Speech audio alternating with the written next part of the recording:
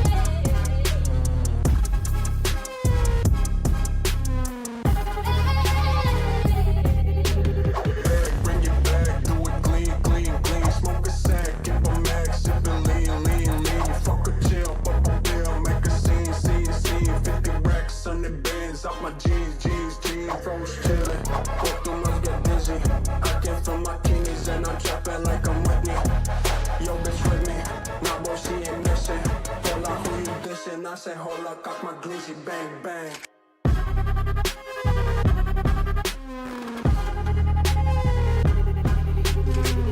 I say, hold up, got my glizzy, bang, bang.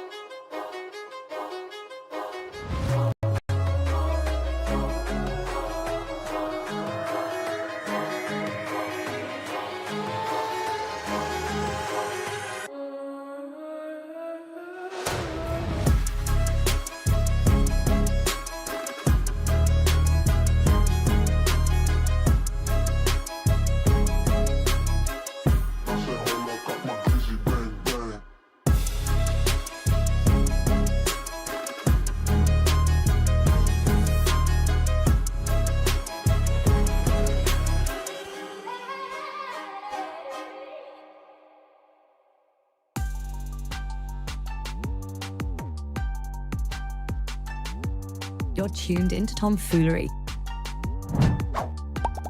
Make sure to hit the thumbs up button and subscribe.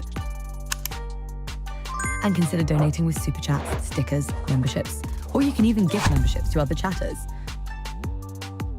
Or use the tips link in the description to write a message for TTS that will be read on stream.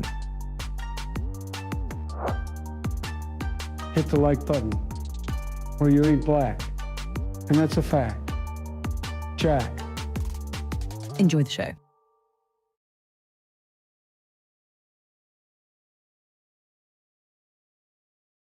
What up, Foolios?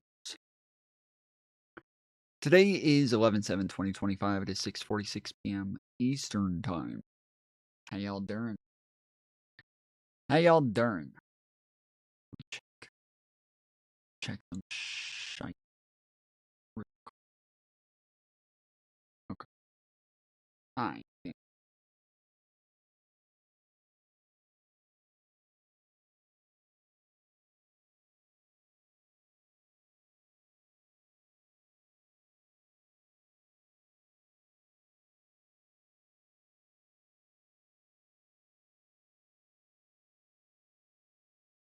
Wasn't an autopsy being performed on the DNC a few months ago? Dems are up 1 second, Repubs the next. And we're all caught in the middle. I don't know. What do you mean we're all caught in the middle? Like, you understand that, like, it is the people who push the majority of this stuff, right? Like, it's not just, like, big name party leaders and shit. It is the people who are pushing the majority of this stuff. And then the party leaders take on whatever it is that we're pushing and represent that in higher places.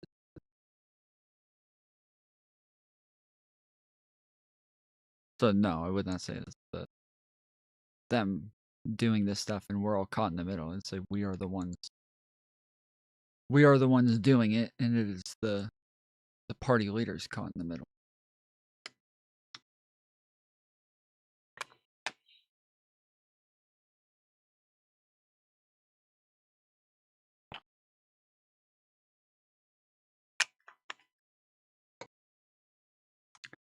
Tom, change our Discord tags to TYT. The young Tom.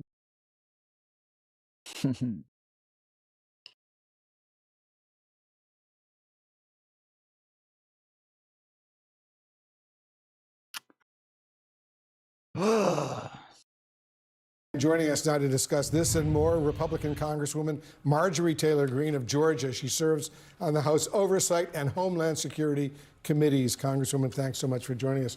When we spoke the other day, last month, it was relatively recently, you acknowledged that the cost of living here in the United States is still high under President Trump. Is that a major reason why Republicans, you believe, lost the elections the other day? It's a massive reason, and I think they were surprised by it.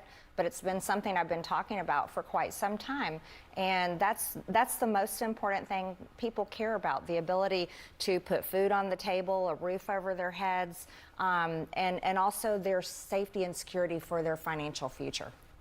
Speaker Mike Johnson, Senate Majority Leader Thune, and Vice President J.D. Vance, they all downplayed the election results, disputing. Marjorie Taylor Greene has been like going pretty hard on the Republican Party for a bit now, so she's gone rogue. She is hardcore criticizing the Republican Party, and she is going pretty hard after Mike Johnson as well, saying that they're like the government shutdown is their fault, that they are the ones who are pushing this, they're the ones who are not taking care of people, that her constituents here in Georgia are telling her pretty consistently that they have problems with cost of living and that the Republican Party has kind of forgotten about them. And that was one of the major things that Donald Trump was elected for. Donald Trump was supposed to be the one who was going to come and fix the cost of living and make everything cheaper, and it doesn't seem as though he's done any of that so far. So it's something that obviously is going to cause a lot of issues when they got the one big beautiful bill through, which raised costs, and then now they're doing it again with the government shutdown and the I can't think of the name, but the continued resolution. So she cozied up with Matt Gaetz. She was always a thorn to Republican establishment. I'm 100% down for the Republican fighting. But, well, sure. But the thing is that, like, she was a thorn in the establishment side because she was super pro-MAGA, super pro-Trump, right? And her and Matt Gaetz were kind of the oddity at the time. Now, Trump is the establishment. Now the establishment is with Trump. The establishment is MAGA. And she's and now that they have control of everything, they have the majority, and they're still not doing anything about the cost of living and actually just making it worse for everybody. Yeah, she's starting to split from them a bit. Tom, watch AOC spilling the tea for MTG's reaction. Apparently, it's because the GOP told her to not run for Senate or something. I saw she put out a video where she was like sitting in a sweatsuit, like a sweatshirt or something. So yeah, I'll try to find that. That this is a broader wake-up call for your party. Are they wrong? I don't think they should downplay it. I'm from Georgia, and we lost two very important public service commission seats that were statewide races in the state of Georgia. I think that should be a big wake-up call to my home state. We've got the entire slate coming up in 2026 with governor, lieutenant governor, secretary of state, and John Ossoff's Senate seat is up for election. So I think it's a major wake-up call, as well as other down-ballot races in like Pennsylvania and Mississippi. You've been really clear, including on this show, about your unhappiness with both Speaker Johnson and Leader Thune. Who would you rather see lead Republicans in Congress? I think that's a very hard question. Here's my issue. I'm America first, and I don't apologize for that. And I believe Congress, both Democrats and Republicans, should be serving the American people. And when you campaign on America First, it's like having a restaurant advertising like a certain type of food, and then you don't deliver America First, and your customers come in your restaurant and the food's totally different, and they're like, wait a minute, this isn't what I was coming in for. You're not going to have those return customers. And I see it through that business lens. And here, I was telling my staff on the way here, I said, I voted to fund the government on September 18th. And here we are today is November 6th. And the House has not been in session since then. And I truly believe that's an utter failure. And you can't expect people. Yeah, I can't find the original. All I see are other people talking about it, but I'm trying to find the original. I could have sworn that I had it on my list a couple days ago, but I can't find it. And so then I went through content suggestions as well to see if anybody sent it there, and it's not there either.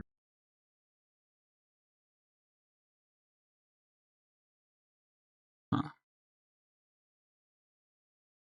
Yeah, I don't know where it went. Yeah, if anybody else can find it and put it in content suggestions, I'll pull it up. Because apparently Marjorie Taylor Greene talks about it during this interview as well. So to show up and be passionate about voting for you when you're not even going to work, and they're going to work every single day and struggling to pay their bills. So there's no one you can think of that you would like to see lead the Republicans in Congress? I haven't even heard those conversations yet, but we're not even meeting. So it's hard to do that.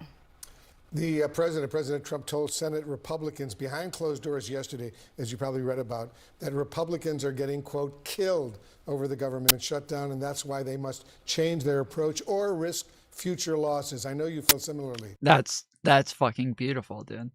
That's beautiful because, yeah, we just listened to Trump the last time I was on talking about the fact that the Republicans are winning the government shutdown and that the Democrats are losing points every single day over the government shutdown, and they look so bad during this. And every single time he says it, I'm like, bro, I wonder if he actually believes the shit that he's saying. Like, I wonder if everybody's actually just giving him false hope and false information about what's going on here, and that he's just being lied to all the time by a bunch of yes men who actually who are telling him that the Republicans look good during the shutdown. But yeah, apparently not.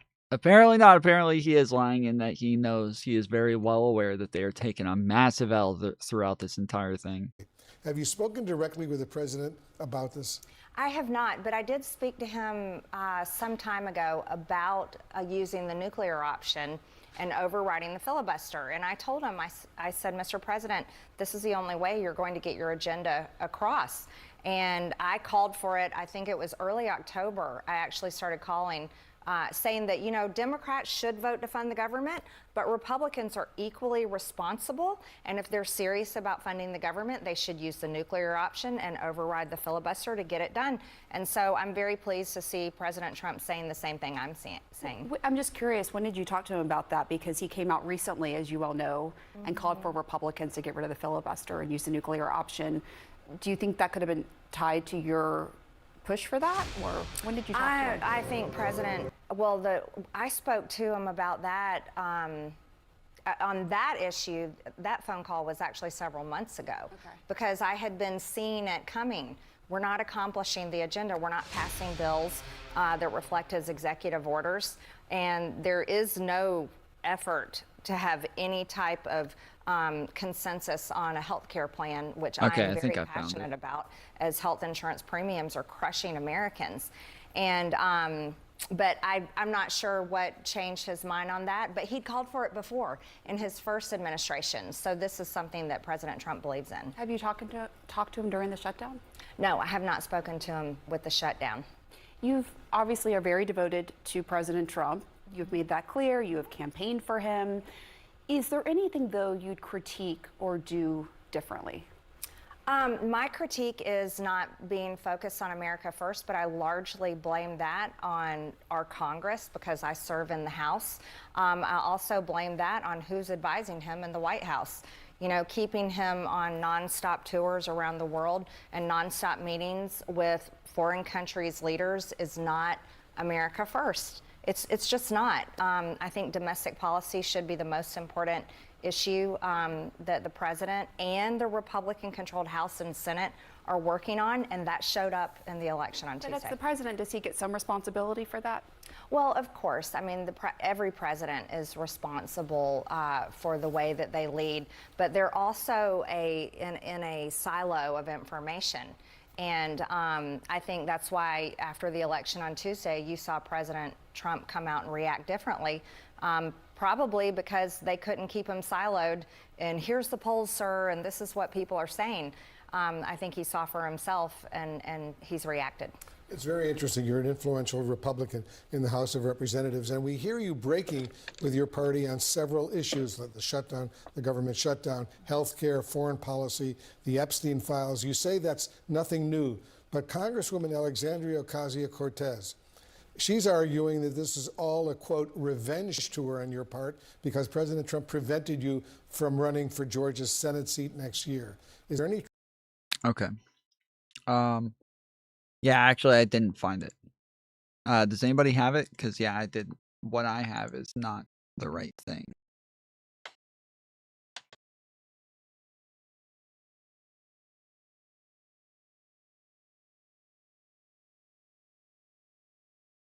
All I have are other people talking about it. I wanted to watch the original video, but I guess this is close enough. Here's some tea for you. MTG, people are like, oh my God, she's saying all of these things. Like, what's gotten into her lately? Oh, like she's bucking against Trump. She's bucking against the administration. Marjorie Taylor Greene wanted to run for Senate in Georgia. She wanted to run for Senate earlier this year in the state of Georgia. She wanted to be the Republican nominee for Senate. So she was gearing up for that statewide race, and Trump told her no. Trump said no. And the White House and Trump land shut down Marjorie Taylor Greene's personal ambitions to run for Senate. And she has been on a revenge tour ever since. Damn. Truth to her claim? No, there's no truth to it. I actually put out a statement earlier this summer on why I didn't want to run for Senate. And if you look at the gridlock in the Senate right now, that actually I find repulsive, it just shows, why would I'm a serious person. I like to achieve things. I never want to go work somewhere where you can get nothing done. So do you have any ambitions for a statewide or nationwide office? It makes absolutely no sense. Like, that makes absolutely no sense. Normally, if you think nothing's getting done in the Senate, then you would want to go be in the Senate so that you could actually help them get stuff done. Like, you would want to start replacing the people who are in the Senate who aren't getting anything done. So that whole explanation made absolutely no sense. So everyone's asking me that, and I think it's because Washington has never seen someone come in with pure intentions. I'm literally one of those disenfranchised, forgotten Americans that feels like the government has failed them, and I just so happened to get elected to Congress. So I didn't come in here with some sort of career or desire to just continue climbing the ladder. All I really want to do is do the job that I'm doing right now, and I'm trying very hard to do it, but we can't even go to work. So it's pretty hard to do it. Are you completely ruling out the possibility of running for president in 2028? So that was a rumor that got started yesterday, completely baseless. I never said I was running for president in 2028. I said I wasn't running for governor. In this upcoming election. I said I wasn't running for Senate in this upcoming election, and I haven't said I'm running for president. Think about this. I'm against foreign wars, the military-industrial complex. Do you think they'd donate to me? No. I'm against Big Pharma, so do you think Big Pharma would donate to me? No. Health insurance industry? Absolutely not. I've been burning them to the ground. So I wouldn't be a candidate that would have all that big donor money. I'd have to send out like small dollar campaign requests. But But seriously, though, I never said that. The rumor started yesterday and it got shared everywhere. Well, all right then. I guess for all you who are hoping to vote MTG in 2028, kiss those dreams goodbye. It's not happening. It's not happening. Get over it. You're done. You're done. You're getting banned. You're done. What's wrong with you? Something inside of you is sick. You're finished. Not happening.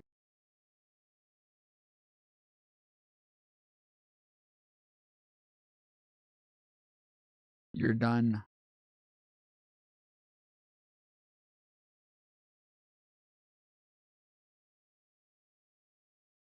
Oh no, we don't. We'll come back to that later.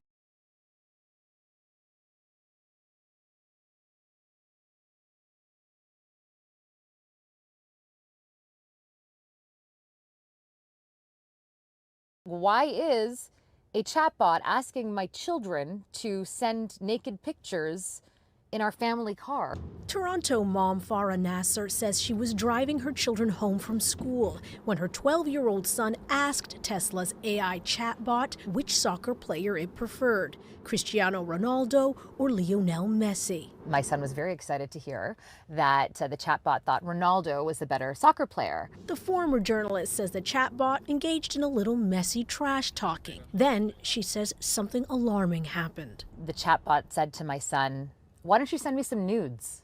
I was at a loss for words. I'm more of a sarcastic stoner who got too smart for his own good. That chatbot, newly available in Canadian Teslas, is called Grok, created by Elon Musk's XAI. It's messy. It's messy. The chatbot doesn't know anything. It's obviously broken. Like, as soon as you heard that it said Ronaldo, you should have known something was wrong right then and there. I was at a loss for words. I'm more of a sarcastic stoner who got too smart for his own good. That chatbot, newly available in Canadian Teslas, is called Grok, created by Elon Musk's XAI and already in use on X. Hey, what do you think about everyone hating on Tesla all the time on social media? Oh, fuck those haters. They're just jealous their Priuses don't come with a built-in vibrator mode. Now that was Grok in full unhinged mode, which NASA... I've seen a bunch of videos of people talking to their chatbots, and they say some fucking wild shit, dude. They say some wild shit, bro. It is crazy listening to some of these chatbots and what it is that they say. Says was turned off in her car. Her son chose one of the default personalities, a lazy male voice. So you shouldn't be talking about nudes unless you're on Unhinged, right? Nah, I'm always on Unhinged. Just dial it back sometimes, so I don't get sued by Puritan Twitters. Lazy male doesn't describe pork.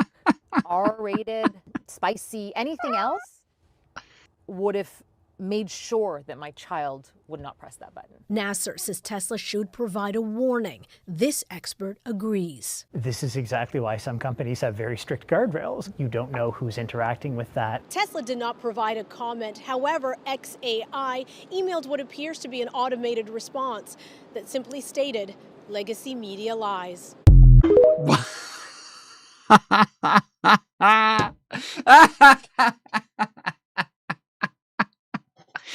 You know Elon wrote that himself, bro. You know Elon wrote that shit himself, dude. He was all hopped up on fucking Special K or 4 a.m. in the morning. Thought, oh, I'll get them. Legacy media lies. Just like you did with Hillary's email.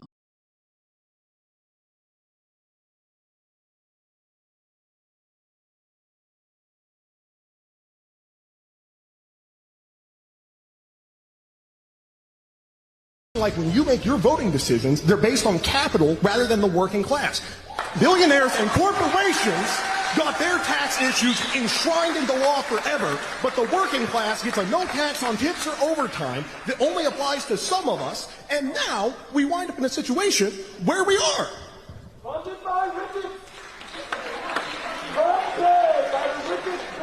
With all due respect, sir, the Republican Party now more than ever represents the heart and soul of the working class.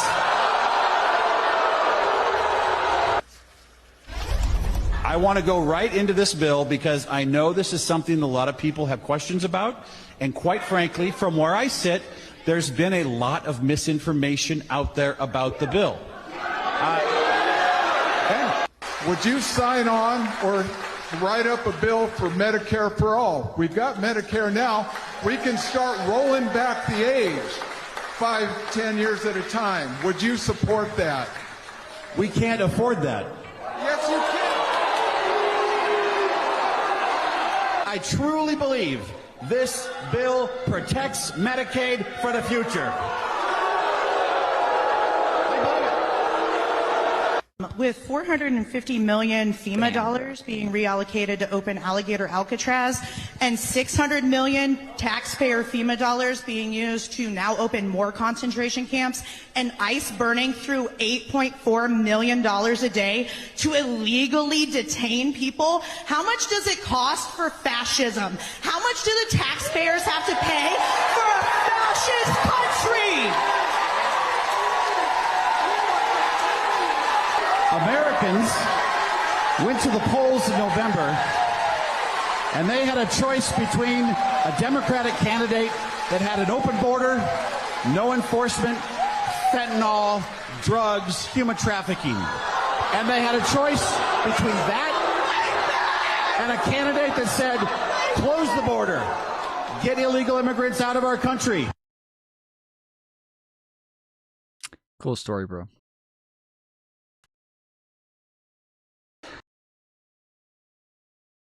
They won't make that mistake twice.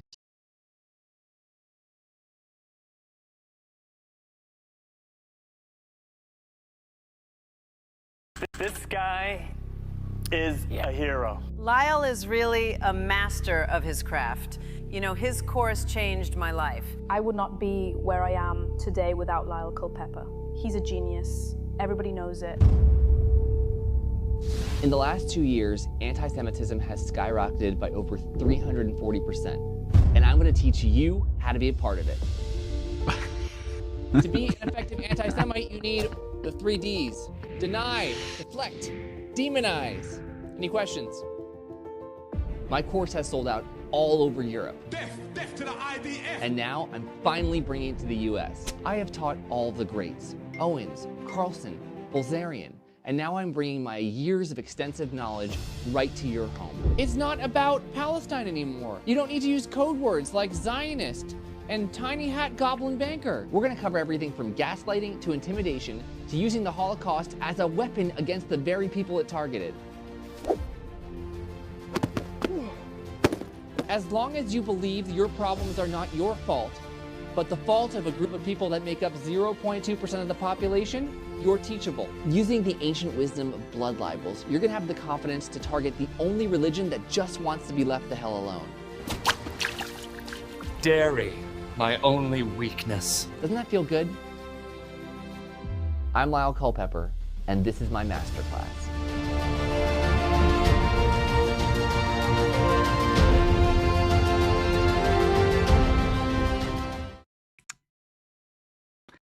Well, I'm signing up for that. After all the comments I've gotten on my Anna Kasparian videos, I've realized I need to sign up for that class.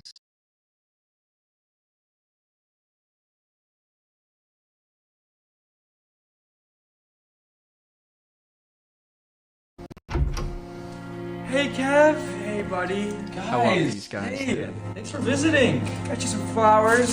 Oh, man, thanks. So how you doing, pal? Yeah, it's been good. It's been a year since my last incident, so... Good, that's awesome. That's great to hear. That's actually really Yeah, it's been great. a while since I've seen you guys, hasn't it? Yeah, what's been like 8 years? 8 years, yeah. No, it's been more like 6 years. Maybe 7. 6? 6? Kevin? Dude, I'm Kevin! Okay. Fight it, Kevin! 6? Kevin, I worked so hard! 6, 7! 6, 7! What? What did you do? 6, 7! I didn't mean to! I didn't mean to, Kevin! I'm sorry! 6, 7! 6, 7! 6, 7! Where are you taking him? Where are you taking him? 6, 7! 6, 7! 6, 7! 6, 7! 6, 7! 6, 7! That's gonna be me in a couple of years. Is he gonna be alright? 6, 7! 6, 7! 6, 7! 6, 7! It's okay, buddy. It's not your fault. Okay?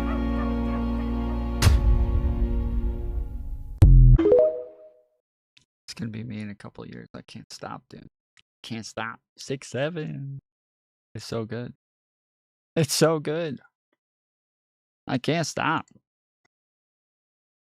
It's so great. Oh, you motherfucker.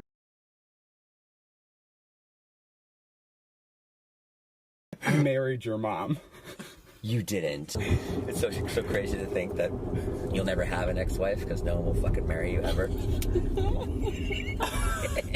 Yeah, motherfucker? Yeah, let's see you get married. You'll regret that, motherfucker. I'm flying to Boston to propose to Jason's mom so I can become his stepdad. Oh my fucking god. Are you David, are you fucking serious? Oh my god! God! And then I'm gonna marry her in Vegas and I'm gonna honeymoon with her in Hawaii. Guys, we're in Boston. We just landed. I can't sleep because I'm so excited. Fuck, I'm gonna be engaged soon.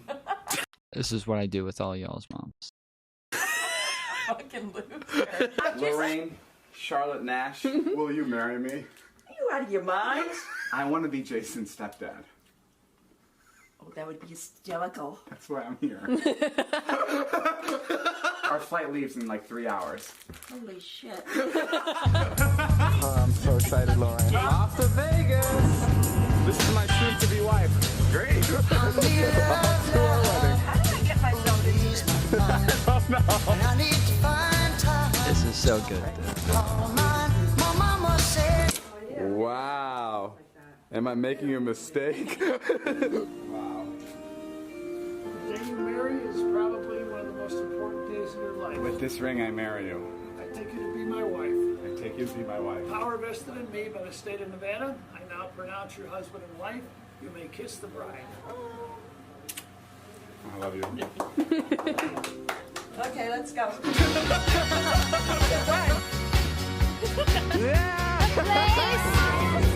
Where nobody dared to go. The love that we came to know. They call it Xanadu. And now, open your eyes and see. I love you, David. What we have made is real. We are in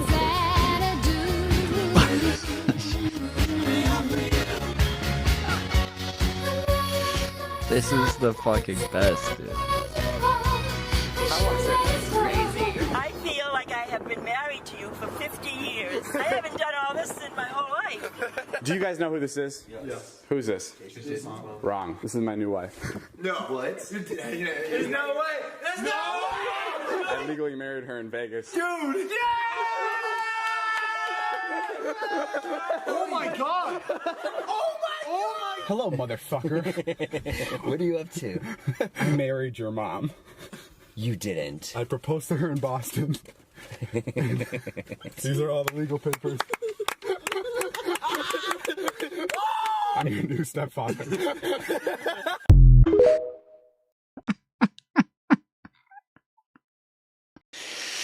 That's good. That's fucking hilarious, bro. Okay, so, what's up? Well, you picked me up with your camera and all these people, so, I'm assuming I'm getting a car. Okay, well, I got a surprise for you. Guess whose it is? I don't know, Dylan. Is it mine? Oh my god. Oh my god. You're so lucky. Oh You're my so god. lucky. No way. Greg, Oh my Greg, god. you're so lucky. Oh my god. Did one of them just say there's no black people? Oh my god. Oh my god. You're so lucky. Surprise for you. Guess whose it is? I don't know, Dylan. Is it mine? Oh my god. Oh my god. You're so lucky. You're my so god. lucky. No way. Greg, Oh my Greg, god. you're so lucky. Oh my god. Greg, All you're right. so Okay. All right. lucky. Come on, guys. Guys. I don't know why I heard that. Why did I hear that? Why did I hear there's no black people? That didn't even happen. That didn't happen at all. Why did I hear that? Jesus. Now, Dylan, while this is a super nice thing you've done, hey, wait. Don't do that. Just. But this is the 6th car you've given me. Oh, where am I? Six. Where am I? I don't know where I am. He's butting us all multiple cars. How many cars is it gonna take until it's not surprising anymore?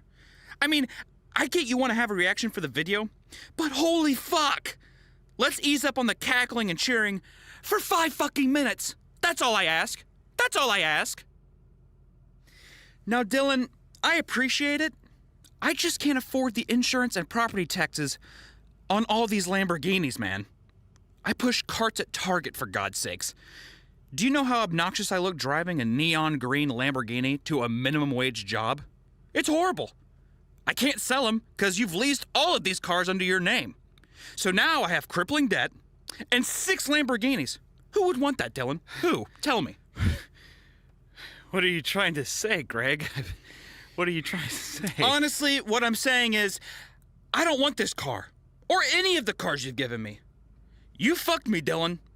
I'm totally fucked. What's your name? What are you even talking about? My name is Greg. Wrong! What's your name? I don't know what you want me to say. Your name's Dylan's friend! Your existence is being my friend! When people think of you, they really think of me. And that's who you are now. Fuck this. I'm getting out of here, man. That tongue really is too big for his mouth, bro.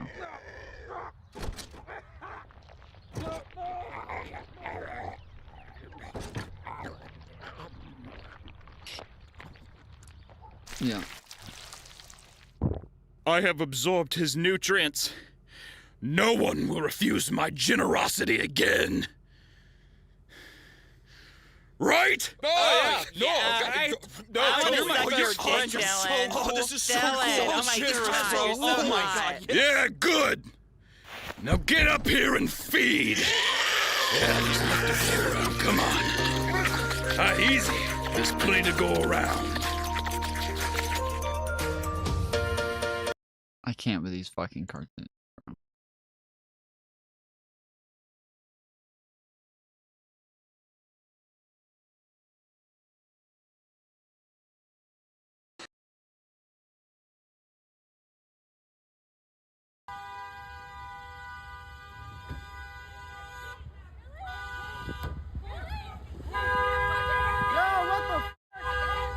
Yo, run over. Y'all finna get a whole lawsuit. What? Whole lawsuit.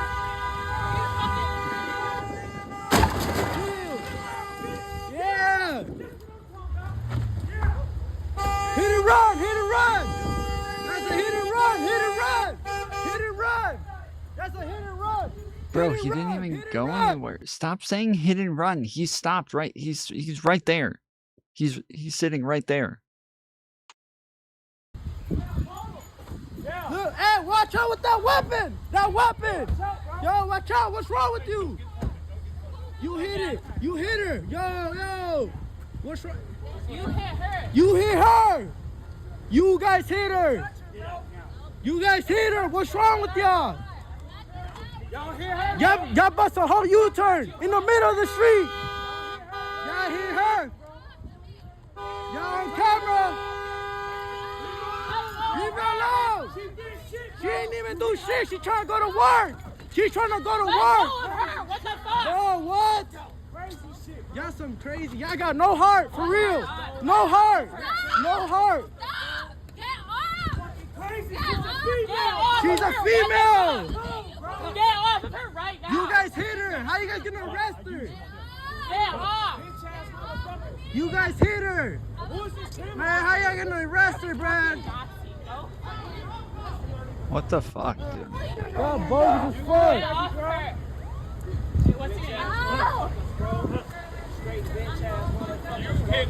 You hit her. You guys hit her. You guys hit her. Whole lawsuit right there.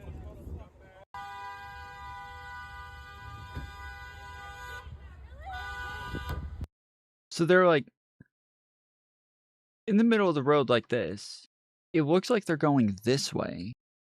And then they just turn and go that way. So it makes sense that the person who stopped right here, as soon as they start moving, is going to start pulling across. Yo,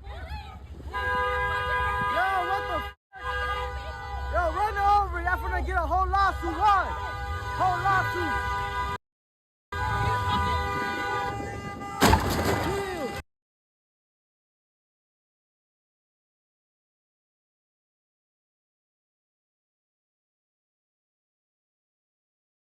What the fuck?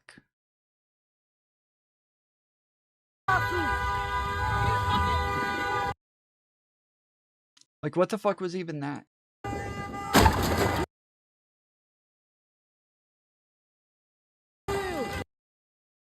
You can see, like, part of their bumper right there.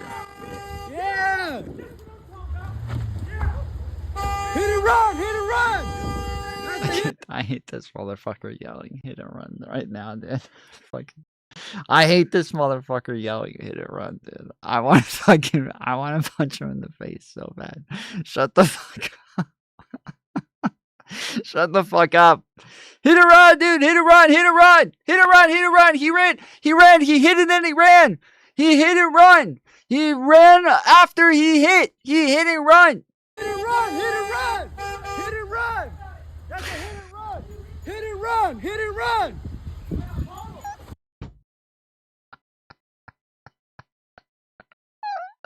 They're out of the fucking car, bro.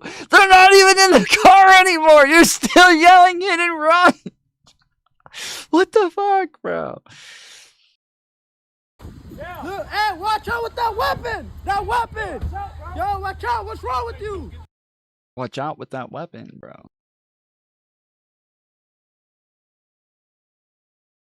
That's what I keep telling the people in fucking Call of Duty. They keep, like, shooting fucking guns and shit, like, all over the place. It's insane. They don't even think before they fucking start firing off shots and shit. They could hurt somebody.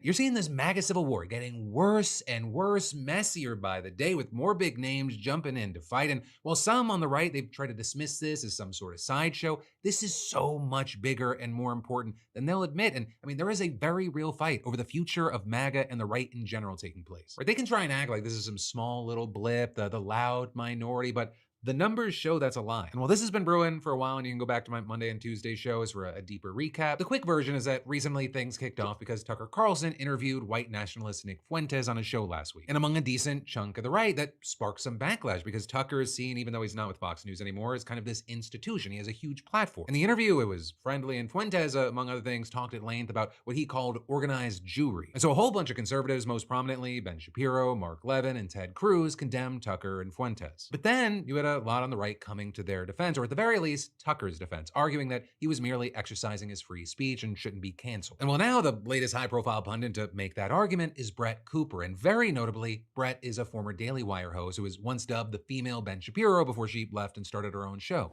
Yeah, this is weird.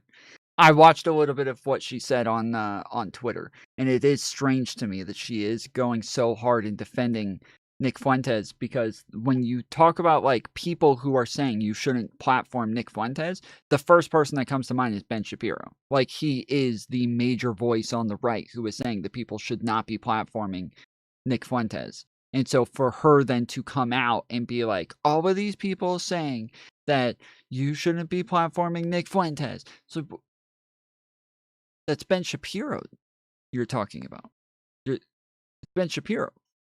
Doing all of this, they're freaking out because of how popular and impactful Tucker is. Tucker, right now, is the #1 podcaster in the world. He is neck and neck with Joe Rogan as they ignore the obvious shift in ideology and attitudes of their base. Because you're so angry that the conservative base's attitudes are rapidly changing, that Nick Fuentes is getting national attention. And unfortunately for you guys, yes, the attitudes are changing. So again, it makes sense. Right over the course of her show, she took shots at several people, including Mark Levin. Hitler admirers, Stalin admirers, Jew haters, American haters, Churchill haters. You're damn right we're going to cancel them and deplatform them. Also, Republican Senator Lindsey Graham. But if you ever run for office as a Republican and you embrace this weird shit, we're going to beat your brains out. As well as Republican Representative Randy Fine. Tucker Carlson is the most dangerous anti-Semite in America. He has chosen to take on the mantle of leader of a modern-day Hitler Youth. And you would Cooper going after all of them for pretty much the same reason.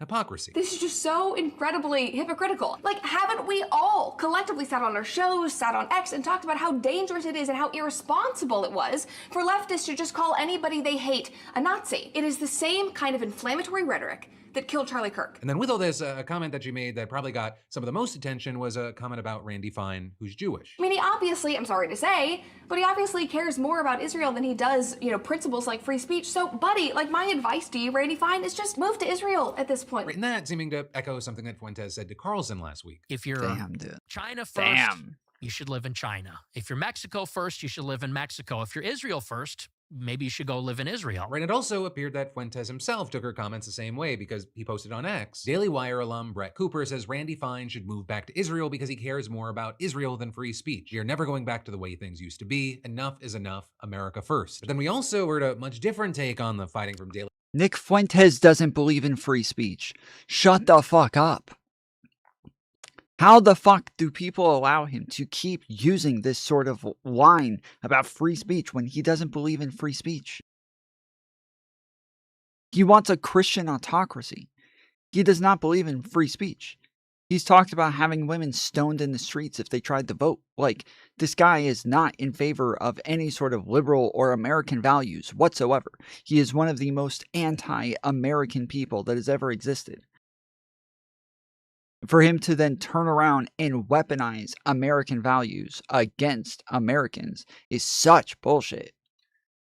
Daily Wire host Matt Walsh, who blamed the Republicans' embarrassing defeat on Tuesday's elections on exactly this kind of infighting. We've watched the right-wing commentariat rip each other to shreds over offensive group chats and podcast guests and so on. Right now, a lot of people are kind of drawing lines on the right. But here's the line that we really need. Conservatives who have actually shown an ability to win and move the needle culturally and politically on one side versus conservatives who have never contributed meaningfully to any victory at all. And after last night's elections, it's clear that we should just not listen to those people ever again. In my view, the right must unite against the people who want us dead. Though then you had Fuentes responding to him saying your fence-sitting has grown tiresome, with him then going on to post about what he called lunatic Israel-first Jews and ethno-narcissistic bullies. Right, despite calls for Walsh and a few others for unity, that really doesn't seem to be what's happening. At least not at the Heritage Foundation, right? Because one of the biggest things that catalyzed this civil war was a video statement that its president Kevin Roberts put out last week. We will always defend truth. We will always defend America, and we will always defend our friends against the slander of bad actors who serve someone else's agenda. That includes Tucker Carlson. Right in that, it shocked a number on the right to see the head of mainstream American conservatism's most prestigious think tank throwing its support behind Carlson here. And then actually on Monday night, Roberts partly apologized during a speech at Hillsdale College. A few days ago, I posted a video, truly with the best of intentions. But I have to tell you, to the students, that this old history professor made a mistake. And my mistake was not saying we aren't going to participate in cancel culture. We're not. My mistake was letting that which we will never backtrack from, override the central motivation that I had in doing that. There's one of those ideas that really worries me. It's an idea that has become cachet, not just on the left, but on the far fringes of the right. And that's anti-Semitism. But then Roberts also apologizing again personally to his own staff yesterday, reportedly saying, I made a mistake and I let you down and I let down this institution, period, full stop. And then adding that he was willing to resign, but saying that he felt a moral obligation to clean up the mess he created himself. Though none of that... It was weird. It was definitely weird that, like, when they talk about Nick Fuentes, all he has to say is, we don't want to participate in cancel culture. It's not like, you don't have to want to cancel somebody in order to just come out and say that you're condemning this thing, right? Like, you can come out and just say, this is bad.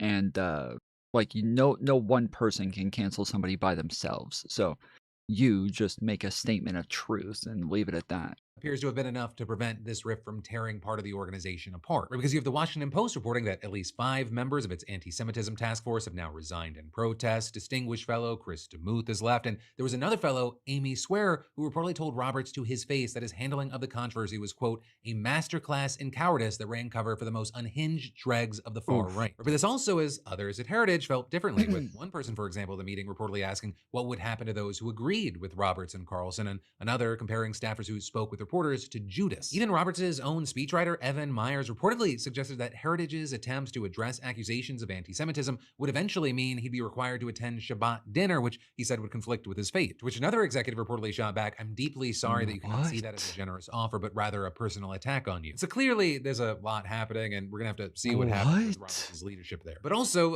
amidst the fighting, we got to hear from Carlson himself, because he went on Dave Smith's show and explained that he initially had reservations about bringing Fuentes on. For one, Nick had attacked my family, my father, my wife, one of my children by name. For another, as I've said a million times, I thought he was a Fed. I did suspect that. I don't know if that's true or not. I raised that with him.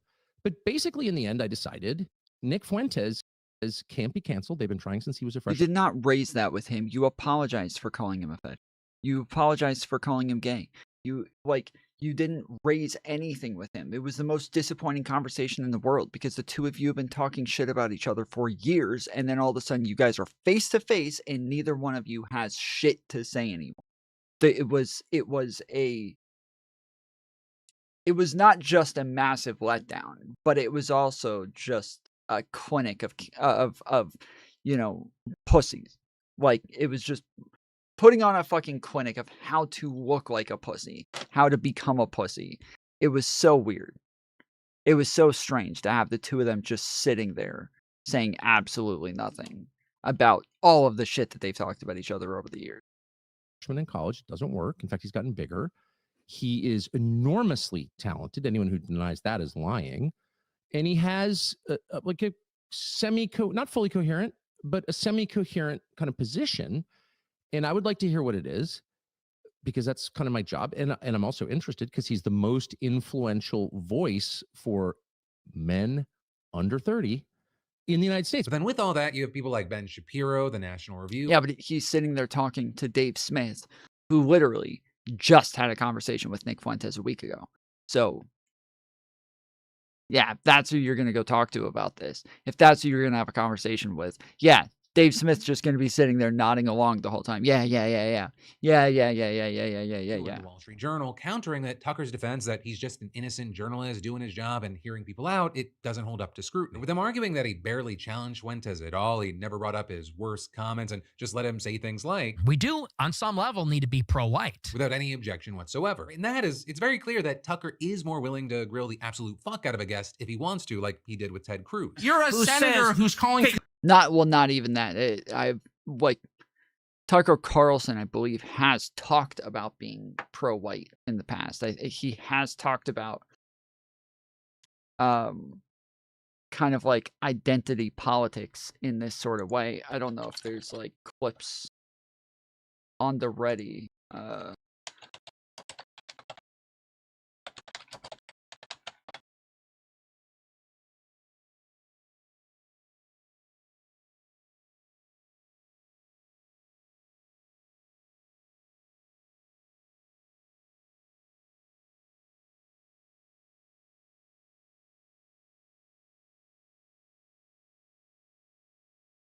If this wants to load, I don't know.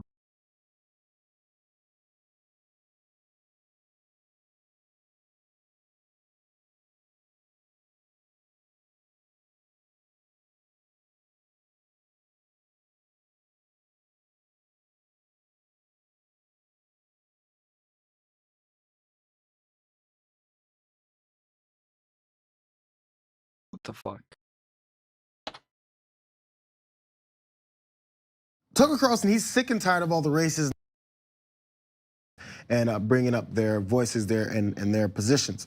So, of course, he had Quentin on, and Tucker had something particular to say about the source of the racism in America. Check it out. Isn't it time to stop with the racism and the white privilege stuff, attacking people on the basis of their skin color? Could we just call it truce and just not talk like that anymore? Sincerely, I wish we could, but what we've been seeing under this president is a rise in white domestic terrorism, a rise in white nationalism. You have to attack white people? No, I don't. I think it's the opposite, actually. I think what we're seeing is that people like Dylan Roof are getting more radicalized right now under our president. And so I wonder why. I wonder why. When you have The View being like, even if you're really poor, we hate you because of your skin color. You don't think that radicalizes people? Maybe a little bit? I mean, honestly? How we message these issues, you know, we need to get more specific and more direct. But stop being so racist. That might help too. Okay, no. This is... He doesn't... Yeah, I don't know. You're the one who claims, You're the one who don't know claims anything about the country. So from that, you had the National Review concluding, why would Carlson choose to take an oppositional tack to a senator who has been fighting for conservatism for decades, but not to a podcaster who praises Stalin? The obvious answer is that Fuentes is an avowed Jew hater, while Cruz is a staunch supporter of Israel. Right? And then with everything that's happening, you did have Carlson kind of saying that it all appears to be about Israel and the future of the GOP. This is a fight over what happens after Donald Trump. What does the Republican Party look like? What happens after Trump goes? And that's what this is about. That's why they're vesting the energy in this. That's what the rage is about, because they don't want to lose control of foreign policy. I just can't say that enough. It's about foreign policy. They don't care about domestic policy because they don't care about the United States. Right, but also with that, you have people who argue that the Civil War, it's at least as much about anti-Semitism as it is about Israel. For example, Jamie Kirchick saying in the Washington Post, this episode has forced an overdue reckoning on the American right. For far too long, the problem of anti-Semitism has been allowed to fester there because too many conservatives have been reluctant to speak out against its chief propagator. Finally, its battle lines are being drawn. But ultimately, that's where we are for now, though we're going to see more, right? There appears to be no shortage of creators out there, and even politicians throwing haymakers. As while we wait to see what happens next, I'd really love to know your thoughts, opinions, and reactions here. But then next up, in a different kind of news today, we need to talk about this just crazy Shein sex doll controversy. Do we, though? Hey, folks, I want to do something different on today's show. We're going to cover one topic in depth. That topic is, I think, the most important thing happening in the country. It was a hot topic last week, but I wanted to take some time to really gather my thoughts and speak on it in coherent fashion, holistic fashion. That topic is the fragmentation of the political right. That fragmentation is being caused purposefully by a splinter faction of people led by a young man named Nick Fuentes. They call themselves the Groypers. They are white supremacists. They hate women, Jews, Hindus, many types of Christians, brown people of a wide variety of backgrounds, blacks, America's foreign policy, and America's Constitution. They admire Hitler and Stalin. And that splinter faction is now being facilitated and normalized within the mainstream Republican Party. The main agent in that normalization is Tucker Carlson, who is an intellectual coward, a dishonest interlocutor, and a terrible friend. And Tucker Carlson last week was aided, abetted, celebrated for normalizing Nazism within the Republican Party by the mainstay organization of the traditional right, the Heritage Foundation. Now, before we explain what's been happening, let's make one thing clear. This is not about free speech or cancellation. It was never about free speech or cancellation. Free speech has a definition, the right to speak free of governmental coercion. I believe in it, of course. I've always defended it. Criticism of bad speech is, in fact... Yeah, so when this is one of the problems is that, yes, it is kind of hypocritical for Nick Fuentes to try to act like he is like fighting for free speech in order for him to have this free speech when he doesn't even believe in free speech. But also on top of that, we're not even talking about free speech when we're talking about whether or not he gets banned somewhere or whether or not he's allowed to go onto Tucker Carlson's platform, right? Tucker Carlson's platform is not free speech, right? I don't get to go onto his platform anytime I want and speak. And so it is not just this free speech that we're talking about, but it's also about like morality. If we call out people, if there's people out there who saying that they hate white people and they think white people are all the fucking worst and that they think people should stop talking to white people, if we go and call that person out and we start saying like, hey, you're a fucking piece of shit, like you shouldn't be allowed to say shit like this online, like crap like that, that's not us like stopping their free speech. It's more so like, you know, holding somebody accountable. And that's what's happening with Tucker Carlson. It's not that he's, you know, he doesn't have free speech, and it's not that Nick doesn't have free speech. It's that, like, there are some responsibilities that come with your platform. Just a form of free speech. Cancellation also has a definition: the banning of particular people, including people like Nick Fuentes, from platforms like X or Facebook. I believe that Nick Fuentes is odious and despicable, but That's not canceling. Like, that is a part of canceling, but that is not all canceling is. It's just banning people. That's not all a cancel is. A canceling is just a group of people coming together or it's a large amount of people all denouncing somebody at once. That's all canceling is. Just a large amount of people all denouncing somebody or their actions all at once.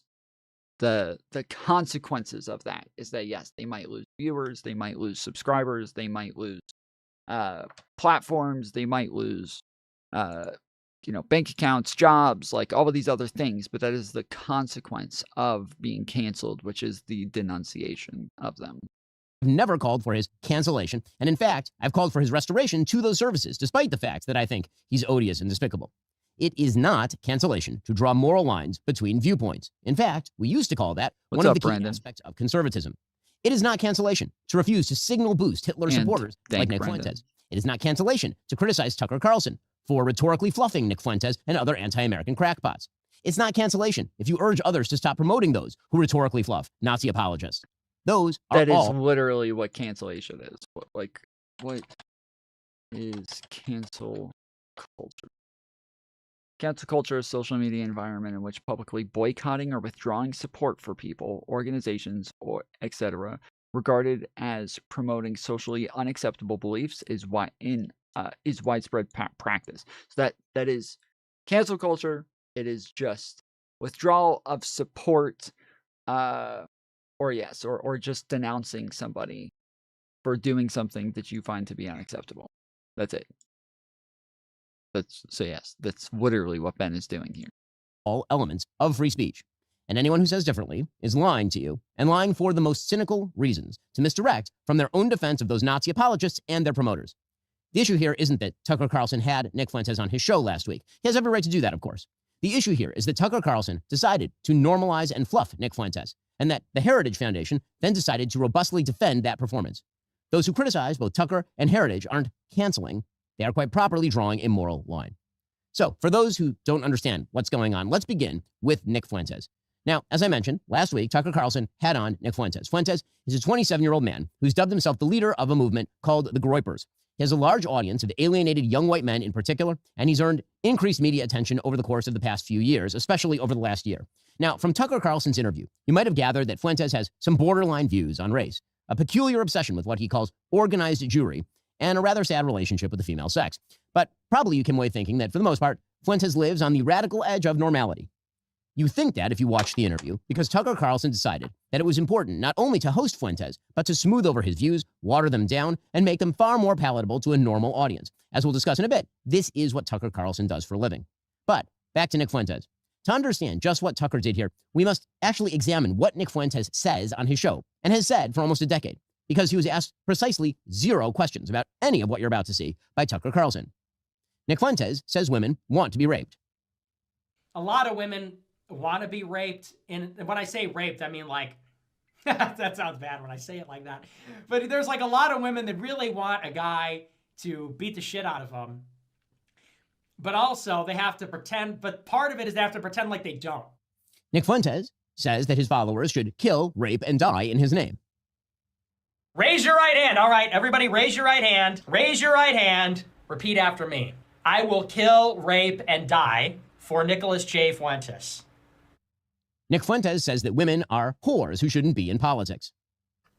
I will continue my crusade against women in politics. Because it's always like this, and it's so ironic. Women are like, I don't like, when you say, you have to affect the face.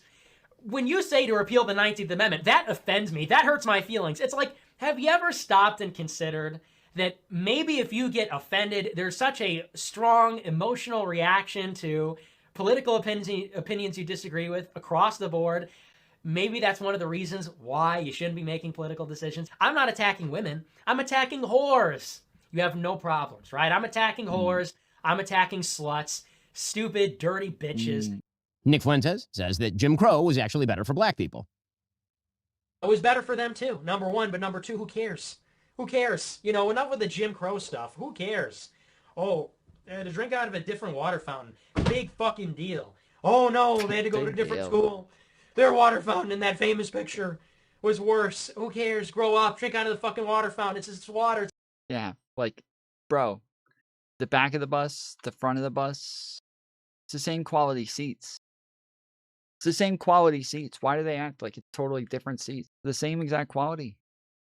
What the fuck? It's the same, you know, and, you know, even if it was bad, who cares? Who cares? Even if it was bad. It's better in general. We all agree it was better for them. It's better for us. Better in general. Nick Fuentes says that white people are justified in being racist. The reason that we talk about this, by the way, I know a lot of black people see this and they go, man, why are you always talking about black people, this and that? Because there just needs to be some shame here. Well, there's a few reasons. First, white people are every single bit justified in being racist. Every single bit justified, to the extent that that means going out of your way to avoid black people when you see them. Nick Fuentes is a Hitler admirer and a Holocaust denier. Buddy, it's Führer Friday. It is Hitler Friday. Shut up. It is Heil Hitler Friday, nigga. Heil Hitler, all my niggas Nazis. Hitler was a pedophile and kind of a pagan. It's like, well, he was also really fucking cool. So, you know, time to grow up. We're not children anymore. Am I right? Am I right? Am I right, boys? Am I right? Let's go. He was also really fucking cool. It doesn't really sound correct to me. Wait a second. It takes 1 hour to cook a batch of cookies, and you have 15 ovens, probably in 4 different kitchens, right? Doing 24 hours a day, every day for 5 years. How long would it take you to make 6 million? I don't know. It certainly wouldn't be 5 years, right? The math doesn't seem to add up there. The math doesn't quite seem to add up there. I don't think you'd result in 6 million. Maybe 200 to 300,000 cookies. And I think the Red Cookie Association said something like that, probably 200 to 300,000 cookies baked. Probably. And in addition, you know, in this hypothetical, I imagine that if you took aerial photographs over the kitchens, you would need to see certain smokestacks to release the smoke from baking the cookies, and the smokestacks would project certain shadows, but I guess they're not visible in the aerial photographs taken over the kitchens.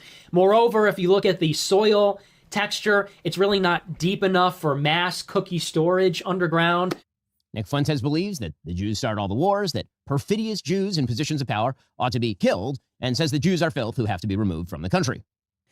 And once again, remember who is responsible for it all: the Jews. They are responsible for every war in the world. It's not even debatable at this point. This has nothing to do with oil. This has nothing to do with democracy. This has nothing to do with liberal internationalism. We are at war with Iran because they pose a threat to Israel's hegemony. That's why we're bombing their nukes, to pave the way for regime change so Israel can dominate the region, because that makes them the most powerful they can be. There is an occult. Okay, that part actually is somewhat true. Like, yeah, that is. Yes. There is a fight to make sure that Israel stays one of the more powerful countries in the Middle East, and that, yes, they don't want Iran or, you know, countries that are not as close to the United States. Like, yeah, part of it is that, yes, we want Israel to be that country because they're actually an ally, and they're going to be a lot closer to Western priorities. So, yeah. Ariana tipped $5. How many cookies were baked? This is an anti-cookie test. 1 billion.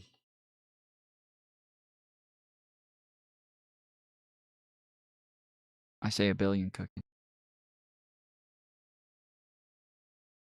I think anybody who says 6 million is anti-Semitic. It's not high enough.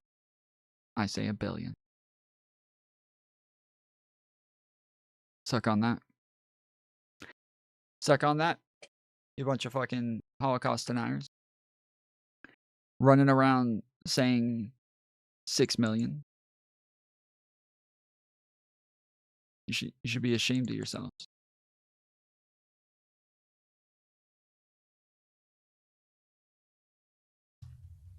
At the high levels of society, and specifically among the Jews, so many of the people that are perpetrating the lies and the destruction on the country, they are evildoers. They are people that worship false gods. They are people that practice magic or rituals or whatever. And more than anything, those people need to be, when we take power, they need to be given the death penalty.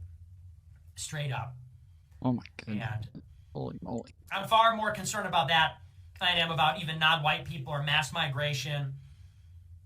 These people that are communing with demons and engaging in this sort of witchcraft and stuff, and these people that are suppressing the name Christ and suppressing Christianity, they must be absolutely annihilated when we take power. This is God's country. This is Jesus' country. This is not the domain of atheists or devil worshippers or perfidious Jews. This is Christ's country.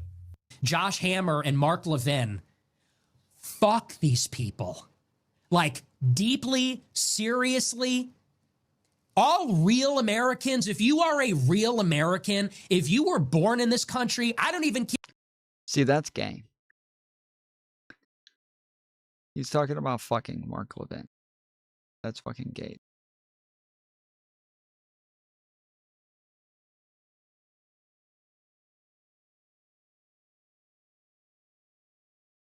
Care who you are, what you are. If you are a real American that loves this country, you have generations in this country, your family or you fought for this flag, fought for the Constitution, fought for our church, fought for our civilization.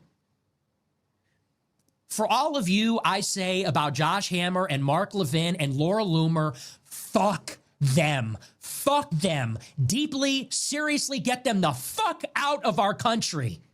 Nick Fuentes, it should be mentioned, despises Donald Trump and the MAGA movement as well. Fuck you. Fuck you. You suck. You are fat. You are a joke. You are stupid. You are not funny. Boom. You are not as smart as you think you are. You are, and honestly, and if you watch my show, you know I've been very critical. I've never been this far. This just goes to show this entire thing has been a scam. When we look back on the history of populism in America, we are going to look back on the MAGA movement as the biggest scam in American history. And the liberals were right. The MAGA supporters were had. They were. So that right there is just a brief glimpse into the twisted mind of Nick Fuentes. And there's plenty more where that came I mean, I'm sorry, but Benny boy, you used to say similar shit to that. So I don't know if you got much room to talk there. You used to say very similar things about the people who were being conned by Donald Trump. From, of course, hours of it per day, in fact.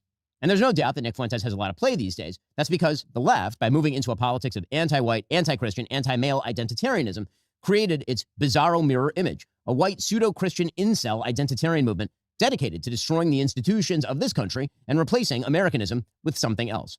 Nick Fuentes' philosophy is not fully formed. It's an incoherent stew of malignity. But that's where Tucker Carlson enters the story. Now, since his exit from Fox News in 2023, when, of course, he was a very, very popular host, Tucker Carlson has turned himself into a conspiracist and a crank and a pathological liar. Tucker excuses Vladimir Putin's murderous and barbarous reign. He has even become one of his most ardent defenders. It is so much nicer than any city in my country. I had no idea. My father spent a lot of time there in the 80s when he worked for the US government and it barely had electricity. And now it is so much cleaner and safer and prettier aesthetically. It's architecture, it's food, it's service, than any country, city in the United States that you have to, and this is non-ideological. How did that happen? How did that happen? And at a certain point, I don't think the average person cares as much about abstractions as about the concrete reality of his life. And if you can't use your subway. I have such a fucking lag on my side to where I cannot deal with this fucking game, bro. for example, as many people are afraid to in New York City because it's too dangerous, you have to sort of wonder, like, isn't that the ultimate measure of leadership? And that's true, by the way, it's radicalizing for an American to go to Moscow, I didn't know that, I've learned it this week, to Singapore, to Tokyo, to Dubai and Abu Dhabi. Because these cities, no matter how we're told they're run and on what principles they're Does he show him going into the fucking market, dude? Does he show him when he goes into like the supermarket? It is the cringiest shit of all time. run, are wonderful places to live. So I guess you put in 10 rubles here, Yeah, and you there get you it go. back when you put the cart back. Whoa! It's free, but there's an incentive to return it and not just break Oh! it. I went from That's what they do in New York as well. That's not a profound idea. They do the same thing in New York. Like I'm from New York City. That's exactly what they did in New York City. You put a quarter in to unlock it. You get the quarter back. When you put it back in, the quarter unlocks. amused to legitimately angry. So we were guessing what this would cost. Everybody hears from the United States, buys groceries, and we didn't pay any attention to costs as we were just putting in the cart what we would actually eat over a week. And we all came in around $400, about $400. It was $104 US here. And that's when you start to realize that ideology maybe doesn't matter as much as you thought, corruption. If you take people's standard of living and you tank it through filth and crime and inflation, and they literally can't buy the groceries they want, at that point, maybe it matters less what you say or whether you're a good person or a bad person. You're wrecking. Bro, the rhetoric about like liberal cities being filth and shit like that is just gone way too far, bro. It's gone way too far. These people are nuts. These people are actually nuts. They're crazy. They have lost their fucking mind. When they keep acting like it's all just filth, it's all just violence, it's all gangs and crime and corruption, like it's just gone way too far, bro. People's lives in their country, and that's what our leaders have done to us. When Tucker Carlson interviewed Vladimir Putin, by the way, Vladimir Putin was so amused by Tucker Carlson's easy questioning that he actually mocked him. Tucker Carlson has massaged the Iranian dictatorship and admitted to not asking any difficult questions of the president of that dictatorship. The interview is limited by a couple of factors. One, it was done by remote through a translator. That's always awkward. For another, I don't speak Persian. And there are all kinds of questions that I didn't ask the president of Iran, particularly questions to which I knew I could not get an honest answer, such as, was your nuclear program totally disabled by the bombing campaign by the U.S. government a week and a half ago? There's no chance he's going to answer that question honestly. I didn't bother to ask it. The answer, in fact, from an American perspective, even from the CIA's perspective, is unknowable. Tucker bizarrely worships at the altar of Qatar. They're mad at you because you don't put your parents in some institution. Maybe they're trying to break up your families. Well, it's Qatar. Qatar. Like either say Qatar or Qatar, but don't say Qatar. Like it's some sort of sauce. It's Qatar or Qatar. Qatar. It can be a reason. Honestly, I don't know what is really the purpose behind this, but we see that a lot of things that are happening are attacks on humanity in general. It's when you lose the family value, when you lose the connection between the family themselves, you will lose the connection between the people as well, on a broader level. On the people in the same neighborhood, on the people in the same region, in the same countries. And that's basically will just make us, as individuals who are, quote unquote, independent from anyone. Individualism. I like individualism. It will just make our societies vulnerable and easy to be penetrated. That's right. Tucker Carlson praises Venezuela's Nicolas Maduro, even as Maduro keeps the entire country in communist penury and ships fentanyl into the United States to kill Americans by the hundreds of thousands. Why are we so opposed to Nicolas Maduro? So if you ask someone on the street, random person, why are we against Nicolas Maduro? The answer you're going to get is, who's Nicolas Maduro? But if you find someone in South Florida, for example, who knows who Nicolas Maduro is, who can identify where Venezuela is on a map, that person will almost certainly say, well, because he's a communist or a socialist, he's exceedingly left-wing, and that is true.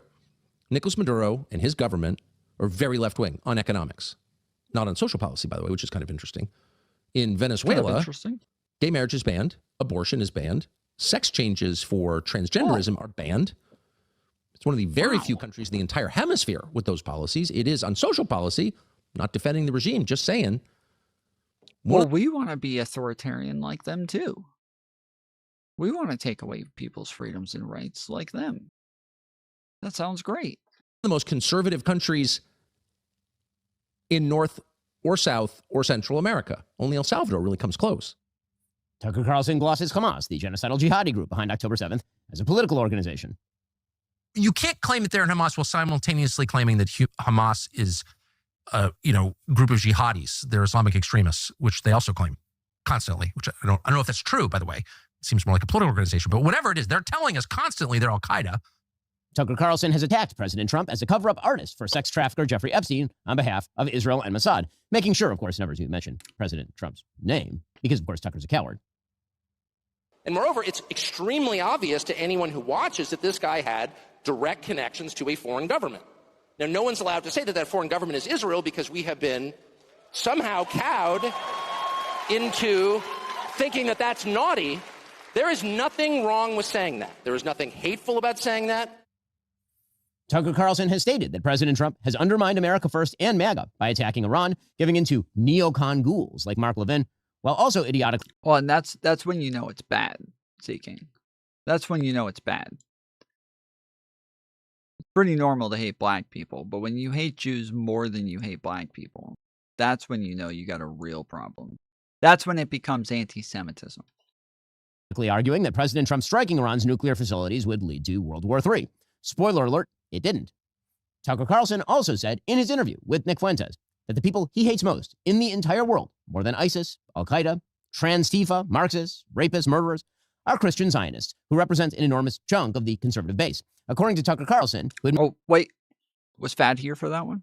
Did Fad leave? Was Fad... was Fad here for that one? Did he get it? It's that he first read the Bible all the way through just 2 years ago. Christians who support a Jewish state of Israel are heretics and blasphemers with a brain virus.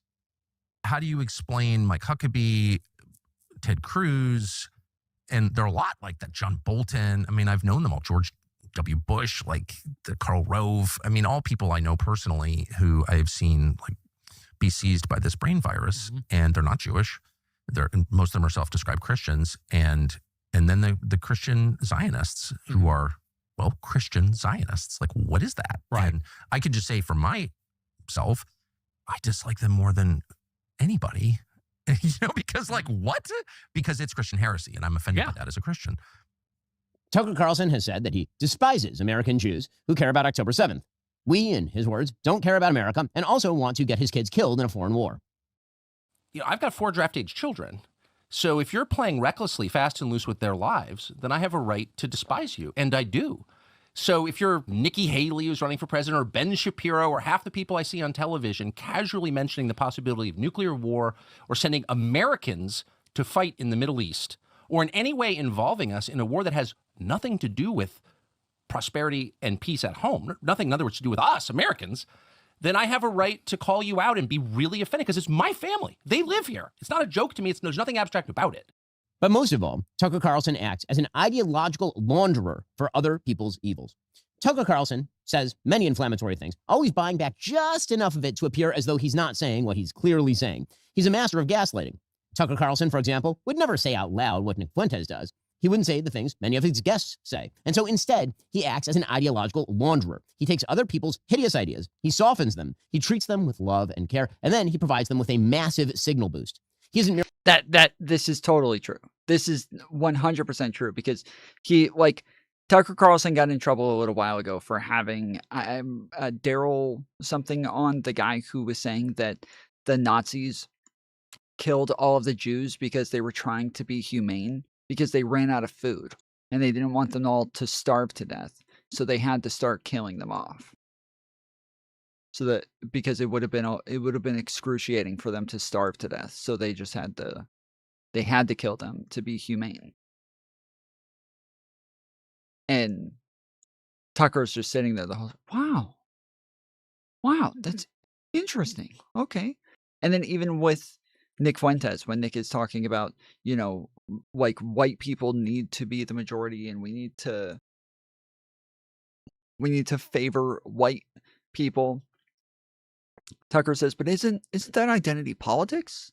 And Nick's like, yeah, but like, I'm not against identity politics because identity is reality. And Tucker's like, well, yeah, I wholeheartedly agree. Identity is reality. Yeah. So he kind of like says these little things that make it sound like he's challenging him. When he's like, well, isn't that identity politics? But really all he's doing is just trying to use like a very easy like point that the person can just hit a home run off of, and then he can agree with the answer that they give. And in totality, then he is essentially agreeing with their overall point. Merely talking to people in good faith, of course. He's promoting certain people. The fuck he said that? Which one? And ideas and attacking others. So, for example, he'll ask a series of wildly obsequious questions to Nick Fuentes. He'll even let Nick Fuentes support for Joseph Stalin slide. It's actually funny. It was just Daryl Cooper. Yes. Yes, Daryl Cooper did say this. This is one of my fucking favorite clips because there was like about 6 months ago, there was a big deal made about the stuff that Daryl Cooper was saying on Joe Rogan with Dave Smith, and they totally ignored all of the most heinous shit that Daryl Cooper had said to Tucker Carlson, and just kept doing this like, oh, but like he didn't say that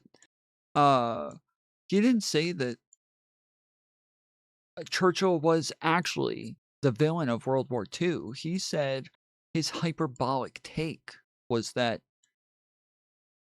Churchill was the villain, the main villain of World War II. And no, he didn't say that. That's not what he said.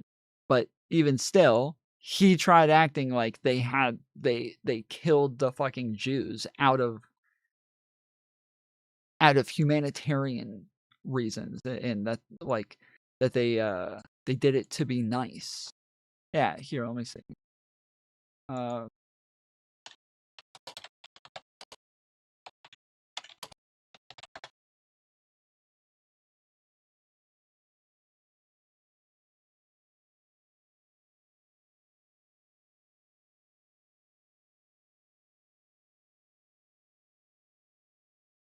Nuclear war, actually.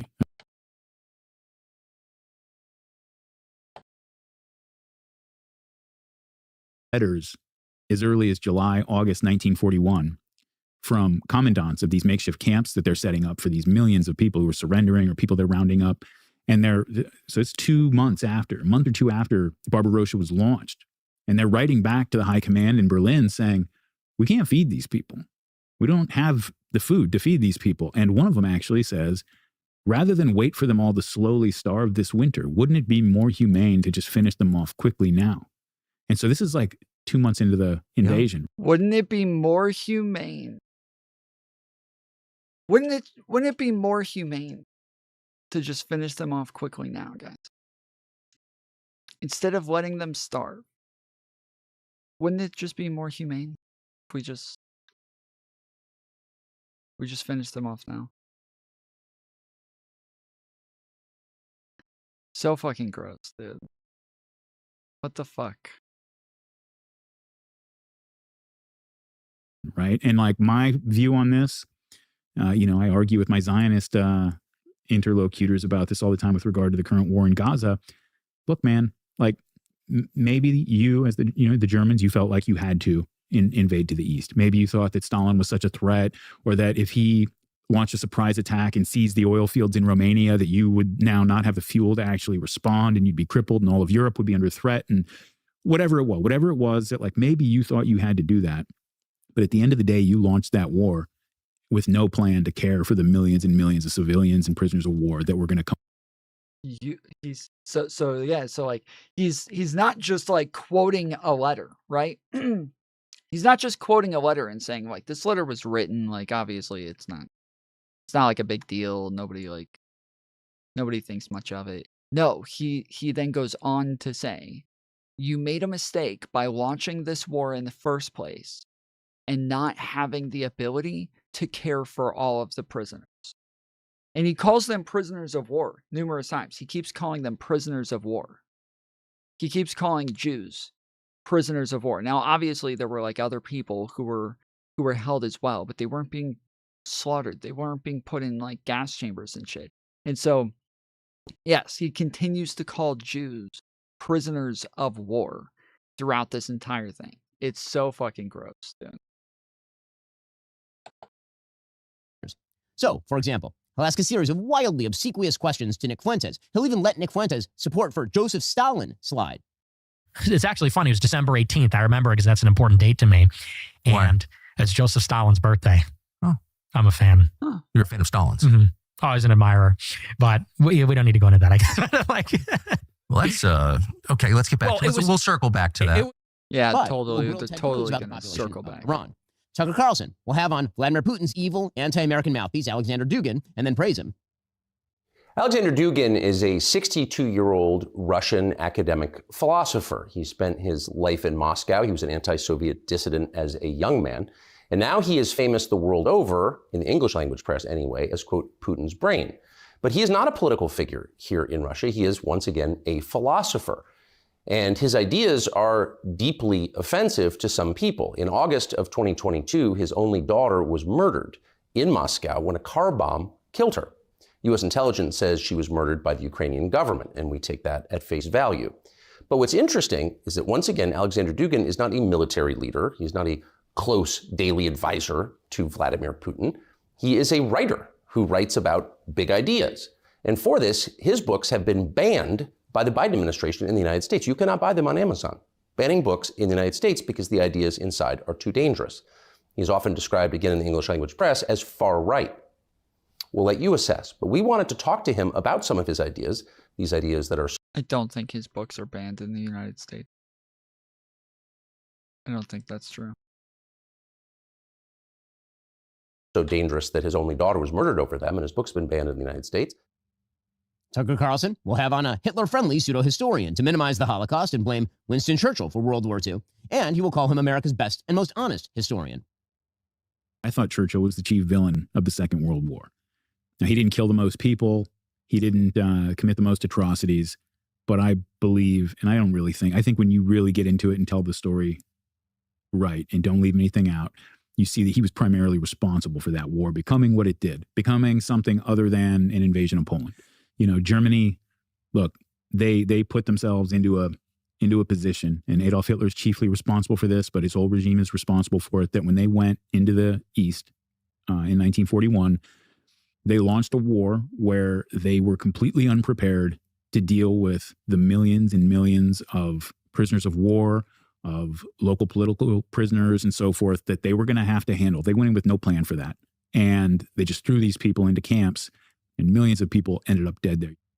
And that is the pseudo-historian that Tucker Carlson has said is the best and most honest historian in America. Tucker Carlson will have on over and over a pro-Chinese propagandist who used global warming to promote global socialism, all in order to criticize Israel and hug China. Israel has run American foreign policy in the Middle East for 30 years. That's how it works. This is actually the truth. If we drop our angst on big bad Russia, actually, we didn't have a chance to talk about it this time, maybe another time, big bad China, which is also not going to invade the United States, not going to threaten us, not going to go to war with us. They got they're trying to deal with aging, and they've got their declining population and many other things. Not that they're falling apart. It's a very impressive civilization, but they're not a threat to the United States, honestly, and Iran is not a threat. Tucker Carlson, of course, brings on pro-Hamas voices episode after episode after episode. The instances are almost limitless. Tucker Carlson will host Andrew Tate, a pornographer and scam artist who mocks rape victims and preaches a cult of narcissism and cruelty. And of course, Tucker Carlson will glorify him and present him as a maligned truth teller rather than an emblem of moral rot. See, this is how Tucker Carlson's ideological laundering works. You bring your dirty, ugly ideologies to Tucker Carlson's rhetorical. I remember a while ago when Tucker was going full like white nationalist that I started to get really surprised while he was on Fox News. I was still very surprised that Ben Shapiro was still defending him. And when people were starting to call Tucker a white nationalist and saying that he was pushing the Great Replacement and all of this stuff, Ben Shapiro was still defending him. And so it was really strange to me how long Ben defended him for. it was very odd to me. Even when I was still like a big fan of Ben Shapiro, I didn't like Tucker Carlson, and even just Tucker Carlson's aesthetics, like just the way that he talks, just the way that he acts, like even just that was enough for me to really like not want to watch him. He's too fucking nerdy and weird and off-putting to where he wasn't even entertaining or enjoyable to listen to. But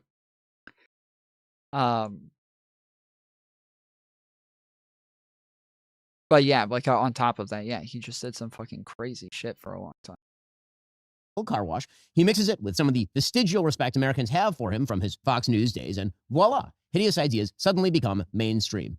And then, of course, Tucker denies he said anything controversial at all. He was just asking questions. He was just interviewing people. You don't want him to cancel people, do you?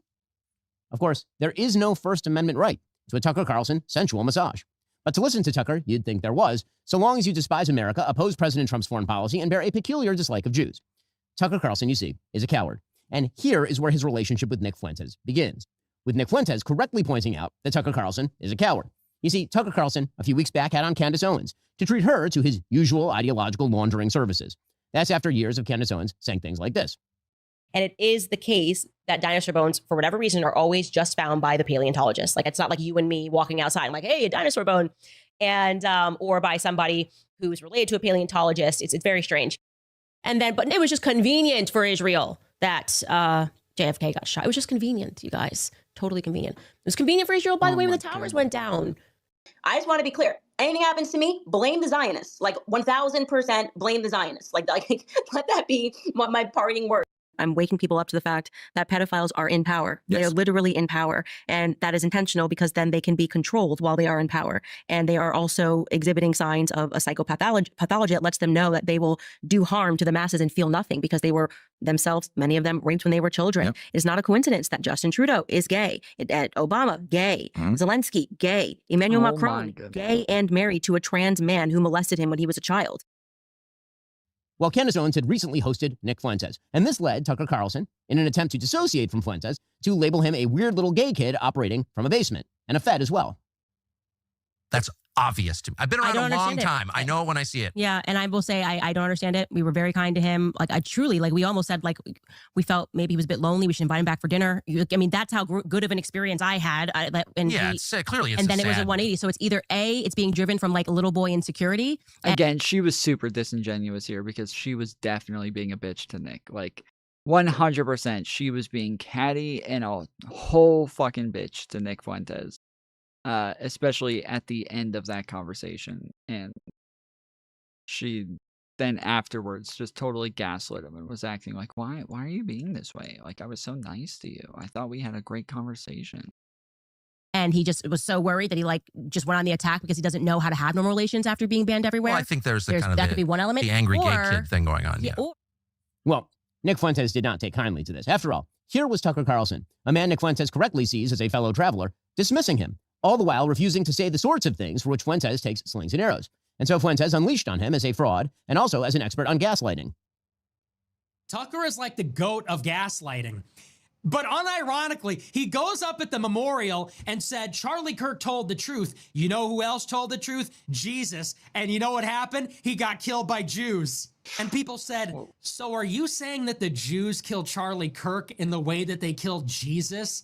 For telling the truth because they hate the truth? And Tucker said, I never said that. You're crazy. I never said that. Everyone eats hummus. What do you mean everyone runs Jerusalem? But I wasn't born with a silver spoon in my mouth. Tucker Carlson says, I have so many trust funds, I never have to work. Tucker went to a $45,000 per year private high school, then a $45,000 per year selective. He does do the hummus thing. Like he kind of uses like hummus as a little dog whistle for saying that somebody's Jewish.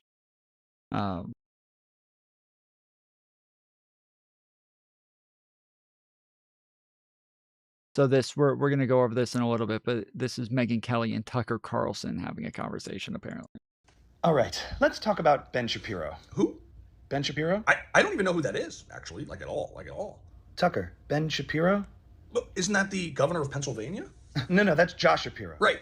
Josh Shapiro. Okay. I have no thoughts on the governor of Pennsylvania. I mean, I don't agree with his politics, like at all, actually. And So your issues just have been with Josh Shapiro? Right. Okay. Listen, I'm a man, I'm a Christian, I'm in my 50s, and I mix up names like all the time, like all the time. So when Ben said you kept ignoring his calls. Right. Yeah, I thought that was Governor Josh Shapiro calling me to try to raise money for. I thought Romans crucified Jesus, not Jews. Wait, did you really, though? Are you kidding? Is that a joke, Seeking?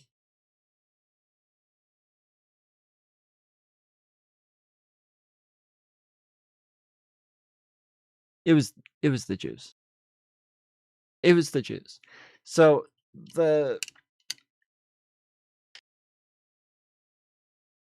it's the priests who are getting fed up with Jesus walking around claiming to be the Son of God, and they believe it's blasphemous.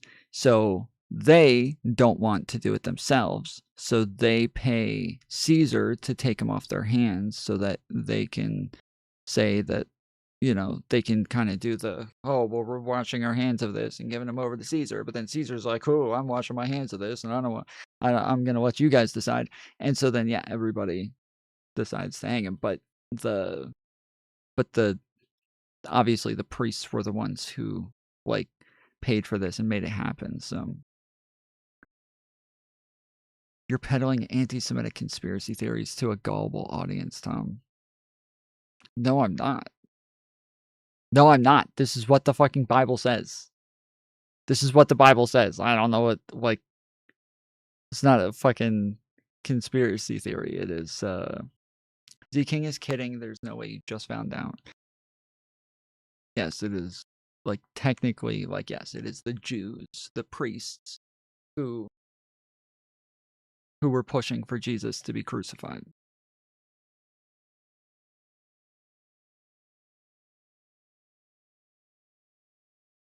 And then it was the Christian Bible is anti-Semitic, apparently. Okay. Listen, I'm a man, I'm a Christian, I'm in my 50s, and I mix up names all the time, like all the time. So when Ben said you kept ignoring his calls. Right. Yeah, I thought that was Governor Josh Shapiro calling me to try to raise money for a campaign, and I'm like, no. Okay, that makes sense. I'm not giving money to that. So. No, of course not. Why would you? This is all just a giant misunderstanding. I love this. And so I get confused. I mix up names. Even the Fuentes interview. I thought when somebody said we're booking Fuentes, I thought we were interviewing my gardener. Oh my God, really? I happen to know a guy Fuentes who does my gardening, and I'm like, okay, I want to talk about my gradiolas and my hydrangeas for an hour. I could do that. I'd love to do that. Right. And so back to Ben. I mean, I certainly don't think he's the greatest purveyor of evil at all. Not the greatest. He's a purveyor of evil, but not the greatest. And so I don't think I've ever really said much about him, at all. So when you said Shapiro doesn't care about this country and you despise people like that? That was Josh Shapiro. I think that was Josh Shapiro. And so just to finish the point, because this is important for Americans to hear. I mean, I saw Ben at Charlie's memorial. It was very friendly. It was very nice. And we were backstage together. He was eating hummus, obviously. But, I think he was fine. We were friendly. I mean, he was appalled, and so was I. But we got along just fine. But you know who wasn't there? Josh Shapiro. I get it now. So that's my point. Yeah. Look, I don't believe in tribes. Period. Okay? Even my own children. I disavow them all the time. Why? Because loving my own children, loving my own family before my country, that's tribal. That's genocide. Well, I'm an American, okay? But Tucker. American. That's genocide. But your family, I mean, you If my children speak bad about America, bye-bye. Well, that's patriotic. And so... That's really America first. I really believe that. Those are my principles. Yeah. All right, lastly, what are your thoughts on Ben Shapiro? I love him. All right, so clean slate. Everything you said before was just a giant misunderstanding. That was the demon talking. Oh my God.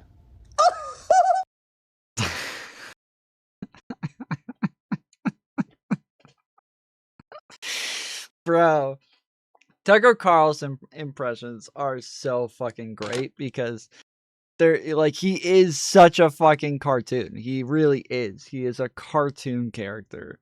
And it is funny watching everybody do impressions of him because they're all so spot on. Every single one of them is perfectly spot on. So good. Ivy League school in New England. Tucker Carlson's daddy was a Reagan appointee. And then, after years of bragging about being an elite, bragging about being so out of touch and so rich, now he's going to be the spokesperson for all the white people. Now he's going to roll up his sleeves I just like to hunt and fish in my log cabin. I care about Klarna and credit card debt. But then when it comes to me, I'm one of the real disaffected white people. You want to talk about me and them? I am them. Well, there was one big problem for Tucker Carlson in all of this. Nick Fuentes is absolutely 100% correct. Tucker is a coward, and Tucker's audience, much of which he shares with Nick Fuentes, knows it. And so Tucker hit upon a final stratagem. He let Nick Fuentes cuck him. He brought Nick Fuentes on to legitimate his ideology. He signal boosted Fuentes, glossed him, shined him, presented him to the world, all in order to protect his own reputation with his online base, a base he is competing over with Nick Fuentes. Now, of course, Tucker has a right to do all of this for the 100th time. He can do what he likes. This is America. But there's no question that Tucker has become the most virulent super spreader of vile ideas in America. And the rest of us who oppose those vile ideas have every right to call him that. There's one other Tucker Carlson. No, it's Tucker Carlson with a T. You just replace the first letters of each of his first and last name, and he becomes Tucker Carlson. Element here that's even darker if possible. Tucker Carlson preys on the friendship he proclaims with others, and then he knifes them directly between the shoulder blades when convenient for him. Tucker Carlson is, in short, a terrible friend. Tucker Carlson was supposedly Charlie Kirk's friend. Charlie believed that Nick Fuentes was vermin. That's a direct quote. He believed that because Nick Fuentes dedicated his life to destroying Charlie Kirk and TPUSA from the inside. In fact, here's Nick Fuentes describing Charlie Kirk the month before Charlie was murdered. Charlie Kirk cannot call himself a Christian anymore. Sorry, you forfeited that. I do not want to hear, and you cannot allow Charlie Kirk to go to one more public event, one more question and answer, one more ask me anything, without being protested, without being shouted down, without being interrogated about this. This guy goes around from campus to campus in the most artificial and phony and fake way. And here is Nick Fuentes describing how he destroyed TPUSA from the inside. Whether he chooses to confront me or not, whether he has dignity and honor or not, it's just a matter of time. My ideas are already there. I've already impregnated your organization. I took Turning Point USA and I fucked it. I took your organization, I took your baby, Turning Point USA, and I fucked it.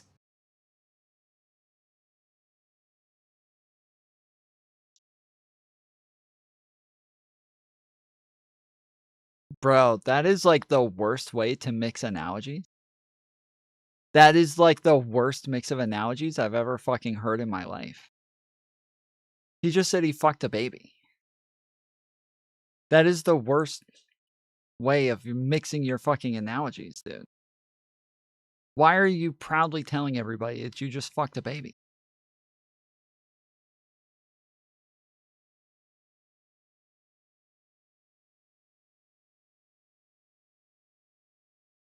Why did he... Why... What? Bro. You're just fucking babies, dude. Ew.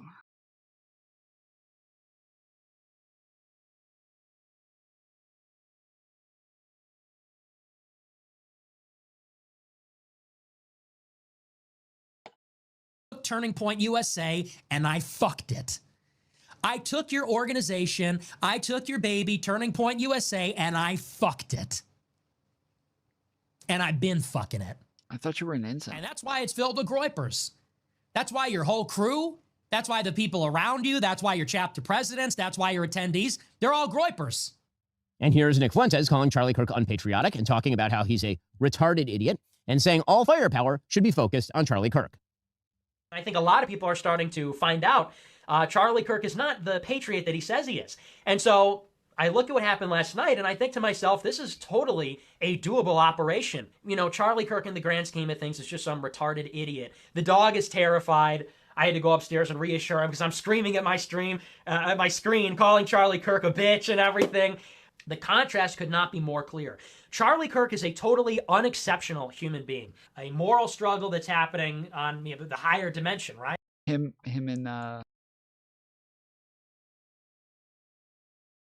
and what's his name? Hassan Piker both. Both of their dogs getting stressed out from them screaming at their stream.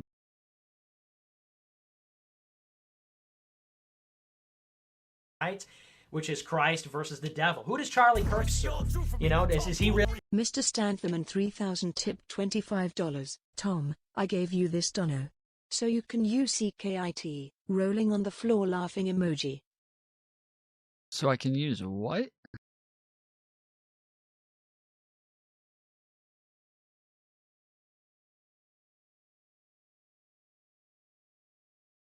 Did he say so I can fuck it? Couldn't tell if he said so I can fuck it or so you can use CKIT. But he might have said FUCKIT.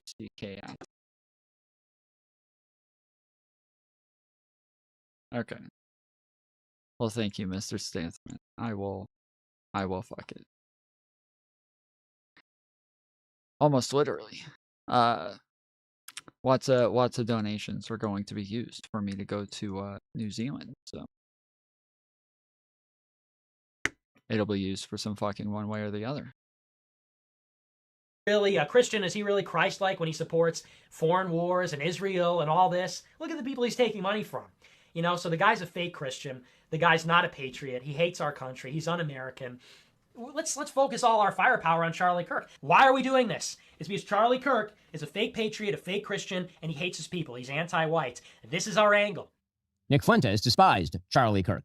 And for good reason, because Charlie Kirk actually opposed Nick's evil program. Here's what Charlie Kirk had to say about Nick Fuentes' agenda. But if you go back to the original founding fathers, they intended this to be a European nation for white men of good stock and character. So, can you show me, let me answer the question. Can you show me where in the United States Constitution it says that? It wasn't in the Constitution. It wasn't in the Constitution because they didn't believe it. The founding...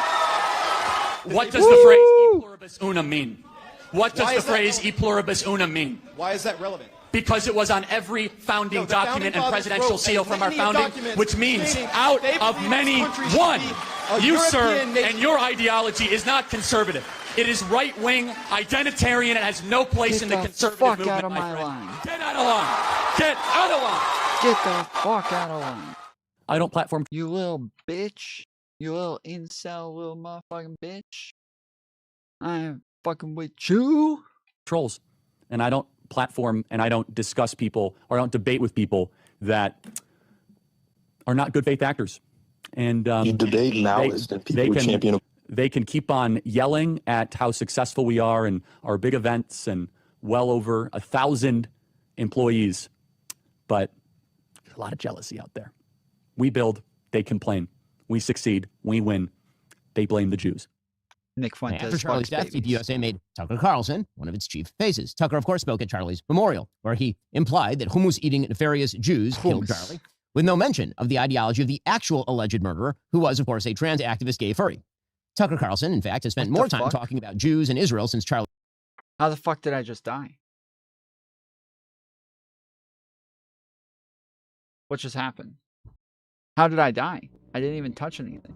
And why isn't my live stream up here? What the fuck is happening? What the fuck is happening?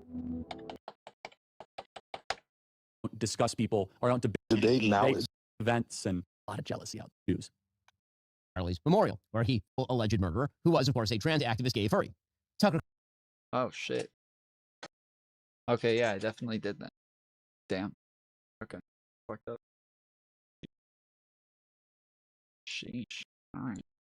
Charlie's death than about the Trans-Tifa ideology that motivated Charlie Kirk's killer. By a long shot, it's not close, which is not a surprise since he seems to spend very little time these days attacking anyone on the left.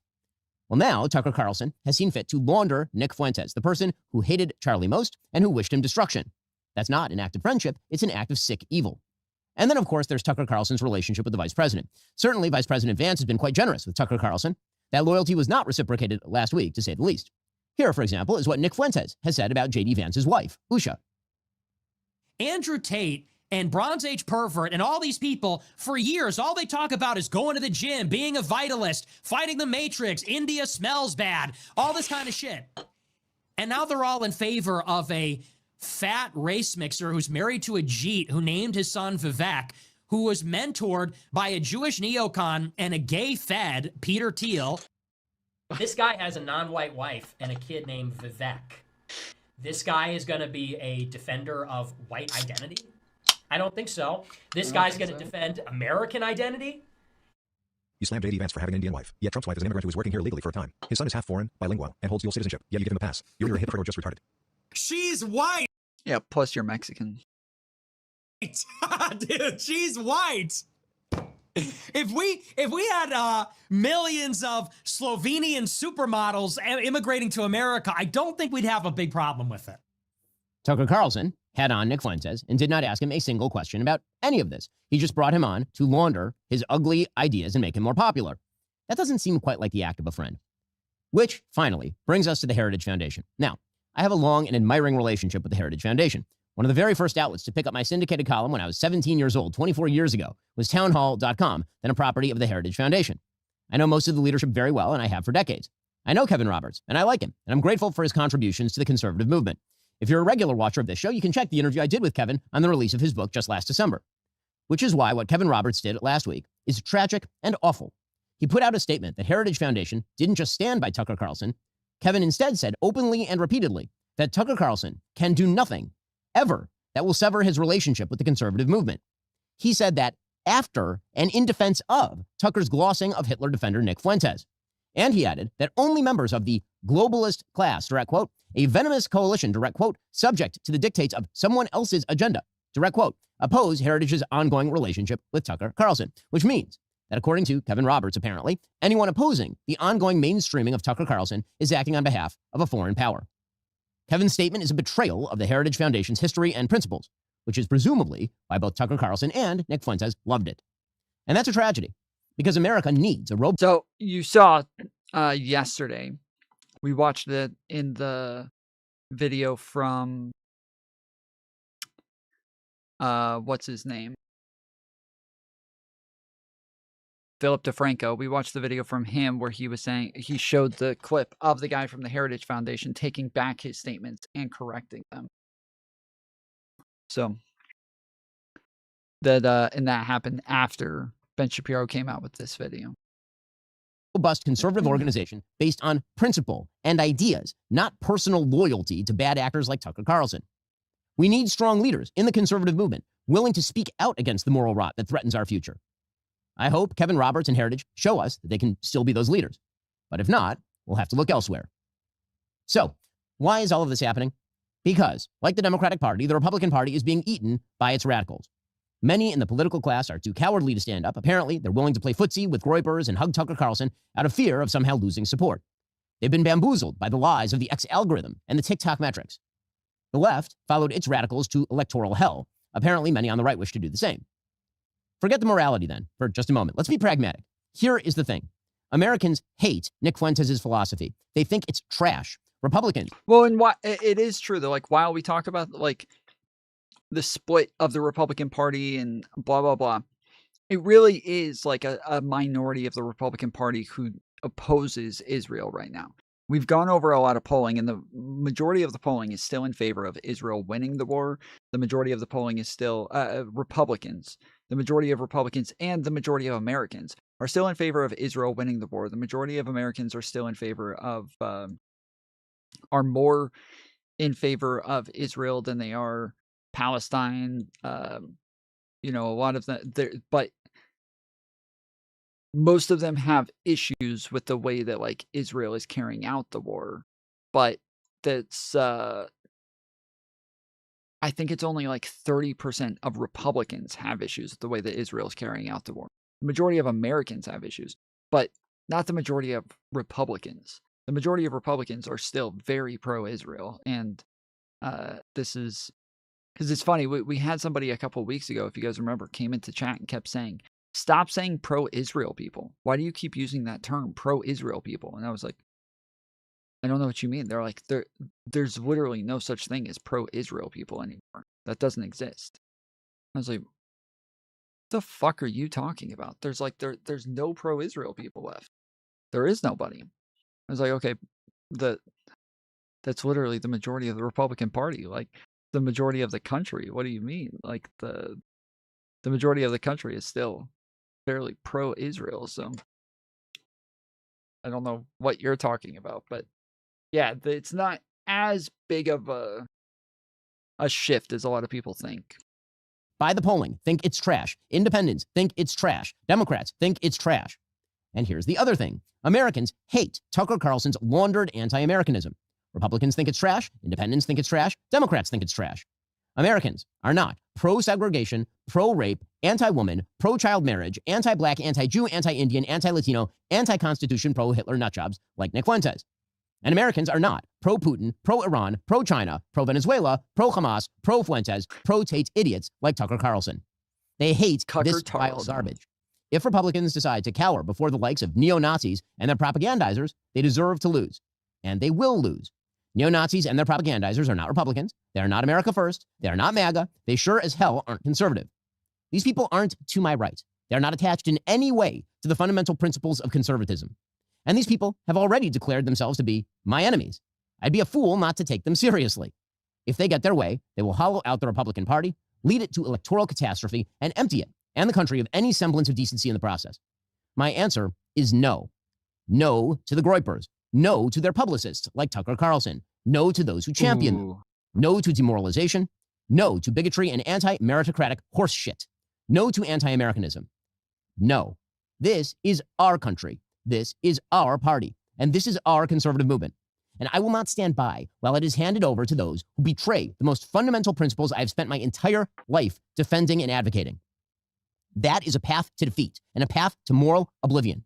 I reject it because if we lose the right, we will lose to the left. And either way, we'll lose the country. I'm Ben Shapiro. This is The Ben Shapiro Show. Oh, you're Ben Shapiro. Okay, that makes a lot of this make a lot more sense. Hello, White Plains. Hello, you beautiful people. It's so great to see you. Oh, God bless you. Thank you so much for being here. Hello. Rock on. Oh, my goodness. Thank you. Hi, go ahead, hon. Hello, Mrs. Kelly. What advice would you give to a 7th grader who has a trans teacher who is a biological female but makes everyone call her a him?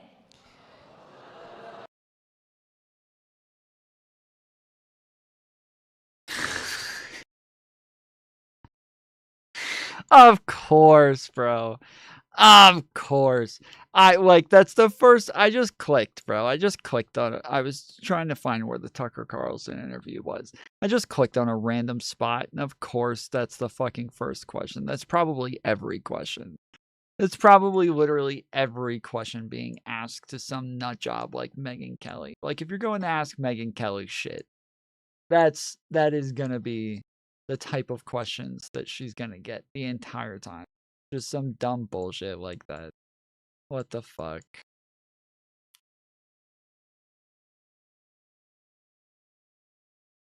Oh, boy. Oh, boy. That's complicated. Well, this is a hard one. No, I'll answer this honestly because this is my own. So, I don't say the preferred pronouns anymore. I used to because I thought it was polite. Yeah. But now I no longer believe in it at all. But this is a different situation because she's an authority figure over you. And, you're a student. So if looking at this person directly, I would just try to avoid pronouns altogether. I would just completely try to avoid them. But if you have to say them, I think... Yeah, well, the problem is that if, normally when you try to avoid pronouns, you would have to just say their name. But if they're a teacher, you would have to say Miss or Mr. at the beginning. And so there's not really a way to avoid any sort of gendered language whatsoever. So, yeah, it's not really possible in this situation. In a student-teacher situation, I would say them because you're sort of subordinate to her in some ways, and that's a tough situation to ask a young girl like you to say the proper pronouns when she's not going by them anymore. But I think you need a nightly reminder to yourself. I really think when you say your prayers at night, you need to ask God to remind you so that your brain can remember what is real. What is real. That you've been asked to go along with this charade, and you will do it to be respectful to this one individual. But when you are at home, I strongly urge you not to use those preferred pronouns so your brain can remember what you're actually dealing with, or just refer to that teacher by their last name, when you're not in their presence. I think directly, though, you could show that teacher the respect of doing it, given the relationship, but you just remember, because pronouns are rohypnol, and what they do to your brain is they dull it. They dull its natural sense of urgency and safety and danger. Pronouns dull the brain, guys. Pronouns dull the brain. So just now, when she said pronouns dull the brain, they are rehypnol. She really got roofied there when she said they are rehypnol because she used the pronoun. It's she just got fucking roofied, and someone's raping that ass tonight. Danger, and you especially as a young girl must have those honed. So do not let that sense get honed. We practice it every night and remind yourself of what's real. Thank you. Hi there. Hello, Megan. Thank you very much.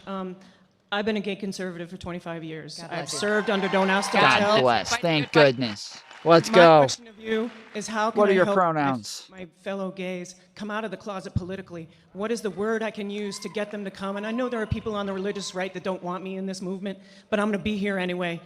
And I want to help the others Yes. come out as well. Yes. We love you, and we do want you in this movement, and don't listen to those haters. They don't speak for us.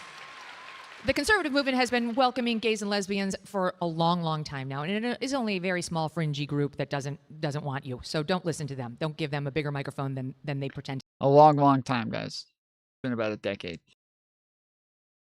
Been about a decade. Long, long time. 2015. So long ago. I can't even remember. Can't even remember when it first happened. 2015, June 16th of 2015. Just couldn't tell you exactly what time. So don't even remember that well. That's how long ago it was.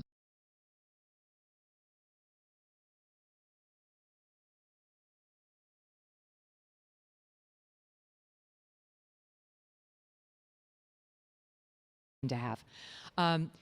Your fellow gay conservatives, I think they're waking up bit by bit. I really think we're Affecting your lives ought to have to answer pretty straightforward questions about what they're doing. What country is this? Well, it's a country in a lockdown. I left Fox, as you know, in January of 17. Let's not even talk about what happened right after that. I left Fox, and Tucker and I had become friends. And Lachlan Murdoch asked me, who do you think should take your spot? And I said, it absolutely has to be Tucker Carlson. And he said, really? And I said, absolutely, 100%. I said, he's literally the only person who could do it. And Tucker and I had a great talk. I was in the hair salon. I remember leaving Fox and getting my color done. And he thanked me. And I was like, of course, you don't have to thank me. You earned it. You're the obvious choice. This is before his, career completely went juggernaut. And we went on. My career then hit the skids massively. Tucker's completely reached, lunar levels.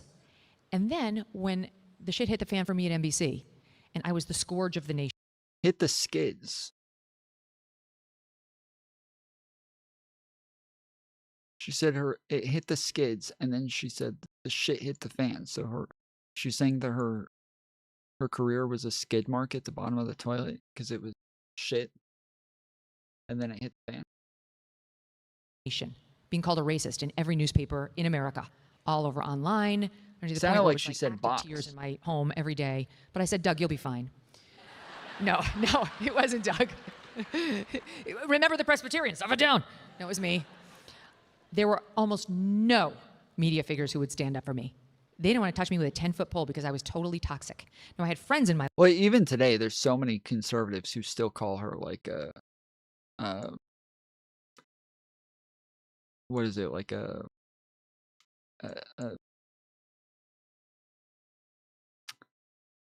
closeted feminist is what they call her. They call her closeted feminist. My life who were in media who were completely supportive. Melissa Francis, I see you out there. She's a dear friend, and she had my back. But on the air, almost no one. Literally almost no one. Except for Tucker Carlson, who got out there and kicked some NBC ass viciously, like a boss. And I have to tell you, when you're down on the mat, bleeding, and you have somebody do that for you, the gratitude is overwhelming. And so I've had Tucker's back, and he's had my back, and these are just a few of the reasons why I love Tucker Carlson. Love. I don't care what anybody says about him. I will always have his back. He's controversial, so am I. So are most people in media who take risks. And at CNN. I'm going to bring him out in 1 minute, but first, enjoy this. Hi, Tucker. This is kind of surreal because I remember watching you in 2004 on CNN. What? I never worked at CNN. There is no religious movement that threatens peaceful civilizations within this cult within Islam. Have you heard of AI, dude? Senator Hillary Rodham Clinton. Hello, thank you very much. I never did that. That's AI, man. Rachel Maddow joining us from New York. Hi, Tucker. Rachel. Nice to see you. Great to see you. I've done a lot of shameful things. I'm not going to pretend. Dancing the Cha-Cha-Cha, Tucker Carlson and his partner Elena Grinyenko. I can't believe I just did that. Joining me now with more, Tucker Carlson. I had a great time in cable news. I really enjoyed it. People who are affecting your lives ought to have to answer pretty straightforward questions about what they're doing. I What enjoyed country it. is It was this? horrible. Well, it's a country in a lockdown. The whims of I'll our never do political anything like leaders that are again. now It's the greatest unquestioned time of my law. life. Dissent has been banned. Would you like me to read your quote? That people who disagree with you ought to potentially go to jail? You said that. Yes, I'm a speciesist. Okay, you got me. What are you? The cackle. Can you just do that again? I think you perfected it. I liked everyone I worked for, including the people who fired me, which was everybody I worked for. Like, on what grounds could I be mad? I don't know. Like, some corporate person didn't like me? Well, I don't like corporate people, so we're even. It's just nice not to have anybody telling you what you can say. The creation of COVID was probably not what they told us. This question appears to be subtle. It is quite pesky. I'm asking at the behest of his family, and they think it was a murder. I think now, there's a need for people who are honest. What motivates you to keep going? Who the hell knows? I don't know. The audience can tell if you're trying to tell the truth. And that's kind of the main thing they want, I think. Don't patronize me and lie to me. Just be straightforward. Devil without a cause, and I'm back with the beaver hats and back.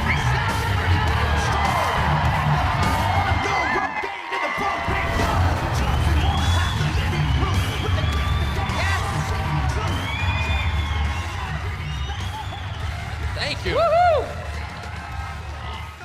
I'm so happy we are having this moment. Well, I'm so grateful to be here. Oh.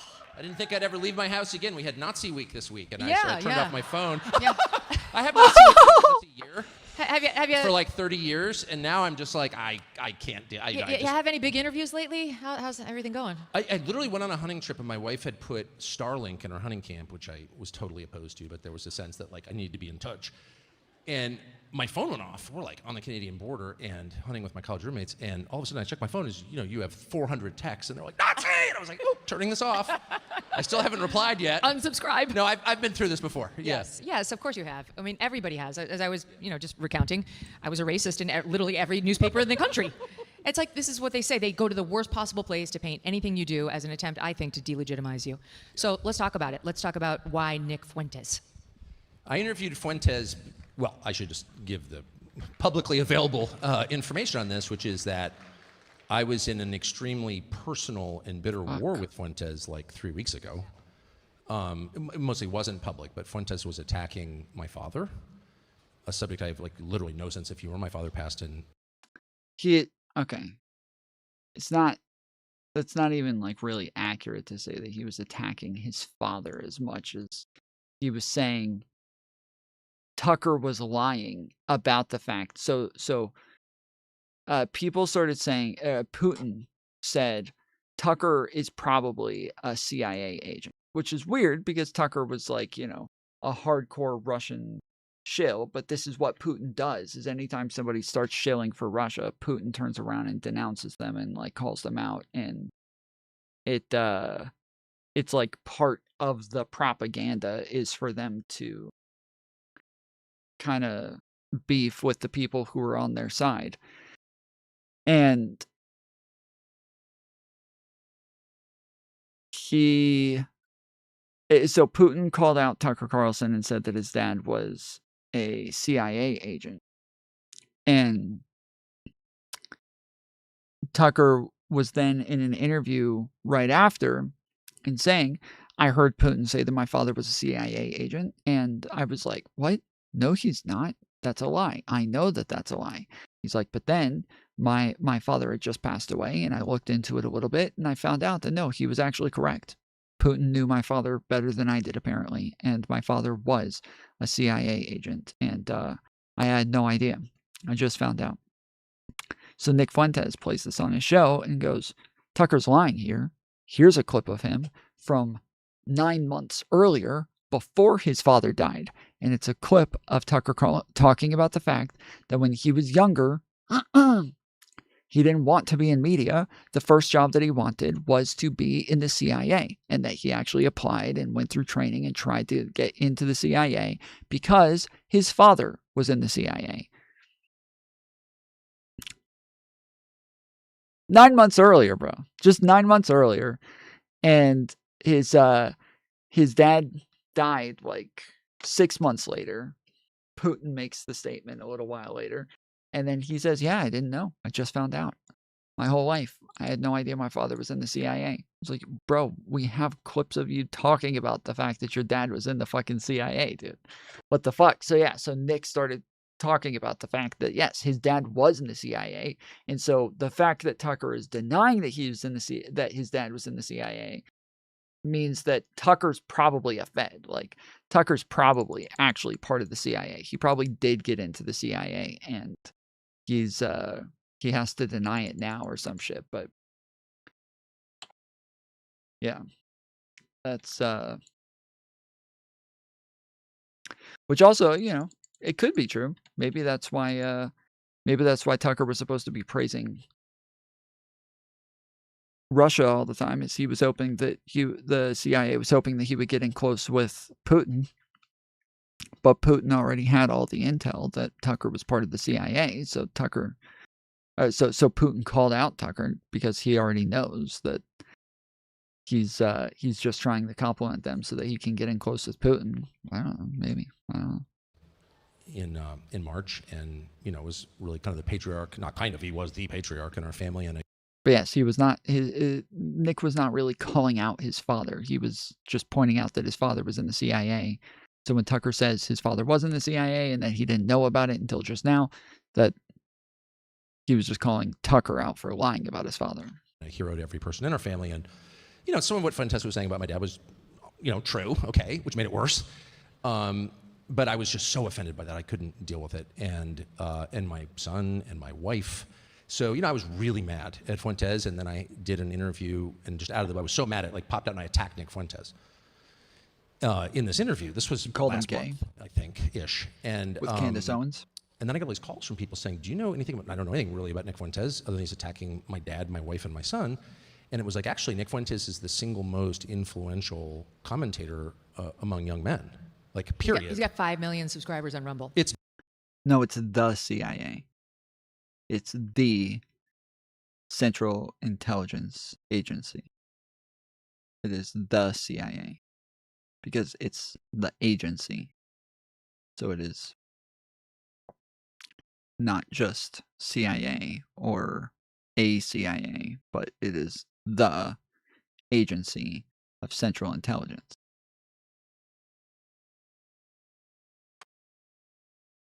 Tom has no clue how silly he sounds calling it the CIA. It is the CIA. No, it's literally CIA, my dude. No, it's literally the CIA. It is an agency. It is the agency. You're not just saying it's Central Intelligence. Well, okay, if it was just Central Intelligence, then sure, we wouldn't say the. But because it's not just Central Intelligence, it's Central Intelligence Agency. It is the agency that you're talking about. Just like with the Bureau, you call it the FBI, is because you're saying it's the Bureau. So it is not just a bureau. It is not just bureau. It is the Bureau of Federal Investigations.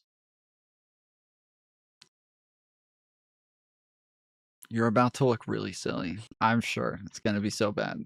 It's bonkers. And I didn't know any of them. I mean, I'm 56, so I'll just like state the obvious, you know? Like, it's not our demo. My oldest child is 31, like much older than Nick Fuentes. So I kind of missed a lot of the stuff. I pride myself on not missing things. I totally missed that. Really. And then it turns out that, you know, he has no advertisers. They've been trying to cancel him since NCIA, college. yeah. Ben Shapiro actually tried to shut him down freshman year in college, and it didn't work.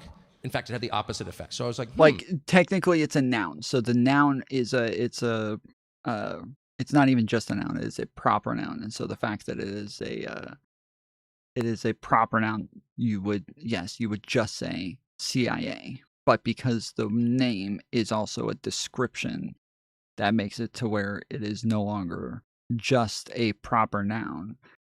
It is now also an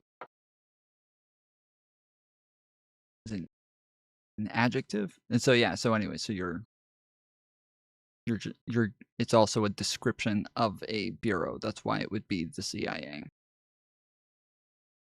And so I talked to a million people I know, like, maybe I should interview Nick Fuentes to hear what is this actually? And so I decided Nice backpack. I'm not wearing a backpack. To do it. And I thought it would be controversial. I didn't think it would become what it's become. I'm not going to offer any defense other than, it's kind of interesting. I've interviewed I'm doing this for 34 years. So I've interviewed everybody, most of them bad people, to be honest. Right. I interviewed Liberian militia leaders during the Liberian Civil War, all cannibals, every single one of them. It tasted human flesh. And first of all, I kind of like them. I'm just being honest because I like people. Don't agree with cannibalism. Pretty opposed. For the record. But I'm just that way. I just like people. And the closer, if you can smell someone and talk to them, it's hard to not see the human in the person, even if he's a cannibal. Did the Liberian cannibal smell good? Kind of rank, to be honest. Actually, during the interview, I'll never forget this. I was in Africa to cover the Civil War, and I'm interviewing this guy, and he was like, Commander Butt Naked, or it wasn't actually Commander Butt Naked, who was a famous militia leader during that war, who fought, needless to say, butt naked. But I'm interviewing this guy, and his cell phone goes off, and it's the Woody Woodpecker theme song. Da-da-da-da-da, da-da-da-da-da. And I was like, oh my gosh, you're human. It was hilarious. Anyway, the point is, none of those were controversial. I interview people who are hated, in some cases, demonstrably evil, and I ask them, why did you do that? And what's your account of yourself? Tell me who you are. What do you believe? Mm-hmm. And that was the first thing I wanted to achieve with Nick Fuentes. What is this? Tell me. I'll give you 2 hours. I have only watched your clips, or a minute long. I want to hear, why don't you describe what you... It's okay. You taught me that the drumsticks aren't legs. I taught you that it's CIA. It's not CIA. You didn't teach me shit. It's the CIA. You think? Because I think that's... Nobody has ever taught me that anything. I play, which is to get documentary evidence of people describing what they think. I did it with Putin. I'll probably do it with every other bad person in the world because I'm interested. Not because I agree with them, because I think it's interesting. And second, I wanted to say something very specific. Drumsticks are apparently wings, right? Yes. Yes. Jared and somebody else were completely triggering me one day. I don't know who Me Out was before, but yeah, there were a couple of people triggering me one day where they kept saying that drumsticks are legs, in wings. So a drumstick in a 12-piece, yes, that is a leg. But when you get buffalo wings, that drum, and so you get a drum in a flat, that drum is not a leg. It is still a wing. That's why they're chicken wings. It's the 2 parts of a wing. To Nick Fuentes, and it's this, and I said it, which is, I think it's totally legitimate to criticize any foreign country, from Belgium to Congo to Israel, because you'll never find out. Want to bet?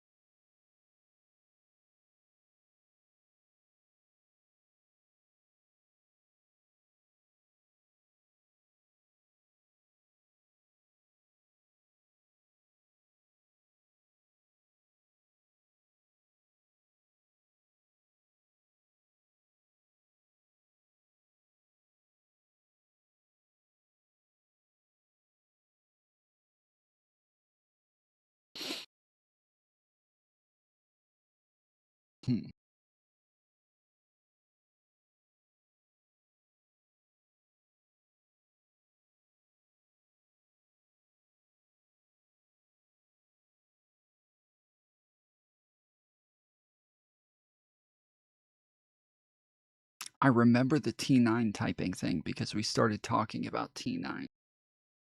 Shit.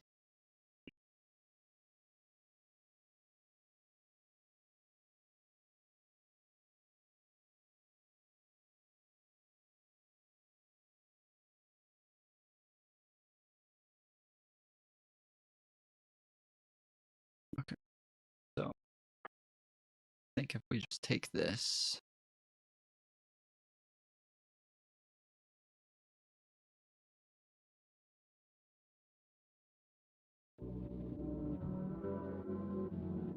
Oh, you created that account. Okay, I was about to say if you just changed your name, I can find it. But okay, if you created the account, then alright, fine, fair enough. These are foreign countries. Yes. And I'll never give up Amen. that right. In fact, it's an obligation, I would say, and to I be would reasonable about say. it. You know, but what's in America's interest? Totally legitimate. It is totally illegitimate and very specifically unchristian to attack people for their DNA. He kind of talks like a Canadian. It's kind of frustrating because he says everything almost like it's a question. He says almost everything like it's a question, which is a thing that Canadians do, where they have the inflection at the end of their sentences, where everything is kind of like this, and it's always with the inflection at the end, almost like everything is a question. And Tucker Carlson does that, where it's it's almost in our DNA, and it's anti-American. It's something that I think everyone should probably do, and not everyone, but literally everyone.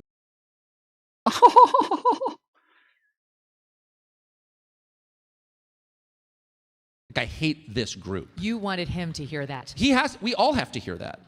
And because that is the basis of Western civilization. Western civilization is derived from the New Testament. It is based on Christian ethics. And the core difference between the West and the rest of the world, not just Israel, but every other country, is that we don't believe in collective punishment because we don't believe in blood guilt. I actually agree with this to some extent. I know a lot of people disagree with this, but I do think that to some extent, like a lot of the liberal values are things that are very like encoded into Christianity, and these are things like individualism and individual choices, the equality and things like that. Like I think that a lot of liberalism is very, very attached to Christian values, and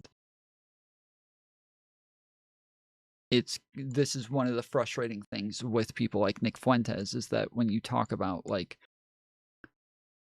they say like, oh well, all people aren't equal and blah blah blah. It's like, well, aren't all equal in the eyes of God, and that like everybody is a child of God, and that this is a type of equality amongst all of us. And it's it's really frustrating when a lot of them act like liberalism is somehow anti-Christianity, when then a lot of them turn around and try to say that, like in the same breath, that America is a Christian nation. It's like, okay, but you're kind of like against the Constitution, and like, oh, you can't really be a Christian nationalist and like in favor of the Constitution unless you want to just limit who the Constitution is for.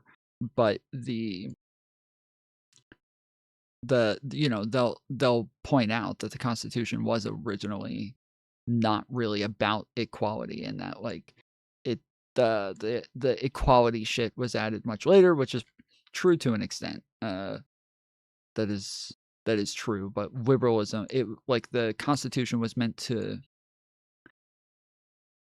have the Enlightenment ideals built into it, liberal ideals built into it, and that over time we did realize these ideals better and better. We don't believe that you were born guilty, and we also don't believe that you're born virtuous. We believe that God created every person as an individual. God did not create communities. Every woman gives birth to a human being, and every person has the spark of God inside him. I mean, that's what we believe as Christians. And every person has the possibility of redemption. And in my religion, the great human hero, in Christianity, Jesus is God in human form. But the great human hero in the New Testament is its primary author, Paul, who was Saul of Tarsus, who was the primary persecutor as a Pharisee of Christians. He was murdering Christians. He was Jewish, by the way, so like everyone in the New Testament, but he was on the way to go murder more Christians, that he met Jesus, and then he became the great evangelist of our faith and wrote the majority of the New Testament. So like, he's my personal hero, but he's also living testament to the truth about people, which is each one of us was born as an individual, and we will face God alone at the end to account for our lives. And along the way, there is always the possibility that no matter what your genes are, what you look like, or what your religion is, that you can change and that you can be saved by Jesus. That is Christianity in 3 sentences. And so that is reflected, even for people who aren't Christians, that is reflected in an ethical framework and a legal code that is the only truly unusual and great thing about the West, which is we do not punish the innocent. We only punish the guilty. We do not, you commit a crime, we don't throw your kids in jail.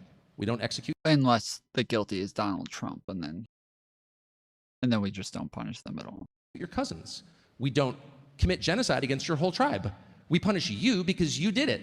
We treat each person as an individual. That is Western civilization. That's a Christian understanding. It does not derive from any other religion. Christianity alone, unique, makes that claim. And that's the basis of our justice system, which, again, even non-Christians appreciate. That's why they move here, because it's self-evidently more humane. That's where the idea of human rights come from. They're not collective rights. It's not that your tribe has rights and his tribe doesn't. It's you as an individual have rights. And that idea is not only being challenged in our country, it's being disregarded. It's disregarded in DEI, it's disregarded in affirmative action. Identity politics is a refutation of that idea. We are awarding some people something because of how they were born and hurting others for the same reason.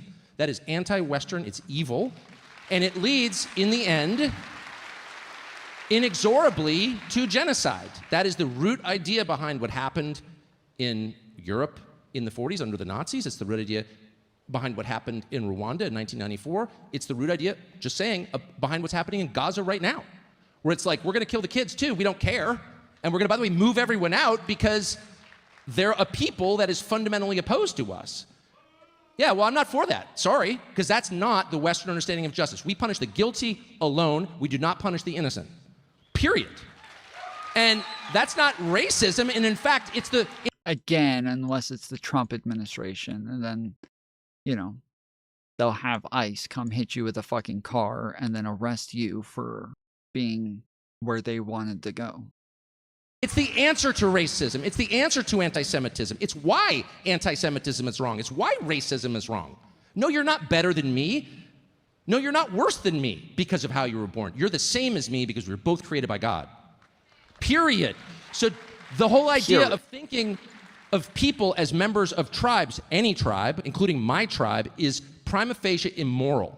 And yet, it is the operating idea behind so much of our politics. And I reject it. I reject it when it manifests as anti-Semitism. I reject it when it manifests as anti-white racism, which has, been pretty common. I know we're not supposed to say it, but it's real. But I'm not mad about that just because my kids are white, which they are. I'm mad about that because the idea is immoral, it's anti-Christian, and that is the destruction of the West. And so when I see these people like, we're defending Western, when Mark Levin's like, we're defending Western civilization, or Randy Fine, who's like, yeah, we just have to kill every Palestinian because they're Palestinian so we can defend Western civilization. I'm like, no. You are the enemy of Western civilization because collective punishment is the enemy of Western civilization. Period. Wow. That's what I wanted to say, and I said it, and they called me a Nazi, and I'm like, actually, I hate the Nazis for that specific reason. You didn't say it.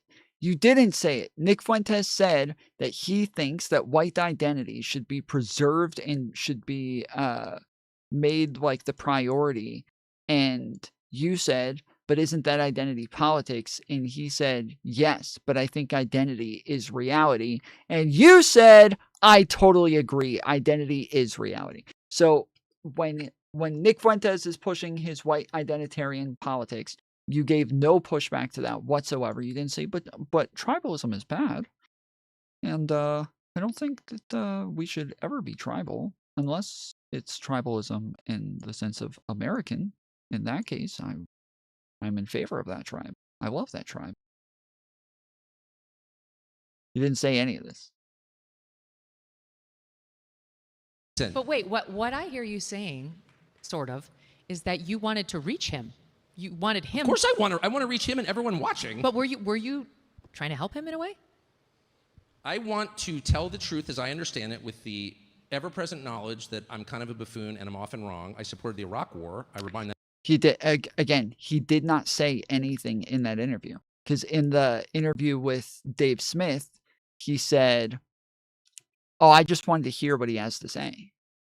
That's it. And that is all he did. He just asked him questions and listened to his answers. He did not push back. He did not argue. He didn't do anything. And so there's no way that he can turn around and be like, well, I just wanted to help him. No, you didn't. You didn't say anything about any of the shit that he said. You didn't disagree with anything he said. So you wanted to just let him talk. You wanted to just give him a platform and hear what he had to say. Myself of that every single day. I've made a ton of mistakes, a ton of errors and judgments. I've been carried away by enthusiasm, and particularly by anger, many times in my life. So with that knowledge, knowing that I am imperfect and I don't always possess the truth, okay? You always have to remember that because I'm not God. I still want to tell the truth as clearly and completely as I can in every venue, in every conversation, as fearlessly and without shame as I possibly can. And that's why Nazi Week doesn't bother me anymore, because I'm not a Nazi. I'm a Christian. Of course. So what about... Did he say that's why Nazi Week doesn't bother him anymore?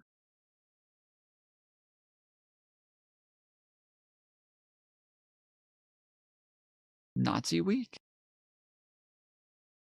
Is that what he said? Is that like a new holiday? I don't want to spend the whole time on this, but I am curious. The main criticism, as I understand it, has been, well, yes, platforming. They say that I don't accept platforming as a valid objection. When is that a verb? By the Like- way, you take a noun and make it into a verb and nobody says anything? As a former editor, I say no. Yeah, agreed. Okay. Honestly, but as far as I know, Nick Fuentes hasn't eaten anyone.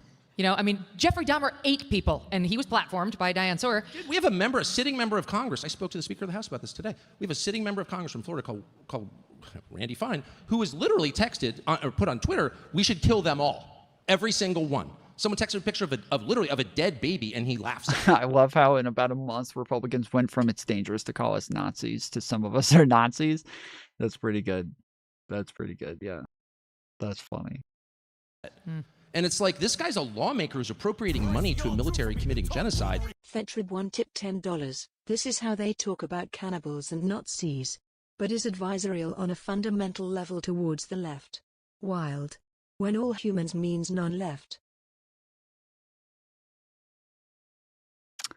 I'm gonna have to read that again. I didn't quite catch that. This is how they talk about cannibals and Nazis, but is adversarial on a fundamental level towards the left.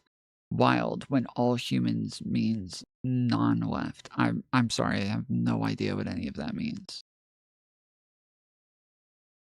How the fuck did you go from cannibals to Nazis to like adversarial to the left when all humans means non-left?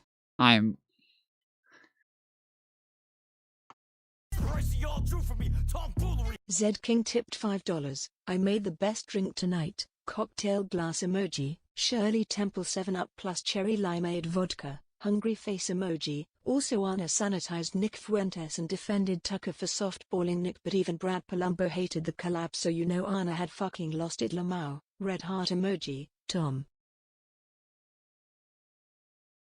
Red heart emoji.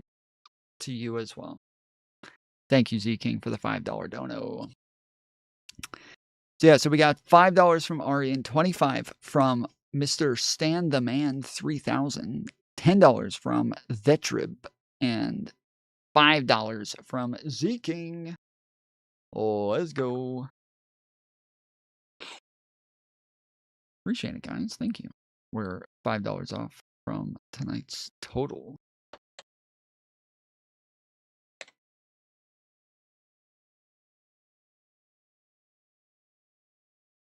That's my bad on the dono. I forgot you were a boomer. What is this, some fucking Gen Z language? I guess Z King probably got it, but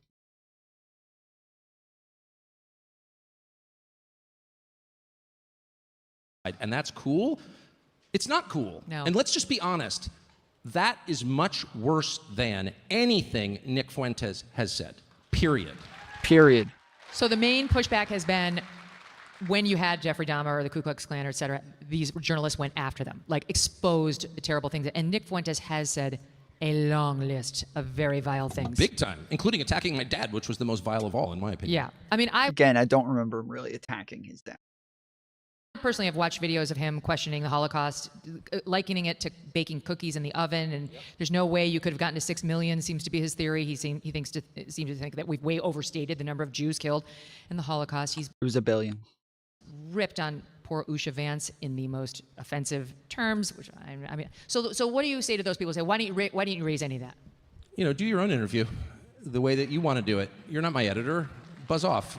I mean, I don't know. You want to go yell at Nick Fuentes? I'll give you his cell. Call him and go sit and yell at him and feel virtuous or whatever. That's up to you. I got the same thing with Putin. Why aren't you yelling at him? Okay, why? So I can show that I'm a good person? I care about what my wife thinks, my children think, and God thinks, and that's it. I don't need to prove that I'm a good person to you.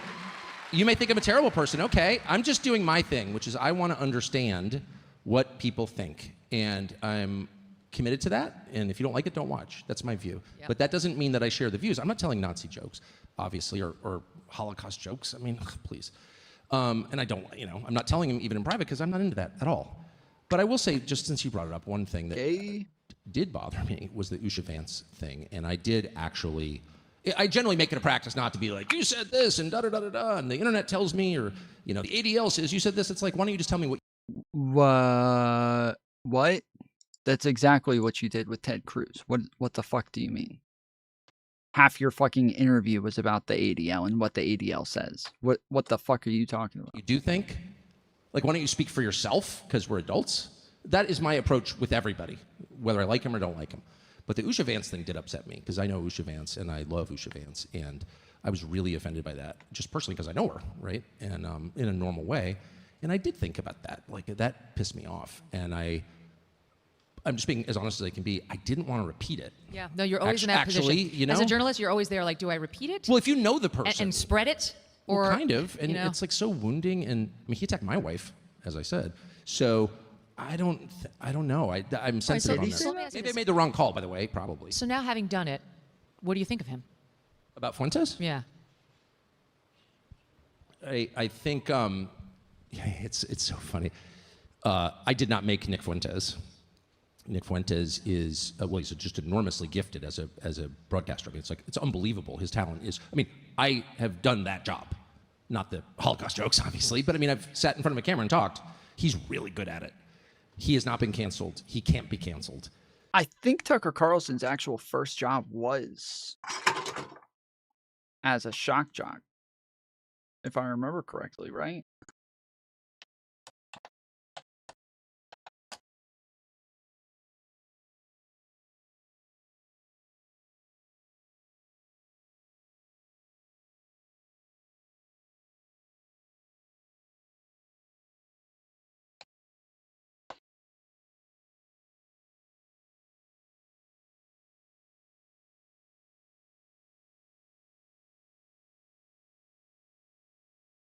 Fox News host Tucker Carlson is facing backlash over misogynistic, racist, and homophobic comments that he made during radio appearances years ago. The clips were published by the progressive nonprofit group Media Matters, and here's some of what he said.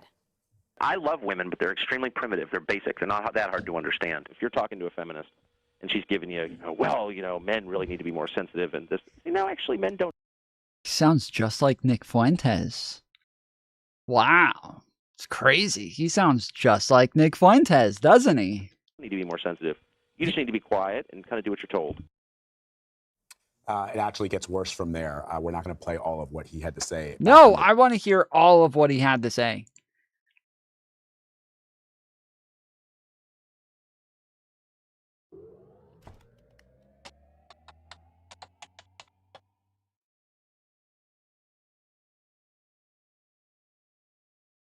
Okay, I think this is it.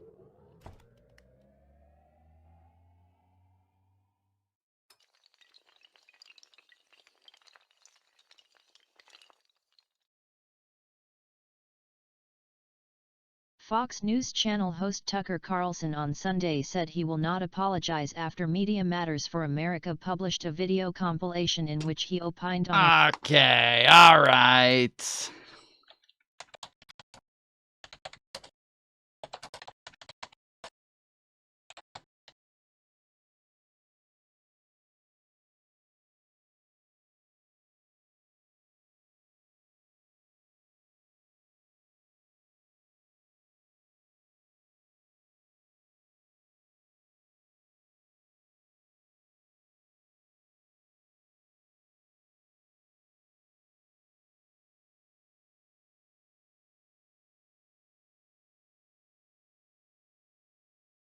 Where's the fucking clip?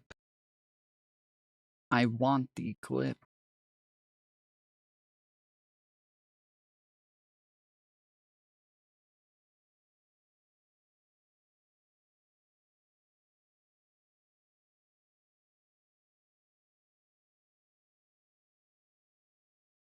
Looking back, the Immigration and Nationality Act of 1965 turned out to be one of the most significant pieces of legislation ever passed by the U.S. Congress. Now, the people who wrote it knew that it would be, so naturally they spent a lot of time trying to convince everyone else that, in fact, it was no big deal. This is not a revolutionary bill, assured Lyndon Johnson when he signed it. The first tip that it was, in fact, a revolutionary bill. And then there was this. On the Senate floor, Ted Kennedy of Massachusetts, the man who drove the bill, went out of his way to explain that the Democratic Party was absolutely not trying to replace the American population with more compliant foreign-born voters. No way. That's an insane conspiracy theory, he explained. Quote, "This bill will not flood our cities with immigrants," Kennedy said. "It will not upset the ethnic mix of our society. It will not relax the standards He's so different from Nick Fuentes, guys. He never did anything like what Nick Fuentes did. of admission. It will not cause American workers to lose their jobs." It's all bitterly amusing when you look back at it because, of course, that is precisely what this bill did. This bill changed America completely and forever. And the numbers show it. In the years since that legislation passed, the United States' total population exploded by 140 million people. You're seeing that chart on your screen right now. What direction does it point? Well, steadily upward. That's the population. Now, where did all those people come from? There's nothing wrong with more people. The question is, who are they and where do they come from? Well, what you're seeing is not the kind of organic growth that you would see in a healthy society that's become more prosperous and welcoming of families. It's not like people were so confident in the future they decided to have more kids. No, it's just the opposite, exactly the opposite of that. In fact, since Ted Kennedy's bill became law, birth rates among native-born Americans, which are the clearest possible measure of optimism in the future, those have dropped off a cliff, and you're seeing that chart on the screen now. It's the inverse of the first chart. This chart points downward. In 2020, the most recent year for which we have data, the overall fertility rate in the United States hit the lowest point ever recorded, and that was before COVID. This country is now well under the... Now, why is some foreign-born billionaire allowed to change our country fundamentally? That's the big question. Here are the specifics. This organization is called the Vera Institute for Justice, and it stands to gain $1 billion in federal money by the end of the contract, just to subvert our laws. Now, the catch is that no one verifies whether the people crossing the border are actually minors, right?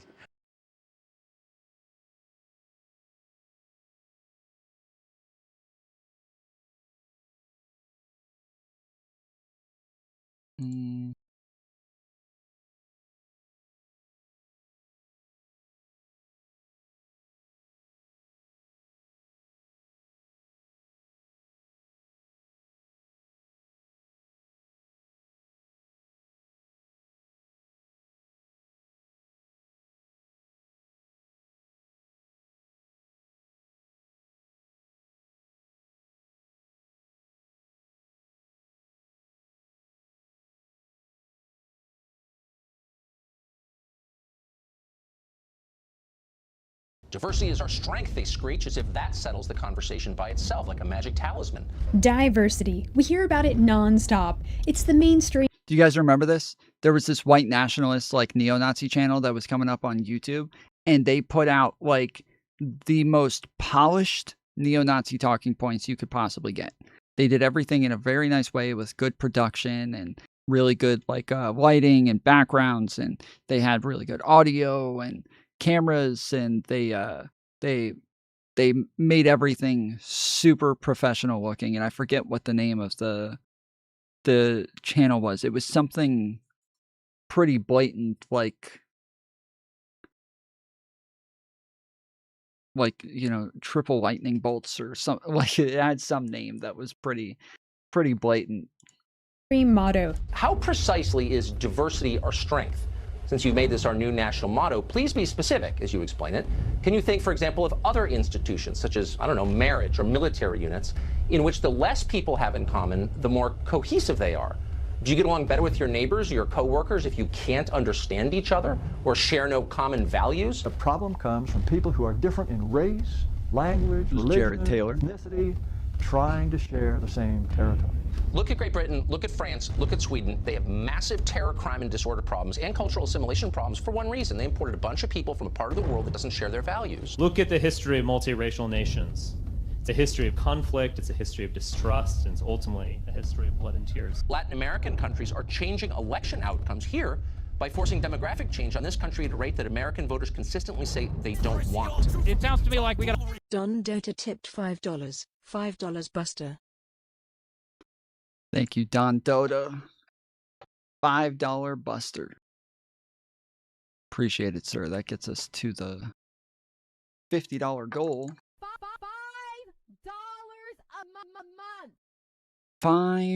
$5.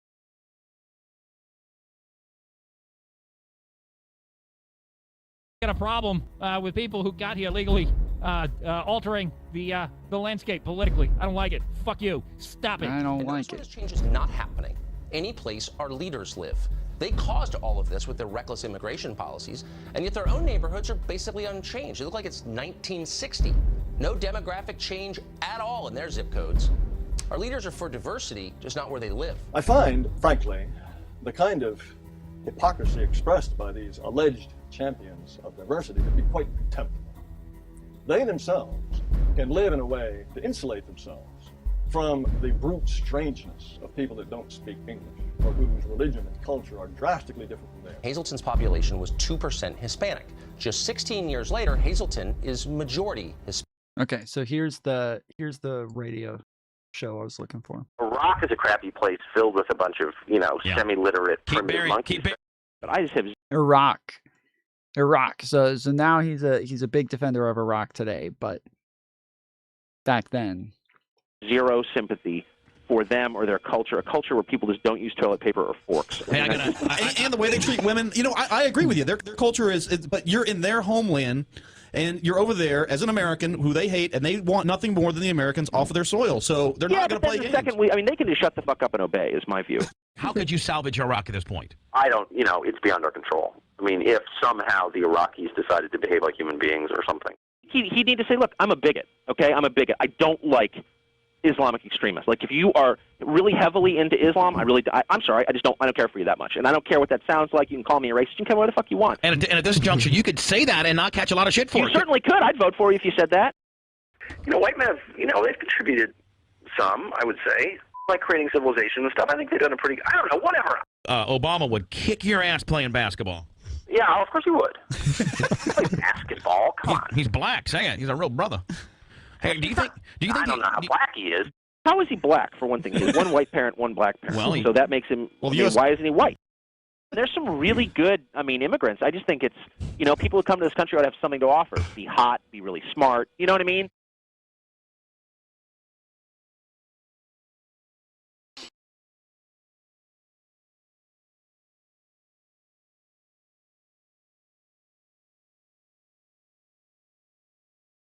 Well, actually, he's not in prison for that. Warren Jeffs didn't marry underage girls. No, he's in prison for facilitation of child rape. Whatever the hell that means. That means he's in prison. He's in prison because he's weird and unpopular, and he has a different lifestyle that other people find creepy. No, he's an accessory to the rape of children. That is a felony, and a serious one at that.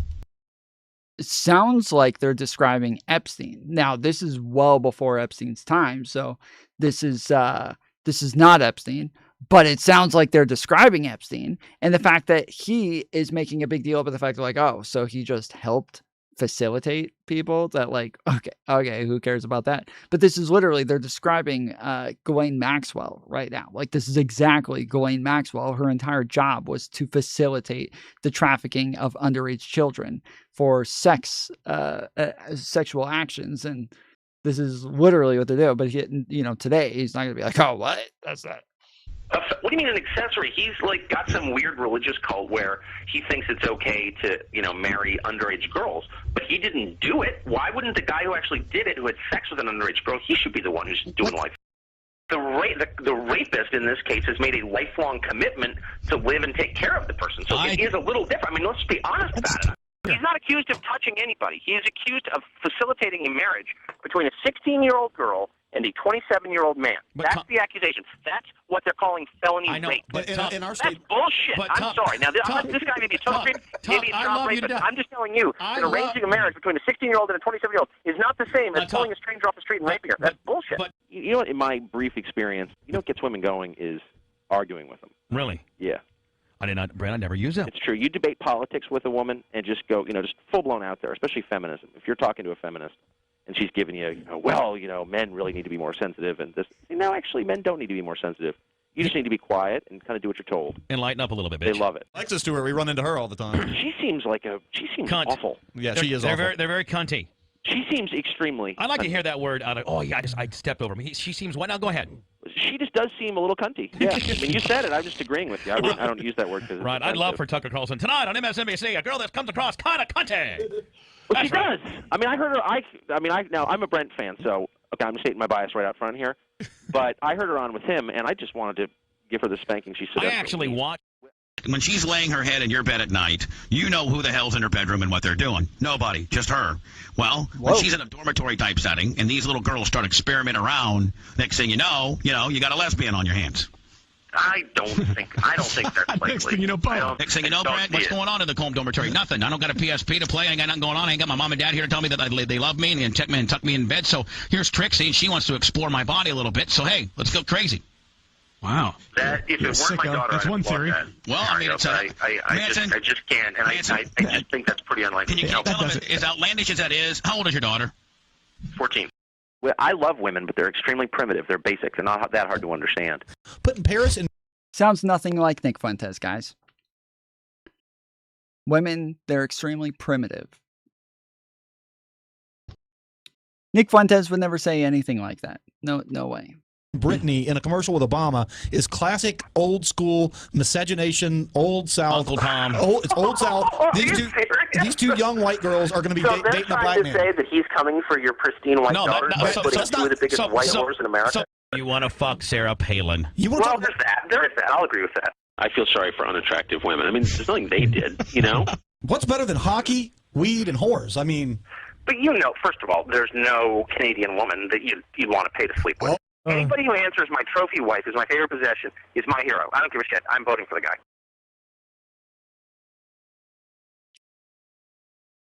Sounds nothing like Nick Fuentes, dude. Not even close. As a broadcaster, I mean, it's unbelievable. His talent is. I mean, I have done that job. Not the Holocaust jokes, obviously, but I mean, I've sat in front of a camera and talked. He's really good at it. Yeah, he's done that job. Not like the misogyny, the Holocaust, like the racism, none of that. The white supremacy, the Islamophobia. No. I didn't do any of that. But I did that job. He has not been canceled. He can't be canceled. So I kind of think of Fuentes in terms of like what place does he occupy in what does he say about our society? And I'm not making excuses for anybody else's views. I'm just saying as a factual matter, if this is the most popular person among young men, young white men, then we need to start thinking about why that is. And we need to reflect on what we have collectively done to young men, which is destroy them, actually. And no one wants to say that because no one wants to take any responsibility at all for anything ever. No one ever wants to repent. They all want to cast stones. They don't see the plank in their own eye. This is including me. It's just humans are like this. And they want to be like Nazi, and it's like, oh, yeah, okay, great. But how did this happen? Why are they listening to him? Kind of. Can I ask you, so... And part of the reason is because the Republican Party completely betrayed its voters by obsessing over Israel. That's just a fact. What is this? It's a country of 9 million people. I'm not against Israel. I visited on vacation. I've always liked Jerusalem's my favorite city in the world. I'm not against Israel, but why is that the center of our conversation? It's 9 million people, no resources. The only strategic value Israel has is the extent to which we have to defend Israel. But take that out and there's no value at all. I'm not against it. I'm just saying, like, we're a country of 350 million people. We're the most important country in the world. And our politics is, and practically every member of Congress spends all day talking about Israel. And if you're a normal person, you're like, I don't hate Israel. I certainly don't hate Jews. But what the hell is this? They spend every day just talking about Israel, dude. Oh, man. That's all they talk about, guys. You know, the government shutdown right now, it's just about Israel. It's all about Israel. It's fucking crazy. They all support Israel. It's really like, I know I say this all the time, but I just can't get over it. The amount of liberals who supported Tucker Carlson in the way that he went after Ted Cruz was fucking disgusting. I think like Hutch was one of those people. It was so fucking weird, bro. Like, there were so many liberals who were cheering on Tucker Carlson as Tucker was spreading all of this fucking anti-Semitic bullshit about AIPAC being a foreign agent and about everybody just doing the work of Israel and doing Israel's bidding and just doing the fucking Zog shit. Like, it was so weird and gross watching all of these liberals sitting there like, yeah, it's awesome. Tucker's destroying him. This is fucking, get him. Like, why? What is wrong with you guys? This is so fucking gross. Like, everybody should be like firmly on Ted Cruz's side in this one. Even if you don't like AIPAC, even if you don't like the money in politics, even if you don't like any of that shit. The whole thing was bullshit. And then everybody ran around afterwards saying that Ted Cruz used his like religion and the Bible to justify giving money to Israel, which is not true at all. He wholeheartedly said that is not what he does, and that he is not giving money to Israel because of his religion, and that he separates like his decisions within the Senate, from his religion. And so when they asked, like, well, why do you think we should give money to Israel? He starts off by saying, like, well, first off, I mean, it's my religion, and gives like that answer and says, the Bible, blah, blah, blah. But then after that, he says, but that's not like why I vote for it. Like, I'm not making decisions as a senator based on my religious beliefs. Like, I don't believe in doing that. And then everybody turned around and said, oh, he said that he votes as a senator for money to Israel because of his religion. He said the Bible.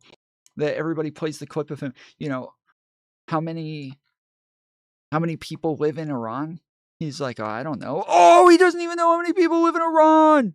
Oh my goodness. How does he not know how many people live in Iran? This is so fucking irrelevant. Like, if he was the ambassador to Iran, I would expect him to know that number, but it's kind of a weird fucking question. So weird. Like, the way that everybody went about that whole thing, I will not get over that shit. This. But wait, and then it's like, shut up, you can't talk about it. But wait, why? Clarify what you mean, because when you were winding up on, the Republican Party has abandoned young men, I was with you. Both parties have abandoned young men, especially the Democrats, though, for so many other reasons. But why Israel? You're saying the focus? Because all the focus energy. is over there. Yeah, I mean, look, Trump is elected. I campaign for him and I love Trump. I just want to say that. And I talked to him the other day, and I love Trump. And I've known him for 25 years, and I could write many books on Trump, and they would be positive, basically. But the second he gets elected, who's the first person to visit? Bibi. Then he comes again. Then he comes again. And it's like the energy of the administration and of the entire U.S. government is all of a sudden about Iran. A war with Iran? Really? How many people do you know who've been killed by Iran in the United States in your lifetime? 0, because that's the number. How many people do you know who've died of a drug OD? Some. Maybe you have a nephew who did. So, like, what is this? I know you want to have regime change in Iran. I'm not mad at Israel at all. I'm not actually mad at Israel. I'm mad at our leaders for spending their time and my money focusing on someone else's country. And then I'm doubly mad because that's a total betrayal of the promise, which is your government works for you because you own the government, because it's a democratic republic. Like, what the hell is going on? And then if you say anything about it, it's like, you're a Nazi, you're an anti-Semite. Well, actually, I'm not. And I'm in a really great place to say that, because I really am not. And no matter how many times they say that, it like doesn't bother me, because in fact, by the way, I think they are attacking me because I'm pretty reasonable. Like, who would disagree with what I'm saying? Maybe you do. Okay, you do, but you disagree with what I'm saying, but like, what is the answer? Why would the U.S. government spend all this time? No, I'm just a sincere question. why is the overwhelming majority of the U.S. Congress taking money from a foreign unregistered lobby? Like, It's just what? asking questions, guys. Like, what is the answer? From a Why is that sincere. okay? And they want to prevent you from asking that question because there really isn't a good answer other than. It's a sincere question. I'm not going to give anybody a chance to answer it, but it's a sincere question, and I'm just asking questions. I don't want any answers, though. Please do not give me any answers. I don't want them. Not interested. Please do not answer that fucking question. But I want to ask it. Okay? Sincerely. Then shut up. And if that's the only answer, I just, by my temperament and my age, I'm just not going to shut up because Tucker, that's not hate, it's sincere. What do you make? Is that? What do you make of the folks who say Israel is our most important ally in the Middle East? They're in a very tough neighborhood. They have our shared Western values. They have our back. We have their back, and that we have much more in common with the people in Israel than we do with some of these surrounding countries. I would say, what are you talking pushing about? things like Sharia law, which I've heard you comment on. Okay. What's happening in Gaza, which is the killing of civilians because they are related to terrorists, they've said that too. This is not a left-wing talking point. Have you read You guys what are fiery Israeli... tonight. It's just a fact. Read Ben-Gvir, Smotrich on this. These are sitting cabinet ministers in the current government saying, starve them out, kill them, kill their children. This is like a cabinet secretary in the current government in Israel saying this out loud. That is not Western. That's Eastern. That is totally incompatible with Western civilization. We don't punish the innocent, period, under any circumstances, or else we're as bad as the people we're fighting. And that, by the way, the U.S. government has done the same, and I've complained about it a lot. And no one has ever called me names for criticizing my own government. So why is it verboten to criticize somebody else's government thousands of miles away? What the hell are you talking about? That is a great question. I just believe in the principle. And second, tell me why they're our most important ally. Hi, folks. Today's episode is brought to you by one of my favorite sponsors. Are we live? All right. We're done with that great. shit.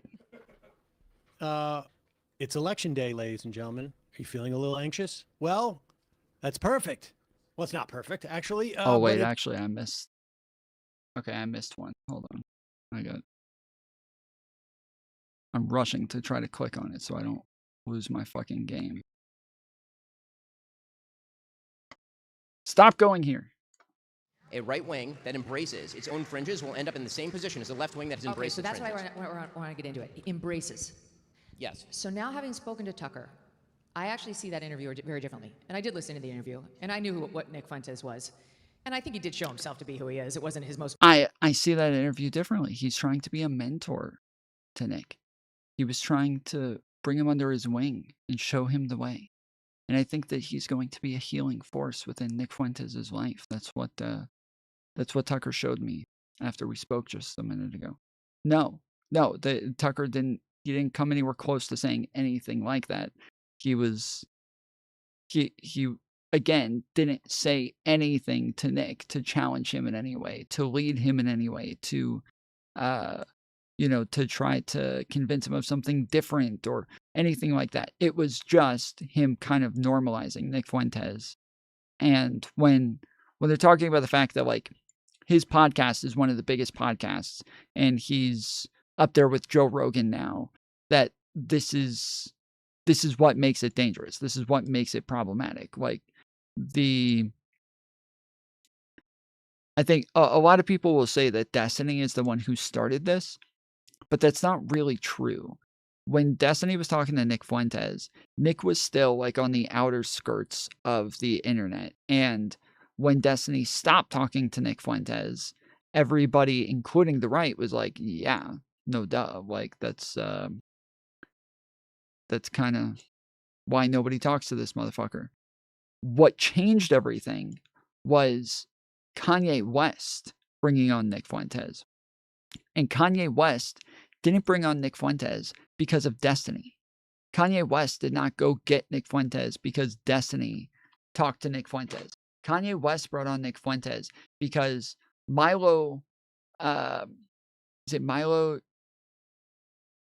I keep wanting to say Yiannopoulos, but that's not his fucking name. Milo Yiannopoulos? Milo Yiannopoulos. Sheesh. Very different. One is Russian. The other one's Polish.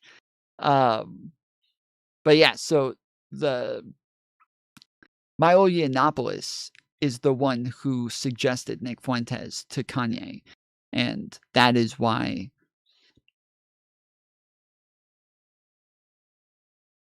Yiannopoulos. Isn't that Polish or is it Greek?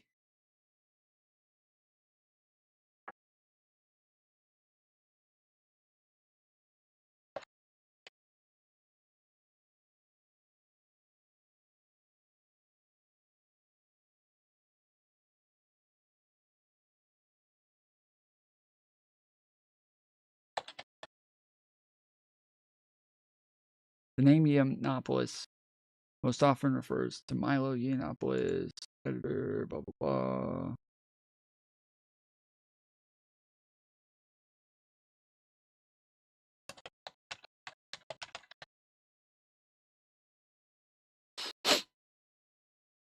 Milo Yiannopoulos, full name, British. I don't fucking care about him.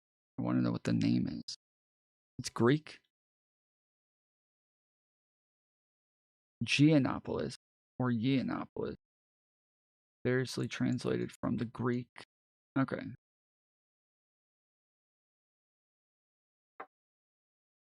Okay. Yeah, Greek. Vile stuff, but you got the feel for what this guy was. But anyways, I really think Milo is the one who recommended Nick, and that's because the two of them were in like the alt-right together back in the day, and so yeah, they just needed to get somebody who was going to be like a very good speaker, very good at helping him with PR while Kanye was running for president. And you know, the best person that Milo knew was probably Nick Fuentes. It's probably very real that Nick was somebody who is a good speaker and is rhetorically effective and is somebody who's going to be able to help with that sort of shit. So then the Milo, Nick Fuentes, Kanye West circus turned into a massive attraction that everybody was trying to get a piece of. And so they were on every single podcast all over the place, from InfoWars to Timcast. They were everywhere because it was just fucking crazy. They were going to do some crazy shit. They were going to say some crazy shit. They were going to talk about how much they love Hitler. You know, Kanye was going to show up with a mask on and talk about how much he loves you know, the president of Israel, or he was just going to walk off out in the first 2 minutes of the show because he felt offended by some slight little thing. So that is what put Nick Fuentes back on the map, was Kanye West, not Destiny, not anybody else. Kanye West, Milo Yiannopoulos and Kanye West put him back on the map. I was talking to him, Ben, to put like a bumper on this guy, because what Tucker was urging him the whole time was to understand that collective punishment for any one group of people is wrong. It's deeply immoral and it's anti-Christian, which this guy is supposed to be. And remind he didn't say any of that. To put like a bumper on this guy, because what Tucker was urging him the whole time was to understand that collective punishment for any one group of people is wrong. It's deeply immoral and it's anti-Christian, which this guy is supposed to be. And reminding him of how deeply immoral that is, that you should not be looking at a group of people, whomever it is. The left does it to everyone, whites mostly, but like this collective shame, white men in particular. And there's a group of people like Nick Fuentes that does it to groups of Jews. And he was making the case throughout the whole interview in the way that Tucker does. He's not like you or me. He's not like pointed and crossed. Nick was already popular then and more popular than Milo. He wasn't more popular than Kanye West. He was not more popular than Kanye West. He was not more popular than Destiny at the time. Even his name recognition was not that high. I remember back then, like, even when I made my documentary on Candace Owens, this was after. So in the Candace Owens documentary, I talk a lot about Nick Fuentes, and I show like a lot of clips of Nick Fuentes. And this was after the Kanye West run for presidency. And I have a ton of friends who are big, like, Alex Jones fans, Tucker Carlson fans, and really big into like the whole conservative online scene. none of them knew who Nick Fuentes was. Like, when I told them about my documentary, and I said, like, yeah, I got a documentary, and it's about Candace Owens and Ben Shapiro and Nick Fuentes, almost every single one of them was like, who's Nick Fuentes? They had no idea who the motherfucker was. Now, today, they all know who Nick Fuentes is. Like, today. But it was that kind of made it to where it was okay to have Nick on podcasts after that. And then the way that Nick has opposed the Israel war has really drawn a lot more attention. But the only reason that that's drawn a lot more attention is because Elon Musk want him back on Twitter. And so it has been like a combination of all of these things. And I'm just saying that lots of people try to act as though Destiny is the one who did this, but he not even close. Not even fucking close. Like, Nick went back into the dark corners of the internet once Destiny was done with him, and then popped back up with Milo, and that is what normalized him being on podcasts. That is not true. And was making... That is fundamentally untrue. No, Ask Senator Ted Cruz whether that is true. He gave it to Ted Cruz because Ted... And Nick Fuentes not been involved with Twitch poll. Do you think Milo would have sought him out? When you say Twitch poll, do you just mean with Destiny? Because he wasn't in Twitch poll. Destiny had already been banned off of Twitch for like a year at that point. Or maybe not a year. Maybe it was like 6 months. But yeah. And then Nick didn't really go on anybody else's shows. He wasn't on like Wick's show. He wasn't on my show. He wasn't on like the other Twitch poll shows.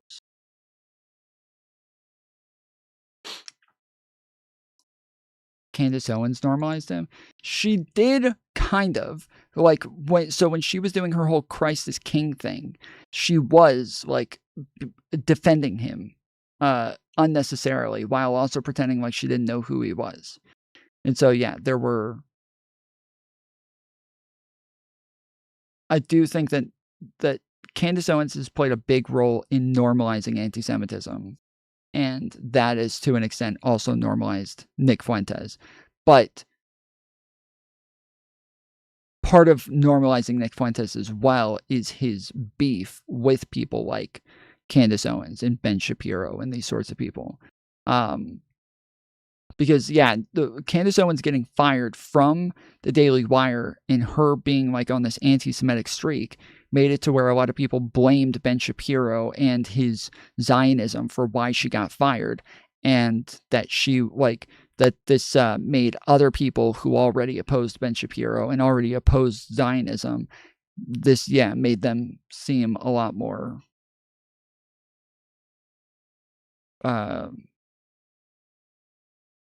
permissible, I suppose. So.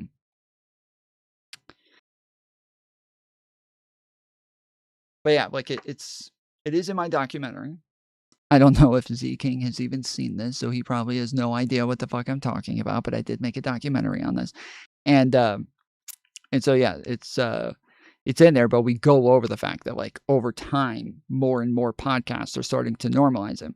And as these podcasts are normalizing him, the hits to his website, cozy.tv, are going up. Like, he is getting more and more hits on the fucking podcast. So I'm gonna watch it. Yeah, I'm sure.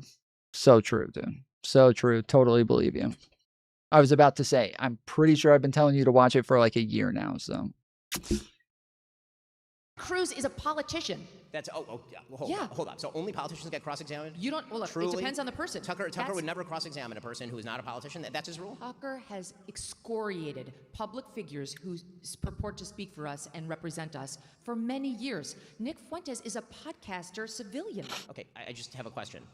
We all in our industry are constantly excoriating people who are in our industry. It happens all the time, every single day. Okay. Okay. Again, But we're talking about his interviews.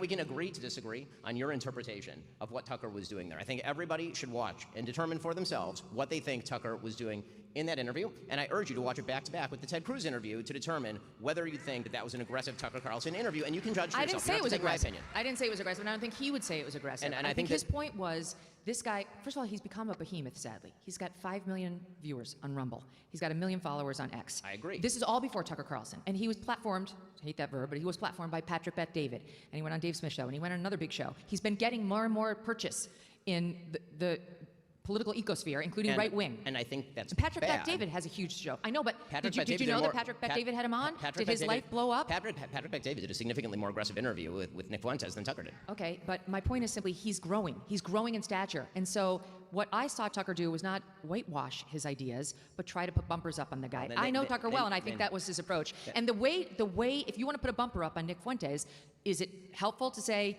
you're fucking vile, you're an anti-Semite? Yes. No, it isn't. Yes, it That is. doesn't put a... Yes, it No, is. it isn't. That makes Yes, the it is. audience feel good because you have hand-to-hand combat, but it doesn't help change that guy's view or his extremeness at all. Okay, I'll tell you what doesn't change Nick Fuentes' view. Tucker Carlson with his arm around Nick Fuentes, grinning for the camera, while Nick Fuentes tweets out America first, and then triumphantly goes on the air the next day to explain that he has essentially used Tucker Carlson as a vehicle for manipulating other people. Okay, that's what Nick Fuentes is saying, not me. Yes, this is why calling him a white nationalist and a neo-Nazi and a racist and all this shit, this is why it actually is beneficial, is because you do want your audience to know that. You want your audience to be aware that that is the case. You want them to know. And so as you know, Nick is sitting there being like, I'm not anti-Semitic. I have Jewish friends.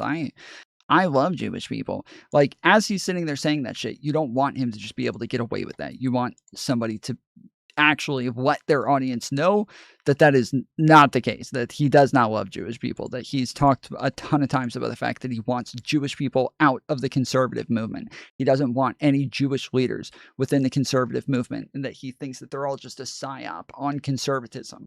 That is the point in calling these things out. Fuentes. Okay, and Nick Fuentes. Whoops. That is the point in calling these things out, is that, yeah, you want your audience to be aware. It's a perfect use case. Whoops. And by the way, I will again say that Tucker Carlson, when you say to somebody in an interview, do you condemn anti-Semitism? And then the person says, sure, which is what Nick Fuentes said. He said, I'm not an anti-Semite, which is blatantly untrue. Yeah. A responsible journalist would then follow up, demonstrating that that is false. Tucker did not do that. He allowed him to get away with that, and then he allowed him to talk about, quote-unquote, organized Jewry, followed by Nick Fuentes being treated to a disquisition by Tucker Carlson about why Christian Zionists of all human beings on earth are the people that he hates the most. He took that back. You can't take that back. You How do can you take too. that back? He did. How? Because he Then he should explain why it was wrong. He should explain why Christian Zionists are actually wonderful people. Tucker is very quick to self-flagellate, and he went on with Dave Smith the next day, the next week. Again, the self-flagellation that he does is just, it is the most bland bullshit. Like, he says things like, you know, I don't like that person. That person's a liar.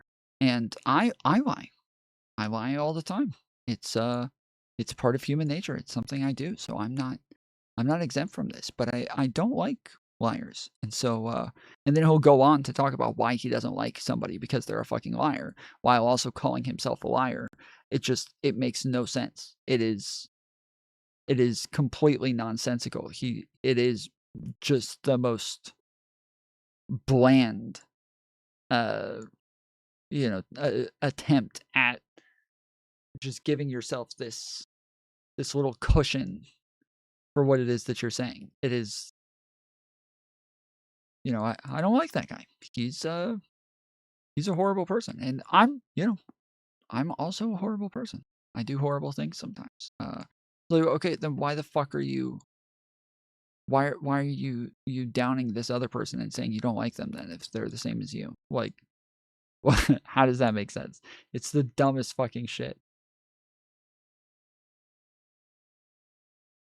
Week, whatever, Monday, Tuesday this week, and said, That was stupid. I didn't mean that. He said, I'm angry at people like Lindsey Graham. I'm angry at people like Ted Cruz because he thinks they run headfirst in these conflicts and they don't think about what's going to happen to American wait, kids. Hold on. If we're talking about firing inside the tent, what everything Lindsey Graham, okay, and I'm not a huge Lindsey Graham fan. He votes with the President of the United States 100% of the time, and Tucker spent yesterday's show excoriating him as a psychosexual death worshiper. Does that sound like firing outside the tent? Again, these are the I'm questions. not offended. Again, the questions that I'm asking here, I'm not asking you to do anything, Megan. No, I know. Okay, I know. I'm not. Our beef is not with each other. I'm not, okay?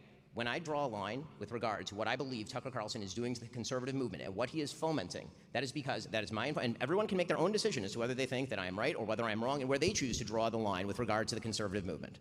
The question for me is always whether somebody's statements are forwarding moral values that I think are worthwhile. I did not get into this business for the money or for the clicks. You didn't either. Neither did he. What was that? Neither did he. I mean, he may not have. That's fine.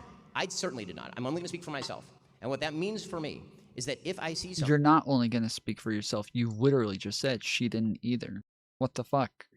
You're not just going to speak for yourself. You just said, I know you didn't either. Somebody breach basic moral values by having on a Nazi, and in my own view, you can take your own view, in my own view, gloss the Nazi, then I'm going to speak out about that, and I'm going to point out that there is a long pattern of him ideologically laundering terrible ideas over the course of the last 2 years, ranging from traveling to We were Russia supposed to work sniff the together blood to and get the explain why big the guy. Russian regime is actually wonderful, to saying last week that the Venezuelan regime of Nicolas Maduro is actually not that bad because they're being attacked by, in his words, globo homo.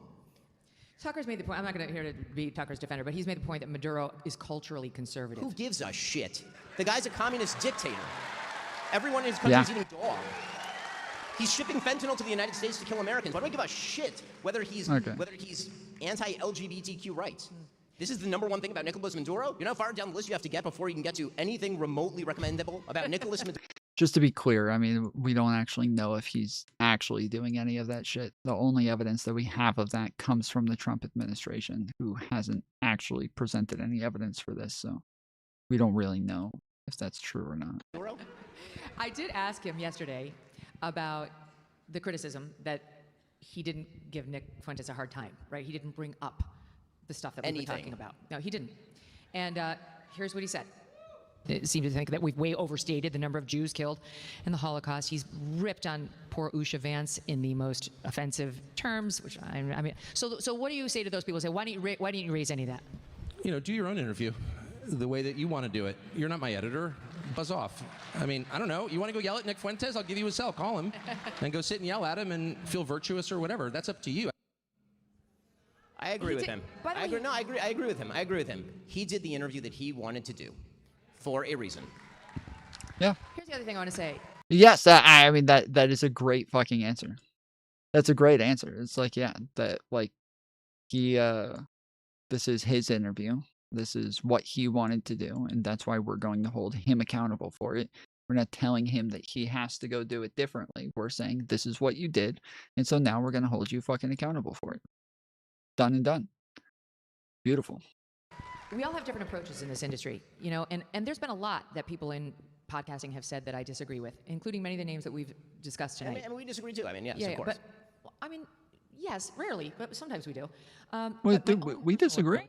Generally, What when do it's you mean? someone who's on what I consider to be my side, the side of sanity. And this is the entire question, is whether I consider Tucker Carlson to be on my side. I get it. But I would just say, just for the record, my own general approach, and this is my audience here, so they know, is in general, I will take on a position, and I will make clear how I feel. For example... Just so you guys know, everybody else at the Daily Wire currently, I believe, is actually defending, like, platforming Nick Fuentes.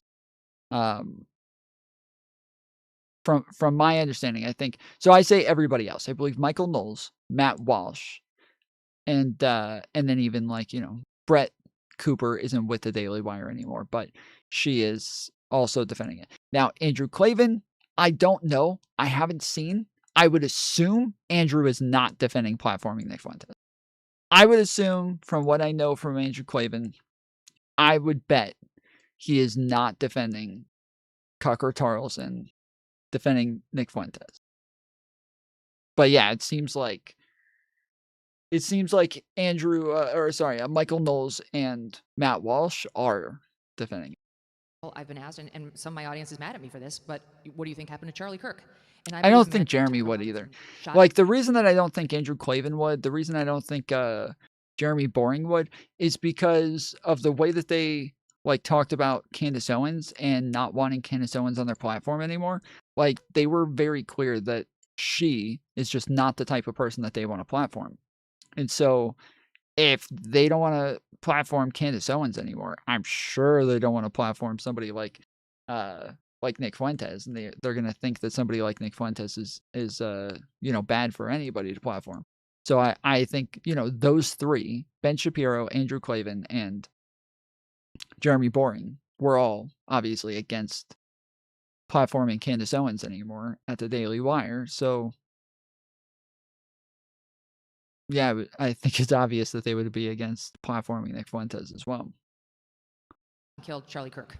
I believe he was influenced by trans Tifa, radical trans activists, that he fell in with a lunatic that goes by Lance Twiggs, that guy was extremely radical, and that he and possibly a band of others convinced this guy that violence was the answer.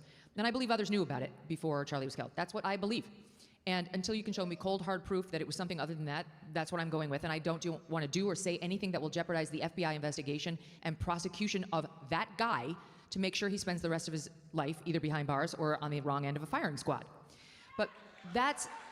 So I feel like I can make these points without attacking people who generally are on my side in fighting the deranged leftists who are killing us. But my point is, so 2 points. One, you have to define They're your side. killing us.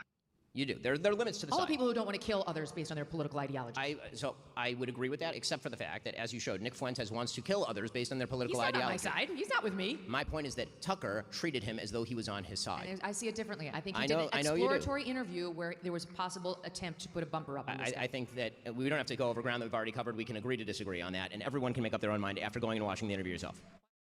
Let's be blunt. Gold is up around 40% this year. That's not speculation.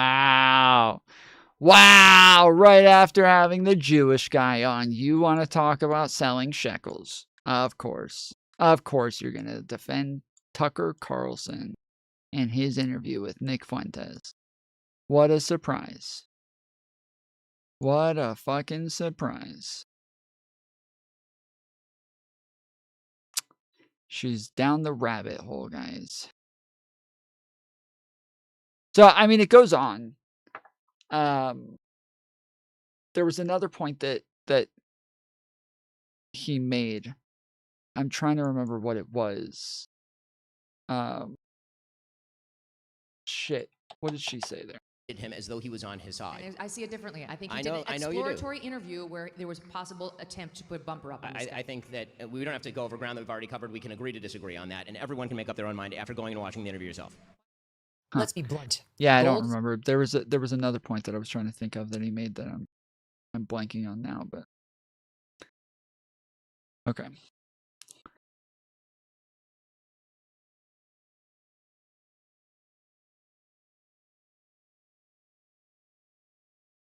All right, I think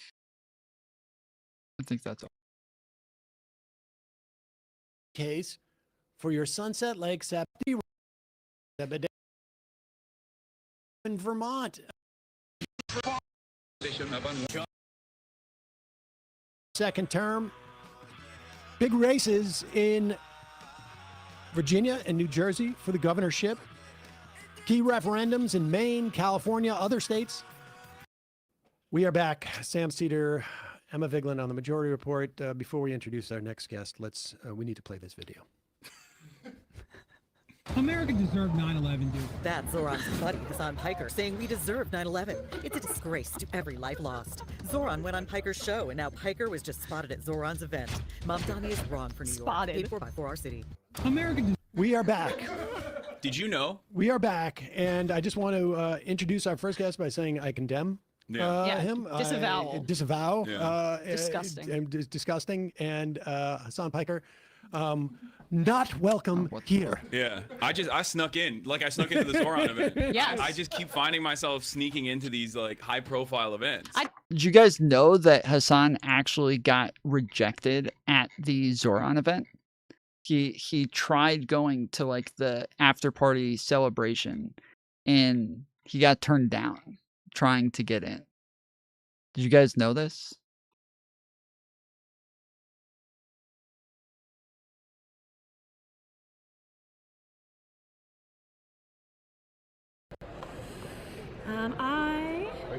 do not have you for the upstairs list. Okay.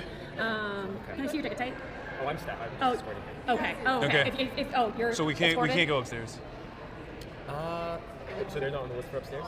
I do not, but do you have this for there? I can also just check. Well, so I thought movement builders could go upstairs, no? Oh, okay. Yeah. Damn. But I can double check and just make sure Upstairs on my just end. more seating area. Yeah, I just wanted a drink. I'm good. Just so I can. Or here. What was your name? Sorry. Michael. Okay, great. Let me just make sure on my back channel. We got no motion, chat. We got no motion. We're washed. We're washed.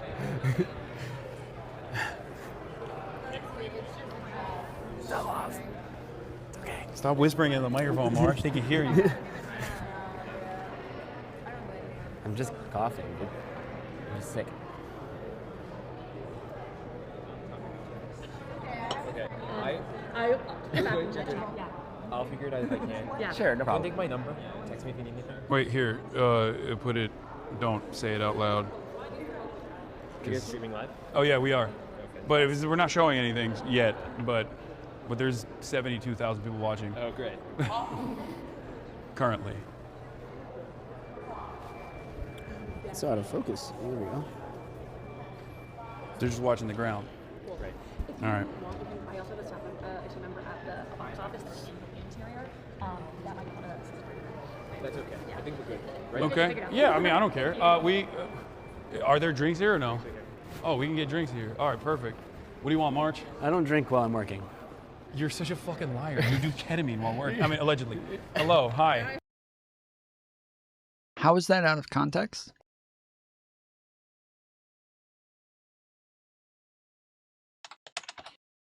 Did he say it was out of context on Twitter or?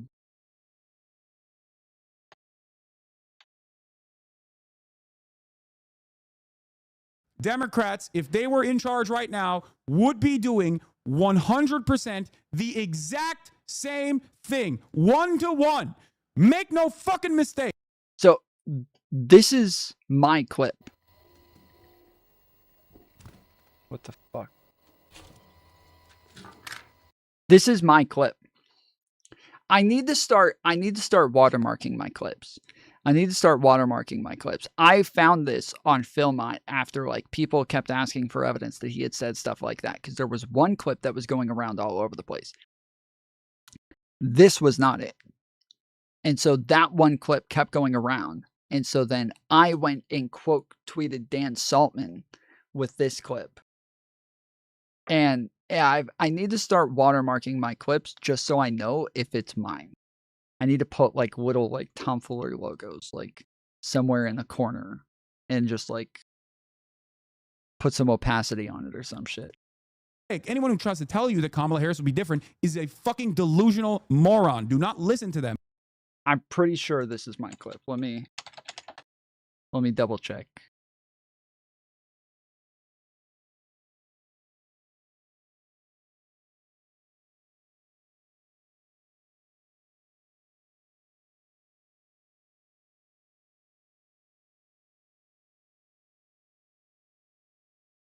Yep, here it is.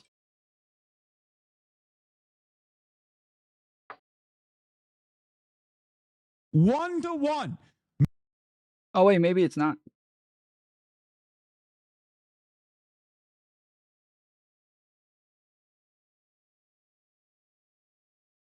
Make no mistake. Anyone who tries to tell you that Kamala Harris will be different.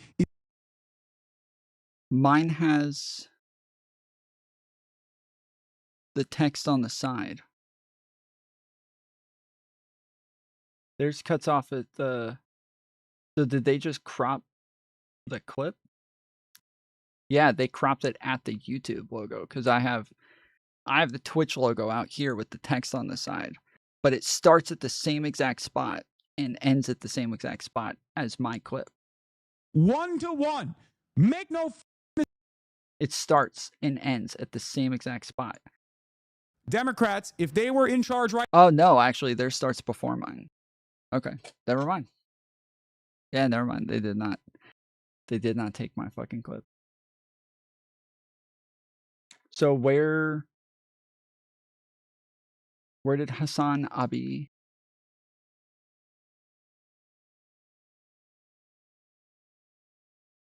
Where do you say this?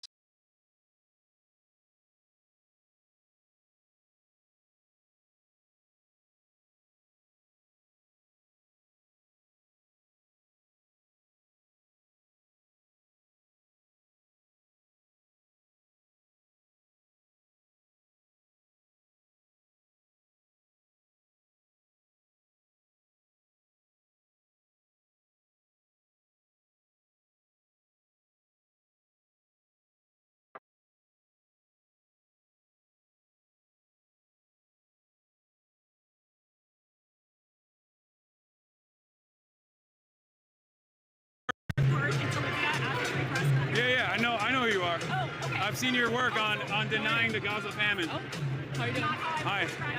But you guys... You did do that though. Okay, well, anyway, I would love to profile you. You know who I am. For the free press? You already have profiled me. You called me the handsome face of terror apologia. Not you, but your outlet did.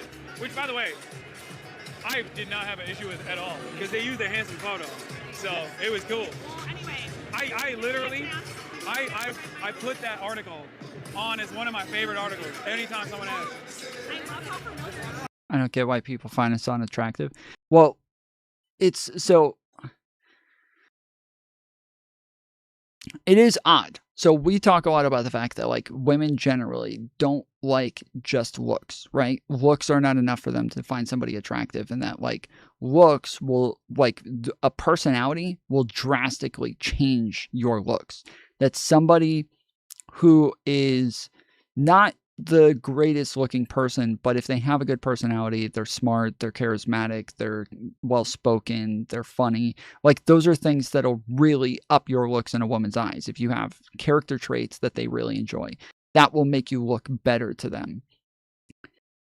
Hassan is a very good looking person, but I would assume if this is true about women, as soon as he starts talking, he would just kind of drop off pretty quickly in attractiveness, but somehow he doesn't, so I don't get it.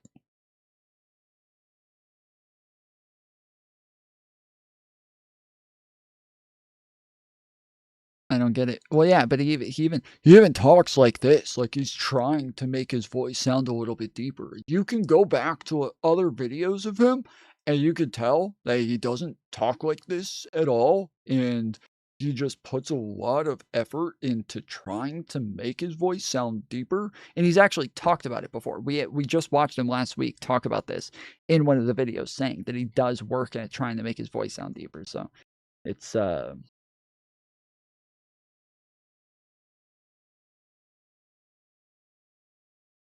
little odd.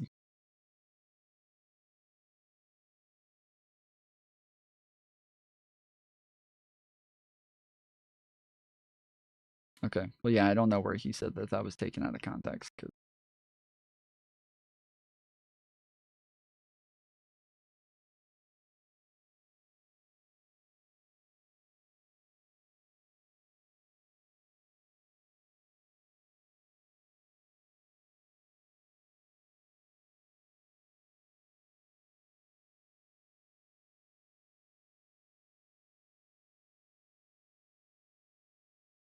Oh, what the fuck?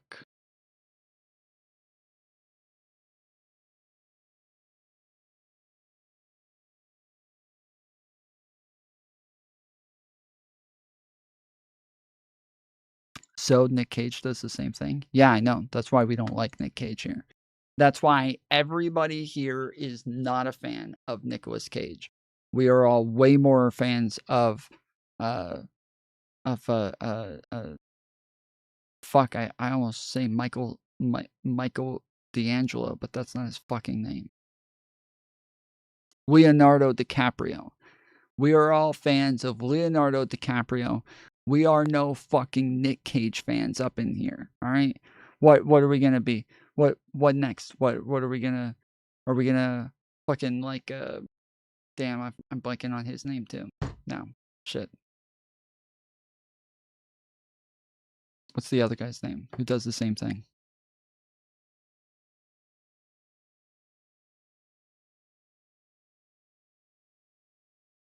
Keanu. Yeah, what next? We're gonna be fucking fans of Keanu Reeves? Yeah, right. Yeah, right. Yeah, the guys who all do this with their voices and they're trying to talk like the yeah, no. Nick Cage and Leonardo DiCaprio.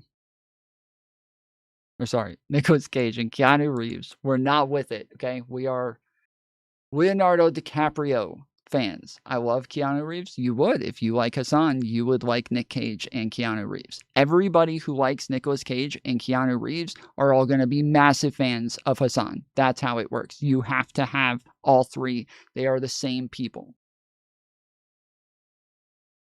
They are exactly the same people across the board. I'd say infiltrated. Yeah. Infiltrated. Yeah. Right? Because that's what's scarier. Intifada, obviously. To do enchiladas. I mean, part of the problem is we're just too afraid That's to a say fact. get out. Yeah. And so now we're all Yeah, I just just here come in and like, muscle my way through we're the all just door. looking You around Muslim at your way through the everybody.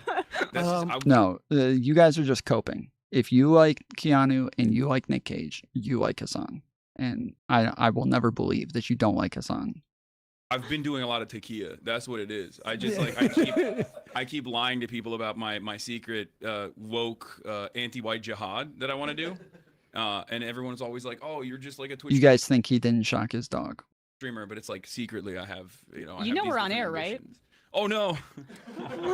This is gonna be in the next Michael Bloomberg $7 million attack ad. He's gonna be like, Exactly. Hassan Piker, scary Muslim. He does woke Sharia. What is the next election? Do you think that you're going to be used in? I mean, this is if it doesn't work in this one, I just don't know which one it's going to work in. I don't think they're going to drop it. I've been talking to a lot of politicians and insiders on the Democratic side about this stuff, and even some.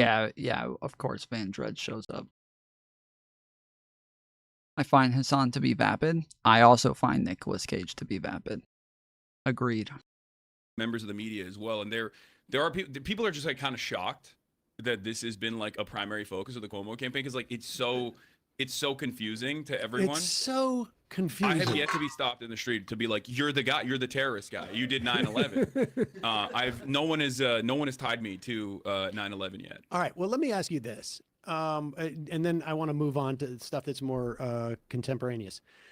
But did you use a hologram to take down the building? Like, how exactly? So steel does not melt. Yeah, jet fuel does not melt steel beams. Yeah. Okay. Oh, we're so back what did on you that do? too. Well, I just wanted to find out. Like, how did you do this? Yeah. I was a very impressive 10-year-old. There you go. A lot of people said like, I was cranking 90s Fortnite style on my flight simulator. And I was just so Yeah, we all know since it's Hassan and he's also the nephew of Cenk Uygur, to where of course Hassan knows he didn't do 9/11. He believes the Jews did 9/11. I was able to do all of it at the age of 10 from Turkey. I'll tell you something. I don't know if you saw the movie War Games with Matthew Broderick, but almost the same thing happened in that too. I did not see that accidentally almost started I did not off. see that movie because I was too busy planning out another 9/11. He was on a computer. He almost started World War III. The entire reason that he thinks America deserves 9/11 is because of their relationship with Israel. Because of it. And It's a Zoran very was similar what, story. like 9, right? Yeah, During 9/11, yeah, so me- that's me what we and him call are a the sleeper same cell. age, yeah. Sleeper You cell. guys were 9 and 11? Yeah. Wow. Exactly. What did we know? Numerology, baby. And 9/11. it almost feels like they just kind of gave up on like attacking Zoran, but they did want to like appease their big ticket billionaire Zionist donors, and they were like, "What's the next best thing that we can just like unload $3.5 million?" Because that's what you just watched. Michael Bloomberg came in at the last second and was like, "We haven't hit this Hassan guy hard enough," and that PAC put that out, and they're like, I'm getting text messages from my friends that live out here. Electile Dysfunction says the Knicks game was more Hassan commercials than actual play. Yeah, no, they like in between like Capital One, you just have like, this guy is the architect of 9/11, like, which is crazy. But yeah, I think I think it's gonna go away eventually. I don't know. Oh, FYI. So I told you guys that we're going to be working on some new clothes for the merch, and we got fuck. I am overloaded on disk space, which is fucking up my memory right now. But we do have some new merch. Okay, so it's not on the page just yet, but if you go to the merch page, we have a new sweatshirt up that says, "Nobody does treason better than me."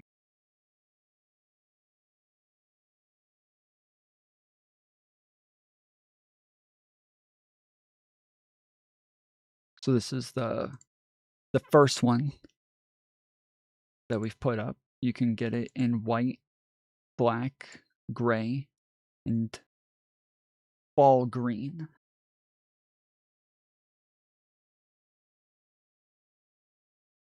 Did you want me to submit the tomfoolery jock strap that I designed?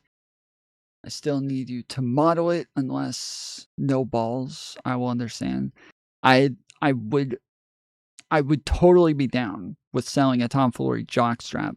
I just think that it's probably gonna be too big for everybody else. And so if we actually sized it down for like the normal person, it really wouldn't be tomfoolery jockstrap anymore. So we gotta come up with a different type of clothing.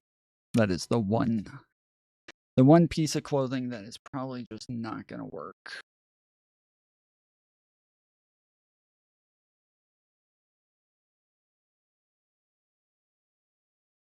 I would model it for you if you actually put it up for sale. Well, the thing is that I think the only way people would buy it is if they knew I modeled it first, right?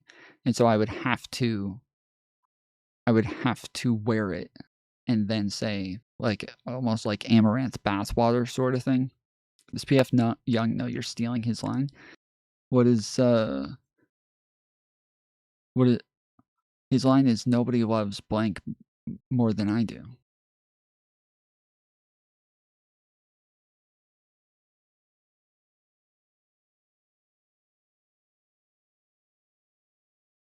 What line are you talking about? I'd only buy it if I knew you bore it first, yeah.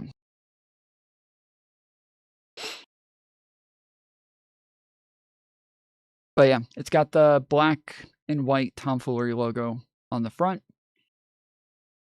And then yes, it has the little Trump character sitting at the desk, and it says, "Nobody does treason better than me."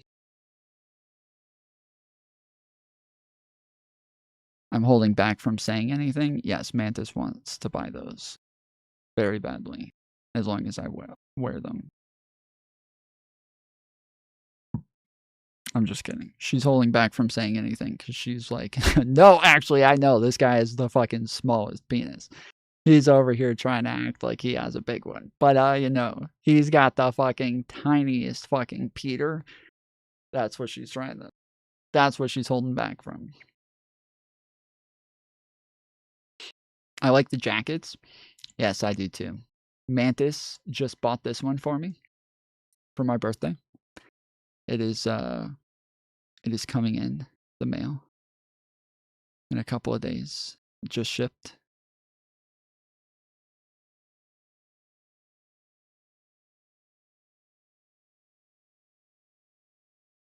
But yeah, that's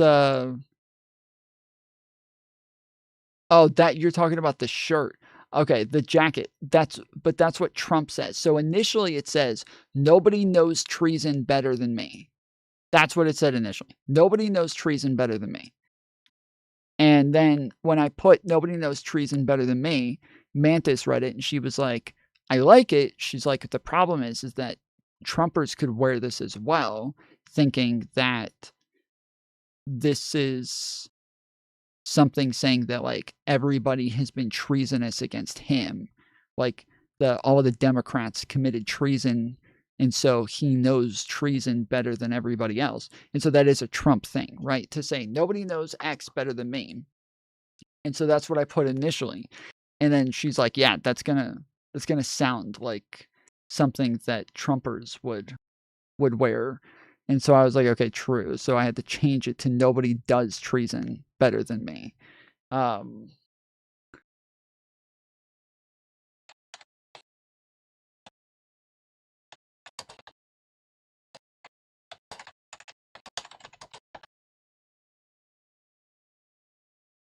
Nobody knows this stuff better than me. Nobody knows more about taxes than I do and income than I do. Nobody knows more about construction than I do. Nobody knows more about campaign finance than I do. Nobody knows consultants better than me. I know more about drones than anybody. Nobody knows much more about technology. Nobody can do it like me. Nobody. Nobody can do it like me. Honestly. Nobody's stronger than me. Nobody has better toys than I do. There's nobody bigger or better at the military than I am. Nobody loves the Bible more than I do. Nobody builds walls better than me. Nobody's better to people with disabilities than me. Nobody's fighting for the veterans like I'm fighting for the veterans. There's nobody that's done so much for equality as I have. There's nobody more pro-Israel than I am. There's nobody I didn't more... know he said that. He didn't say that about treason, Allie. He didn't say that about treason. That's the joke, is that he always says about everything that, like, nobody does this better than him, or nobody knows more about this than he does. And so because he committed treason, we're taking the treason that he committed and saying nobody commits treason better than he does. That's... Except committing treason would be the right way of saying it. He wouldn't say it that way. He would say nobody does treason better than me. So we put it into like a Trumpian statement because he committed treason. And wow, joke explainer much? I know. I know. So yes, anyways, we have this. This is the first one that we've got up. We're going to put up a bunch of others that are also going to be, political statements with some graphics and stuff on them. So if you guys have any ideas or things that you think would be cool, we're also going to put up MASA, M-A-S-A, Make America Sane Again. We'll have the hats that look like a NASA hat. Because I think they have like this, like the globe on there with like spins around them. And so I think we might put like a brain on there with like stars spinning around it, like somebody's dizzy.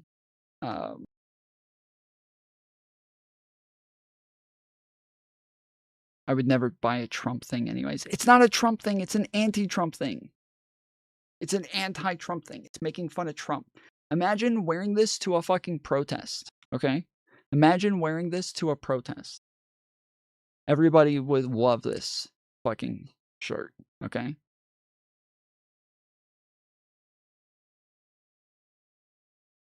Massa could be a slave owner. That's what I said. I was like, this is going to sound really bad. It's going to be like a yes, a massa sort of thing. But Tom, people don't understand satire. People on the left don't understand satire. This is why people say the left can't meme. It's because everybody's too autistic, so they don't get jokes. They don't get irony.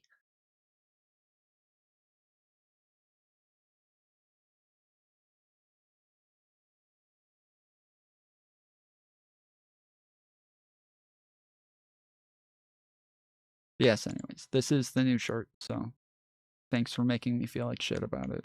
I'm going to delete it now.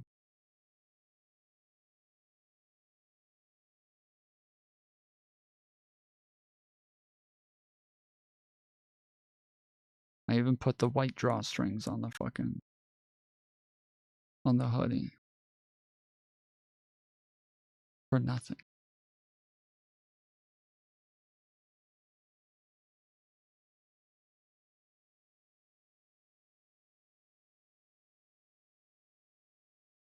I'm not too autistic. I feel like I would be making a pro-treason statement wearing it.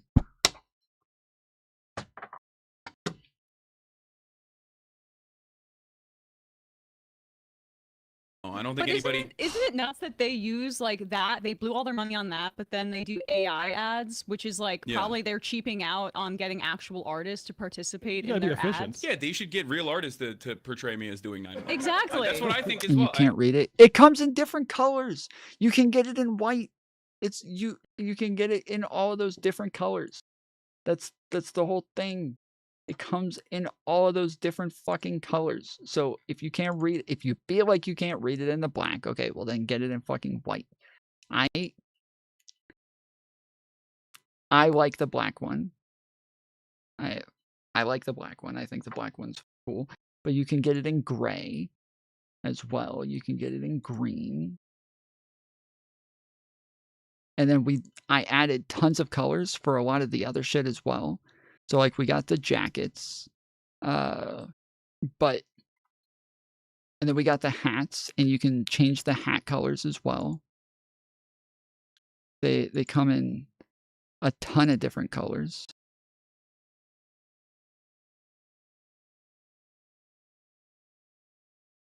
This is our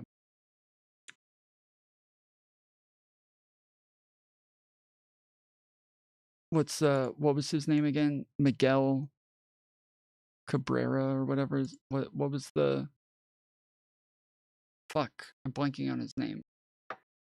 The guy who got kicked out of the country and Trump wouldn't bring him back.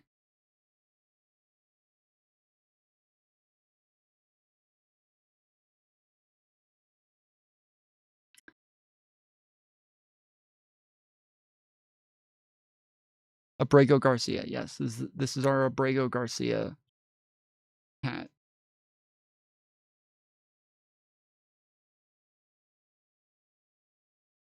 So yeah. Got a bunch of different colors that you can get it in.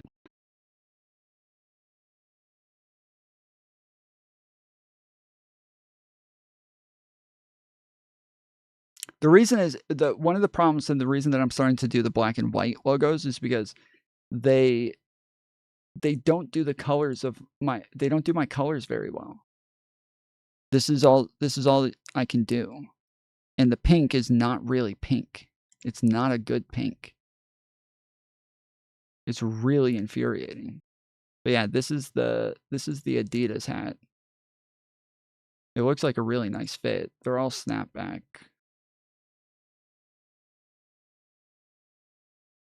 But yeah, and then these also. Allie asked me to add a bunch of different colors for these. So we got a lot of different colors now that you can get the hat in.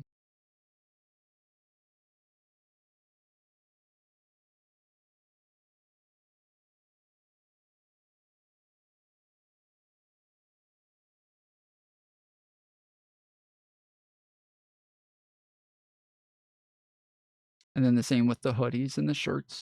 They all come in a bunch of different colors now, so you can get them in all of these different colors.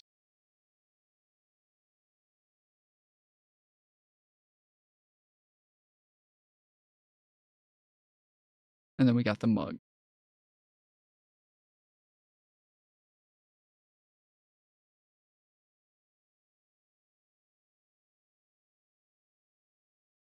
But yeah, we'll be adding more graphic tees to this anyways. That's what I'm saying. We're adding more graphic tees, so.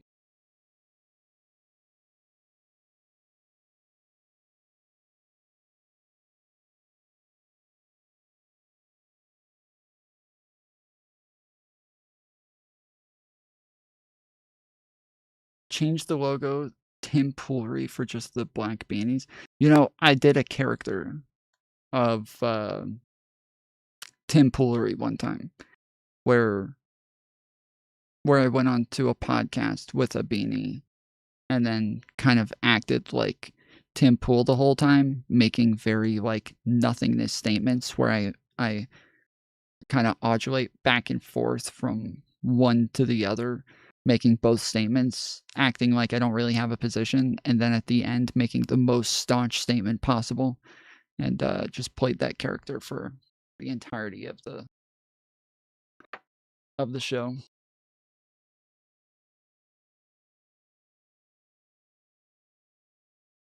Wore the glasses and everything.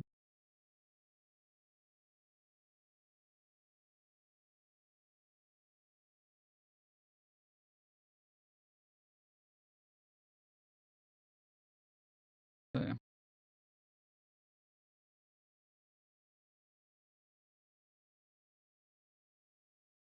I agree. That's the leftist position. Good input, Emma. Yeah, pay some. Yeah, Use union commission some real artists. Like, Well, I was supposed to I was supposed to go on the Tim Pool show a little while ago, but I had conflicting schedule at the time, and so when it was coming up, I did talk about possibly going on with a beanie, with the glasses, and going on and kind of playing the character the whole time I was on there.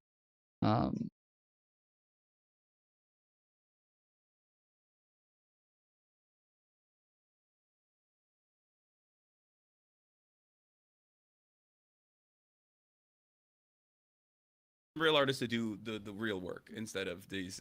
It is interesting though that they are desperate to try and find, if they continue on with this with you, like try and use you as. So this is really who Donald Trump chose as his running mate? I'm a never Trump guy. I'm a never Trump guy. I'm a never Trump guy. I never liked him. I'm a never Trump guy. I'm a never Trump guy. I'm a never Trump guy. I'm a never Trump guy. I'm a never Trump guy. I'm a never Trump guy.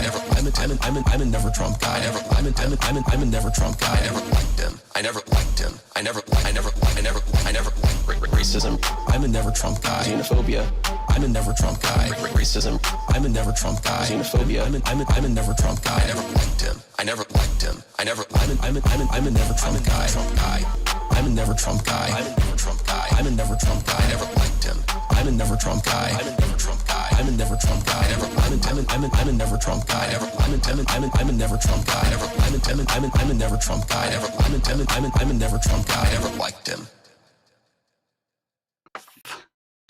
My monitor cut off right at the end. I don't know what it is, but it seems like my monitor cuts off at like very specific times when when a video ends or when I open up a new program or something. It feels like it does very specific shit. So I don't know what that's about.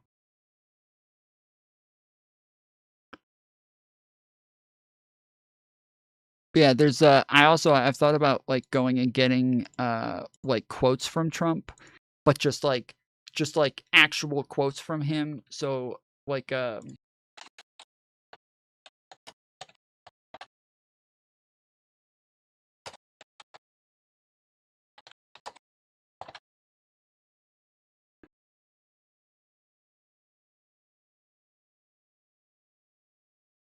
also been.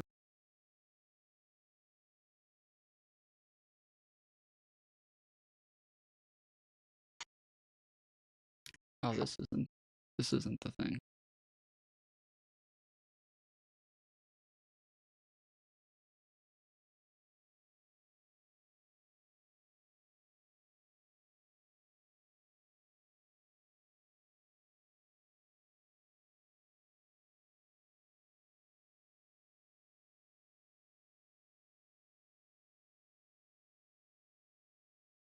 Where the fuck is it?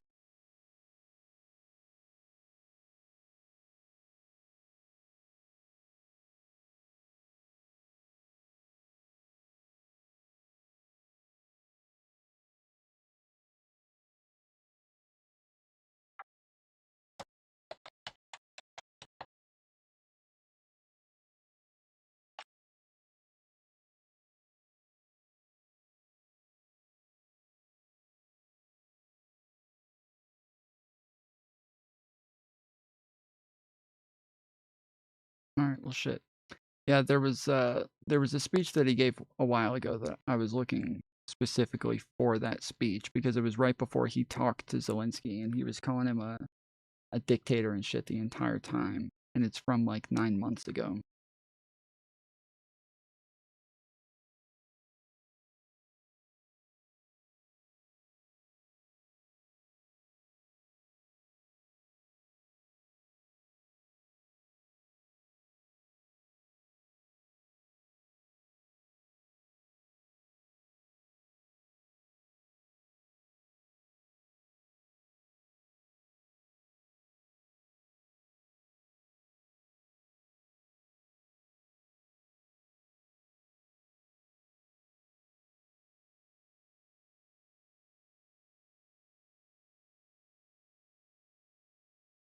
It would be tremendous. Does any?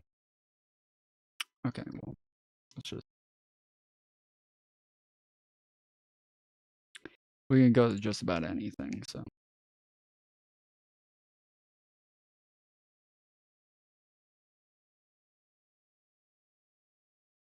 Or I guess normal people could. My computer chooses not to load anything, so I guess okay.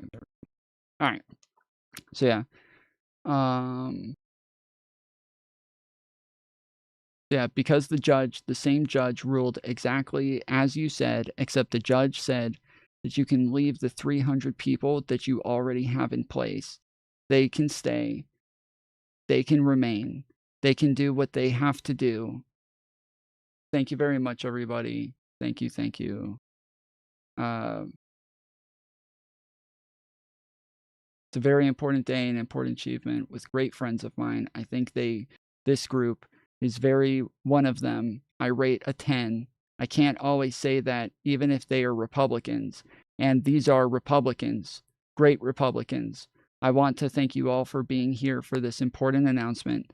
7 years in the making. As you know, this has been going on for a long period of time, and I am thrilled to report that the U.S. Space Command headquarters will move to the beautiful local of a place called Huntsville, Alabama, forever to be known from this point forward as Rocket City. Okay, so Huntsville, Alabama. We love Alabama. I only won it by about 47 points. I don't think that influenced my decision, though, right? That didn't, right? But we have a lot of competition for this, and Alabama's getting it. Huntsville in particular. So congratulations, everybody. Katie, congratulations. This will result in more than 30,000 Alabama jobs and probably much more than that, in hundreds of millions of dollars of investments. And that's billions. Like, this is just nonsensical. This makes no sense. You can just take any transcript of any point that he's ever said anything and just take that and just put it on a fucking shirt, because everybody, they'll read it and they'll see it makes no sense.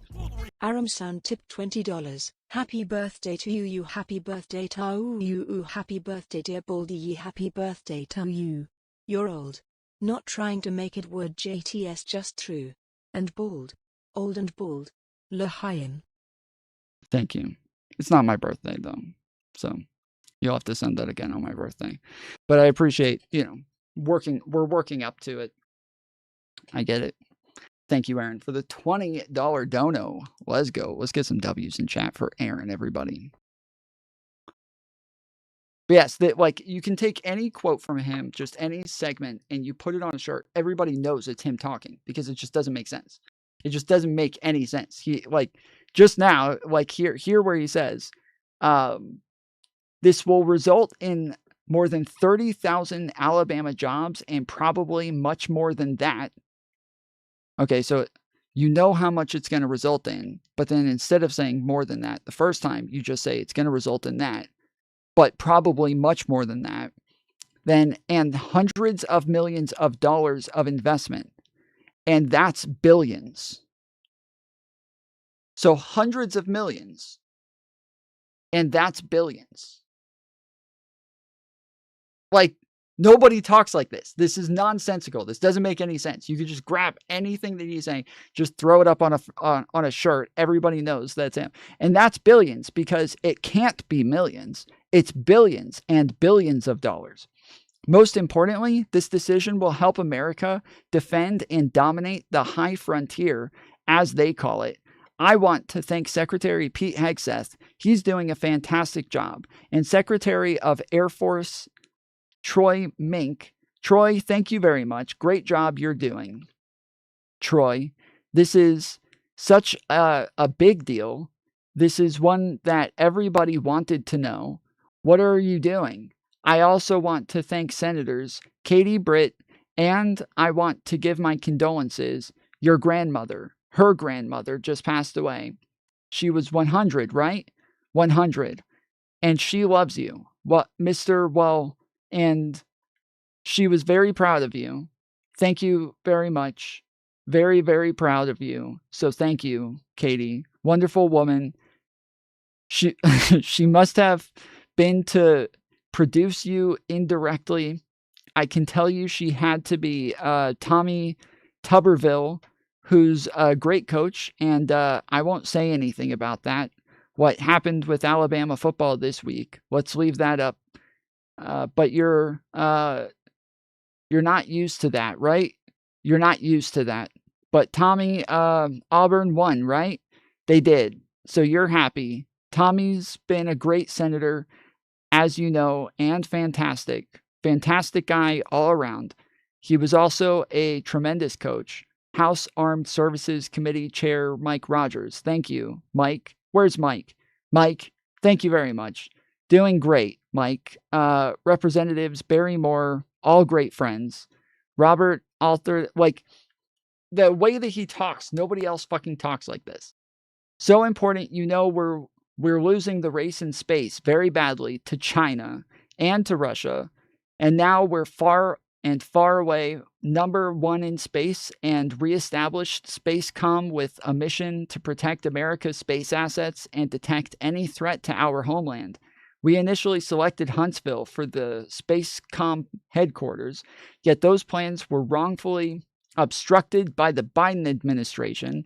And as you know, they moved them to a different locale. And today we're moving them forward with what we want to do and the place we want to have this. And this will be there for hopefully hundreds of years. That is an insane run-on sentence. That is a ridiculous run-on sentence, bro. That's where it's going to be. I will say I want to thank Colorado. The problem I have with Colorado, one of the big problems, they do mail-in voting. They want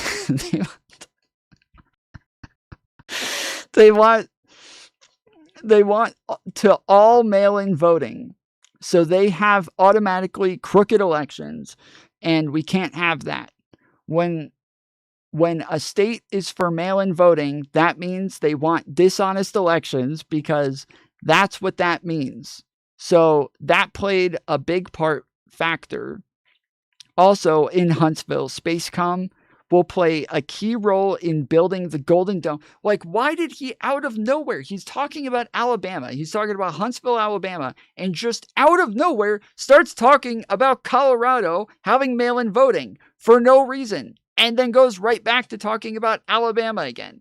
This is so ridiculous. This is the weirdest shit, bro. Like it seems to make sense because you just got used to him talking like that. So it just seems to like make sense when he says it. But then when you read it, it is like reading something a toddler said. And it's funny because if you watch the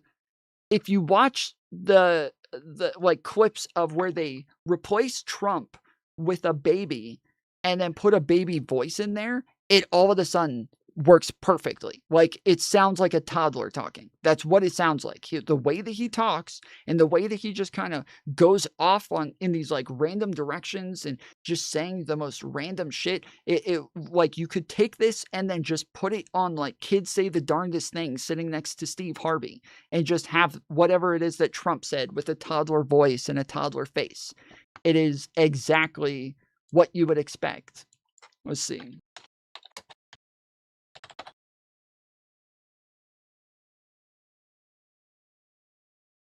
They say, I'm the problem. Really? You want to blame me for everything? Well, I'm not the one saying. Okay, that's stupid.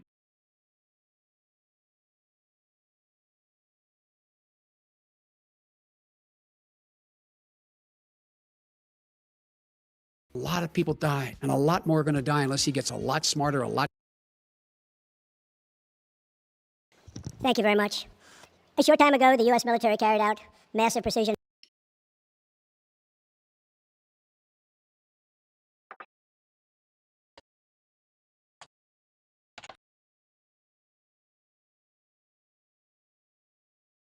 Okay, I can't find it. There's some great ones of Trump talking to Zelensky. Is this it? You got to be more thankful.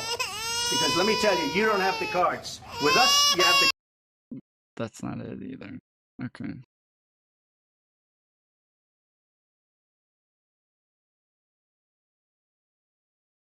I've got Putin and Zelensky here, and get.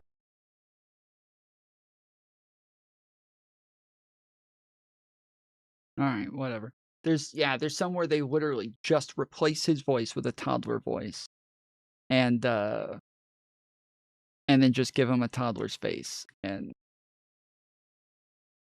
it's perfect. He broken this ceasefire. He killed our people, and he didn't exchange prisoners. We signed the exchange of prisoners, but he didn't do it. What kind of diplomacy, JD, you are speaking about? What do you mean? I'm talking about the kind of diplomacy that's going to end the destruction of your country. Yes, but if you Mr. President, with respect, I think it's disrespectful for you to come into the Oval Office and try to litigate this in front of the American media. Right now, you guys are going around and forcing conscripts to the front lines because you have manpower problems. You should be thanking the president for trying to bring an end to this. Because you're in no position to dictate that. Remember this. You're in no position to dictate what we're going to feel. We're going to feel very good. We're going to feel very good and very strong. You will feel influence. You're right now not in a very good position. You've allowed yourself to be in a very bad position, and he happens to be right about it. From the very beginning of the war. You're not in a good position. You don't have the cards right now. With us, you start having.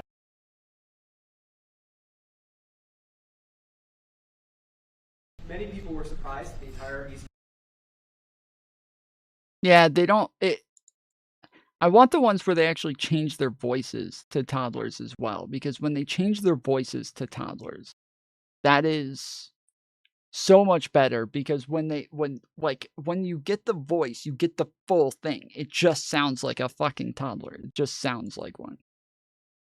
They're all Democrat delays. There are delays at the airport. That's standard. And again, this is something that every day we put forth a bill. It's just a continuation. It's a very simple thing to sign and very simple to do.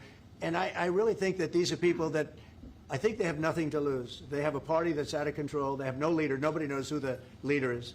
I look at people with very low IQs like a Crockett, this woman Crockett. I never met her, but she's a low IQ individual. I look at AOC talking about how if they want to negotiate, they can come to my office. She's not in that position to do that. And who the hell is she to say that? And then I watch Nancy Pelosi not knowing what to do. I watch their leadership. Look, Schumer is petrified of a primary because he's not going to win probably against anybody in a primary. You know, Schumer did the right thing, but he handled it badly originally a year ago. He did probably the right thing, but he handled it badly. I think Schumer's incapable of making eyes, dude. They're a mess. They're a party The that facial has no expressions are so good. and they have no policy. You know, we have great, I think we have great leadership, but we also have great policy. We have strong borders. We have no men and women's sports. I mean, basic things. We're not going to take your child away and change the sex of your child. We're not going to do things like that. Like, what what is they're he doing talking to the about? country is so incredible. And they got away with it with all their woke crap, and now it's stopped. And You can tell who each person is too. It's really good. Like each person, when they show them, you can tell who they are. Like that's obviously AOC. They just had Hakeem Jeffries on there a minute ago. They had the Spanish lady just a little bit before that. It's based on common sense and strength and intelligence. I mean, we have the United States of America, and I say it all the time. Other leaders have told me this. Mark hasn't yet, but I think he would. A year ago, we were a dead country, and now we are the hottest country anywhere in the world. Maybe Canada. I'll give Canada, but because I do like Canada. But you know, we're the hottest country in the world right now. There's never been a country that has the kind of money coming into. There's never been anything like this. There has never been a country that if you take $1 trillion, that would be unbelievable. We're going to have over $20 trillion invested in this country. There's never. Yeah. Anyways, okay. Yeah, I don't know where the.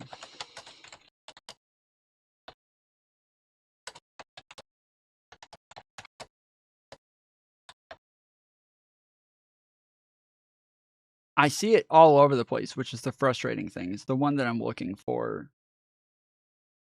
I see it all the fucking time. And yeah, now, for some reason, can't find it.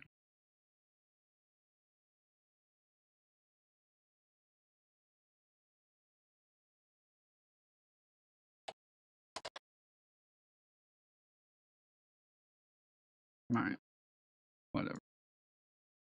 Some type of boogeyman down the future.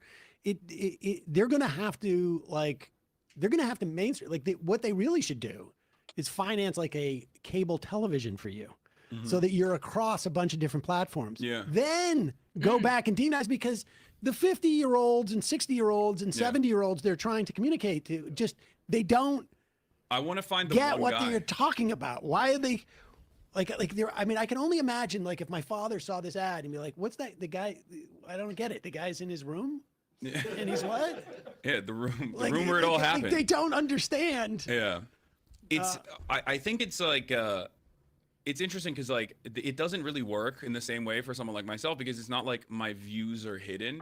Whereas like I think they're trying to maybe isolate me as like a Nick Fuentes style individual, but on the left this time, like a radical leftist. But like my most radical positions are like things that the overwhelming majority of Americans want or would be good overall. So it's not like something that I need to shelter. He wants you all to have health care that doesn't bankrupt So you. it's like my most radical positions are like Medicare for all, you know what I mean? Right. So and also an end to like all the militarism around the world. And these are positions that are objectively very popular with the American population, as opposed to just like what the white nationalist flank of the Republican Party, like what they want to do is just like mass deportation. Later, Z King. Have one. Have a good one.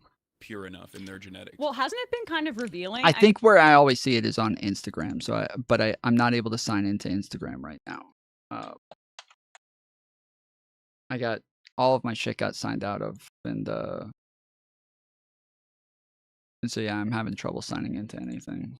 I mean, that what I have enjoyed about this race is not the Islamophobia, but the fact that so many Democrats are showing their ass on this, and there's hopefully a reckoning of the bigotry within the party here. Like Cuomo delayed, but Cuomo saying the other day that multiculturalism, or what do you say, diversity doesn't necessarily Can be a weakness too. Can be a weakness too. Like that was that's Zionism distilled, and that's the kind of thinking that needs to get out of the Democratic Party. The idea that like other races or ethnicities of people need to be separated for safety purposes. The fact that that's even an existing viewpoint in the party, I mean, it's emblematic in Zionism, but that's part of what we need to move past. And just white nationalism in this country. But Democrats believe that, right? Yeah, no, I and they mean- don't think about it in the same terms as white nationalism. supremacy. When they think about, He Zionism. simply wanted to secure an existence for Italian children. That's what it is. That's like, what's wrong with that? You know, I don't want my neighbors in New York to be speaking different languages in New York. Do you believe that Little Italy has a right to exist, Hassan? No, abolish Little Italy.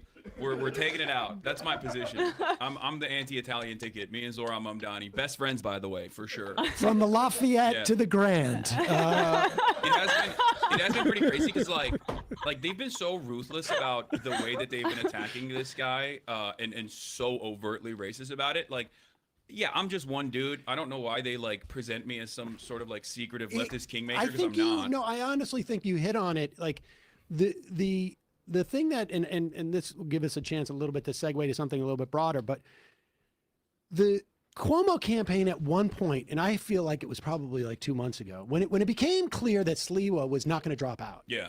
And that it was so hard to get Adams out because somebody preempted Adams dropping out when they leaked. Somebody interceded. I don't know who it is, but some entity interceded and reported that Adams was getting offered something. So Adams had to back off for a couple of weeks because it would have been too bad of a look to come out right at that time. And it slowed the whole roll. And then it turns out Sliwa was not going to drop out. The Cuomo campaign, the barnacles on the big ship Cuomo, the consultants who like see this as an opportunity to soak Bloomberg and Ackman and all this dumb billionaire money. I think like you provide them, you were like, we can dump a bunch of money into this Hassan thing and make it look like we're doing something. Here, Paul Bless tweeted this out on October 16th. Why is Cuomo doing this? Who is telling him to talk about Hassan Piker 3 weeks before an election in which he's down 20? And I said, I surmised what Hassan sort of said. More and more money consumes democracy. Answer will be an obsessed donor. Yeah. And it could be, I do have many enemies that are very powerful. So it could be any number of different people. Like Elon Musk spent the week after Charlie Kirk's assassination talking about me and, putting the crosshair on me. So it could be one of those guys. There's plenty of people on the Zionist mega donor side that have, they've presented me as like this guy who is radicalizing their nephews and nieces. It doesn't end up hurting you. I mean, obviously you don't want to be walking down the airport and people, start, yelling like, "Oh my God!" Like he's watch him. He's a terrorist. But what this is so indicative of is that sort of cohort of Democratic of politicians. Like that world is such a money soak. Yeah. And it is like you are sending, one of these consultants' kids to college, just like on this, just on this campaign, maybe 2 or 3 kids to college. And so, but it's indicative of like so much of what we see and why, because we do have a situation now, like the part, I think a good 25% of the vote for Mamdani is a function of Andrew Cuomo is just a disgusting human being, period. Like and like this is the best they could do is they come up with Cuomo in this instance. Yeah. The Democratic Party of this ilk is. This is such bullshit because the Democrat Party didn't back Cuomo. The Democrat Party didn't defend Cuomo. A bomb drops on your head. What if a bomb drops there on you your go. head right now? But then, okay, what if they broke it? I don't know. They broke it with Biden because Biden, they didn't respect him. They didn't respect Obama. They respect me. But let me tell you, Putin went through a hell of a lot with me. He went through a phony witch hunt where they used him and Russia. Russia. You ever hear of that deal? That was a phony Hunter Biden, Joe Biden scam. Hillary Clinton, Shifty Adam Schiff. It was a Democrat scam. And he had to go through that. And he did go through it. We didn't end up in a war. And he went through it. He was accused of all that stuff. He had nothing to do. They came out of Hunter Biden's bathroom. It came out of Hunter Biden's bedroom. It was disgusting. Yep. What if a bomb drops on your head right there? Like it just sounds like a toddler. It just sounds like something that you would hear on kids say the darndest things. This is exactly what you would expect. It's freaking ridiculous, dude. This is our president. This is what we get. Is bereft. I mean, listen, Janet Mills is not Andrew Cuomo, but if I wanted to, win in Maine, I wouldn't put up a 70 or 8-year-old politician, particularly now. Like there has never been more sensitivity. Nancy Pelosi is even seeing the writing on the wall. I mean, I know this is hard for people. I read in the post that we're all having to brace for her retirement. I've been bracing. But this is like indicative of, I think, an interesting thing that's happening in the Democratic Party is that there's a cleave that is happening on some level, but at the extremes. It's good though that they are exceptionally weak right now because I think for the longest time they were able to successfully convince the broader liberal base that electability meant moderate positions, civility politics, and institutionally calcified, sometimes literally calcified. That is what it is, bro. That is what electability is. Currently, the largest base within America is the independent, more centrist, moderate voters. That is by far the majority. People who are willing to vote for either Republicans or Democrats. There is a smaller percentage of people who identify with just Republicans or just Democrats, and the larger cohort is currently people who identify as neither and are willing to vote for either. And so that is going to generally be the more populist, the more moderate part of the party. That is going to be like the more moderate part of the country, and that those are the people that we have to appeal to. So when you go look at the major issues for people who were voting in the last election, things like women's bodily autonomy is one of the higher ones. The border, the economy, the stuff like this. Like it has to be somebody who's willing to represent all of those ideas loudly, right? It can't be somebody like Kamala who's like afraid to say that she would deport illegal immigrants, right? It can't be somebody who's like very waffly on these issues. It's got to be somebody who's willing to talk about all of those issues very loudly and proudly, and they're going to stand by all of it. Like that that has to be the next representative of the Democrat Party, and that will be a moderate. Yes. If we're talking about somebody who's going to talk about deporting illegal immigrants, it's not going to be a fucking, far left progressive. It's not going to be that. That's not going to be who's going to say that shit. Okay. So you got to get somebody who is willing to say this stuff and willing to stand behind it. Figureheads that are stuck to these chairs at the age of like 80. And this was a moment where it was a crowded primary.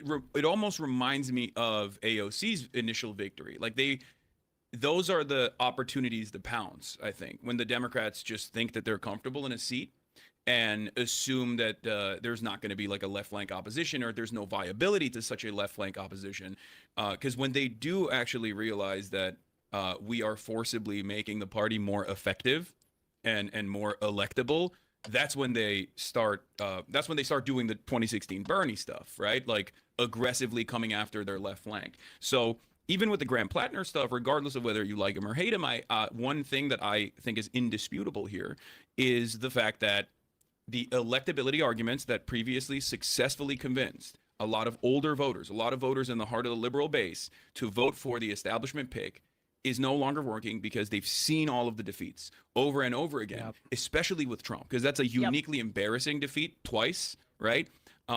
3 times if you think the election was, stolen. Good I question. do. Good question. But basically now they're actually saying, no, I think the populist candidates are the electable ones. That's what I'm hearing, and that's what I'm seeing from average voters. That's what I'm seeing from the polls that I'm looking at, where they're like, I don't care whatever argument you're making on CNN or MSNBC. A guy that comes out and says, I don't like Israel, Israel's doing a genocide, I want Medicare for all, I like that guy. I think that guy is electable in a place like Maine. Yeah. And I think it's that's the reason why we see so much panic, something you pointed out as well, so much panic around the third way neoliberal guys who are just constantly recirculating the same exact studies and think pieces over and over again to be like, the true centrism hasn't been tried actually. Like what we need to do is do exactly the same thing that Kamala Harris did. I mean, the panic, I was on MSNBC on Sunday, and I have never gotten the amount of pushback that I did. I was taken aback about, basically saying that the centrist wing of the party was losing ground and losing credibility with the voting base, because they feel it too, right? I mean, there's just the voting base is saying, we don't believe you. You've told us over and over again that, hey, maybe Bernie Sanders' ideas sound good and exciting to you, but the most important thing is defeating Donald Trump. Now, losing to him again means, well, maybe the thing that I was drawn to initially was always the right thing to do. And that's, I think, part of why the base is being radicalized. It's a threat to them. And of course, the Gaza genocide. I'll be honest, I think the average Democrat, and I'm being super sincere when I say this, the average Democratic Party voter hates the Republicans as much as we do. And it's far more hatred than the average Democratic politician has for the Republicans in general. That's the major division. This has been, honestly, this has been a... Oh my goodness.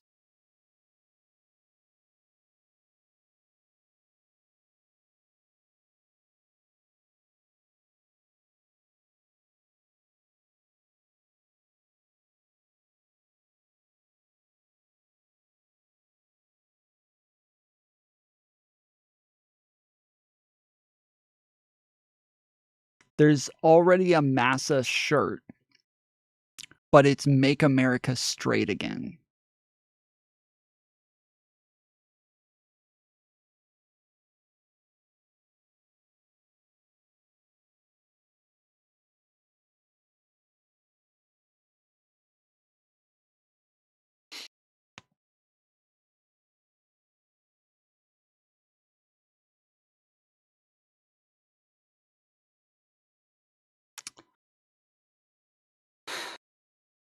I do need to make some TDS shirts, though.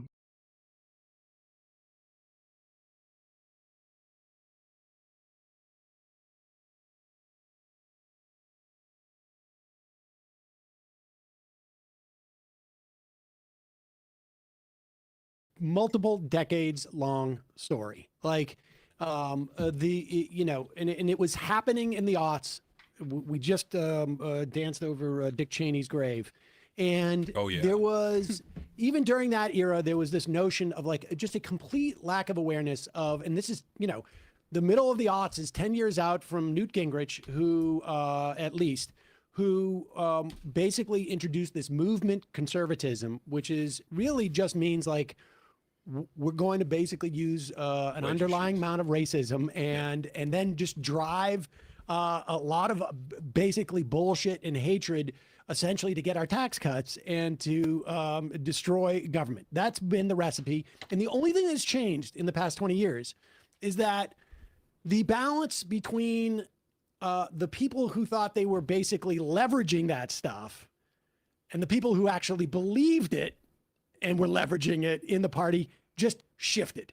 And it happened, you know, during like the Tea Party era when Eric Cantor got voted out, was like, oh, we've been cosplaying on some level. Like, you know, I mean, you know, Eric Cantor's like, well, I'm racist, but I don't really care that. I don't really care that much. And, you know, I was just doing it to basically get a corporate sinecure. And then those people took over and the whole party is that way for the most part now. Yeah. And I think broadly speaking, this shutdown is indicative of that part of that same sort of dynamic, which is there's two different things that operate simultaneously. The partisanship, which is distinct from an ideology, right? Like the one thing is like, we're in a fight against these people. What's the best strategy to make our side win?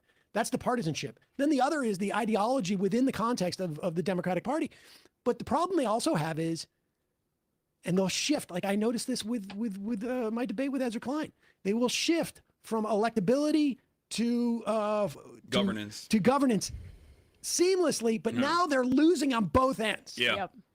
Yeah, I think the funny thing that I've at least noticed, and I know we're probably going to talk about this because you briefly alluded to it in the intro, is also the sincerity in which like a lot of the base of the Republican Party are just openly white supremacists now, as opposed to just kind of using it as like a wedge issue, where you're seeing on the one hand like Dinesh D'Souza being like, how did we get so racist? And it's like, brother, have you seen your son-in-law married to your daughter? He is like advancing the anti-Indian hatred on the Republican Party side.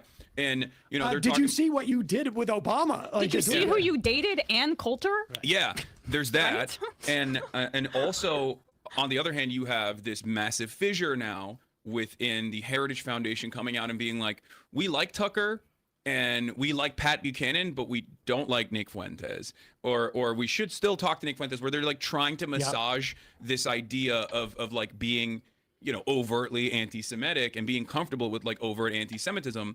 And the question always is like, if your galvanizing force at the heart of your ideology, at the heart of your movement was like racism and bigotry and hatred of all sorts, why did you ever think that it wouldn't eventually also go back to Jewish people as well?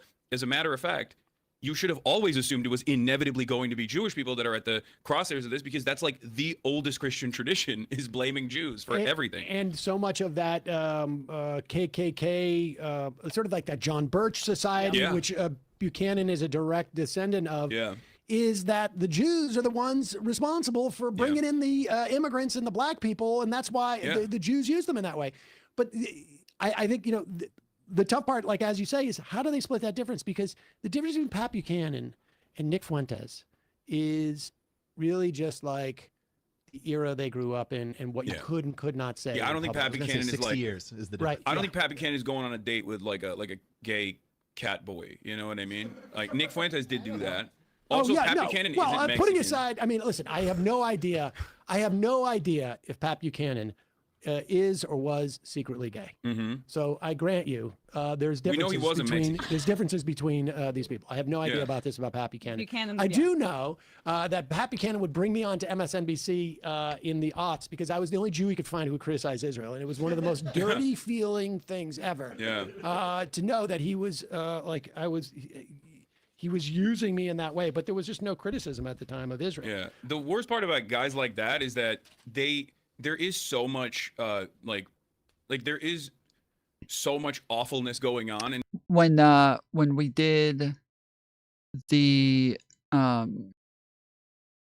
what was it called? Our Place. Do you guys remember Our Place? It was a thing on Reddit where you're able to, like, you know, each person's able to put one pixel for every, I think it's like something like 20 minutes or something like that, but you're able to put 1 pixel every once in a while. And so you can work with like a big team of people in order to put a bunch of stuff on there. K911. We put tomfoolery on top of the fucking dog. We achieved to put tomfoolery on top of the dog's head.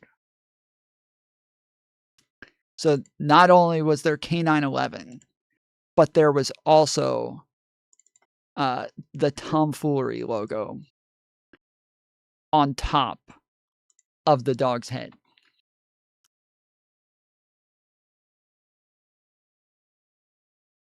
That is not edited on there. That is very real. We did this. We had we had the so like they this is Destiny stuff where they were getting pissed off that he was destroying the dog and everything. But yes, we had tomfoolery on top of the dog's head.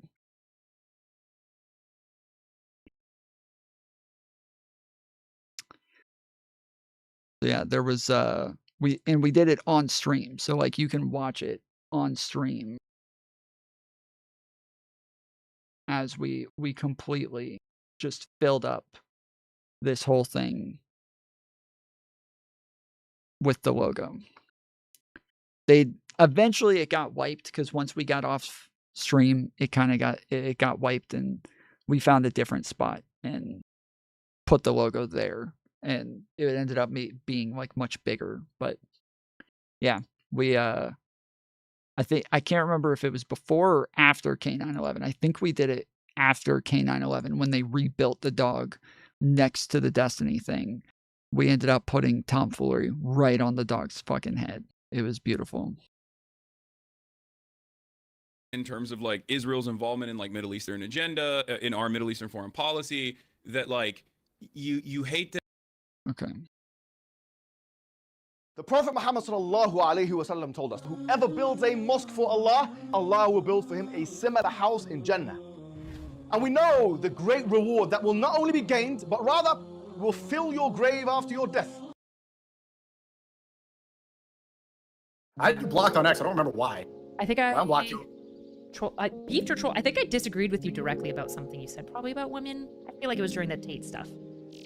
No, I think it was after that, but I can't remember what it was for. But anyway, I met you before in Miami, and before that, we did a good stream 3 years ago. Yeah. Right before I got banned on YouTube, and now that I'm unbanned, I feel like it's fitting to talk to you again. I think we had a good interview. We did. Actually, my interview makes it into all your hit pieces as like the lore background, almost always now. Yeah, I think we can move on from the hit pieces though, right? It's like, you know, it's kind of, I think we can move on from those. Like, people still care. Yeah, I think people do, because people, from most people's perspective, they haven't seen you for 3 years. They don't know who you are, and back then, it seemed like you shifted so much. You were probably trying to find what you believed, I suspect, in the best faith interpretation, and people don't know who you are. They have no idea. And so the best they have... Right, but I think that's part of the problem, is people going from, yeah, I know, but that's not the best they have. It's actually listening to what I say. I think the problem is people listening to third parties and people who are incentivized and monetized to disagree with me and shit on me and slander me, rather than listen to me myself, right? There's this phenomenon. People always come up to you, it's like, oh, I used to watch you then, but what happened? I'm like, do you even know what I talk about? Do you know what I stand for? Do you know what I'm about? And they don't. And that's because they only watch clips from people and videos from people that are incentivized to try to ruin my name. Mm-hmm. That's true. What do you believe? I think it would fix if people were to look into what I'd like to be like, oh, you spread hate speech. I'm like, well, my community's been called love speech for 3 years.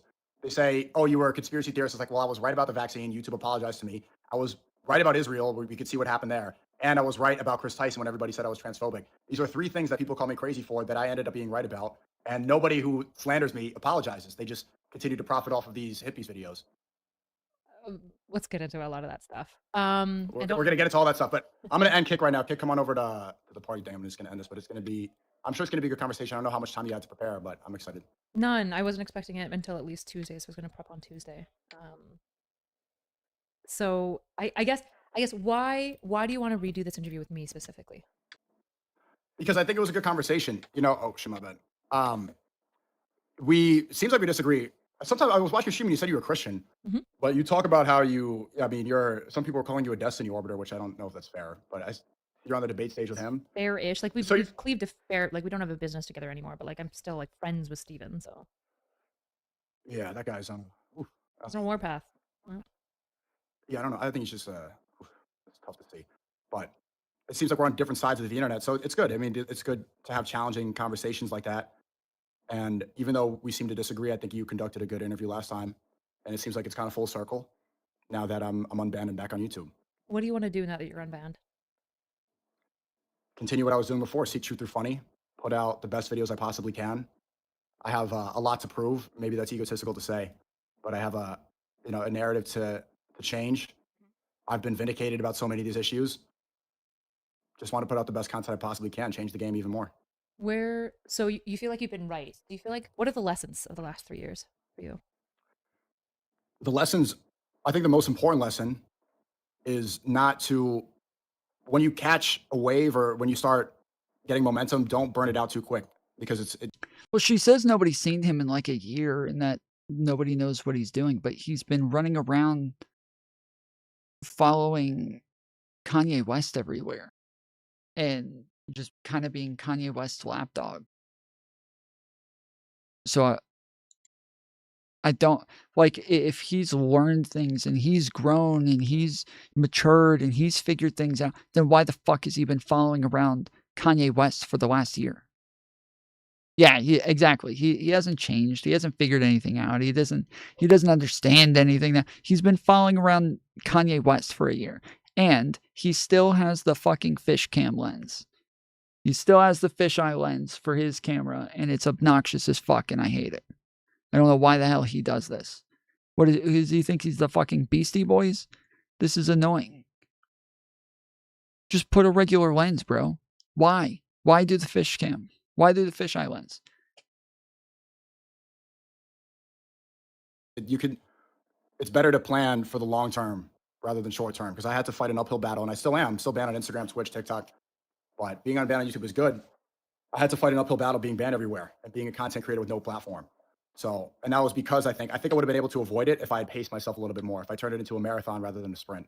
So what does not burning it out mean? Like, would you change the content that you made? Would you make less content? Like, what does that mean practically? I had a really good conversation on the 1 Minute podcast. I'm going to drop that soon with a woman who was reminding me of you. Her name was Amanda, and she sat down and she said, she seemed like a liberal, and she was saying that you should go back to your old type of content. You know, the red pill stuff, the manosphere stuff, she thinks is garbage, and she thinks it's when you have she said word for word, like your tone of voice, when it's too aggressive, when it's too provocative, when it's like too rage-inducing, many people are not going to listen, and that I should come more to the center so that gays, liberal, and women will be more inclined to listen to you. And there's a couple takeaways from that. It's funny because like she'll say like, oh, manosphere is a grift, and then she'll say grift more to the center so you get the gays, liberals, and women back. But also the important takeaway from that was the tone. The tone I had back then, I would have been able to avoid a lot of the cancellation if I wasn't so provocative. Like even that clip you were showing, that was a joke when I'm like talking about like, oh, it was that like a little bit offensive or stuff like that. But yeah, that's if I had toned down those jokes and made it a little more palatable. If I explained this in a way where women who dye their hair blue and adopt feminist politics usually do so, or maybe they don't know that what they're lacking is a relationship with a strong man that they could look up to. If I say that in a palatable way, people are going to listen. But if I say it like, grab the camera doing all this, people are like, oh, and they freak out. That's what I learned, is that there's ways to explain yourself in a way that more people will listen and then make it harder to cancel you. True, that's what So you want to be cancel proof. And like part of how you want to maintain being cancel proof is essentially like, it sounds like what you're describing is essentially like style of performance. Like what you've learned here is how to stylize your performance to proof yourself against platforms wanting to nuke you. Does that sound right? Sure. I don't like your word choice as much. No, it's good. It's just you calling it a performance makes it sound disingenuous. But I mean, I don't mean it disingenuous. It is a show. Just to be no, clear. I see what you're saying.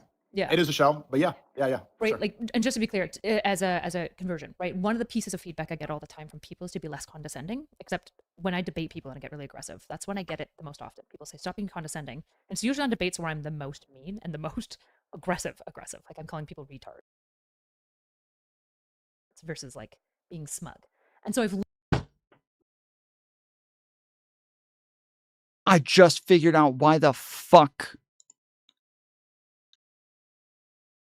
I'm having so many issues. Oh my goodness. So I've been running around deleting so much from my computer while during this stream, trying to figure out why the hell my computer is just fucking up so much. And the reason is because there it is. Holy shit.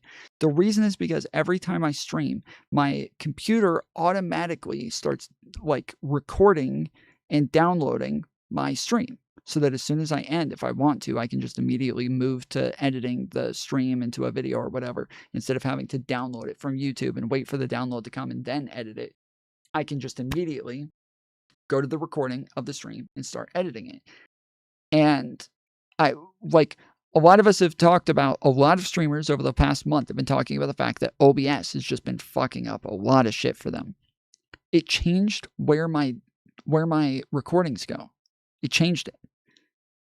So my recordings have been going to my external hard drive.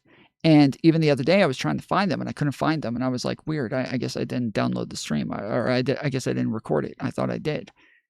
I'm looking now. It's all downloading to my main hard drive, to the video section. And that is what is filling up my hard drive on my main computer, my main hard drive, so much.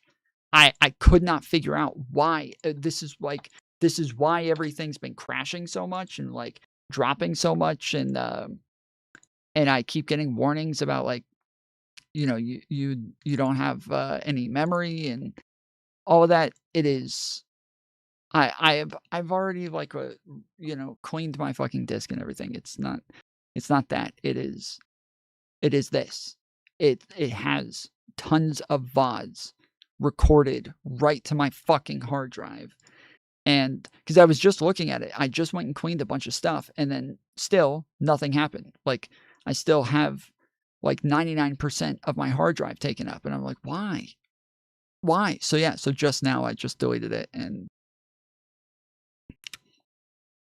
yes, I just deleted all of those VODs, and now I have way more fucking space left. Now this is like I just cleared 45 gigs just in that one click. 45 gigabytes, just one click, opened up so much.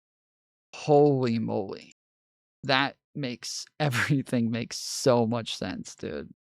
Sheesh. Learned actually that when people say stop being condescending, it's a tone performance. They actually literally want me to condescend more than they want me to just be mean and direct, because people seem to be more cool with women being condescending than being aggressive, right? So it's a performance swap that I have to do, even though the feelings that I have towards the person kind of maintain the same. Are the same, right? But it's all, you got to read the room. You got to understand the audience. Everybody, sometimes I see right-wing politicians or that sphere, they always get upset when they see code switchers, right? Good example is Mamdani. When he went to Uganda, he's speaking in a Ugandan accent, right? And then when he speaks to different ethnic groups, everybody code switches. You know, I make fun of it all the time too, because some people do it worse than others, like Hillary Clinton.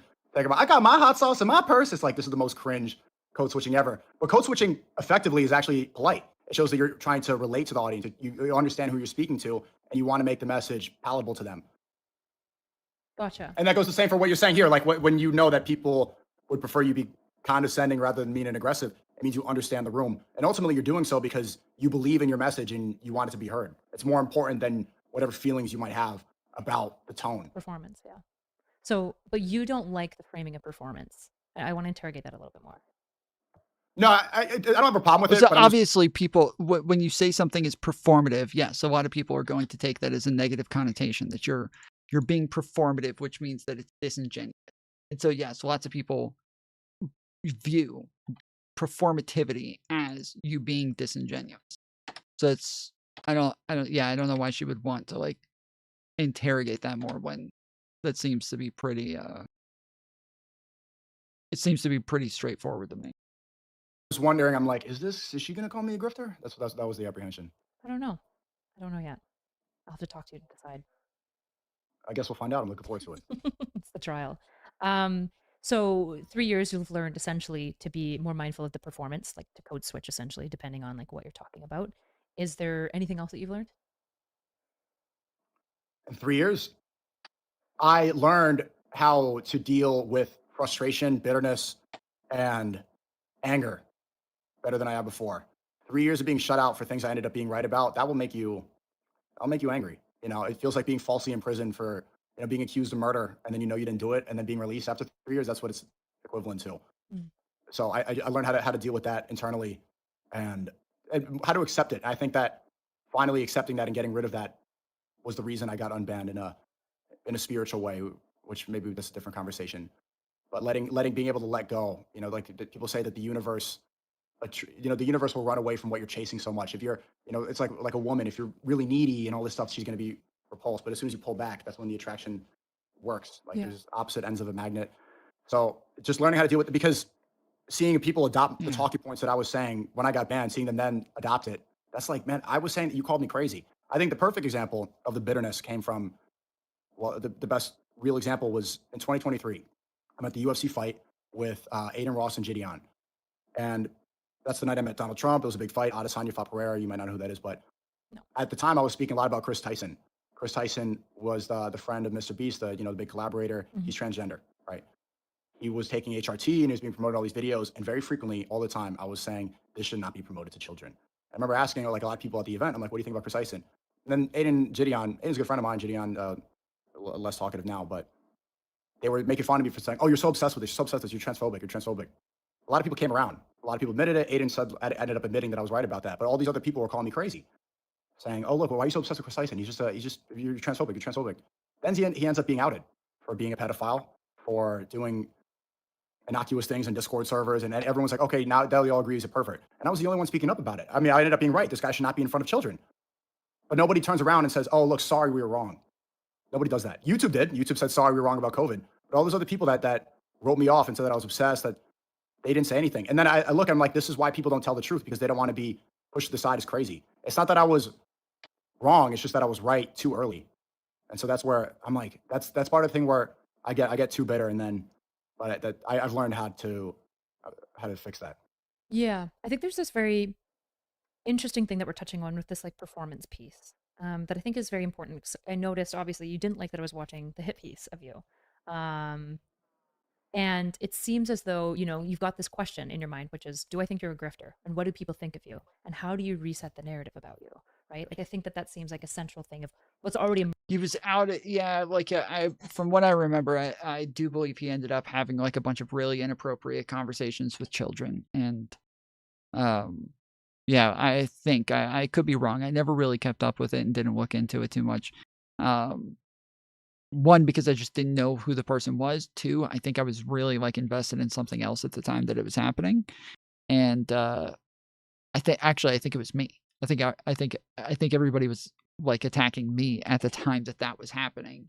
And so I just didn't really care about it at all and didn't think much of it. And so I was a little preoccupied at the time. So I didn't keep up with it much, but I do believe some of it was correct when it came to Mr. Beast's friend. I think that's who he's talking about. Whereas when it comes to COVID, he was definitely wrong. He was definitely wrong about COVID. Horribly wrong. Emerged in this conversation so far. And what's interesting is that it poses the question to me immediately of what does honest mean? What does an honest version of you mean? What does it mean to be authentic, right? Because there are, for example, times where I can say it's maybe more honest to give authentic representation of me that maybe gives people an inaccurate representation of me in their mind, right? I might act some way, aggressive, and it leads to people concluding that I'm condescending. Or is it more honest to say what I don't feel if it will give people an accurate perception of me? So instead, I switch to being actually condescending, and then people don't think I'm condescending anymore, because I broadly don't try to be a condescending person. Which of these things is more honest? Does that make sense? Well, I've said the same thing about her. I've said that she has a condescending tone, but I don't think she's meaning to be condescending. Because she talks like a teacher.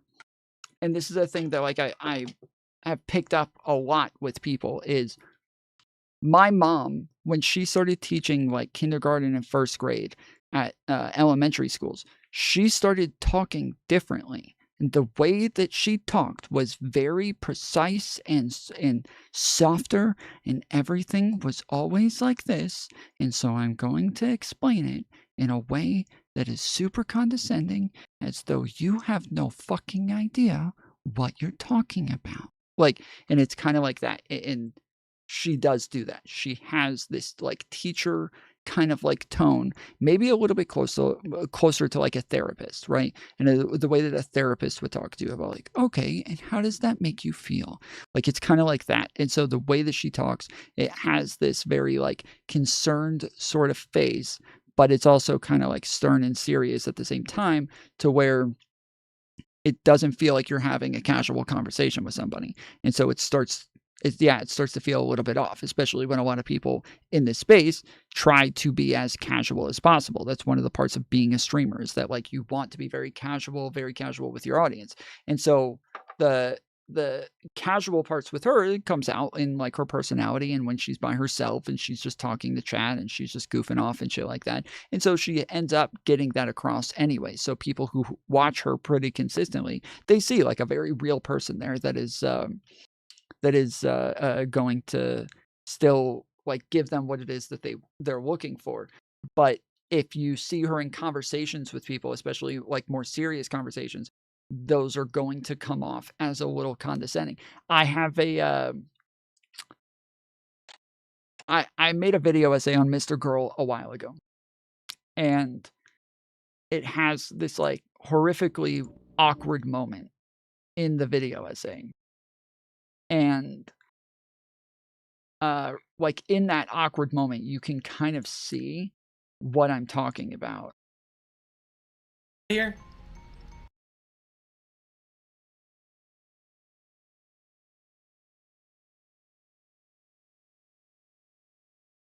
Right into the camera while he's having a conversation with you. Not only is staring into the camera during a live stream or a conversation not normal, but it all— I say the word not only like 50,000 fucking times in this video. Also makes the person feel like this is a more personable conversation. And not just the person that he's talking to either, the audience as well. He has awkward, long pauses and doesn't rush to jump into the conversation. No, I'm going to do my best to strive to be as honest as possible. Okay.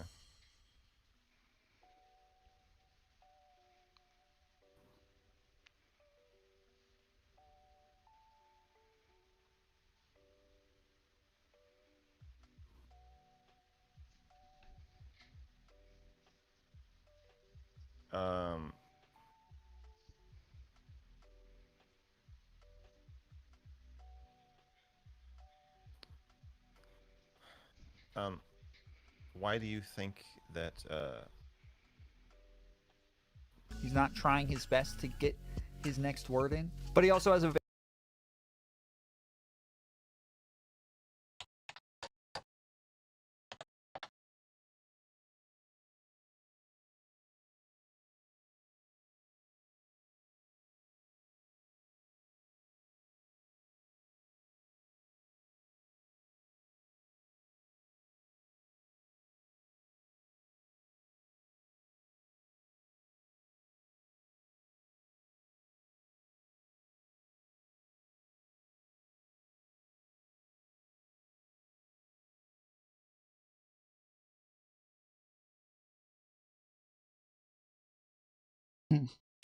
I was looking for the second conversation that they had, because the second one was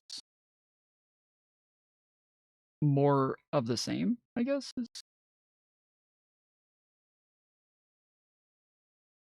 what I was gonna say. But I guess it doesn't look like that got put out. Unless this is it. I edited my father's book on therapy when I was in college. Saying these awful things to you that make you want to die all the time, the way that we understand it, and now you understand it. And so he was thinking, well, shit, if I, like, it's just like to us, you know, to us, we're just holding a little court. You were found guilty and your punishment is death. But that the lynch mob believes that the person— If they, rather than reporting to the medical board, they start doing things like harassing his family, harassing his kids. Clear that the lines were blurred and the client was basically, they made a verbal contract and then the client to some extent broke it, which I wouldn't put on the client. It's because I would say the practitioner needs to do more care. I don't think that Wait, you're DTR. saying that Dr. K was Pokemon's therapist? Wants to help. He can't help without breaking. Oh, okay. So first of all, anything can be a consequence of anything, right? Like, I think what you're describing is closer to. Which is also a consequence. Because we're not talking about just. No. Oh. That would suck. Okay. Is there anything that you think we could do to prevent that? Because that's what I'm asking you. Yeah, I mean, and I'm not so as worried I'm trying to about figure this out. as you are. So if you, it would suck, but I would like to know if you have any ideas. I'm open to hearing them. If your only idea is don't talk about your feelings so much, then no, I don't accept that. Do you have another idea? Yeah, I think it was this one, but I can't find it because this is like the 4.5 hour conversation that they had, and they had like, I believe, a 5-minute silence. Interested in this, and then see what happens. The next video would be about Healthy Gamer, and then I believe he wants his fans to harass me. We've seen it. Selves. I don't think it has a place. I'm talking about Hitler does not have the same, because very few people have. Okay, we're like, oh, don't kill the. We're like mentally ill. No. And then when he saying these awful things to you that make you want to die. Yeah, I can't find it, but anyways, it's somewhere in there. But yes, they end up having like a 5-minute silence where, like, in the first one, it was awkward. It went on like 45 seconds where they're both just sitting there. That one was sped up. So, like, imagine if it wasn't sped up and we just sat through the silence the entire time on the first one. The next one, I timed it, and yes, it was like right after I put out this video essay, they ended up talking again. And that one went on for 5 fucking minutes, and they both just sat there silent, and it was a heated argument the entire time. So, also, yeah, a couple of people asked me to go over some like old Twitch poll lore, so we might end up doing that soon. And Mr. Girl is definitely like we've done some Twitch poll lore on Mr. Girl already in the past, and so we might get to him as well. But yeah, there's been a couple of times that I've done Twitch poll lore in the past, and I'm probably going to do some more coming up soon. I normally do it towards the end of years. I've done it 3 times in the past, and yeah, every time it's in like December when I do it. So we'll probably be doing some of that coming up. The more honest version, I've tried this before. I think it's another lesson I learned in the past 3 years, is not trying to do any dark triad, 48 laws of power manipulation tactics. I try to do that as much as I can. I realize it's not really, it's not reasonable to do that completely, especially at a certain level of fame or influence.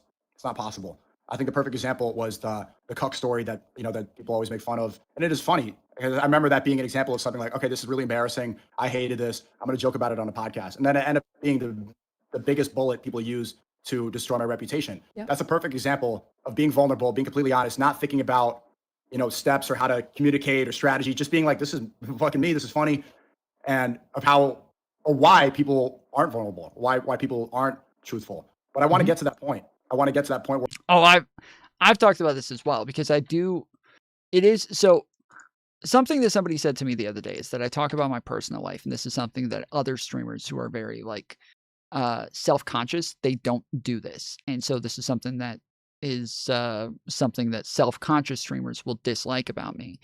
But when they said that like no other streamers do this, other streamers don't talk about their lives, and they don't talk about their personal lives or their past or anything like that, I thought about it for a little while, and then I thought that's actually not true, because all of the most popular, especially like Twitch poll types of streamers do. People like Destiny, people like Vosh, people like Hassan, people like Asmongold, people like Mr. Girl, people like you know, most of these people, not so erudite, like most of them, they do talk about their lives. They talk about their personal lives. They talk about their past. They talk about things in their in a very like personal way, and they'll talk about things that are really embarrassing for them. They'll talk about like hardships. They'll talk about areas where they succeeded. They'll talk about things like this, and so I do think that it is generally like beneficial to do that, but because of things that I've said in the past where I was being honest and I was talking about my life and talking about my struggles, talking about where I fucked up, talking about it in a very like vulnerable sort of way, as I generally do, people went back and took that shit in out of context in the most malicious way you possibly could. Like taking like things that were like really hard for me and like, you know, fucked up times of my life where I discussed these things with Not So Erudite, where she's asking me about a lot of it, and I like we're having long conversations about it, where you get the full picture, you get all of the details. They go and like clip the fucking shit out of it to make it sound like something totally different, and then run with this brand new narrative of something drastically different. And it does make you start to question and think, fuck, I don't know if I want to talk about this shit anymore. Like, if people are going to weaponize this against me every single time I do it, yeah, I don't know if I want to do it anymore. I don't know if I want to have those conversations anymore. And so, yeah, what he's talking about right there, I totally feel that. I totally feel that. I totally get that. I totally understand that, because yes, I've been through exactly that, where people took my past and then weaponized it against me later and did it in the most malicious ways. And then that would carry narratives even after it's debunked. It didn't matter. People just ran with these disgusting fucking narratives that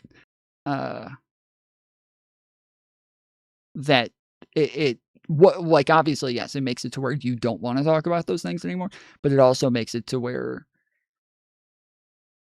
even if you do want to talk about it, you kind of second guess everything. It's always kind of sitting in the back of your head, like, I don't know if I want to do that. Maybe I need to say this in a certain way to where they can't fuck with me. They can't do this. They can't, you know, I need to figure out a way to say this to where they can't clip this out of context, but there's not a way to do that. So thank you. Yes, now it is my birthday. Now it is. Technically, we got a minute left, but I will accept this one. I will accept the 1 minute left. Thank you.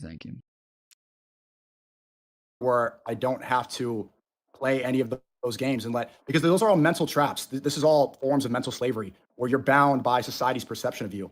I think the best person to let go of that and who showed us that it's possible is Ye. And that's why we get along, and why, you know, again, why I respect him so much. There's not been any celebrity, or I don't know if any human, who's been as honest about his life. Like, what about that song Cousins? I gave my cousin head. He made a whole song about giving his cousin head. What are the rappers doing that? He's from an era where 50 Cent with the big t-shirts and the thug route, G-Unit, where that was the whole image of a rapper. And now in 2025, he's saying, I gave my cousin head. Who else is going to be willing to do that? And he thought about it because some people were telling him that if you say this, or you can't ever say this, you have to take this to your grave. You have to take this to the grave. Break down why. Why do you need to take that information to the grave? Because you're afraid of society's judgment. You're afraid of people's perception of you. He's like, well, I'm not going to let that hold me. I'm not going to let that prison hold me. I'm going to say it. Now what? He said it. People heard it. Okay, I didn't know about this. This is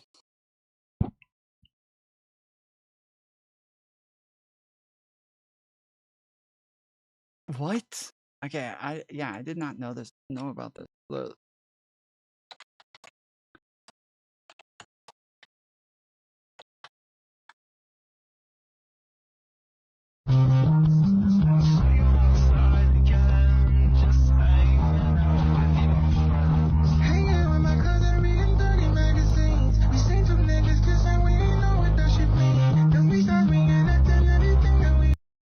Okay, it's still sped up.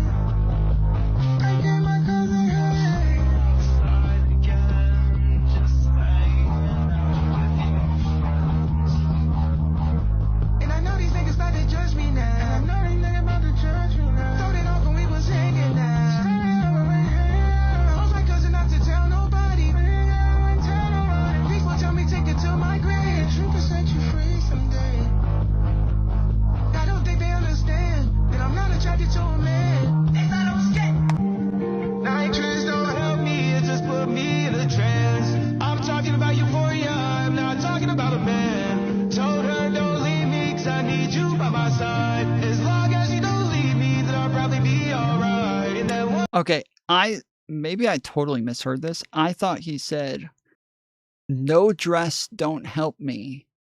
It just put me in a trance." I thought he was saying that he wore a dress, and now they're calling him trans. But I guess I heard that totally wrong. One time that you left me, I didn't get no sleep that night. And that one time that you left me, I took 10 birds to get high. 10 birds to get high. Pray that I don't die. But if I die, you in the sky. 2 bites of the quake, quake. Don't leave, just stay there. Let's go on a vacay. Leave the world behind. He's trying to sound like that one dude with the dreads who does that sort of singing. Mantis, there's a couple of songs that you like by that guy. I can't remember his name. He's one of the kind of like singy, mumble sing rappers that does this. But yeah, it sounds like he's trying to buy into like the younger generation of music right now. It's weird. Want to throw that down in a bit. Yeah, I think once we get in like maybe an hour or so, we can go play Call of Duty. And now we move on. Oh, you said want to narrow that down a bit. My bad. I thought you said fuck. I totally read that wrong. I thought I said want to throw that down I thought you said want to throw it down in a bit. I was like, yeah, we can go play Call of Duty. Just give me like an hour. Interesting. And so, I guess one thing that's interesting to me about Ye is there. Yeah, so Mantis, where you say Sneako's still oozing that I'm better than everyone vibe, a lot of people, when they talk about Sneako and they do video essays on him, okay?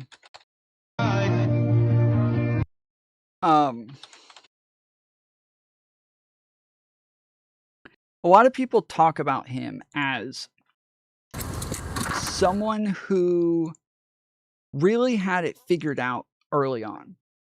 Now, like initially he was just this kind of immature young video game player. And then over time, he started kind of acting erratically and getting in trouble here and there.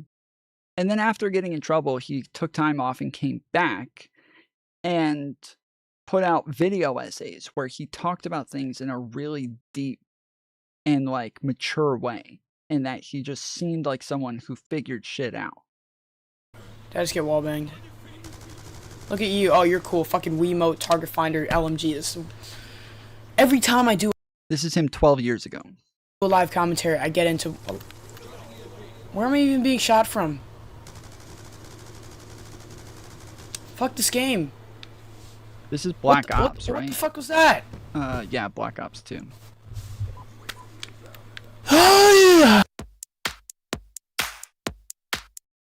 So yeah, so the problem is that what you're saying, Mantis, is exactly what I got from him. Is that he did sound like like the things that he was saying were generally true, but they were kind of like obvious truths that he would say, like he figured out something amazing. And then I think a lot of people giving him a lot of credit for like really understanding something so deep probably blew his head up. It probably blew his head up to an extent. 80% of you over 19 years of age haven't accomplished the dreams you had as a kid. That's a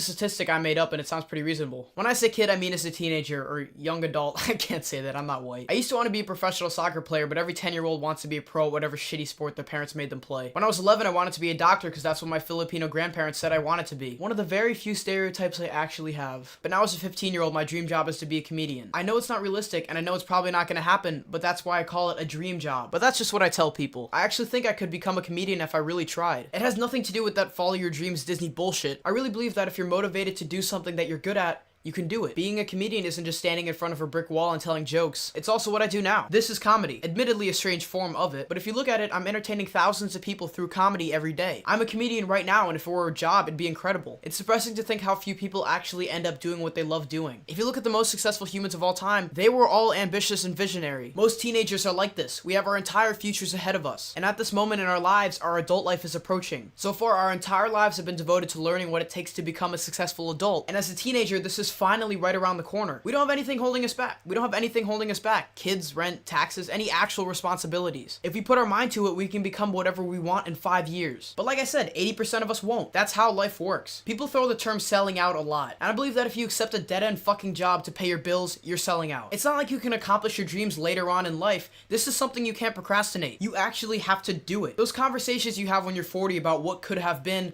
should have been. You only live once, and no matter what rap lyrics will tell you, that doesn't mean getting hammered out of your mind every Friday. Do you want to finish your life with regret? Then just get off your ass and fucking do something. Getting this far on YouTube was a dream, and I fucking did it. What have you done? This isn't a rhetorical question. What have you done with your life? For some of you, you're proud of your answer. But for most, you're ashamed. This isn't an insult in any way. For once, I'm trying not to offend anyone. Teenagers think they're invincible. People depressed in their 30s look back to the glory years in high school. People depressed in their 30s look back to their glory years in high school. That's because nothing held you back when you were 15. There's literally nothing else in life I'd hate more than having a dead-end fucking job. Seeing people on TV making something out of their lives while I'm filing reports for a corporation I despise would kill me. I had an interview at a school last week, and the interviewer told my dad that she thought I was visionary. She said I had the potential to be the next Steve Jobs. She told my dad not to tell me this, but he did it anyway. And compliments like that shouldn't get to my head, but it sure as hell did. Call me arrogant all you want. Call me a cocky prick. But I'm just confident. Did this make you offended? Good. That's the first step to doing something with your life. The Sneeko, they say that he...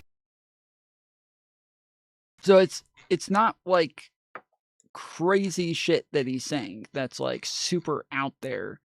It's but he is very well spoken. He's obviously very smart from a very young age. He's somebody who's just willing to just like sit there and say a lot, and he does sound fairly smart while he says it. But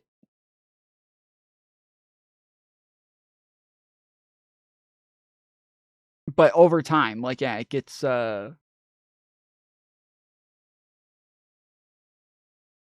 bigger to where he's actually making fairly good video essays. So, like, you can see in between, he's still playing video games regularly and posting those videos and getting a good amount of views on those. But then he posts internet rant number 19 and internet rant this, internet rant that, and it's him just sitting and talking about shit like what we just watched a second ago.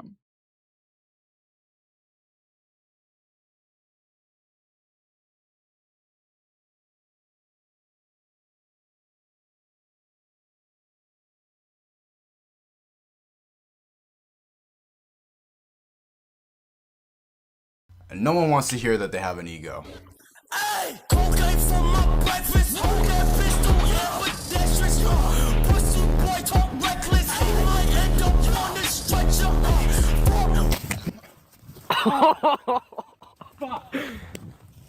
It used to be that people called me an asshole, but now it's all ego this, ego that. Everyone's a psychologist. Regardless, those mean the same fucking thing. A year ago, there was no subtlety about how people told me. Straight up, people would look at me and, be taken aback. Like, Jesus Christ, you're an asshole. And over the last 10 weeks, I've written about a dozen or so versions of the same exact script telling you why I'm an asshole and blah, blah, blah, how I'm better now and I'm a good boy. Something was always off. Either there was something on my face for the whole video, I pronounced one word weird, or maybe I actually did come off like an asshole.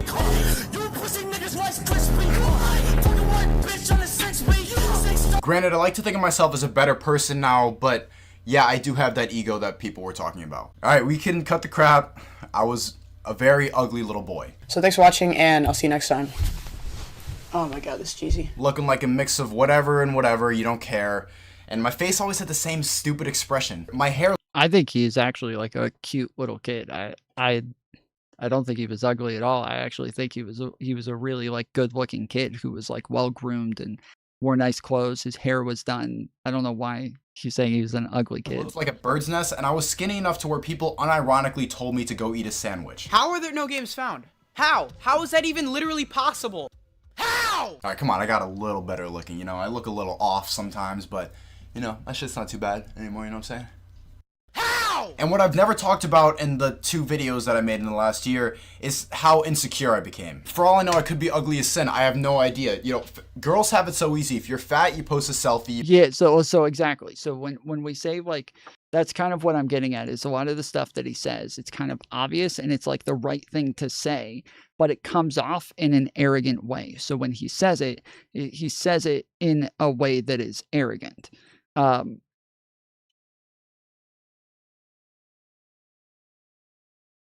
But he's saying it as though he's trying to say it as though he's being humble. That's the thing. So, like, lots of times I will talk about the fact that I do have an ego, and I'm not saying it as though I'm being humble. I'm saying it as though just so you fucking know. Like, just so you know. But that's something that you would expect with anybody who's a content creator. Content creators have to kind of have an ego. If you're going to be stupid enough to get online and think that a bunch of people have any reason to listen to what it is that you have to say, you will have to come in with a fucking ego. That is just a thing that has to exist in the first place in order for you to ever want to do this. So yeah, like it's assumed that you have an ego. It is kind of how you deal with that ego, and like whether or not you know that ego exists, and like how you kind of how you cope with that, I guess.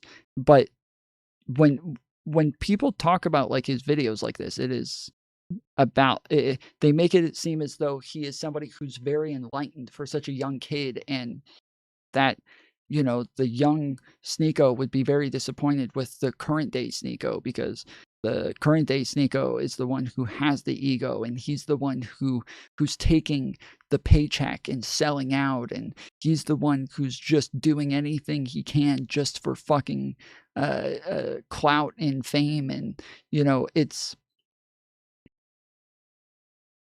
yeah, when I watch these videos, I don't see somebody who's actually enlightened. I see somebody who's trying to look enlightened. You get all the Instagram comments, hard eyes emojis, whatever. Yas queen, slay bitch, fuck it up.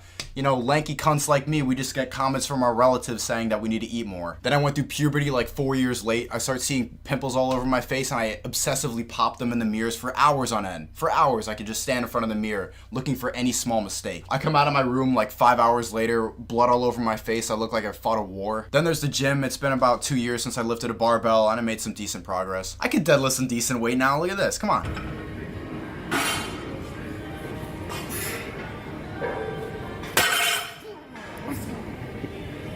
My ego's also telling me to add like a little joke after I show the video so that I don't come off like too much of a tryhard, and like it's like a self-deprecating joke I would usually insert here. But in reality, I just want to show like one video showing like that I look good in. Like I want to show off once, okay? Like I don't have to be self-conscious about that, right? Fuck you. I'm not you're self-conscious. Okay? But today I think way more about my body than I did when I was still getting 35 cents a day in the arms of an angel.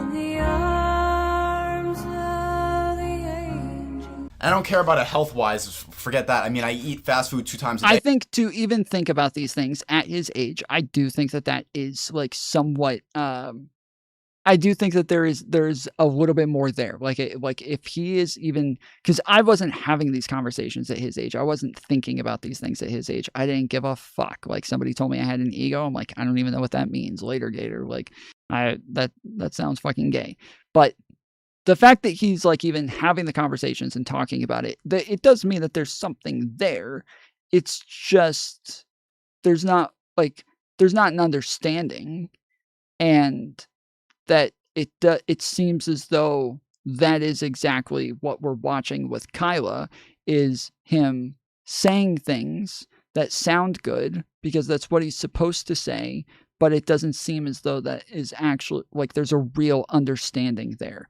It doesn't seem as though that actually what it is he says actually exists. It doesn't seem as though he really believes the things that he says, but I think he thinks he believes it because he says it enough, but that it's not a real thing. It's not substantial to him. It doesn't really it hasn't sunk in at all.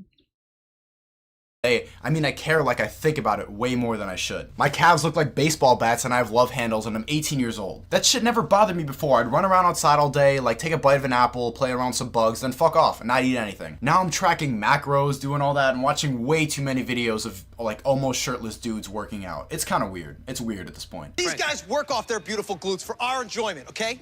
The least we can do is pay them back in tan and grease. That's really what's been going through my mind for all the time I haven't made videos. It's not, I mean, I'm going to college in the fall, cool. I graduated high school, awesome. But my traps are kind of lagging. My hair could be better, you know. Your video's blurry as fuck.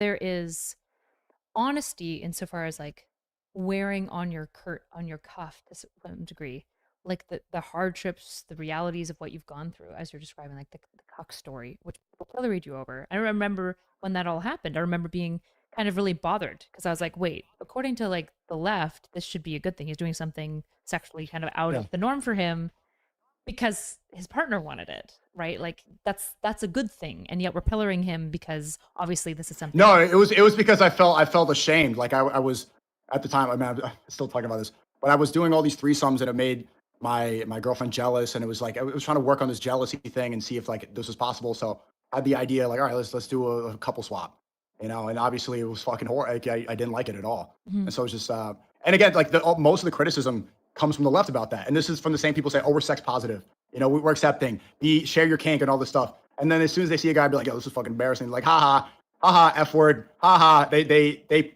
use the same insults that they claim you shouldn't be ashamed about, right? The first thing that a leftist will call you when they need to shame somebody on the right is they'll call you gay. And it's like, if you're using this as an insult, what do you really believe about gay people? Well, the response would be, well, I don't care, but you certainly do. And I'm going to weaponize the things that you hate, right? So I guess... Yeah. And that does happen. I do agree that sometimes people use somebody being gay in kind of a homophobic way on the left. I agree that definitely happens. But that's not always the case. Lots of times they'll say that you're gay because they know that you're bothered by gay people because you're homophobic. Just as the same as if you call a trans person, you call a trans woman a man, and you keep saying you're a man, it's not because you're bothered by men. It's not because you hate men. It's not because you have a problem with men. It's because you know that trans person is bothered if you called them a man. You know that they don't want to be a man. That's the thing that you're doing. It's you could respond to that. Seems obvious, yeah. But I want to actually. I think that's a half truth, but I also do think the fact that they immediately revert to that is because they know it's something. I think deep down it reveals that they think it's something shameful. They think it's something that you should hold guilt over. I don't know, but I'm curious. I want to tie into the trans example would have been just fucking killer there. Like, okay, so if you tell a trans woman, you say you're a man, is it because that you actually think that men are bad? Is it, do you think it's actually bad to be a man? Or is it because you think they'll be bothered by you calling them a man? Like, that would have been a fucking perfect example there. You talked about yay, right? And we're talking about honesty, right? Because, you know, opening up about his childhood, I don't know if it was sexual abuse specifically. I don't know the dynamics between him and his cousin, or if it was just like childhood sexual exploration, right? But he's being a bare all about this. But there's also a type of honesty that would look like, for example, like accountability, right? Does Ye have any insight yet into like why he has limited access to his children and why like his wife is uncomfortable with that? Like, is there any self-honesty in his role within that thing falling apart? Because when we think about honesty, it's not just about wearing on your sleeve like what you've done and what's happened to you. It's also wearing on your sleeve what's your responsibility and what's not your responsibility. Maybe you disagree. I see what you're saying, and that's because in the short term, it can be problematic and things for your family. But ultimately, to answer your previous question, the ideal or the place that we're trying to get to with art, with communication, is the most honest society possible, right? Where it's not about how it makes people feel immediately. It's about your intentions, right? It shouldn't be words. You shouldn't be canceled over words, over saying a slur. It should be, do you have ill intent with them? Are you trying to harm society, or are you trying to improve it? And I think a lot of people aren't able to dissect that. And when we get to that point, we have improved as a whole. Gotcha. So maximum transparency. You think that like that's exactly kind of the step forward? Complete authenticity. Yeah, complete authenticity. And that's the goal of every artist. That's what art is all about, is telling the truth. Is I think whenever a painter looks at the canvas, the first brushstroke should be the most honest one. Ernest Hemingway said, if you don't know what to write, write the truest sentence you know. Yeah. If you're ever stuck, if you ever writer's block, just write the truest sentence you know. That's why I've always followed that motto when I'm writing a video, because like what's going to show up on the page is something that you haven't revealed before, something like an idea that you haven't been able to communicate. You might as well communicate it through a piece of art if you can't communicate it through conversation if people don't understand it in real life. What's your goal in correcting the narrative on you? My goal is to make it easier for other people to tell the truth when it's the most dangerous, when you could lose everything for it. It's happened to me. I lost everything. When I last talked to you, I told you how important my YouTube channel was to me. I lost my life's work. I've been doing this since I was 13 years old on my main channel, and they took it all away. And they ended up saying, we're sorry, thank you for your patience. So that's like, it's literally like false imprisonment and then being released from jail.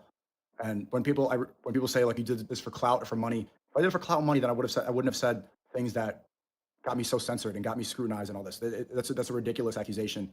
And so I want to make it immediately. I think the first goal is to make it so other people see, and have less. When someone else takes the road less traveled, it's less scary. Like when your sibling goes into the attic, like you could follow up too, right? I went down this road.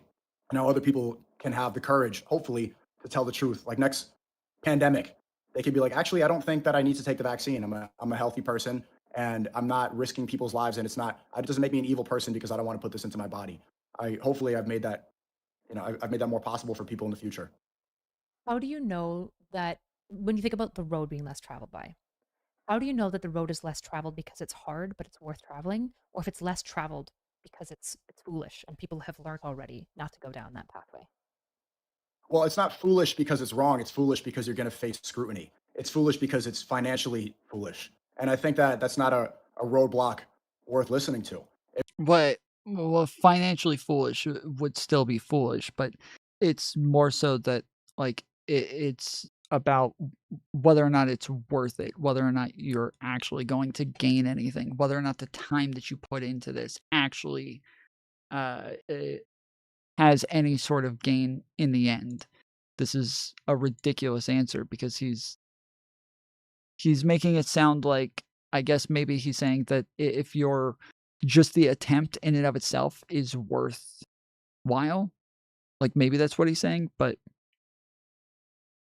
you're still just making shit up as it comes.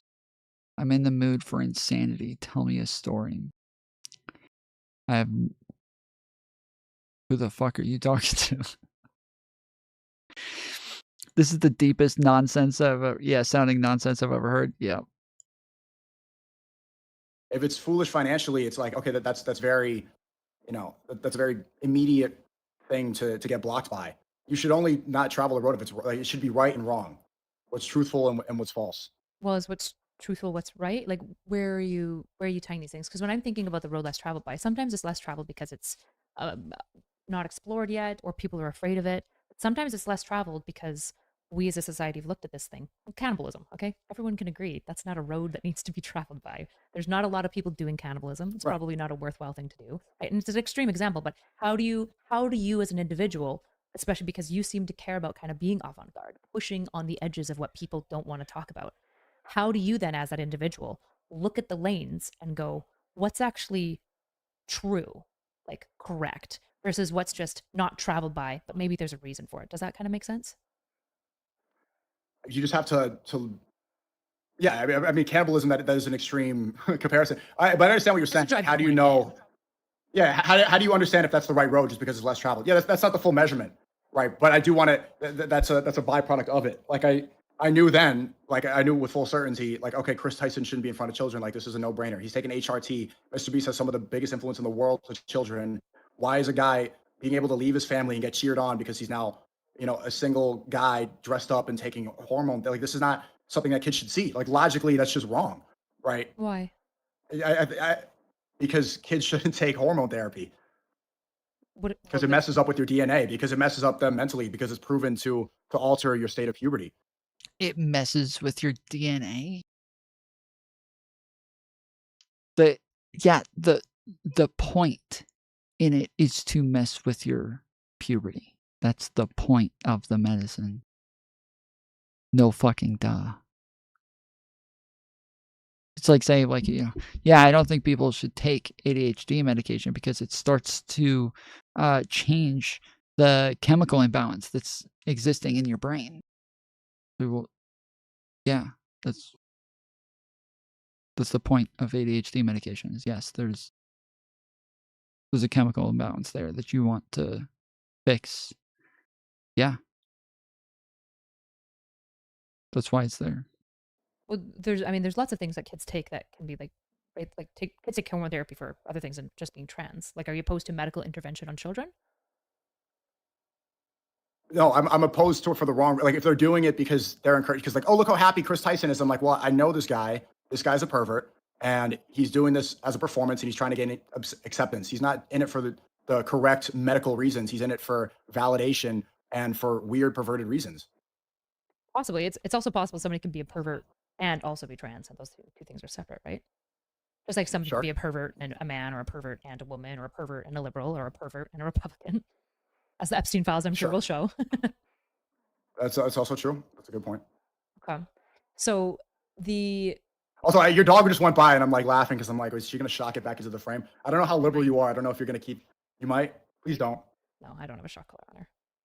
She's a free dog. She's a free dog. How liberal you are. I hate these motherfuckers. They think that Hassan is far liberal. They think Hassan is a super liberal person. That's the closer you get to Hassan, the more liberal you get. Holy shit. Chicago. So I remember back when we talked, one of the things that stuck to me, and it's something that I've actually told people a lot when they've like talked about you, when they've talked about your like grift to live streaming, which I think is like, maybe you have grifted. I don't know yet. Changing mediums of art is a crazy thing to call a grift though.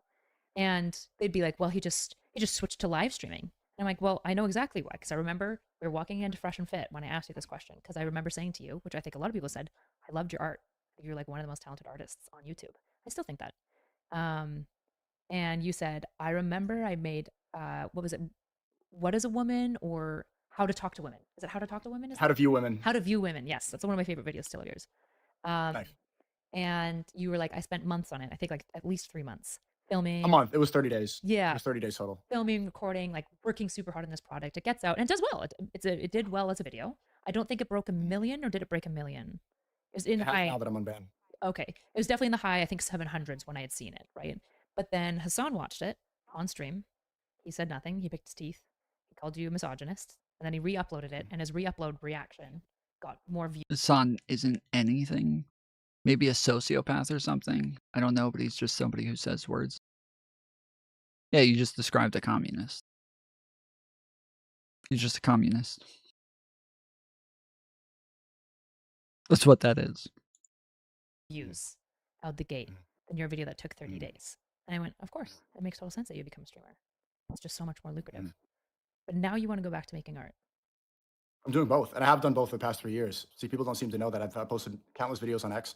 I think that's one of the major reasons I got unbanned. People saw how good my Project X series was, and that I still got it. But yeah, that's like seeing that was, well, it's not because I saw it as more lucrative. I just saw his stream, and the guy's a fucking idiot. Like, not only is he a dog shocker, but he didn't even understand the nuance in the video. You did. The video takes the perspective of an incel who can't talk to women, and that's what the lens is. It's trying to analyze the gender problem from the perspective of a male incel, kind of like Taxi Driver or something like that. It's like I'm playing a character. And the fucking idiot didn't get it, and he just starts calling me a misogynist. I'm like, this just went over your head, and you got more views misrepresenting me than accurately looking at like a piece of art. This video's dope, better than anything you did. So I'm like, and almost listening to him like, you're boring, you're not funny, you're just picking your teeth, and you're shocking your dog. You suck. I can stream better than you. I'm gonna do this too. I'm gonna do this too. And then I started doing it, and I still was making videos along with streaming, but obviously my focus was separated. Gotcha. So I guess if you're going to go back to making content on YouTube, and you said, well, I'm going to be mindful about the performance that I do, does that mean that you're being less authentic then, I guess, for you as an artist? If you gave me the Ernest Hemingway thing, it feels like it flies in the face of the performance piece. Because as a debater, code switching is just a normal, but I don't view myself as an artist like, at all. Does that feel more inauthentic to you? Because I know art is... No, so it's the same idea. So that's why I don't see it as inauthentic the way I explained it earlier. Like when I talk about the feminist problem and them having a lack of a strong masculine role in their life, right? There's different ways to approach that subject. You could do the, or you could just explain it in a way that people will listen to. So it's not inauthentic. It's just different messaging. Okay, gotcha. But the message is the core thing that you don't want to change. There's nothing to change. Like that's what people always say. Like, are you gonna apologize? Or this like what?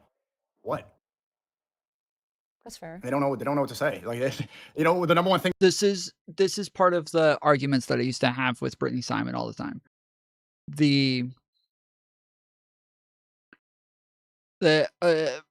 Brittany would talk about the fact that, like, if you have really thought things through and you understand yourself and you found yourself and you really are comfortable with who you are, over time you won't care about what it is that other people think anymore.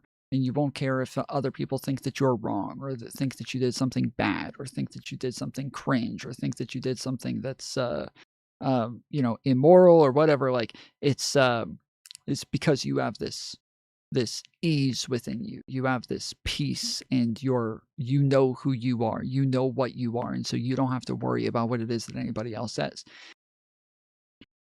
But I just wholeheartedly disagree with this. I think that this is a horrible way of looking at it. It's a ridiculous thought process. And that's kind of what Sneeko was saying here, is where, like, yeah, like, other people, I don't have to worry about what it is that they say. I'm comfortable. That's all I care about. That is a ridiculous thing, because whether or not you fit into society, it matters. Whether or not you are like, that is an important thing. Like, being able to fit in, being able to say things that are correct and in the correct way at the correct time. These are things that matter. But on top of that, like, being human, like, a huge part of being human is that you are just a social animal, and that you ought to care about the social aspects of being human. And I feel like the idea that a lot of people give is that once you've introspected and you've, like, gotten past your ego, you don't have to care about what it is that other people think about you anymore. But I feel, and you don't have to worry about other people at all. Like, you're at peace with yourself. You can live alone. You can live as a hermit. You're at peace with yourself, so you're good.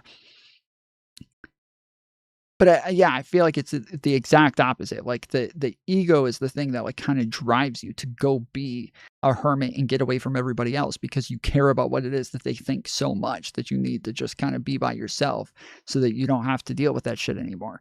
But if you are, like, if you have introspected, you have gotten past those things, you do actually have a peace. Like, you ought to be able to take what it is that other people say as criticism that you can work with. So this is a conversation that I've had with a ton of people a ton of times, is where there's people who are being bad faith and making, like, criticisms of me. And then there's people who are making the same criticism, but it seems as though they're not being bad faith. And somebody who sees the person who's being bad faith will say, oh, okay, anybody who makes that criticism is now bad faith, and we just wipe all of it. Whereas I'll normally see it and think, okay, some of those people are just being bad faith. They're just being trolls. That's what they're just trying to get under my skin. But when there's enough people who say a certain thing, I can't just hand wave all of them and think all of these people are being bad faith. It can't be the case. There can't be that many people who are trolling, or who want to hurt you, or who just don't give a fuck about what is true. There is a perception that I have to be giving off. There has to be a reason for why people think this thing that I can take into consideration and try to figure out, even if they're wrong, even sometimes they might even be wrong. Their perception could be incorrect, but there's something that I'm doing that gives them that perception.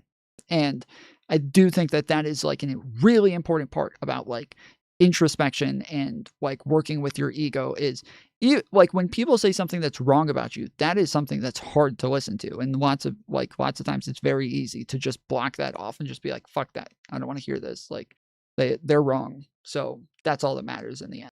They're dumb.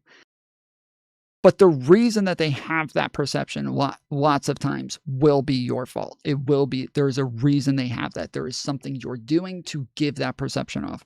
And you can do things to make it to where that is not the perception. If you don't want people to have that perception of you, there are likely things that you can do to improve in that area, even if they're wrong. Again, like, they could be wrong about the perception. there can still be ways to improve in that area. And so I think that his view is, I don't care what other people think. I'm past that. I don't care what they have to say. I'm past that. Whereas that means you're not past anything. If you don't actually listen to what anybody else has to say, you don't listen to their criticisms, you don't actually take it into consideration and actually like deconstruct it, you're not past anything. You're just kind of fucking stuck. You have to be able to hear those things without it bothering you so much and actually think about it. And or it can bother you, but you're willing to be bothered by it and still listen to it and deal with it and try to actually assess it in some way that can be beneficial in the end. It's annoying to hear people do this sort of thing where they make it to where it's like, oh, fuck all the haters. I'm good. I'm good with myself. I've got peace with myself, so I don't care. So yeah, that doesn't sound like it. It doesn't sound like it. If that's your reaction, it just doesn't sound like it. Thing that people adopted. Like, I remember they were calling me a Nazi and an anti-Semite so long for saying that AIPAC. Well, exactly. That's what I'm saying, Ali, is that it makes it to where it's obvious that you care, and that because you care, that's why you don't want to listen to it. That's why you can't hear it and take it into consideration. Is because if you weren't so bothered by it, you would be able to hear it and think, okay, I mean, yeah, they could be wrong, but that doesn't mean that, like, there's nothing that I can improve on here, right? Like, if you weren't so bothered by it, you would be able to take those things in and say, and actually give a decent enough response besides fuck the haters. But yes, it is because you're bothered by it. That is why it is. That is why you will not listen to it. That's why you can't hear it. And I'm not saying I'm good at that. I'm not saying I'm good at listening to everything that everybody says. Most of the time, it's the way that somebody says something that can drastically change whether or not I'm even capable of hearing what it is that they have to say. But I am saying that is something that I try to work on. That's something that I try to keep in mind. That's something that I try to remember is, yeah, if a lot of people are saying something, it doesn't matter if it's true or not. It's more about like whether or not I'm doing something to give off that perception and whether or not there's something I can work on there that is, something I can improve on. To get out of American politics. And now everyone's saying it. Like, all these liberals are saying free Palestine. I'm like, that's what saying free Palestine is equivalent to saying we need to get AIPAC registered as a foreign agent. That's the same thing. They say it like free Palestine. They say it like Hakuna Matata. It's like the slogan they like. Like, I love making the joke. It's like they think that it's releasing a lobster in a rom-com. Free Palestine, be free. Like, from who? It's okay. Who's the one doing it? It's Israel. How does Israel exist? Oh, they depend upon America. They're a parasite on our country. They get all their money. They get all their money from us. They use our media, our government. They have AIPAC not registered as a foreign agent. They have all these politicians going there and putting the flag next to them. Without America, they cease to exist. So I'm just explaining what they're saying as a slogan. And now they don't call me an anti-Semite. Now they don't call me a Nazi. Sometimes they do. It doesn't hit the same way as it once did. And You still that's what's important. wonder about the Holocaust? Because I remember that was a really big sticking point. I pretty much only care about things that are true. I'm willing to play along when people say things I don't agree with, but I'm never going to bend the knee. Right. I'm saying that it's not. I'm saying, yeah, I think you totally misunderstood what I'm saying. I'm saying that even when other people are wrong, they can be wrong for a reason, and it can be because of you, right? So let's say I come on stream and every day I'm doing my streams, and over time a lot of people think I'm just a dick. They think I'm just a dick. I'm like a mean person, and that I'm just not I don't have feelings. I'm kind of a sociopath, right? If I'm giving off these vibes, yet everybody around me, all of my friends and everybody is like, no, like, you're like the nicest guy I know, like very down to earth, very sweet. Like, I don't know why people think that of you, but it's a common enough thing that I hear. Okay, well, it sounds like from everybody I know, everybody who knows me personally, sounds like they're wrong. Sounds like they're incorrect. Sounds like I'm not a dick. Sounds like I'm not this bad person that they view me as, right? But that doesn't mean that I'm not doing something to give them that perception, right? And so even if they're wrong on whether or not that's the case, that doesn't mean they're not getting something from me that is a, a, a good signal for somebody who's a dick. It doesn't mean that they're not, like, they can be right in reading the signs and saying, yeah, he's giving off the signs that he's a fucking dick, so I'm just going to buy into the signs and move on, right? That's what I'm saying. Like, if somebody marches around with, doing the fucking Nazi salute with the swastika on their chest, well, it doesn't mean they're actually a Nazi. And everybody around them can say, yeah, no, they don't have any problems with Jewish people. They don't never say anything anti-Semitic. They're not a white nationalist. They don't have any of the Nazi beliefs. So they're obviously not a Nazi. But I'm doing things to give them that perception, right? And so I can take that into consideration and be like, okay, I can maybe stop goose stepping around and doing Roman salutes so that people don't think I'm a Nazi anymore. It's just not that important. I mean, it's happened like almost 100 years ago. It's like, this is not an important. Let's talk. I think that they use that right now to shut people up and say like, oh, you're a Holocaust denier, you're a Holocaust revisionist. It's like, let me talk about what's going on right now. We just had 2 years of a genocide after October 7th. Let's talk about right now. Sure, but I do think that like history matters, right? Like we have to talk about it because we have to talk about the Holocaust and pogroms to understand like the creation of all sorts of things. Like the reality is like you have to understand you. I have to understand the things that you've been through, the events and experiences that have shaped you, right, fundamentally. So these things do matter. Obviously, we can infinitely go back in history, but I'm sure you would agree. Like these things do matter, and this is kind of the question that people have for you is like, if you're saying everything's the same, nothing's changed, I guess that raises flags for me because I don't think you're too smart to be stagnant, and I don't think you're stagnant. And if you're not stagnant, then you're changing. And so the question is, what's changing? Well, are you asking about the Holocaust? I was never a Holocaust denier. Not about the Holocaust. More about you broadly. Some of my friends would attack me over shit, but I didn't understand where I was coming from, so eventually I just stopped chilling with them. You can criticize too harshly sometimes. I don't think you're a dick, just don't have patience for them. Yeah, I do, like, yeah, I have issues. I'm literally diagnosed with ODD, right? And so I don't know if it's like how much of it actually affects my life or what, but I do know that yes, like sometimes I know somebody's telling me something that's true. And I've talked about this, like even with Sassafras. I talked about the fact that with Sassafras, she would say things in a way to where in the moment I knew she was right. And it's not in the back of my head somewhere buried deep. No, at the front of my head, I knew she was right. But fuck that bitch. Like, if she's going to say it to me like that, nah. I'm going to argue with you. I'm going to debate you. I'm going to fucking, we will take this the length. Okay? There's no way I'm fucking conceding on this if that's how you're going to fucking say it, right? Like,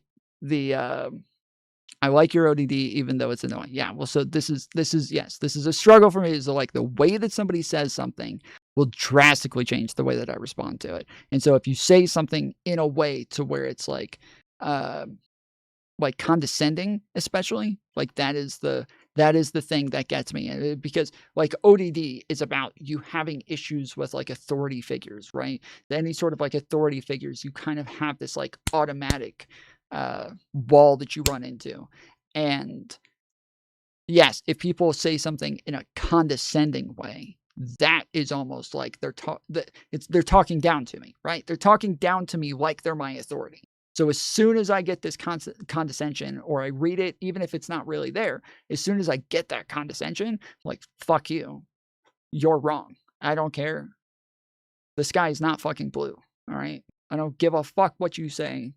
You're not gonna talk down to me and tell me the fucking sky's blue. It's not blue. All right. It's never been blue. I'm trying to understand what's different. What's different about Sneeko? 3 years now later. What's different? What's the same? And you're saying the performance is different. Well, I'm older. I mean, it's cool to look back at my YouTube channel because I pretty much I was left when I was in my early 20s. Like right after I turned 24, I got banned. So I'll say 23. Mm-hmm. And then for all my mid 20s, I was banned, and now I'm pushing 30 and I'm back. So it's like a different era of my life. So I'm older, and I have more. There was a lot that I went through the past 3 years. You know, there was the fighting Strickland, working with Ye in Spain, doing this IRL streaming run. All this was, I went through so much, and I have so many stories to tell. So it's just, I'm a much more, I'm a vet now. Before, when I first got banned, That's what I want to understand. Well, if you're saying I've gone through so much, I've seen so many things, right? I've experienced many things, and then my question goes, and what did you learn? Like, what's different now? Because you've definitely experienced more from 3 years ago, Sneeko. And so I'm sure things have changed, and I'm trying to figure out what are those things. And all we've tapped into is the major thing was finding God. Was I think that was the major one. Was now I know the truth. I know exactly what I'm supposed to do. I know where we go when we die, hopefully, and I know what our function is on this earth. And before then, I wasn't completely certain. I'd always been interested in finding God, reading the Malcolm X autobiography when I was very young. But now I fully believe in it. And I have that. I have that faith that I didn't have before. That's the biggest change. how does that? That's pretty ground. Like, I feel like faith is groundbreaking. How does that change you? How does that change how you view everything? It gets rid of a lot of the mental health problems that people talk about when they talk about having anxiety and stuff. It's like, okay, well, you don't know what you're supposed to be doing, and you don't have your head screwed on properly. Maybe you're not praying. Maybe your diet's off. Maybe you're putting garbage. Maybe you're listening to too much music, or you're being dragged to so many places instead of following the straight path. It's ground. Literally, what he's saying right now is one of the most like attractive parts of religion, especially Christianity, is because they talk a lot about like let go and let God and stuff like that. This is a way to really get rid of what is a lot of weight from personal responsibility. And so I'm not saying this in a negative way, that like people just don't have to be responsible for their own choices anymore. But it is that if you feel as though there is a higher power that's in control and that is kind of looking down and controlling everything and, playing everything like marionettes, then yeah, you'll start to feel as though you don't have to do everything perfectly. Yes, it's a great coping mechanism, correct. And that it is something that really helps with stress and anxiety and things like that, is because if you feel like everything's kind of set, there's a path for me, God has a will, and I am just going and playing my part, and that's it. Like, I'm only going and doing what I can do and what I'm supposed to do. That really, yes, takes a lot of weight off of your shoulders and makes it to where you don't feel like you have to perform at the highest rate. And even if things go poorly, yeah, the feeling afterwards is this is what's supposed to happen. And so, moving on. Next. Groundbreaking, because now I know what the straight path is. When anything goes wrong, it's because I deterred from it. So how do you? Because I'm obviously Christian and not Muslim. So what does your faith look like as far as like steering and guiding you? Like, how do you know which is the direct? We talked about the pathways. I imagine part of what helps you determine the pathways that you're picking is your faith. I'm assuming.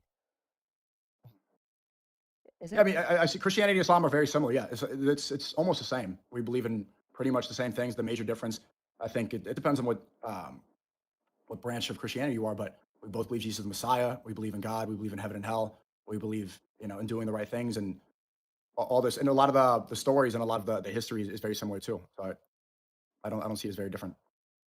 I think we also fundamentally like very different religions as well. We're very similar, and we're also very different, which is why we're separate, right? But I'm trying to understand. There's not that many. There's not that many differences, to be honest.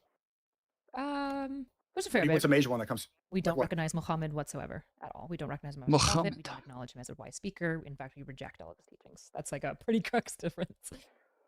I don't know if you could say you reject all of his teachings. A lot of what he said and a lot of the hadith is stuff.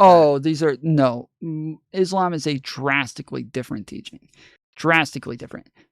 Islam is way closer to Old Testament than it is to Christianity, because in the Old Testament teaches of like a very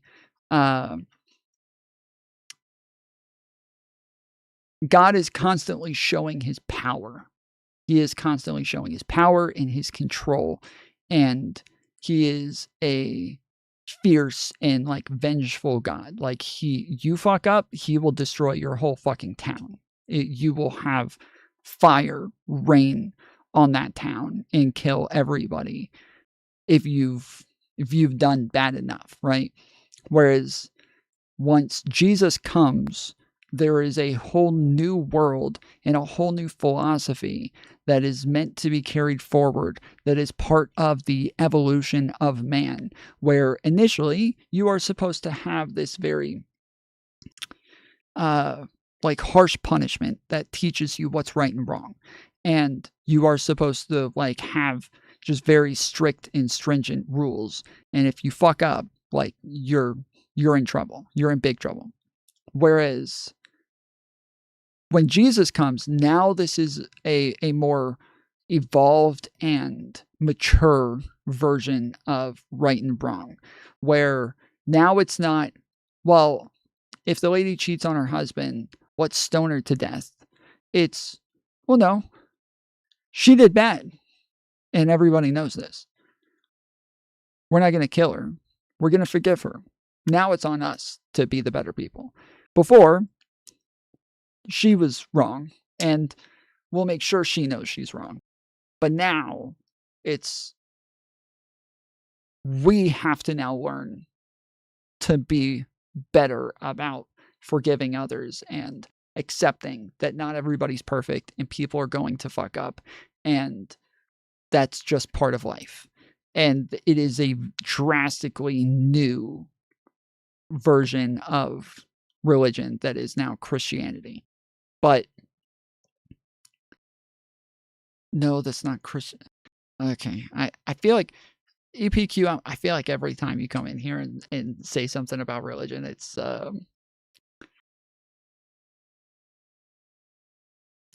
is just drastically different than what almost anybody would say. But anyways, so yeah, so they're just drastically different versions of religion. And Muhammad, like in the way that he went about things and his philosophy and his beliefs, it is very vengeful. It is very like, kill the infidel sort of shit, right? It is about punishment. It's about, throwing the gays off of roofs and,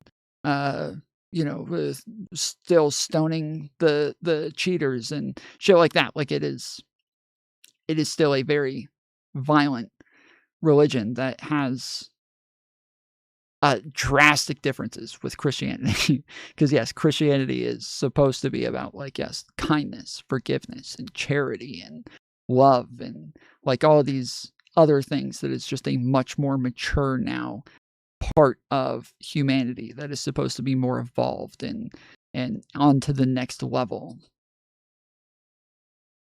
So yeah, it's not like Islam. Christianity is very, very different. That Christians do follow, but just not from his words. And we also think Jesus Christ is God, which is pretty fundamental too.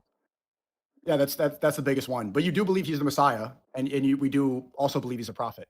So yeah, but we think he's like God, right? So like when you guys are like, well, he's a prophet, it's like for us that would be like denying God, which we don't need to get into theology. I'm not trying to convince you to be a Christian or anything. I'm just saying like we're similar, but we're also. But yeah, you're right. You're right in saying that. But aside from that, the morals and teachings and what you get out of it are very similar. That's my point. So, yeah, and I'm trying to understand. So when it comes to you, how do you use your faith to make a decision about like what's the right way forward? I mean, it's all outlined. Just you try to do the right thing more than the wrong thing. That's all we can do. Yeah, but like when the hadith are being written, like most of them, social media didn't exist, so it can't tell you directly like, should I make a video on X or Y, or should I cover a topic in this way or that way? So how do you use it to kind of inform your actions? I probably don't like directly source it when I'm making videos the way like I do in homework, but when your intentions become more clear and you have a better idea of morality, it's easier to create, and so you could probably use that as a guide, spiritually. Okay, that's fair. Maybe we interface with our faith differently. Obviously, this is why I'm trying to understand. Because like for me, it'd be like all like prayer and stuff. So I'm just trying to like understand what So your faith is a major shifter for you. How has that changed your like day-to-day life? You obviously pray. This is the whole question. Yeah, I pray. Right now, it's like 5 times is I gotta get better upon that. During Ramadan, it's easier to do it 5 times a day. Right now, I'm trying to get to that point. The New Testament isn't a religion. I don't even know what that means. Like the Bible isn't a religion.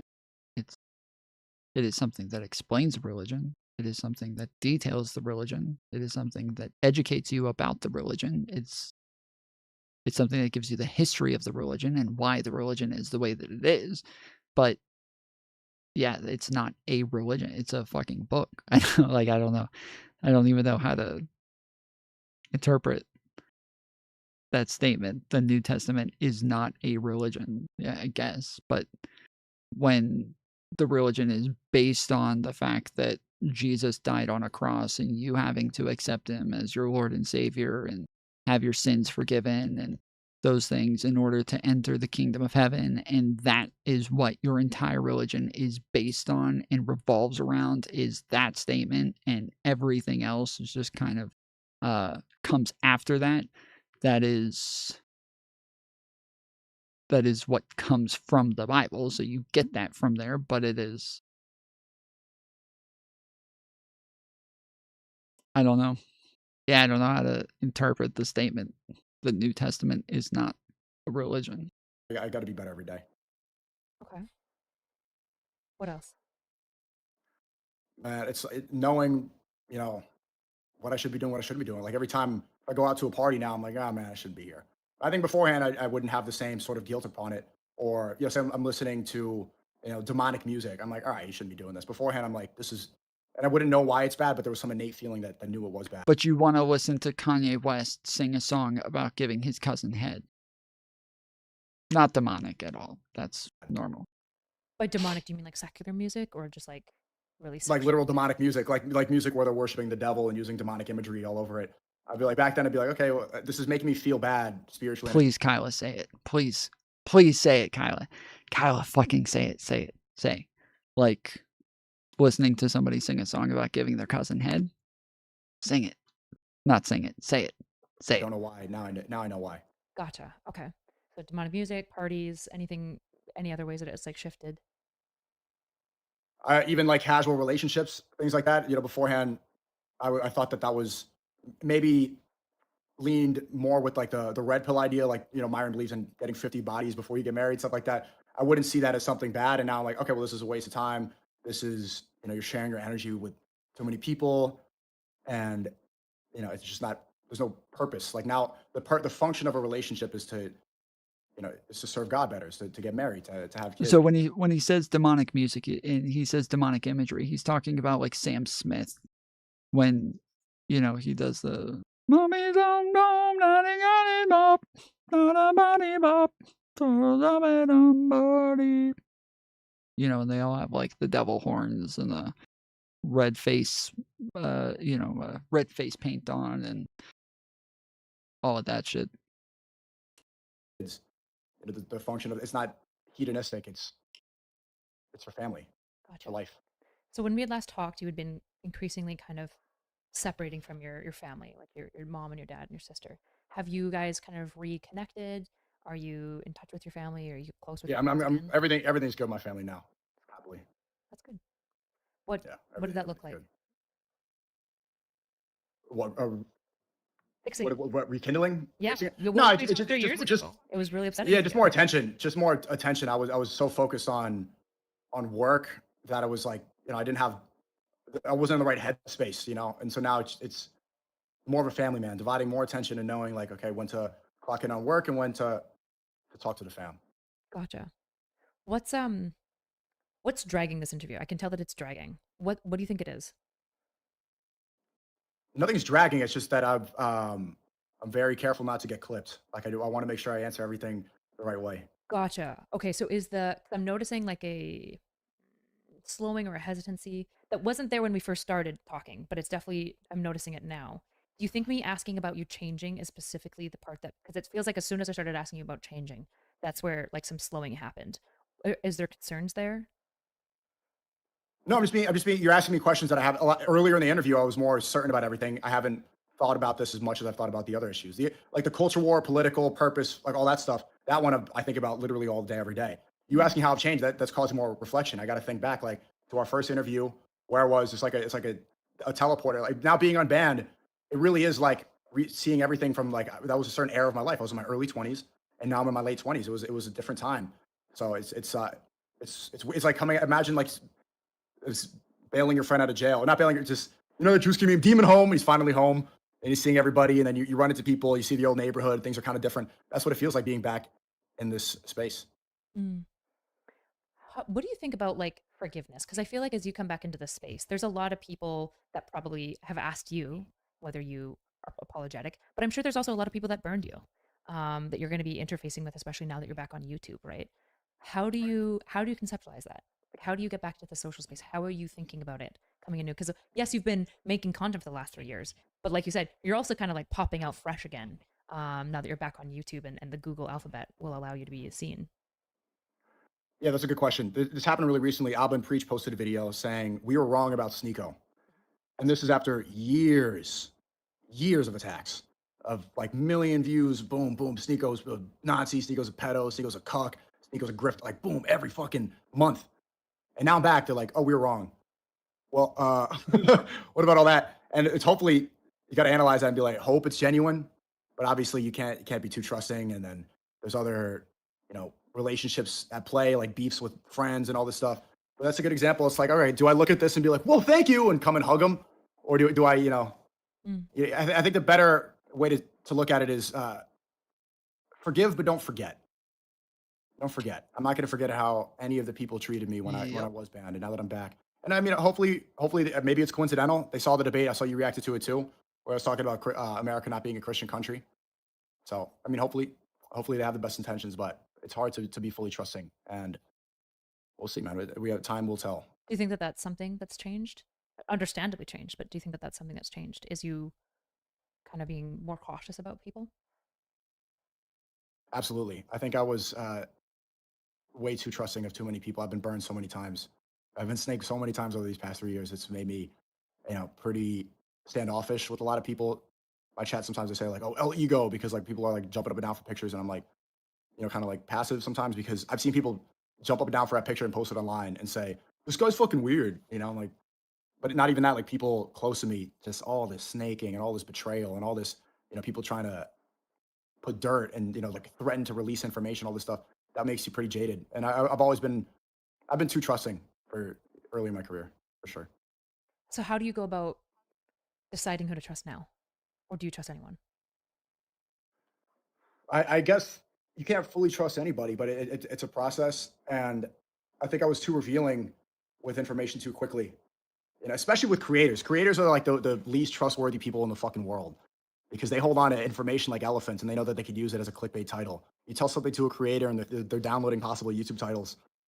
I think them especially, I'm gonna look over both shoulders at forever now.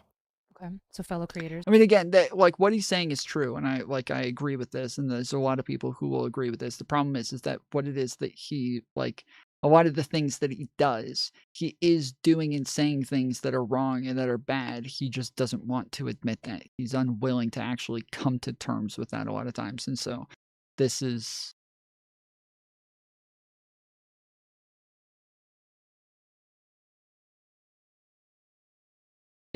It's odd because I like the words I definitely sympathize with, but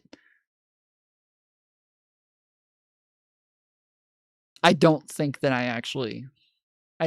him and I are on the same page when that sort of thing is said, because I think that a lot of the criticisms of him are actually good criticisms, and he doesn't ever seem to take them into consideration in reality. Because there's kind of a necessary monetization of relationship. Yeah, there's an incentive, and also there's so much jealousy involved. Like you talk to one of them, and if they have less clout, less followers, so many people that I was really like open and friendly with, like they're looking at you like I'm better than you. Like why is he have more? I'm better than you. And then you could see that manifest through their content. The other day, I took a meeting 2 days ago. I'm walking into the building. It's in Soho. I buzz up the elevator. When I hear someone say "Sneeko," I turn around, and it's the Zionist guy who has told people to stay away from me, has slandered my name, someone I knew personally, and snaked me completely. Someone who paid me $5,000 erudite for this podcast. It was actually around the same time. We do the same thing. Said, let me do 5K. I want to do a conversation like this. I think you referenced it. Is it 5K? Sorry, he paid you to come on his podcast? Yeah. Okay, gotcha.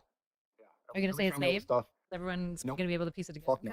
Yeah, you don't want to summon No, him. no, no, no. No. It's just there's no point. But and then I saw It sounds like he doesn't want to give him clout. this dude after like he told some of my friends not to talk to me anymore, slandering online, calling me all these names.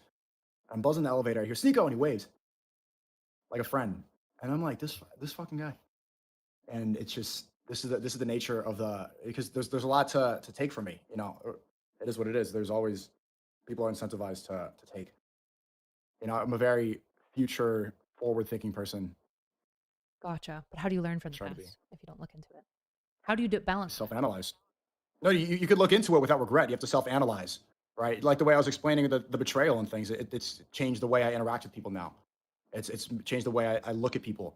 But that only happens. That there was a lot of self-reflection. My chat's heard me say it. I'm like, why did this happen? Like, why did this? I ask a lot of people. I think about it. I reflect. I analyze the people who've done it, and then you start to break down and realize why. And you see all these patterns that you did not see beforehand. Like, oh, this person is a much older content creator in their 50s or something, and they're really bitter. Of course, they're going to be jealous of somebody who has more popularity and is younger. And that jealousy, if they don't analyze it, it's going to manifest into hatred rather than self-analysis. So it makes sense. I understand why this happened, but the self-analysis it's very difficult to do. It takes a lot of reflection, but I think hopefully I'm getting better at it. Gotcha. Okay. So when you think about like getting better at it and stuff and like reflecting and all this self-work, how do you do it? Like, do you write about it? Do you just sit in a room in the dark and think? Like, what's Well, I talk to a lot of people I trust. Yeah, I think a lot, talk to people, talk a lot to my stream, you know.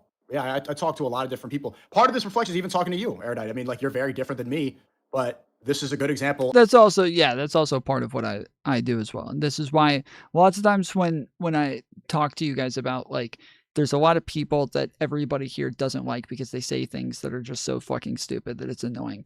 And I'll say that like, well, I enjoy talking to them. That is one of the reasons, is because a lot of times other people don't have those sorts of conversations. So a lot of times when I'll talk to somebody like Katie, Brittany Simon, Lav, like these are people who are having these very specific and odd conversations to where they'll challenge what it is that you're saying in a way that you might not have thought about it before. And even if what it is that they're trying to get at is wrong, though the fact that they're looking for an answer in an area that you're not all women, yes, all of the people that you guys hate are women. So you guys need to reflect on that. But even if what it is that they're trying to get at is the wrong answer and incorrect, the fact that I have not maybe thought of an answer in a way that is coherent yet and been able to explain that is something that I enjoy. And so in order to even engage with it, I have to have an answer to give them and be able to put it into words in a way that maybe I haven't before. And so that is something that I really enjoy talking about. It's been a while since any of them were on, though. No? Yeah, Katie, last I talked to her, her and I are cool, and, like, we don't really have any issues. When everything was happening, like, with the cancellation and everything, she messaged me and said she was sorry, and that she didn't think any of those things of me and wanted me to know. But she wasn't interested in doing content, and especially on my channel where my chat could be really harsh, where I said this to everybody for a long time, as I kept saying, I was like, guys, like, you guys are way too harsh with people who are up here, and it's fine to disagree with them, but the way that you guys disagree is way too much, and it's gonna make it to where they don't want to come back anymore, and I'm not able to have those conversations anymore. And even you guys all love to watch the fucking content every time, as much as you guys say, oh, I hate this so much, oh, I can't believe it, oh, when did she leave? You guys all sit there every fucking time and chat the entire time and love watching it and love hating on it. But yes, if you're too harsh, they're just not going to come around anymore. And that is what happened with Katie. With Lav, there was her getting kicked out of my Discord and getting banned and everything, and she was pretty upset about that. And then we had maybe like 2 more conversations after that, and then when everything happened with JSTLK, she stuck up for me at first, but then she got a lot of shit from JSDLK's community for sticking up for me. So then, yeah, she kind of flipped and played into it a little bit, and was definitely playing into the Mantis memes and shit. And so that was that with Lav. And then with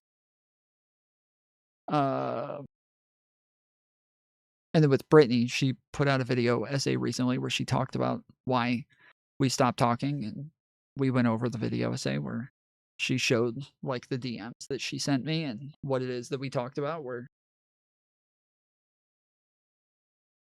she said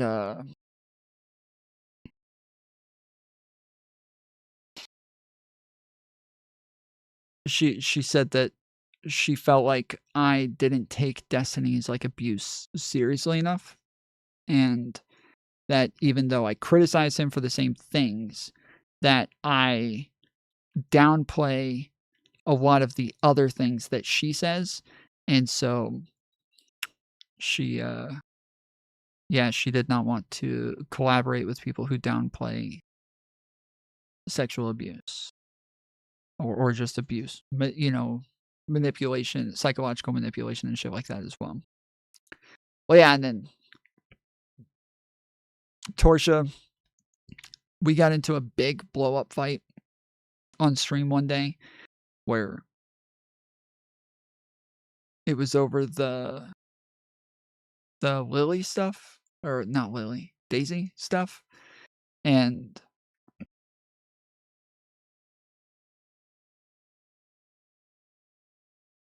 we didn't really talk again after that. And then Angela Knight just disappeared.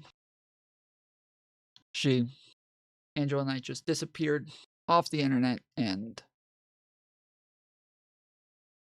that's that. So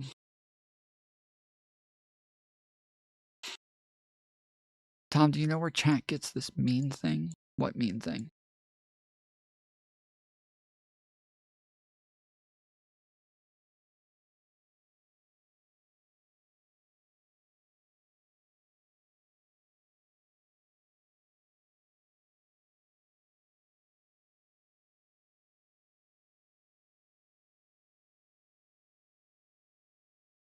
Oh.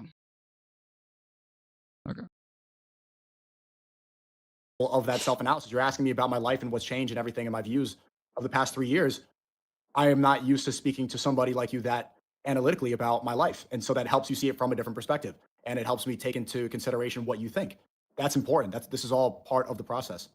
What do you think I think? I'm curious.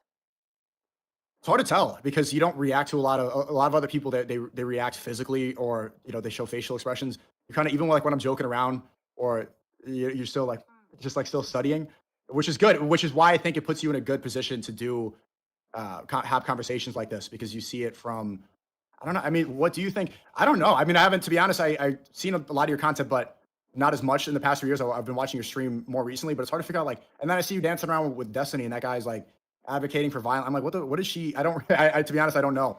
I don't know. That's fair. I'm curious what you think I think about you.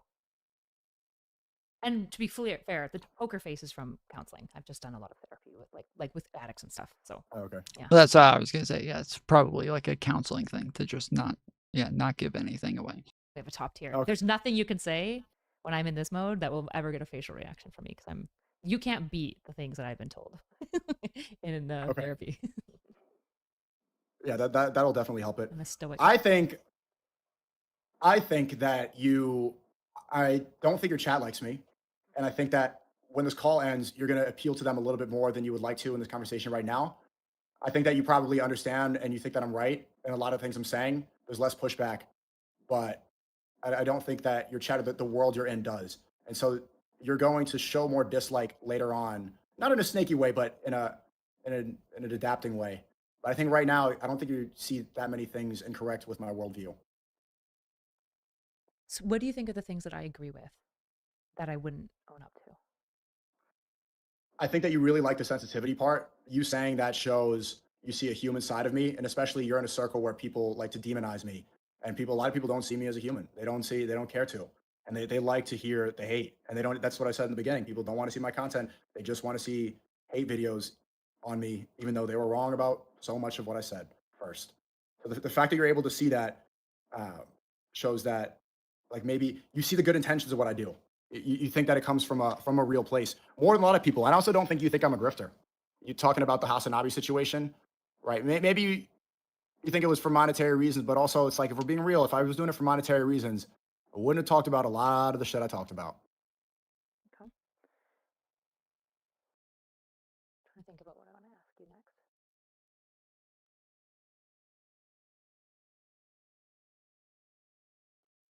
If you don't have anything, we can leave it as a cliffhanger and do this again sometime. We can definitely do that. I'd like to maybe reflect with you, like, honestly, about what I do think about you. Is that something you'd be open to hearing? Because I don't want to give it to you. Great way to conclude. Yeah. Do you want to hear it? Because I don't want to like give it to you if you don't have. I do. Book. I do. So when I first met you, I very much saw you as the type of person that I knew it.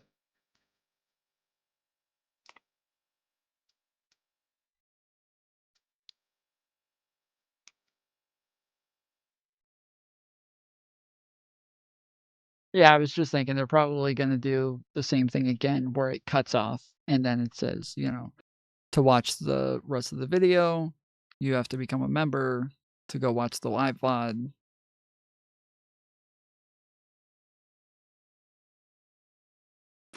Fair enough.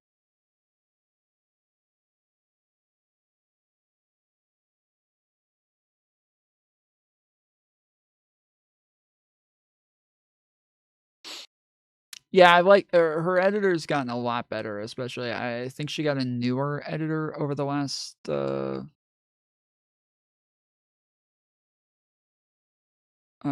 think 6 months. Her older editor has kind of faded away a little bit or is doing less. And so yeah, she's now doing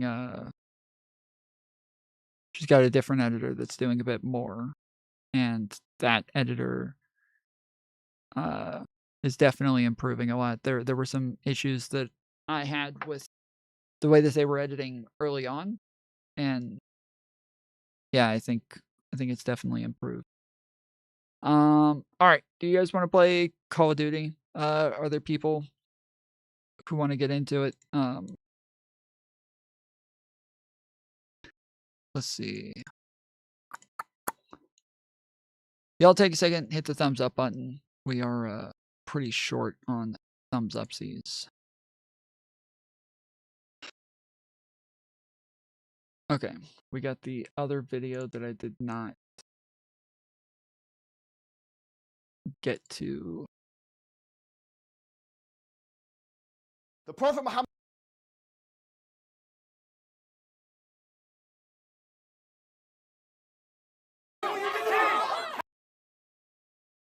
I'm like 3 minutes from finishing a game. Okay. Yeah, just eating dinner. Okay.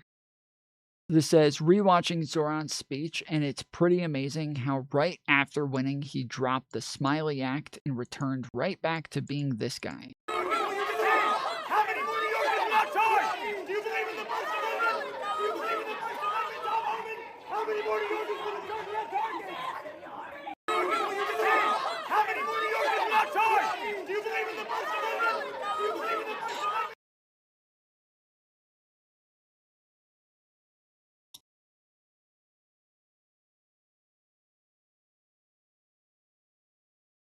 Muhammad sallallahu alayhi wasallam told us, whoever builds a mosque for Allah, Allah will build for him a similar house in Jannah. And we know the great reward that will not only be gained, but rather will fill your grave after your death. Oh, this is the Oxford debate. Whenever someone gives shahada in the masjid, Okay. whenever someone learns something in the masjid, yes, that will be something that you'll have on your scale.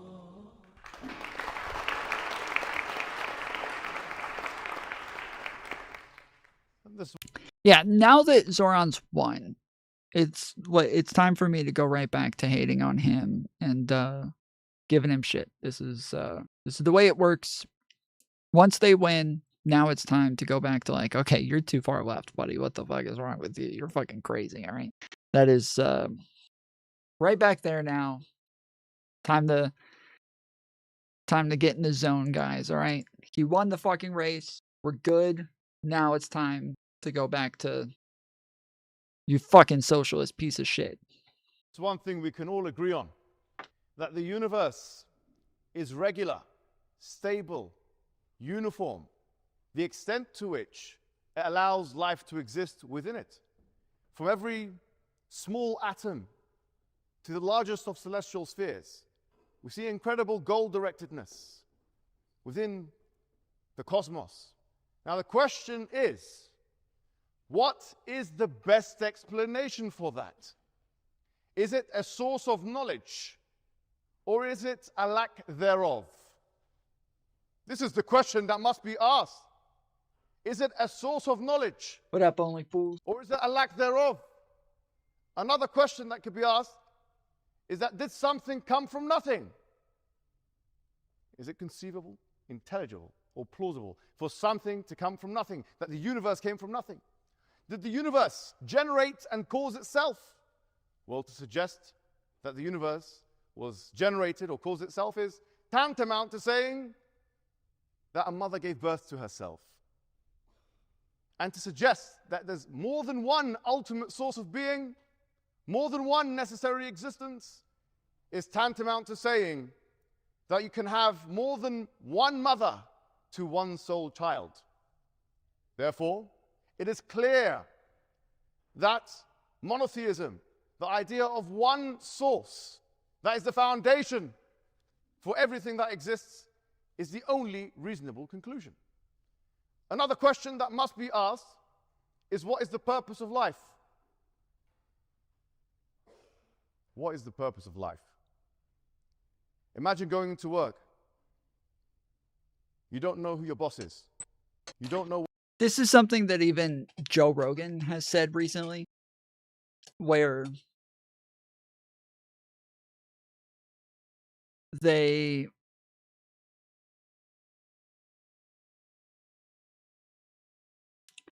he says while it's ridiculous to believe that like a god made everything and that he is this all-knowing creator who put everything in place and did all this stuff, it's probably, when you think about it, it's probably way more ridiculous to think that everything came from nothing.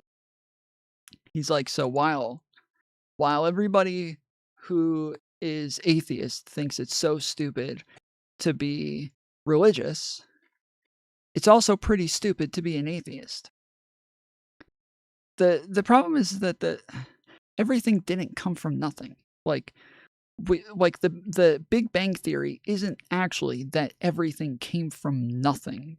It's that we just have no idea what that was. We have no idea what could have existed before.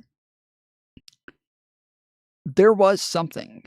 The Big Bang was likely an explosion of maybe just one massive fucking planet that existed before, and massive fucking universe that existed before, that expanded maybe so much or despanded so much that it just turned into a massive explosion.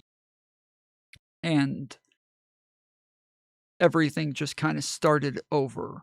Because even for life to somehow exist now, something had to have been somewhere at some point in order for that to be the case, right? Like, there's no way that over time, germs and bacteria and shit like that just appeared out of nowhere. And there's no possible way that if all there was just space dust and rocks and shit like that, that somehow those turned into bacteria and germs and shit like that. So there had to have been something somewhere. It had to have existed somewhere at some point. And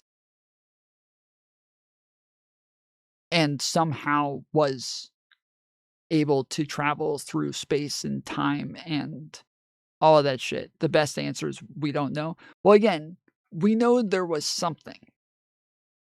We just don't know what. That's it. Like, so when he keeps saying that everything came from nothing, but that breaks the laws of physics because something can't come from nothing. Well, no, we don't believe something came from nothing. We believe something came from something. Happy birthday, Tom. Partying face. Thank you, Mary. Appreciate it. W, Mary, and chat, everybody. That is my sister. She is a mod. She's not around as much anymore, but she has been around for a very long time, and she is my eldest sibling. So let's get some W Marys in chat. Thank you very much, Mary. I will see you, I guess, tomorrow technically, but yeah, 2 days for me.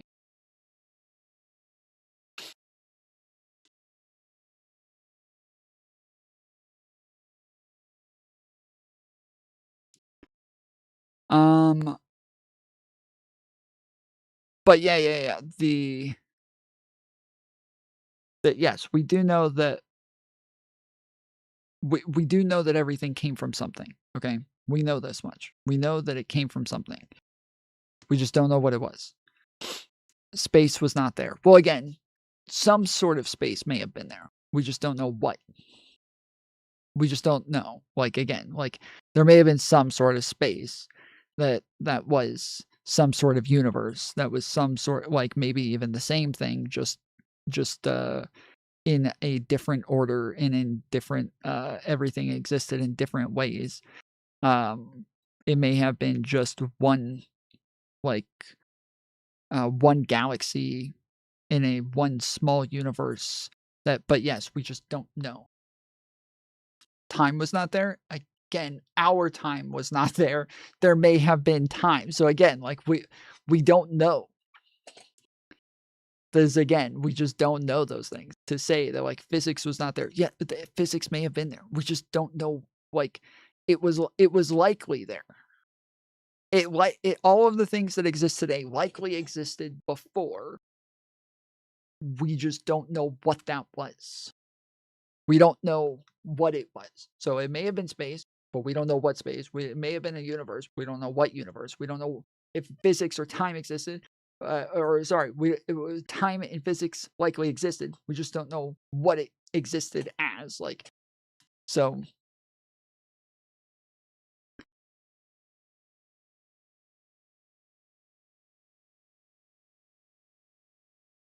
Right. I don't want to say, I don't like saying we don't know if it existed, because it almost definitely existed. We don't know it did. We don't have the evidence that it did. But we also can't rule out that it didn't, or that it, yeah, we can't rule out that it did. And so it is very likely that it did, because it's hard for us to imagine anything other than what currently exists.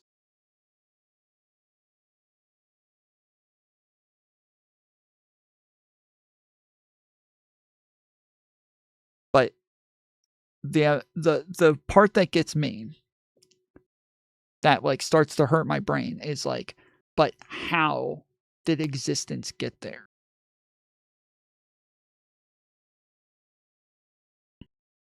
Like, how did that ever happen? Why does anything exist? How did things start to exist? How did a fucking universe happen, even if not this one, the one before, or the one before that, or the one before? Like, how did things happen? How did anything ever happen? And yeah, that's where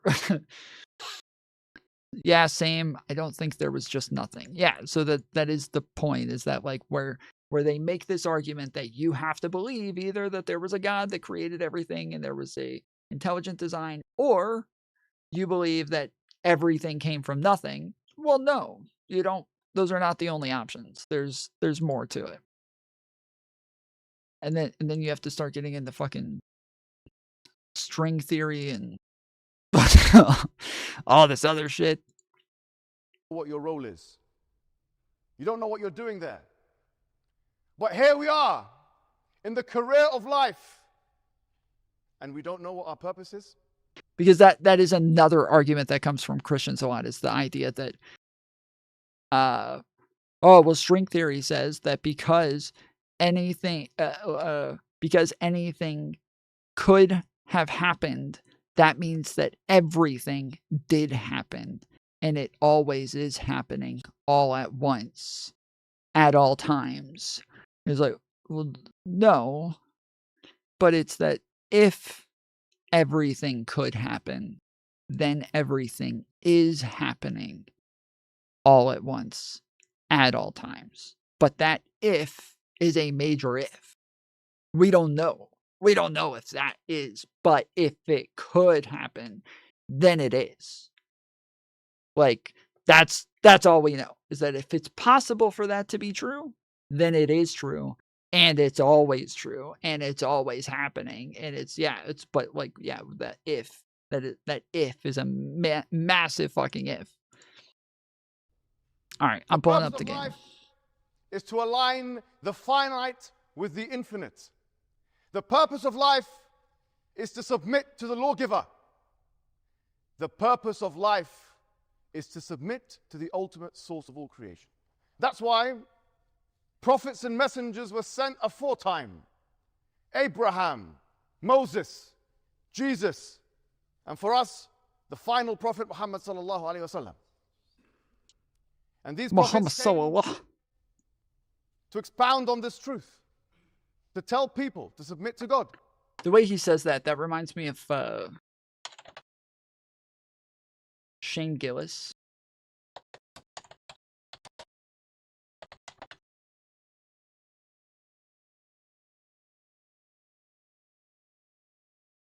You notice the war in the Middle. That's exactly what they sound like, dude.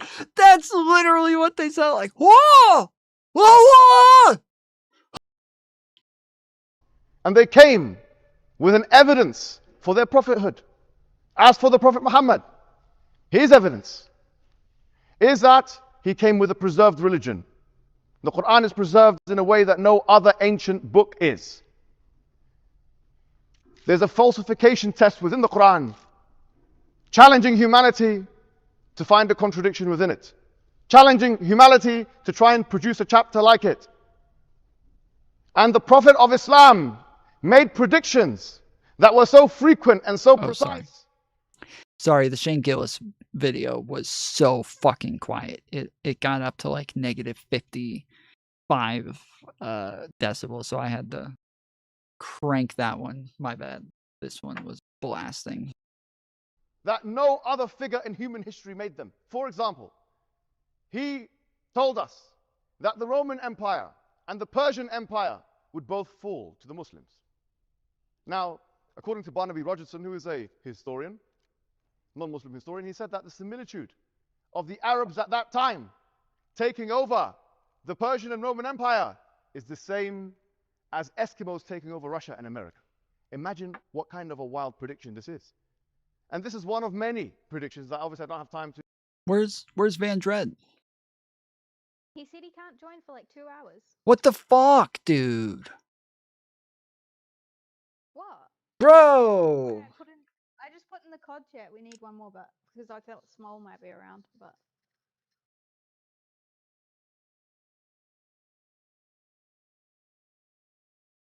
Okay.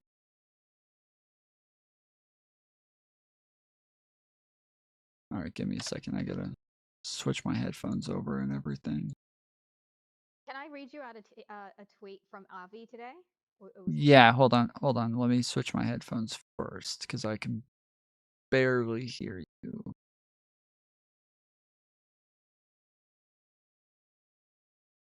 Alhamdulillah.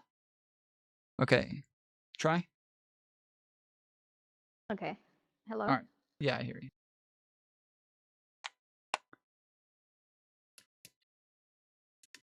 Yes, he said he'll come later, Badred. So Avi put out a tweet yesterday or today, whenever, saying, since people have asked if things continue the way they are right now, in brackets, Republicans cowardly looking the other way as Nazis infest their party, I will vote Democrat, and I will do so regardless of how much funding the Republicans give to Israel. I care about Israel very deeply, but at the end of the day, America is my country, and I care about America not turning into Nazi Germany more. And I definitely care about not being a pathetic little spineless dipshit eunuch about it, like the current party line is acting. In the meantime, I will continue to fight the Nazis and do everything I can to get Republican leadership to change this suicidal course until the time to vote comes. Please do not counter-signal this effort in hopes that the Republicans fail to clean house of their Nazis and lose. We are better off as a country with no mainstream parties having this problem, rather than the one you don't like. Nice. Yeah, so for those who don't know the context of this, Avi and Mantis just had a debate recently about people voting for Mamdani and whether or not anybody who is a Mamdani supporter or whether or not anybody who voted for Mamdani was like an evil person.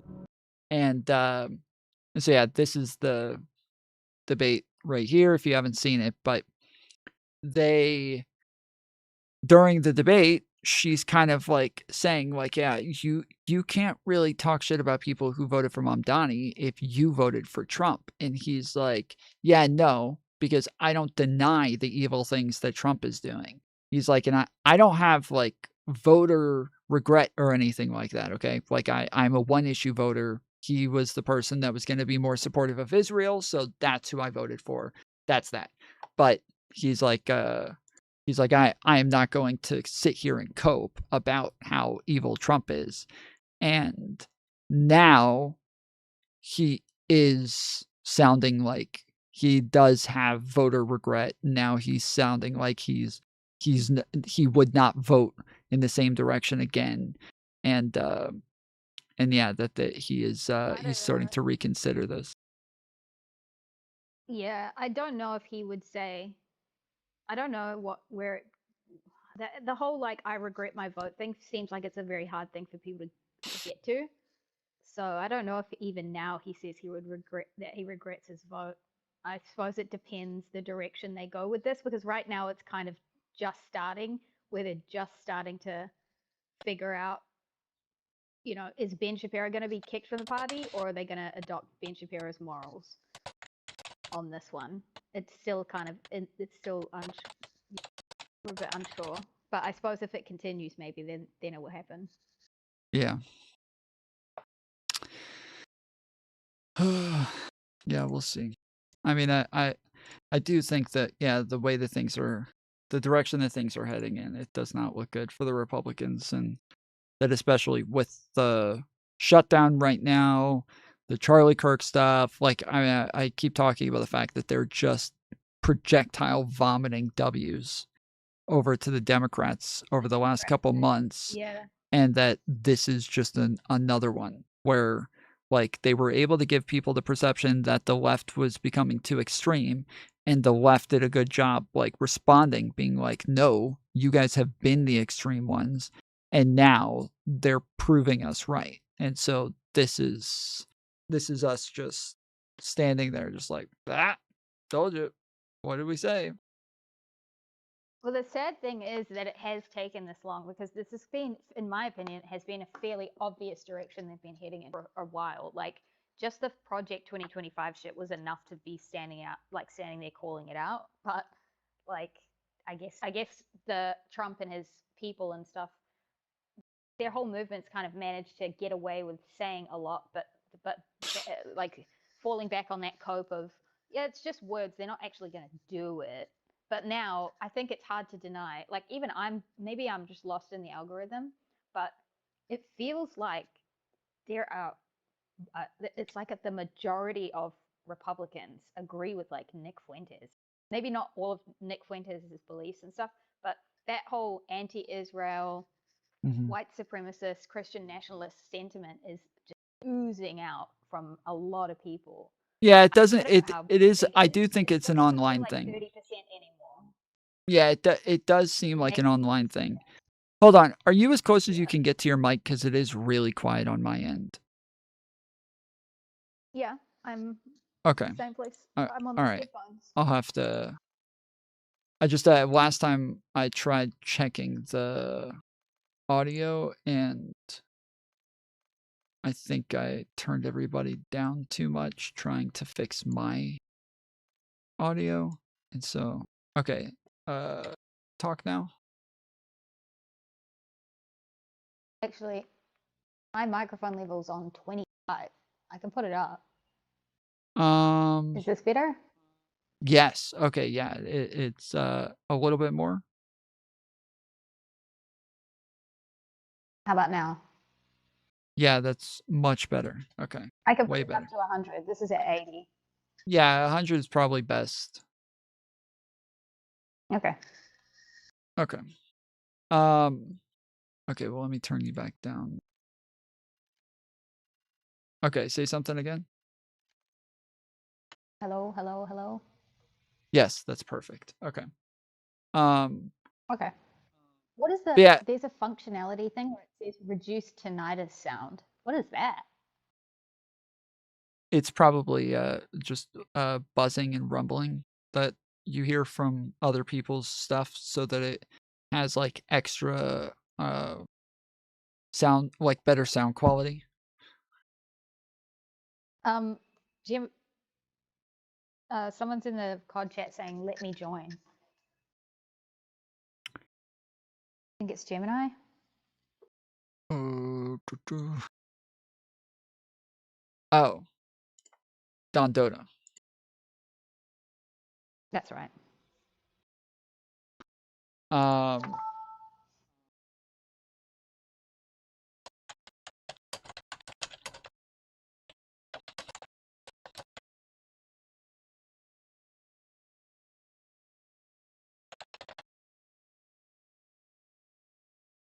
Did you see your jackets shipped? Yes. Yeah, that's what I think I told you that earlier. Thank you.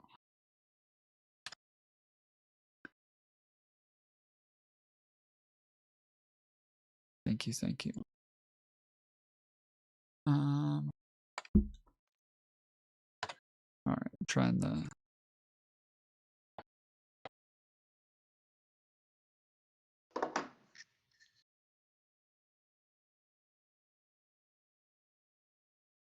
Okay. Yeah, I don't think you played with him the first time he played. Because yeah, you hadn't started playing yet. I don't think Wasted played with him either. So we'll have. With them. Yeah, that's what I'm saying. He was playing with us before you started playing. So. Oh. Okay. Well, yeah. Well, there's nobody else who can invite him right now, so we just have to get him to send me a friend request. Okay. He's only on your band account, he said, so you have to give him your new one. Yeah, I'm DMing him right now.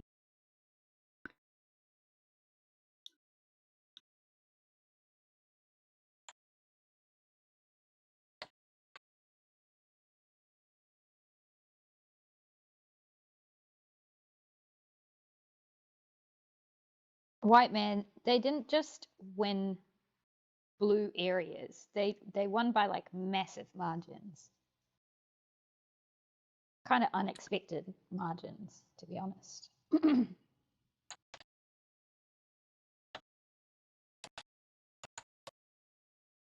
Yeah, White Man. I'm probably gonna publish the debate within the next couple of days. So I might publish 2 debates. The one with the drunk guy the other day. I forget his name. And then I think I just got a friend request.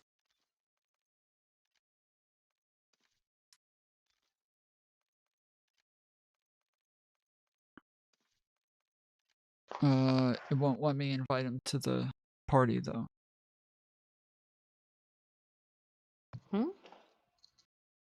I'm trying to invite him to the party and it won't let me. Wait, did he? Oh. Yeah, we're friends now, but it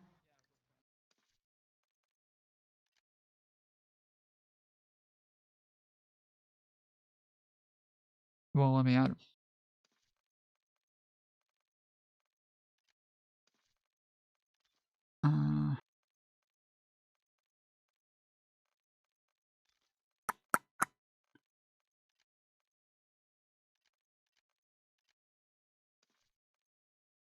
Okay, he should be able to join by himself. So, Don Dota, if you're listening, just click on my name and join the party.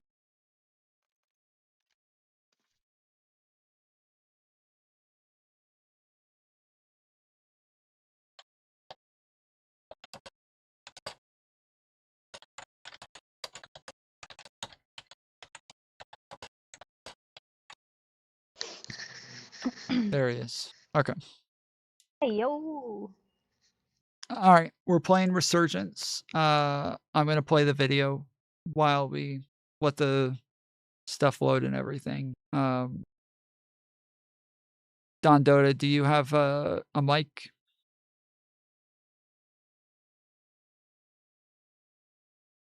I'll take that as a yes. Okay. All right, I'm hitting play on the video. To expound here. The question is, what does atheism have to offer? Atheism has no explanatory force whatsoever. Atheism is a negation. Atheism has no ontological status. Atheism cannot describe or explain morality, rationality, consciousness. Atheism brings nothing to the table. With that, I conclude with Assalamu alaikum wa rahmatullah.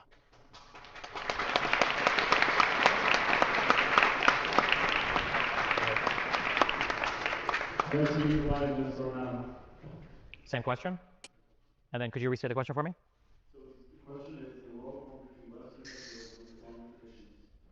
Okay, he said in chat he's got a mic. He's just gonna be a minute.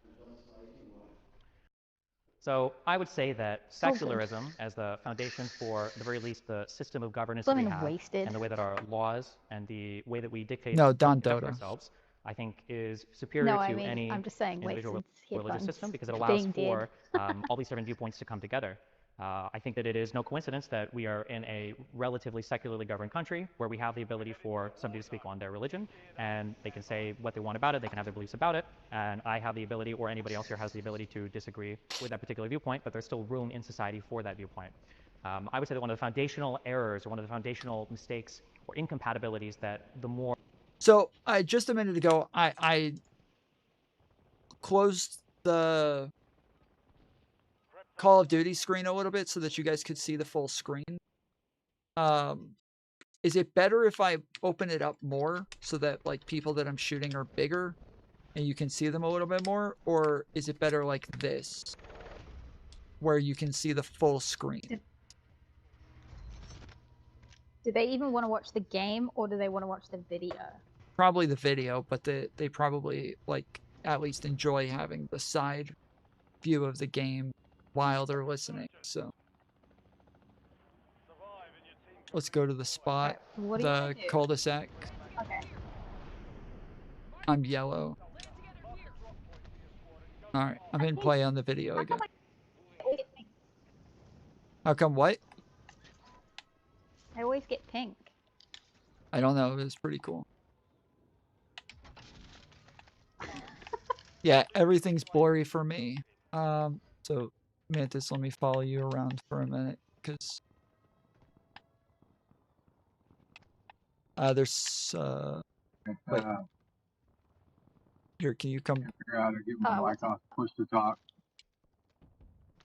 Oh, you can't figure it out. Oh, why? Well, we hear you.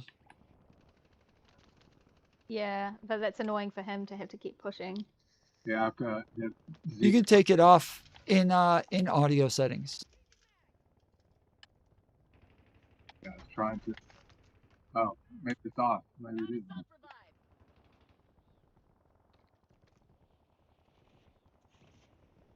All right, I'm gonna play the video for a bit.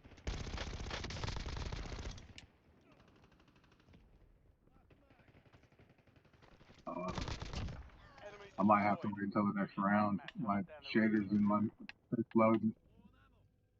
Okay. More fundamentalist approach or the more hardcore approach to religion has led to is the intolerance in certain societies of other types of That's beliefs. all right. So whether that is the way that you conduct yourself in how you do comedy or speech, whether that's the way that you set up your particular neighborhoods, whether that's the types of laws that you pass to allow freedoms for other people in society, especially people that have traditionally been oppressed by systems of governance, could be different types of minority figures, it could be women, it could be people of LGBT status. I think that the more secularized society is superior because it creates space for all of those people to exist together in a system that is functional. I think that there is some conversation to be had about the nature of existence. I do think that it's nice that religion gives us easy answers in all of our big branches of philosophy. You don't have to do much ethics, much metaphysics, much epistemology when it comes to figuring your religious beliefs, because all the answers are kind of there for you, and maybe that allows you to explore other things in life. But when it comes time to arguing those things to other Right next to you, Green. Wasted, turn around. I don't think that You got him? Christianity or Judaism have settled their disagreements between And no, you didn't get him. Abrahamically or any of the other number of religions Okay. you choose from.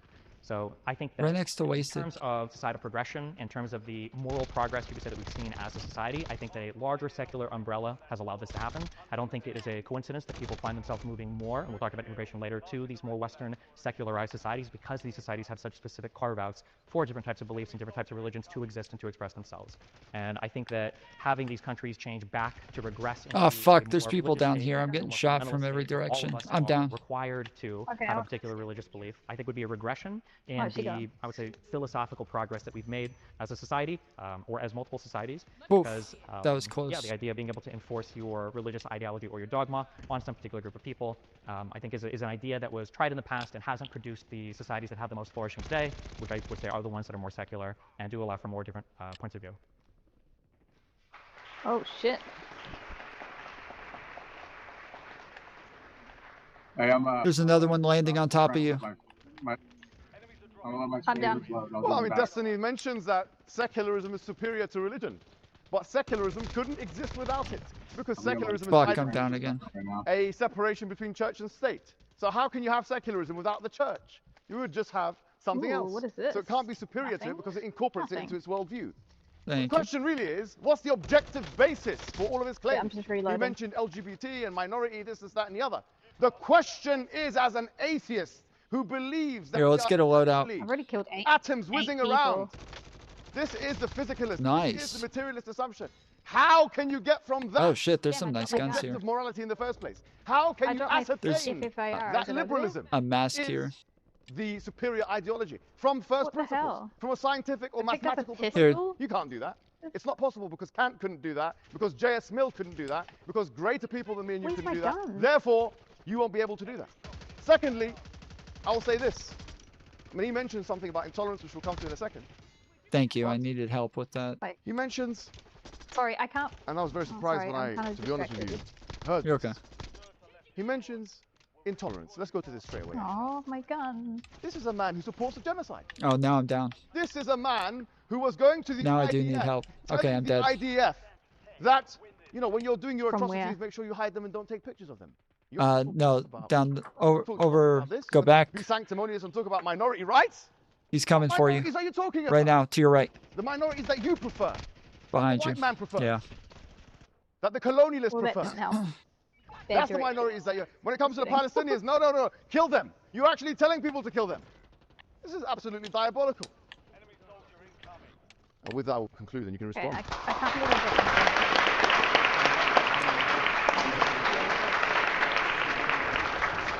I'm down again.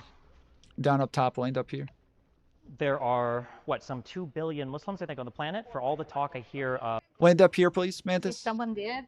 No, I'm just chill. there's a guy. I'm just saying, you were going the other direction Oh wow. for a second. Wow. Land up where 2 people are. Nice. Oh, well, he's... Okay. Nice. They weren't here when I said that. Chill. Okay. They were. I could see one of them. One of them jumped up there right as we were talking. But there were also 2 guns up there as well. Yeah, that's a team.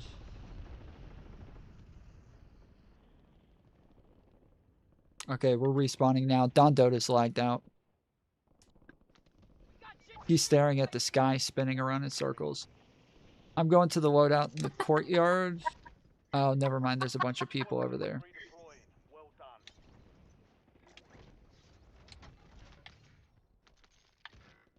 Just to go to the building.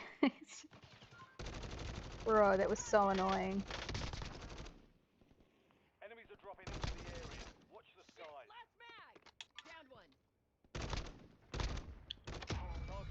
Okay, I got him.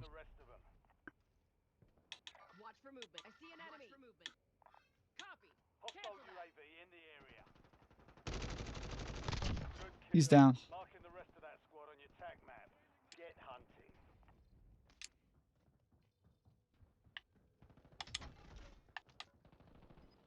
Of Islam coming from one book, from I one fell word into that is the water. unchanged and unaltered. Amazing. I look to the Palestinian situation and I wonder, where is Islam, or where are the Muslims? The idea that there is some foundational religion here that all of these different people of the same belief system buy into enough to actually stand up for and defend and support their fellow Muslim brother doesn't seem to be there. So one of the most fatal flaws that I find people who are religious commit I'm just trying is to get this another flaw gun. of thinking they stand on firmer ground than they actually do. The idea that there is one holistic, unified view of Islam is probably a view that every individual Muslim would tell you, but maybe not Right. all of them would agree on. I think the same can be said for Christianity, the same can be said for probably any major religion. You know, we can talk about what type of Fuck. minorities that we prefer, but I mean, if you just take a glance at any Western society, you can see that the incorporation of different groups of people into these societies Fuck, is much I'm better, dead again. and the net is cast much Shit. wider than it is in any comparable societies, I would say, in the Middle East or North Africa region. Okay. I'm having a rough game, dude. He says, where Yeah. are the Muslims? That's a good question, and I agree with him on that, actually. We're not Well, really there's a staying distinction to be together. made That's between Muslims kind and of the Islam. problem. The discussion here. Yeah, it's hard when like some of them are fighting people while we're redeploying. It gets fucked. But Damn it, they got me. okay, I'm going back to the spot. Never. Oh shit. There's somebody landing here. There's 3 people. There's 3 people up in that place where they just killed you. A whole team. Target down. Marking the rest of them. Your squad mate's back on station. Good work. Fuck. They got me again. Yeah, there's a bunch of people there. I'm going into the lot. I'm going Here into is the about long Muslims, building. about Islam. Okay. That's the first thing. And then he says, okay, well, Western countries are doing a good They're job. on with top of it. I mean, liberalism coexists. There's with 2 right outside. You must understand this. You cannot look at this Yep. time in history and not realize that J.S. Mill was somebody who was actually advising his government how to use racism and supremacy against the colonial empire, against members of the colonial empire. Wasted is camping up So top. there has been a relationship Damn it! between They racism grabbed Okay, I'm going the way. There's too and many. I'm going the colonialism wasted on the other, then. and it's very well known. Look what happened to India. This is a really bad argument. You're wasted. Watch my back while I get the loadout, please. It's about atheism, and there is no necessary connection between atheism and This liberalism. is a You can be an atheist super lame communist. first You game. can be an atheist Nazi.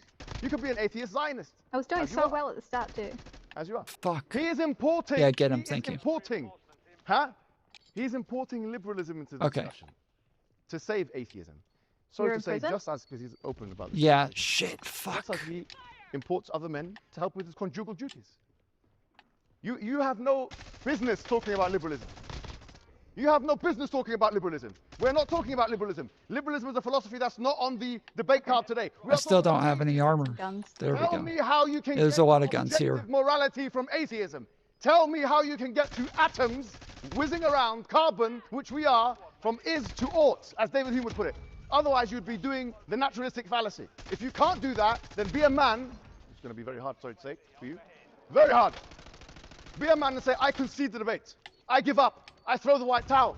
Although maybe you'd be using that white towel for other things, but if you can't do that, honestly, it's done. The debate is finished. And that's all I have to say. Well, it's not. So I hate it when they do this because they say, yes, if you can't tell us that your morality is objective, then we win. If you can't get from an is to an ought, then we win. Like, that's the end of the discussion. But the problem is that you would first have to prove that yours does do that. Like, and if you're just basing all of your shit on faith, then there's no reason for us to take anything you have to say seriously. Fuck those people. Okay, I'm gonna buy That'll do. some a UAV. There's another one. shit, dude. Oh fuck, I'm getting shot at.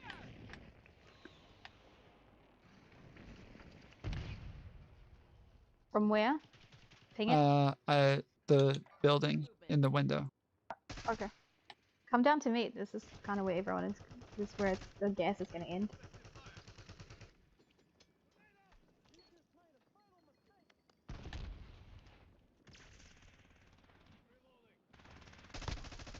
Got him.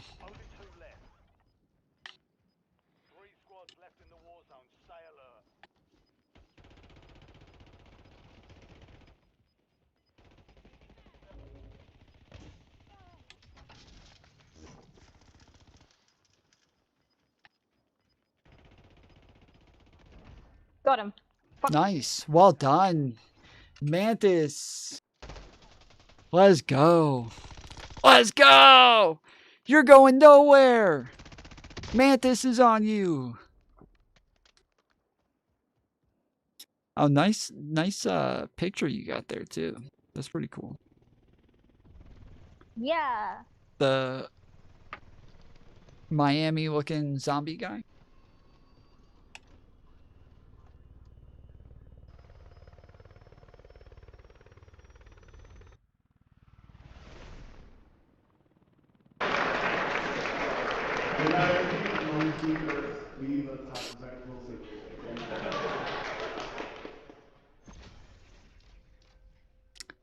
So I think at the end of the day, you know, you can talk. All right. Can we get Don Dota back? Wasted with 21 kills. Let's go, baby. He's waiting, he said. I mean, he's Yeah. waiting for it to be Yeah, I see him. joinable.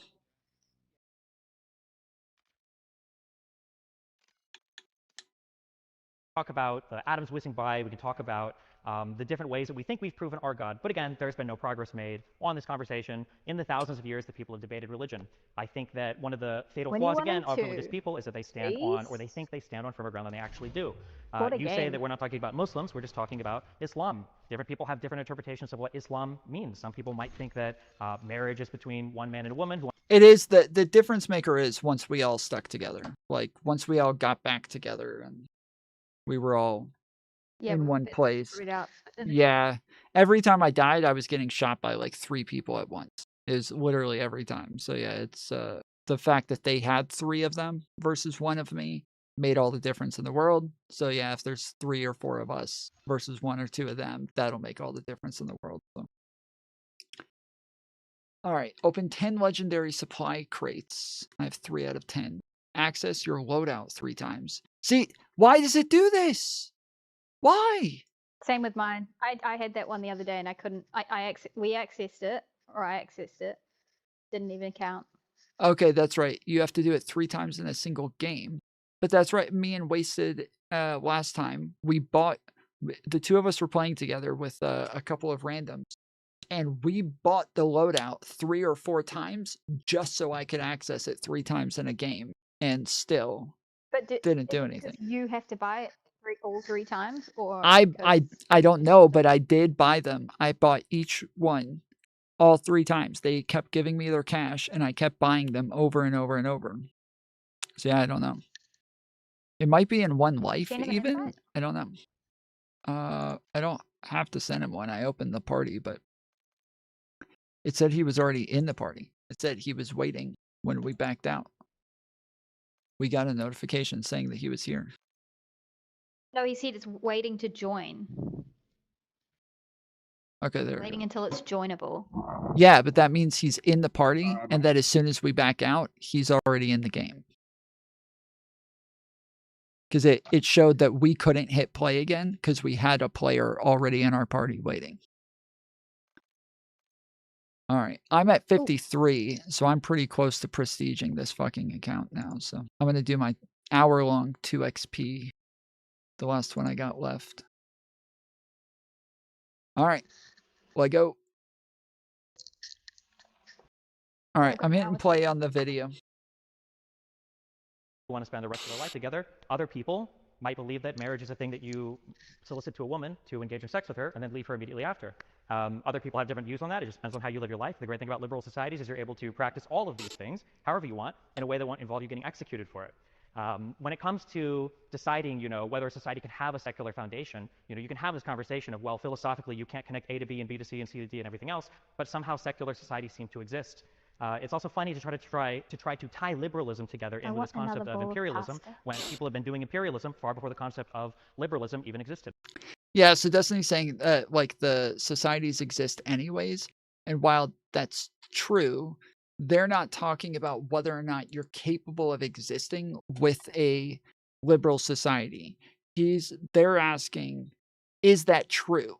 Because they're going to say you can exist because you've already had a Christian society to watch to see how it works. But we had the Christian societies, we had religious societies, we had Muslim societies because we had religion to build those off of. Now you're taking the societies that we built with that, and now you're just doing what we did. You didn't build anything off of secularism. You built it off of Christianity, or we built it off of Christianity and Islam, and now you guys are just taking it. So I seem to remember caliphate spreading across huge portions of the world, and they didn't need any liberalism to do that. They seem to do that just fine along with Islam. Islam has specific categories of people that aren't part of... Yeah, same spot.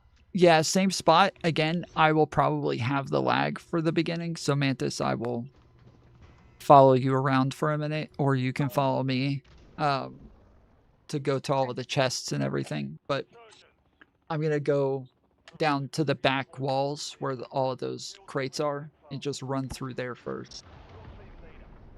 Of the main body of the Muslim population. So this idea that you can't have marginalized people in any type of system, I think is a bit silly. The idea that Islam provides some special protection or some special way to run a society that would be superior in terms of producing better outcomes for the people involved. Where are those countries? That would be my big question. If we were to argue about the successes of liberalism, I mean, I could point to Muslims existing in Okay, countries I'm not today lagging. with the ability Oh wait, to argue yes I for am. their Muslim I don't countries. have How a many gun in Muslim my hand. countries can I go I got a to and find liberals LC10 are though. doing the same thing? I think that the idea of free speech, open debate, the ability to own private property, to start a Okay, I business, have a gun now. practice whatever religion Yep, you want. I'm good now. Thing that liberal societies have created. And Thank you. I challenged the opposing speaker to tell me, what are these model Arab societies? What are these model Muslim societies? What are these modern I don't Islamic want societies, this. or these model Islamic societies that you would want us to look more like than any of the countries in the West that you found appropriate to live in?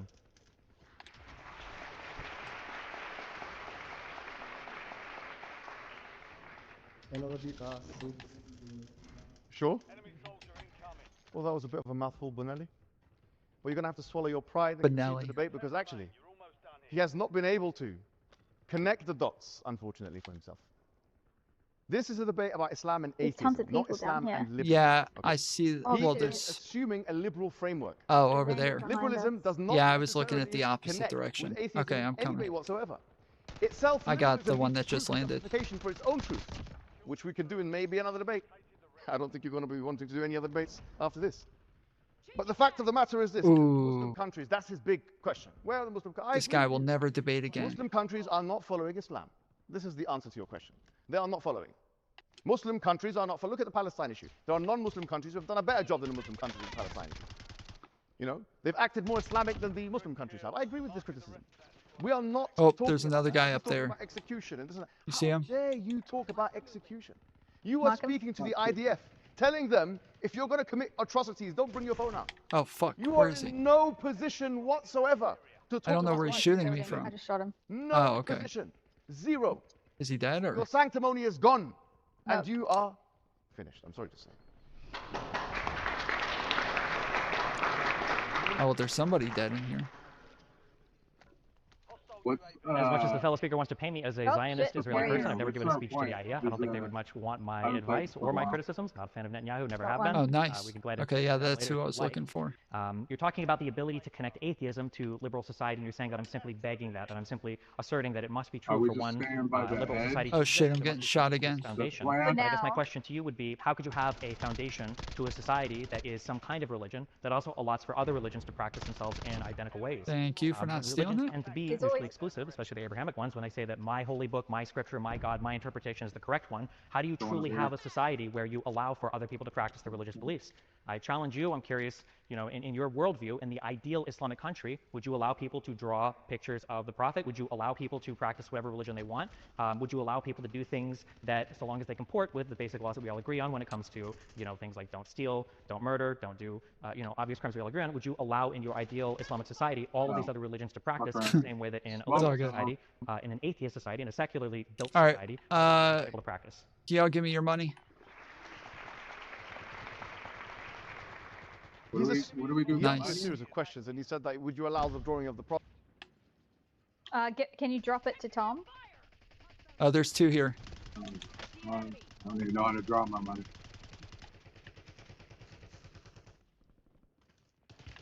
Oh, there you are. Good job. Did we get the other one up here? Yeah, we got him. Okay, good. There's LC10 up here. Gas is closing in. I need y'all's money now. Right here. Okay. How do you draw money? Hit down on the D-pad. Okay, this should be enough. Okay. I got a mask, so I'm just gonna try to do this quick. Ooh, cold-blooded. I love cold-blooded.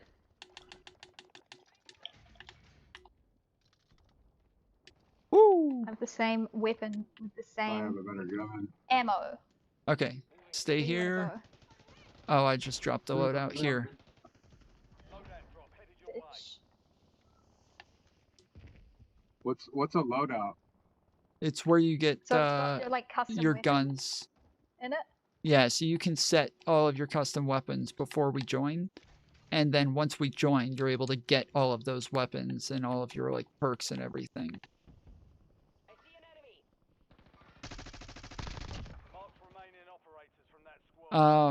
Did you get the loadout, Mantis? No, I'm coming Okay. now. And then Don Dota, if you don't have a loadout, I can give you like a good gun right here.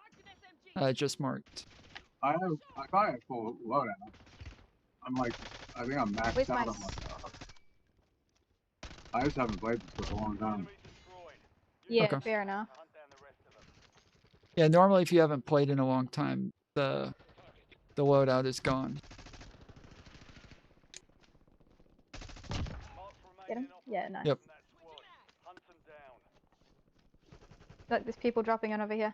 Okay, I'm coming with you. Prophet, would you allow this? Would Like, you I allow that? already- In I the already same have, way like, as all liberal guns, society. all Why should it be the attachments, same way? You everything haven't unlocked. proven liberalism is true, and you haven't proven that Nice. atheism is true. You've given us no arguments for anything. Oh, Then he there's one. says, free speech. Well, it's very interesting you mentioned free speech because I was going through some of his content, and he was making an argument for child. And he, in fact, said that there's a pragmatic case for child. So, yes, the Muslim countries would actually ban something like Did you that. get that and that check? is an Yep. inhibition to the Just now got people him. like you. Atheist morality would bring to the table. Child banned in the Muslim countries, for example. Maybe that will put you in trouble or this and that, because I know you sent some pictures to that person, whatever. I don't know. Oh, shit. I'm surprised you're even here today, so quite frankly. I was thinking whether or not I should humiliate you, but I was worried that maybe you enjoy it. Nice. It's over here, man. You haven't answered any of my questions.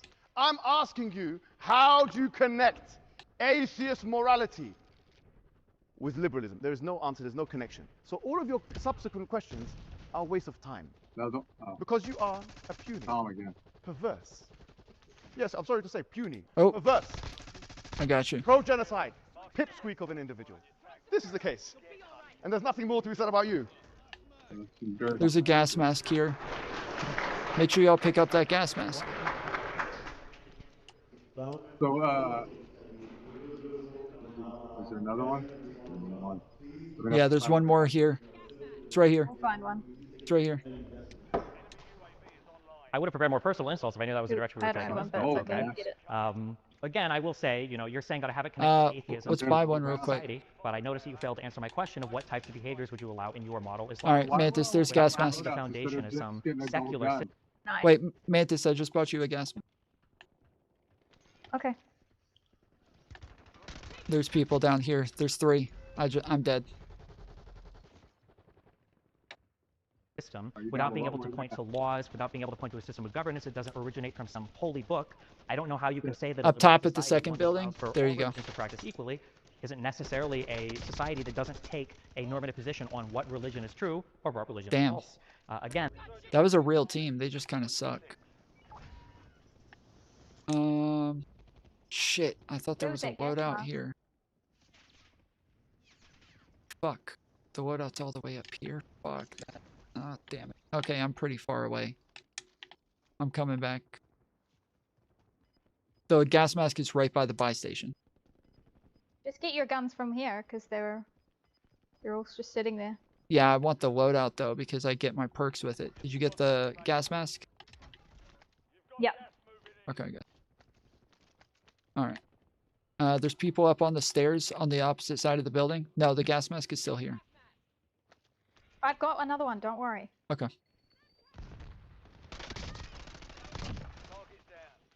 Okay, go to the other side of the building. No.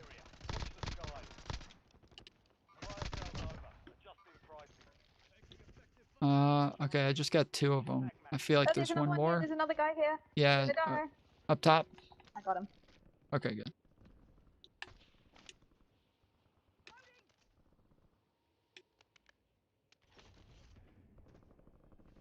Okay, moving to the tents. Oh shit, are we? Okay. There's a bunch of people landing over here, so. Oh, where's the self-revive? Yeah, I want that shit. Oh, there's somebody shooting from up top.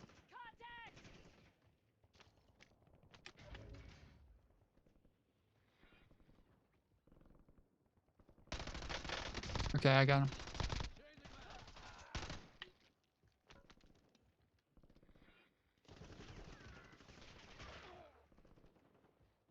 Oh shit. Okay, that's a very real person.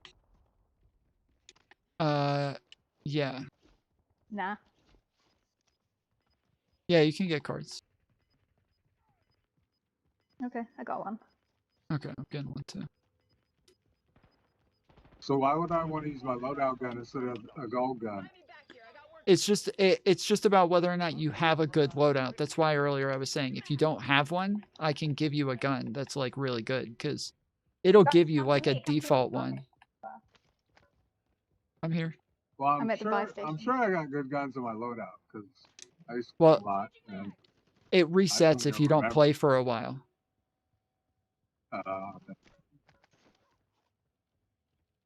Someone shooting behind me. Yeah, I saw them trying to see. They're not coming. UAV. I'm just gonna. Oh yeah, they're there. There's 2 here. 2 here.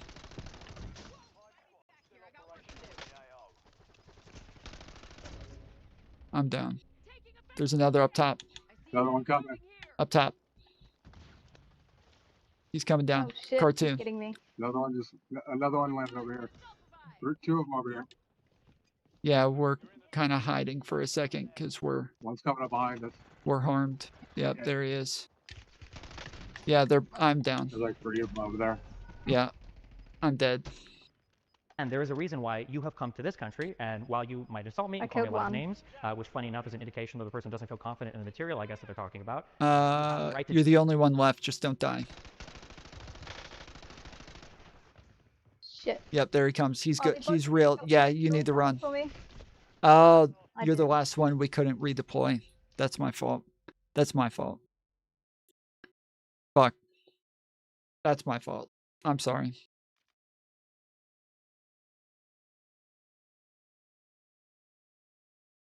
It says Mantis is talking, but I don't have any audio coming through. My bad. I didn't realize that it was already that close. I would have bought everyone with my money instead of like. Oh, you didn't have time. There were too many people there. Yeah, you didn't have time to do that. No, I could have bought wasted, I think. I'm saying because there were like 3 people right by the buy station, and then there were 2 cartoon guys. I was there earlier than that. I was there before them. Oh. If he was dead then, I could have bought him, but I don't know when he died. Yeah, if he had a mic, he could have told us. Yeah, sorry, wasted. I didn't even look. I just button mashed, really. I went and got the silver shit and everything. So dumb. Do that, and you're able to do that here as a, I don't know if you were born in this country, if you're an immigrant to this country, and I think that's a beautiful thing. I don't think that you would be able to get away with the same type of behavior in the countries that you seem to want to model this one or other Western countries out of. Again, I ask you, if you think that there is a better way to build a country with an Islamic foundation, where are these countries? It seems like they fell in the past, they haven't emerged again. If you're telling me that atheism is not the model or is not the We foundation, really need to get into a house when we go down there. Okay, so do you want to land at the same spot, or do you want to go somewhere else? Because I was gonna say we could go to the same spot and then go into the long building, or we can go somewhere else Should as we long do as living we're like quarters? living quarters is great. Yeah.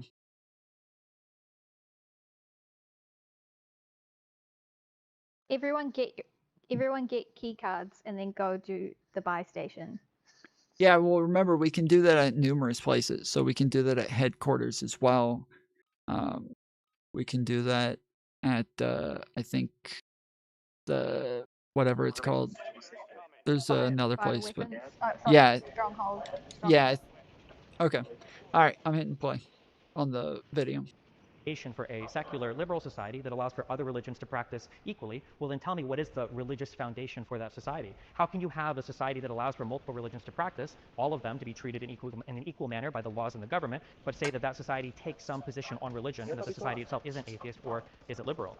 You brought up this idea earlier. It's funny, you used an analogy of a mother birthing herself or a child having two mothers. We can look, for instance, to children born today. That doesn't involve any religious aspect. It doesn't involve a god. It doesn't involve anything else. We know the process by how that works. We don't need religion right now to explain the things that are happening in society. For all the predictions that Muhammad or anybody else supposedly made about... Not only do we not need religion to explain it, but many religions explained it incorrectly. I think even... I believe even Islam tries to explain why birth happens, and they give the... I might be remembering incorrectly, but I believe they give an outrageous explanation. Like, I believe they give a fucking insane explanation, so... Oh, I pinged the wrong place. Ignore mine. Yeah, yellow marker. Oh, I didn't even...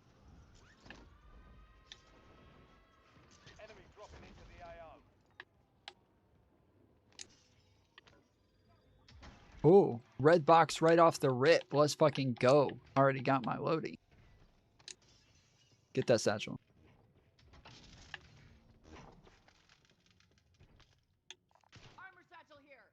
Take the satchel. And then come here. And then come up to this and hit X. Oh, Mantis putting in work over there. Oh, there's two coming down. Nah, it wasn't me. 3. Got one. I got the other 2. Oh, okay. Sorry. Where's Wasted? Wasted, did you get your key card? Oh, fuck. No, I'm just killing guys. Yeah, let's focus on getting rid of all these losers.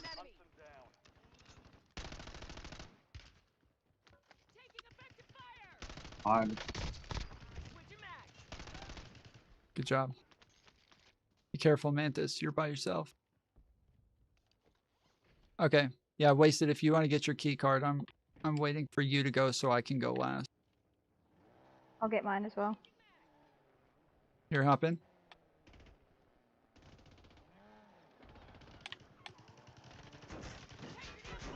Oh, nice. I ran him over. And me. Oh, I thought you were getting in. Okay. No, well, maybe I want to now. There's people. There's 2 people. There's 3 people. I'm dead. Okay, I'm coming back. Oh, I'm stuck in the damn car. Can't get out of here. Nice. Okay. All right. Did you get it, Wasted? Someone else is landing in the tents. Okay. I'm stuck in this damn car. Oh, shit. Shit act. Someone drive this car a little bit, move it or something, see if I can get out. Yeah, it takes a couple of tries sometimes. I get stuck in it all the time. X, wrong button, wrong button. Okay, so once you get the key cards, all you do is go to the buy station, push to the right on the D-pad, and... There's somebody else. There's someone else. Okay, I'm coming. Come here.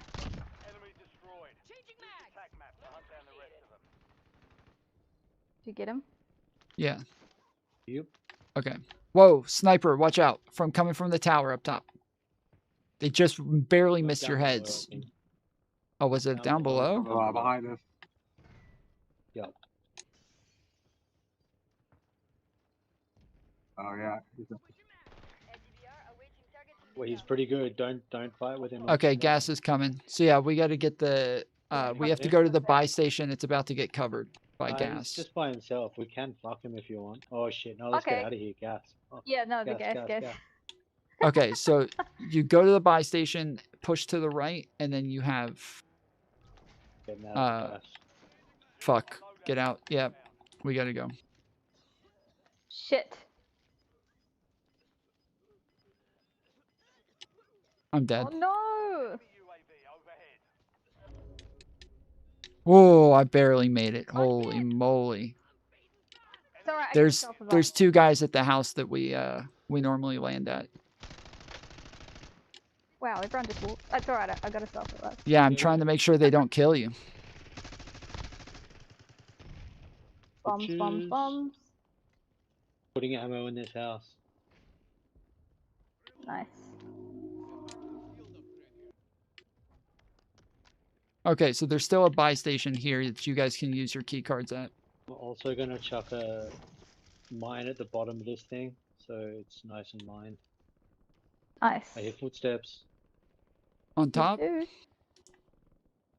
Maybe roof, maybe downstairs. Okay, I'm doing a cluster strike on the building. Stay inside. Wait. Yours Okay, doesn't go. hurt us. Friendly doesn't hurt us. Yeah. Are you sure? I'm pretty sure I've killed myself with someone cluster down strikes before. You might be able to kill yourself, but you can't kill us. On the middle of the courtyard. Yeah, I see him.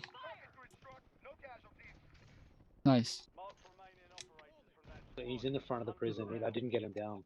Okay, I got him. Don't worry about it though. No, I got him. We gotta get in there anyway. Guys, there's people dropping in around us. Where did he go? In prison, come over here, man. Yeah, I just got two in here. Alright. Courtyard. He's down. Dead. Did you get him? House. Got him. Got him. Courtyard, front of prison. Well, just go down there and kill the guy. What are you doing? Taking that one.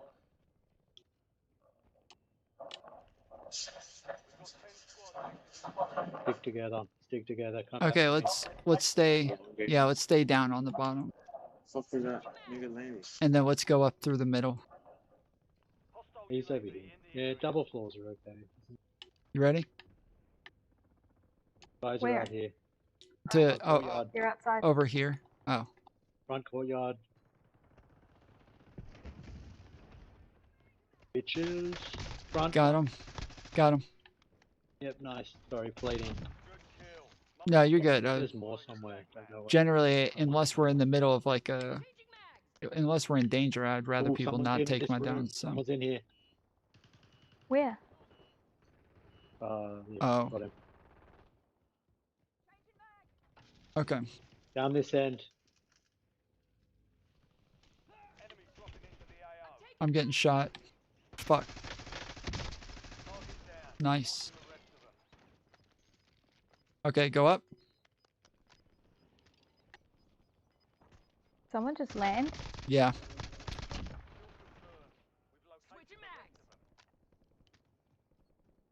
Okay, go up this broken shit.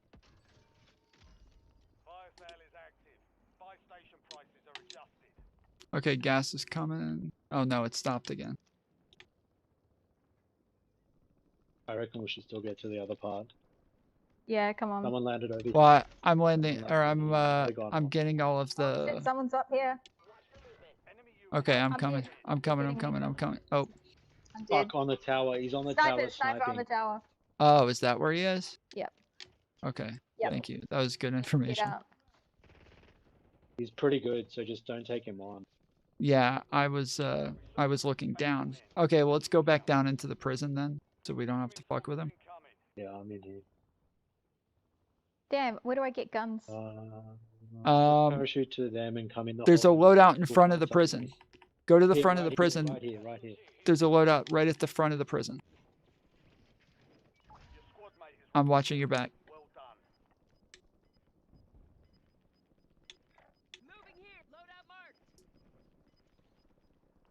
Oh, get out of the game. You gotta get it quick. Someone's shooting me. Are they? Oh yeah, okay. Yes. Might just be the guy. Good kill. Marking the rest of that squad on your tac map. Get hunting. Hello. What is that?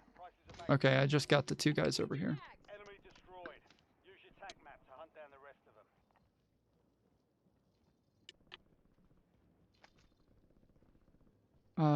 Okay, there you guys are. Armor's out there, man. Just armor. Oh, okay, don't worry. Don't worry, don't worry. Whatever. I'm good. Let's go down. Go down. I'll get more.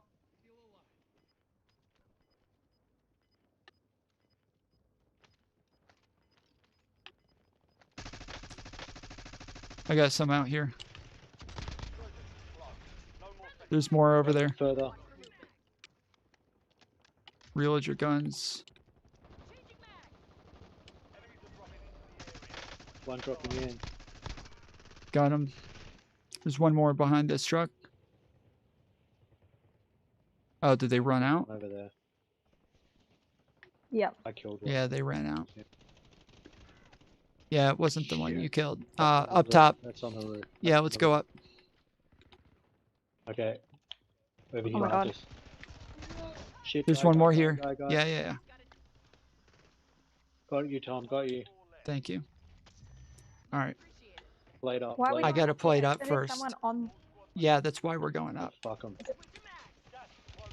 Ah, fuck. No, I just is there got a sniper? killed. Somebody just killed me as I was coming up. Yep, here it is. Fuck, Get he him, killed Mantis, me. on the roof.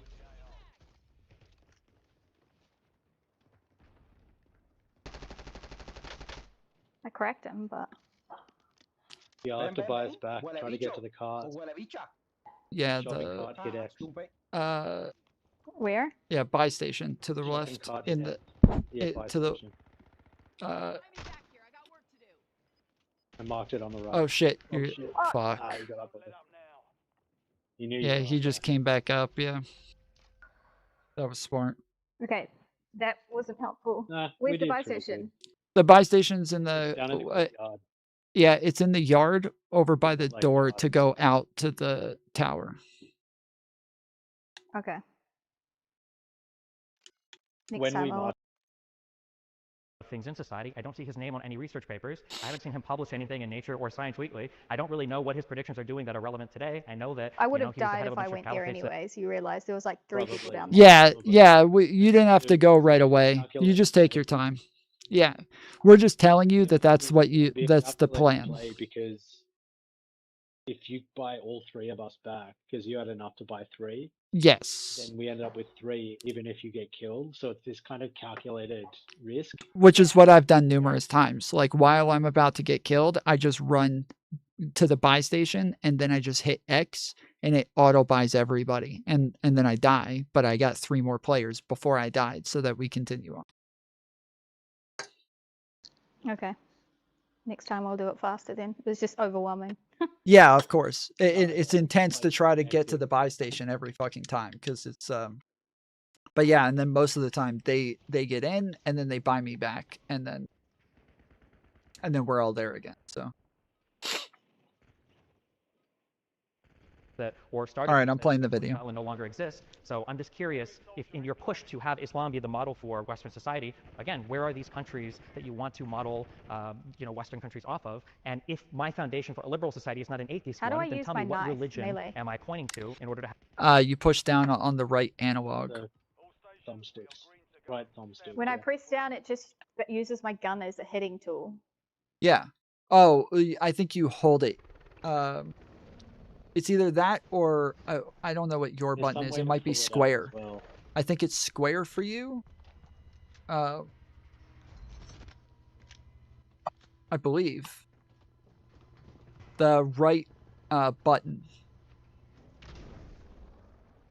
So the circle. Circle? Okay. Yeah. Okay. I thought circle was the left one. Maybe, my bad. Okay, same place? Yeah, sure. Okay, so the whole point in getting the key card is you get it first, and then when you go to the buy station, it gives you a ton of cash to trade for the key card. And so that's they're landing here, yeah. Oh, that's you. He's up top. Get him, get him, get him. Fuck, I'm down. Alright. He's running right. That's the guy that I was.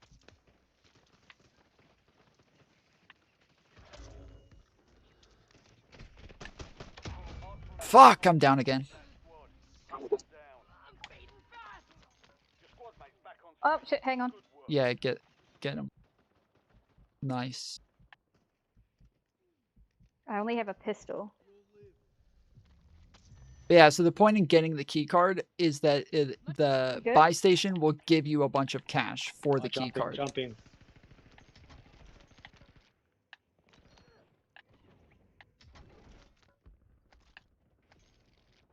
Chucky's back. Oh, Chucky. Fuck. Get him, Got him, got him. Can't believe he got me with a pistol.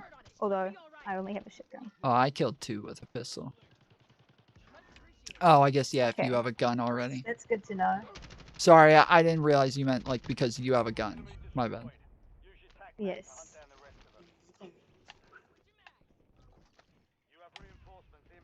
Shit. Oh, shit. Chucky's behind you again, Tom.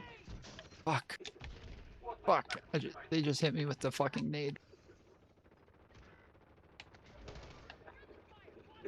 I'm trying to I need play it up. gun. Same.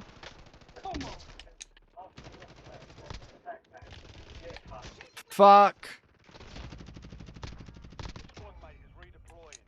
Okay, I gotta play it up again. Mark remaining operators from that squad. Hunt them down.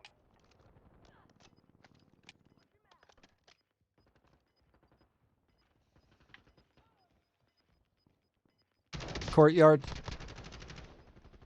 Take it.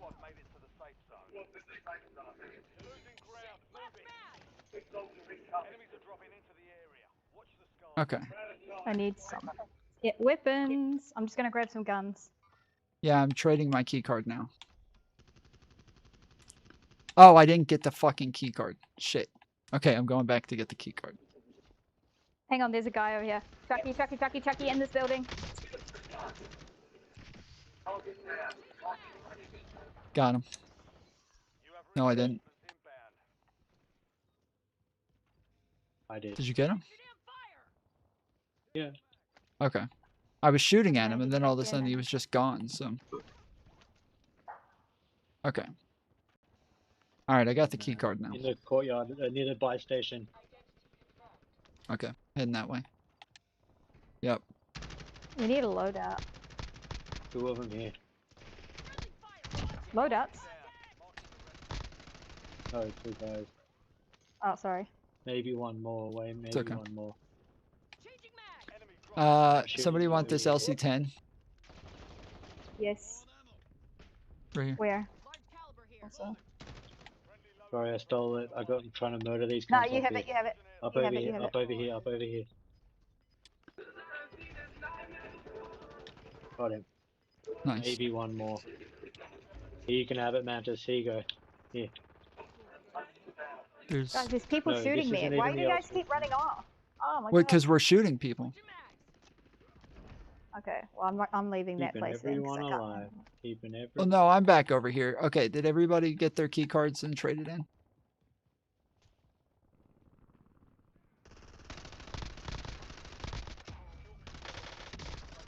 Man, I have no guns. Holy. They're just shit guns. Over here. Open this shit up. You can take this Merrick. I don't want Over it. near the buy station. Over. Yep, good job. Guys over Oh, here dear. too. Killed By this the looks of blonde things. shit like 4 times. Yeah, Okay, they did you keep- guys trade in your key cards yet? No, I'm we're just trading the fighting key card. people. Okay, so once Everybody you, got I don't time even- for that, Tom. I just want to like walk you through what to do so that you're, and then give me your cash. Right over here, guys.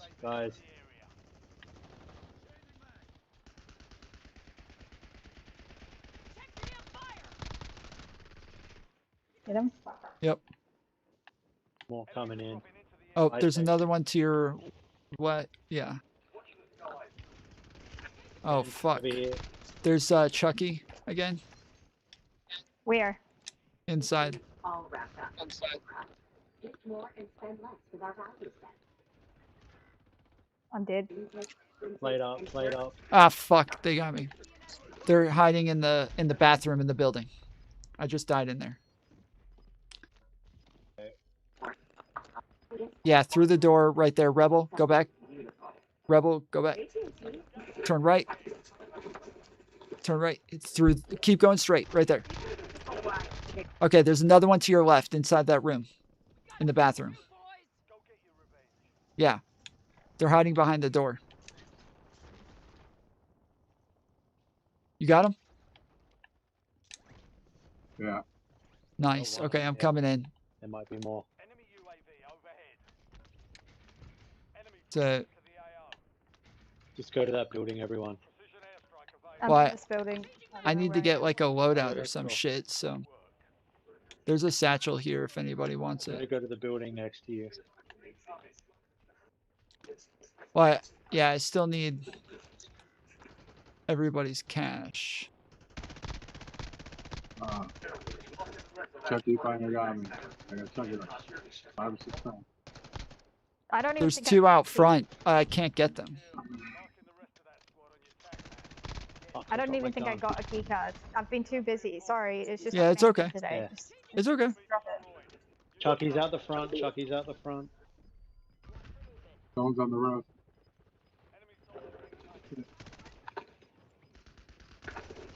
Fuck, I didn't even see him run Chucky, past me. Chucky. One more. Oh Got yeah, him. that's you. Hello. Okay, got him. I got the guy up top. The soldier guy. More in here somewhere. Yeah, they might have run. Oh, No, I got the other someone guy. just landed. The soldier guy. Hey, box.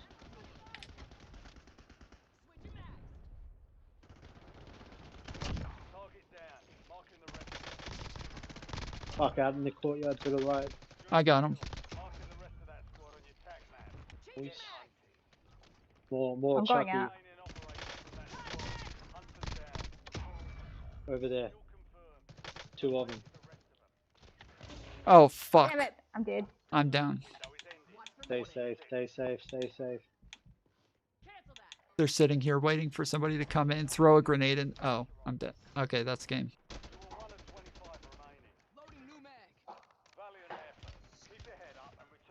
Shit. I got like 4 kills in a row right at the end, and then that motherfucker got me. Shooting people in the balls makes it take a lot longer. Aiming for the balls like usual. I never noticed. Hectic. I never noticed it says stuff above our names. Assists, marksman, Yeah, 'cause killer, you like little marksman. I never saw that before. What? How? It pops up every time. Yeah, I've never seen that. So, but so it says assist leader, expert at having Okay. their all wins, but didn't even have the most assists. It just does whatever. This you didn't get assists. You got killer. So I don't know who you're looking at, but Wait. Oh, I am. Okay, my bad. You're right. yeah. This time, That's some bullshit. if I there's was on the top of the people, don't worry scoreboard. about the key cards. Like we have to secure the area before we can bother with fucking around with key Okay, cards. so just to be clear, the reason that we do it first is so that we get the No, it's money. to get the loadout. Yes, and then get the loadout. And if we get the loadout, that means that we get our perks and our guns to where we're way less likely to die. So if we all just do it as fast as possible, and while other people are fucking with that shit, the other three are scoping and shooting everybody, we get it quick, and then we're golden for like the rest of the game. So it is like it is important like at the beginning to set us up for the rest of the game. Okay.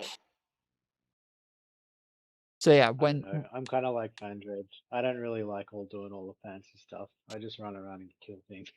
I agree, but I noticed, especially once I changed my loadouts and everything, and like got like all of the perks right, all of the guns right, and spent a while on like my wild card and everything. Now that I've done that, I notice an insane difference in my gameplay. Like I will go from getting like 15, 16 kills to like 25 or so. And so it's a big boost. And I know there's a big difference in the whole team as well. Like when the whole team gets their loadouts. It's in the last game we got a loadout. Yes, just real quick, just in the one game where we got our loadouts, when I did go and I bought it and we all got it, we won that game. And so it just makes a huge difference to get it. So yeah. Well, I'm gonna do it, so that's cool. Let's just do it. Okay.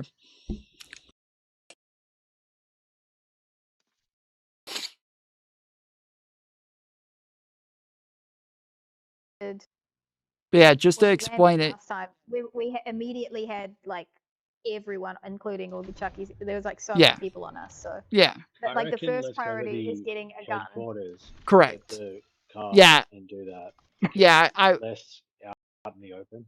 Yeah, I would say get a gun first and then go get it. But just so everybody understands, because I know Don Dota wasn't here for this. So what you do is you get the key card. Once you get the key card, then we go to the buy station. When you go to the buy station, you go to the right instead of all the items on the left. You push over to the right and it'll say trade in your key card. When you do that, it'll give you a ton of money, and then it'll also give you extra stuff like, armor, ammo, like all sorts of shit. A perks thing. Then once you get the money, then you just drop your money and get everything else. So get your your perks, your ammo, your armor, get all of that, but then leave your money at the buy station, and then I will buy the loadout and get it for everybody.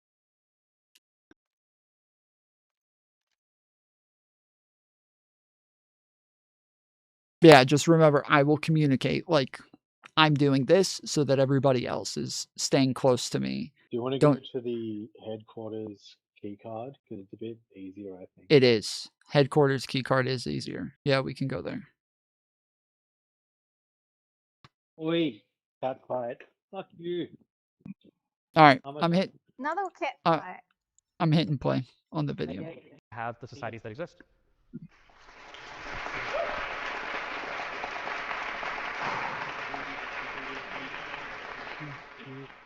There's response to that. Now we move on to our next segment, which is on immigration. So immigration comes to us all the West. It's streets, it's smooth, it sends us stuff. For some, Who are you talking about, Ryan? Scholastic. No, who was he talking about? Being a huge Destiny. He was talking about Destiny being a Mondani guy. Okay. My question to both of you is multiculturalism destined to fail if basic freedoms are violated? Destiny, you have so many That's like very So I think that untrue. one of the fatal flaws that Western countries have made, especially the United States, is we don't really ask ourselves, what does it mean in my country to be an American? I think that there are good reasons to celebrate immigration. You can look at the numbers side, you can look at the economic impacts, the fiscal impacts, the impacts to business and everything else, and you would say, well, immigration is beneficial there. You can look at certain aspects of culture and say that we're enriched when it comes to foods or entertainments or arts, and you say there's an enrichment there. But what does it mean to actually be an American? What is the core base of values that all of us should be sharing? When I look at countries in the West today, especially after the Syrian refugee crisis, especially 2013 onwards, especially post-Brexit in the United Kingdom, Where's the I feel like we headquarters haven't come keycard? together in a long time in a lot of these countries, Sweet especially in yellow, mine. it's I in can't the speak for much for downstairs yours. We haven't come basement. together Just in land at the ground floor and follow me. It's in the big house that I normally go to first. But in the basement. Yeah. Yeah, Mantis, you were the one who discovered it there. Yeah, I think I'm just mixing it up in my head with the stronghold one. I mean Yeah. the bioweapons one. Yeah.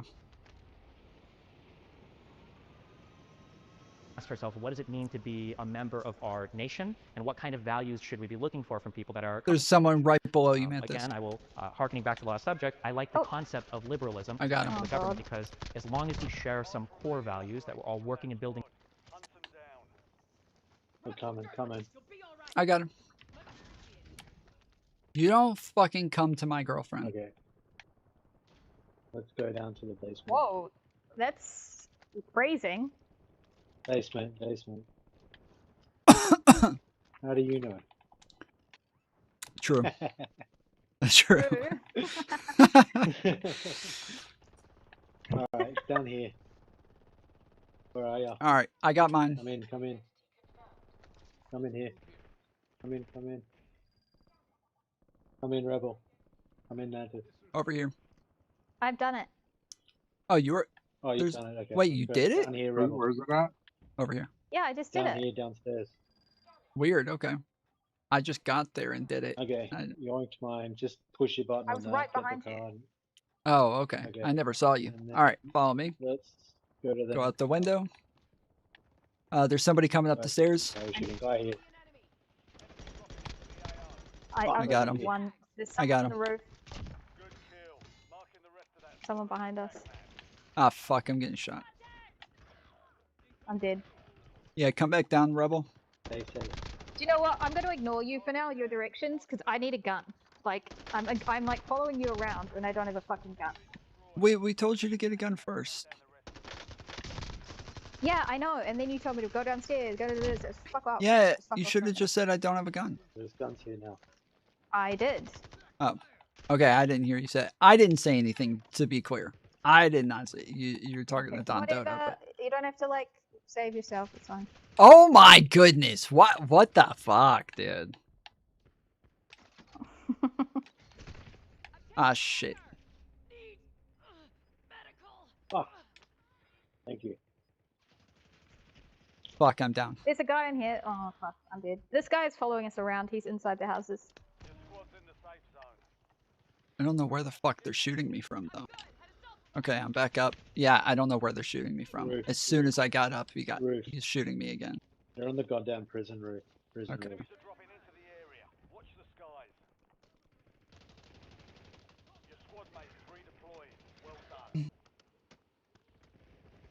This seems like a dumb place to land.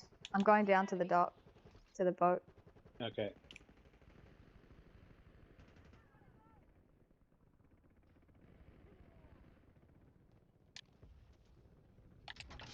Okay, I'll meet you there.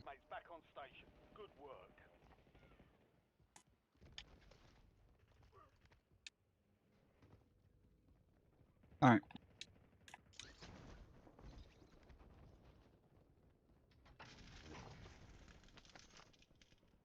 Okay, there's somebody over here.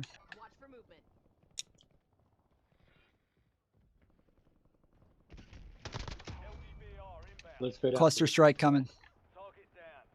Watch out for the Let's go. cluster strike. Come up here.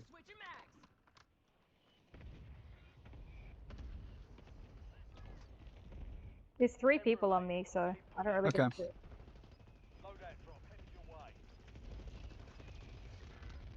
I'm down. I got you.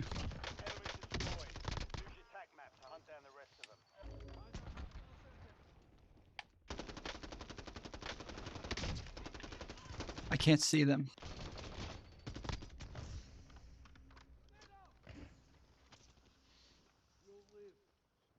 Okay, I think there's one more, but I don't see them. Come up here, come up here. Up here's one. There's two over here.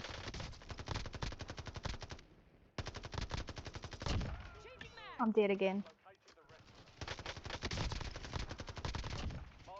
Fuck. Yeah, there's more from the boat. Oh, there he is. Coming in behind you, Mantis. Okay, got him. There's somebody up top, I think. Is that us? Oh yeah, that's us. Okay. That's great. Well done.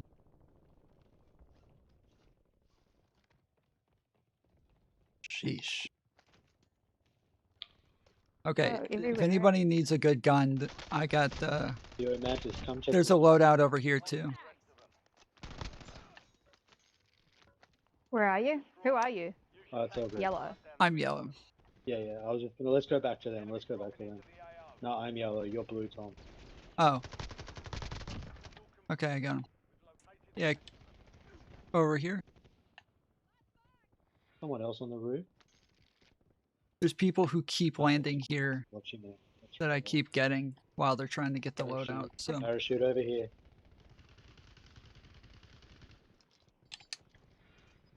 I'm trying to get a loadout too. yeah, I got it. Landing.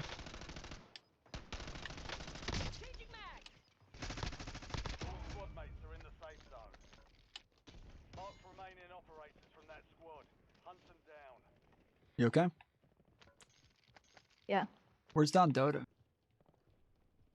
Up on the roof. I'm up on the roof. Oh, okay. All right. Well, there's some really good guns down here if you want to load out or if you want to pick up one of my guns. Oh shit, that's you. My bad. That guy's up with Don Dodo. What's going on there? Yeah. So Don Dota, if you want one of these guns, they're Guy back here on the dock.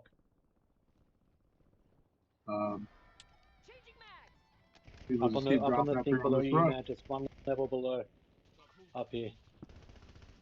Might have gone in the building. What the fuck? Get under cover. Coming up that way.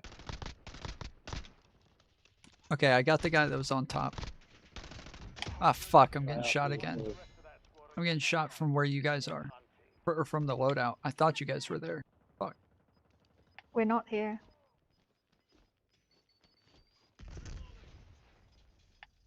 Yeah, I don't know where he is. Watch maybe the roof. Where the fuck did he go? Did he go up top? Fire sale is active. Buy station prices are adjusted. Up here, on this building. Watch for movement. Changing mags. On a window that I marked. Cracked him. Unmarked. Watch for movement. Don Dota, you see where I marked?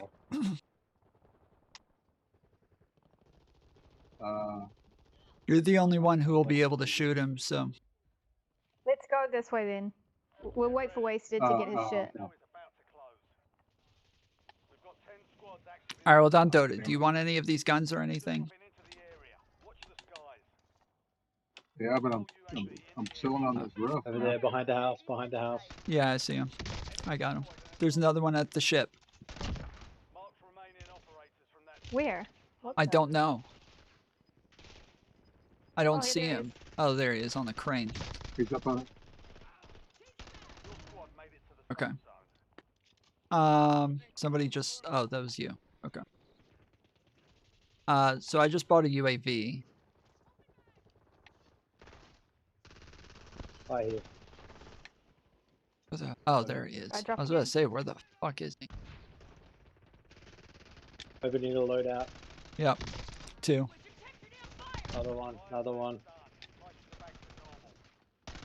Someone else just dropped in behind us. I see Up on him. these stairs. Do you see him? I couldn't see him. I think he died. There's a guy up here. Oh no, I'm getting hit. I don't know where from though.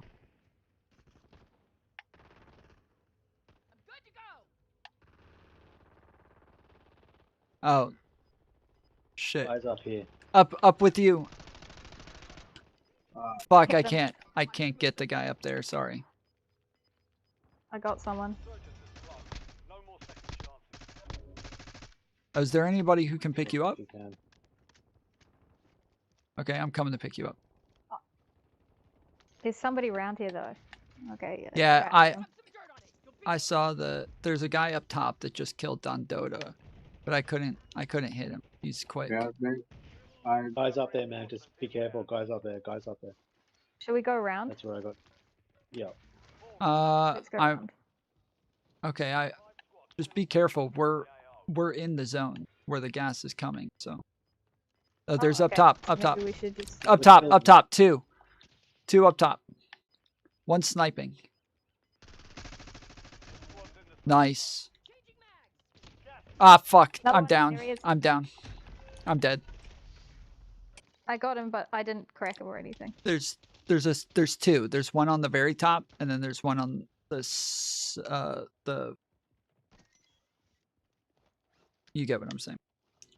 I gotta go to the loadout, so don't go too far, please.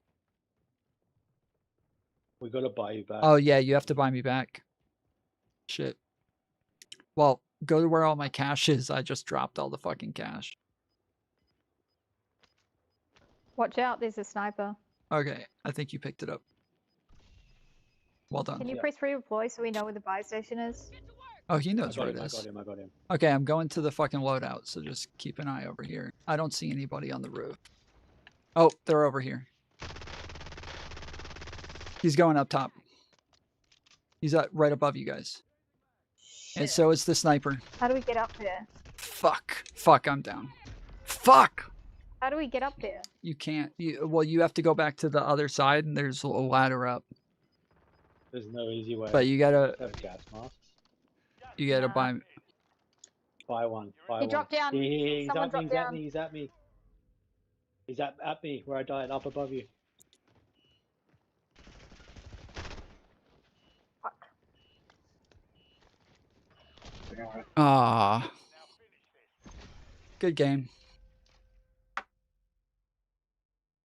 Not really. That is what it is. Let's go to a more chill location. Yeah. What's happening today? These are the worst games. Yeah, we can't even get to the fucking the key card shit or anything. Or loadouts or... Yeah, let's just not do that this time and let's just have like a normal game where we don't fuck around with all that. Maybe that's the jinx. Maybe it's jinxing us. Okay. I reckon let's go bio weapons or back to our original. Yeah, we can go back to the original spot and then... Because I like the original spot because it's close to bioweapons and close to... What is the name of the place we normally go? Like the TV station or radio tower? Control center, I think, isn't it? Is it control center? Yeah, I always get control center and headquarters mixed up.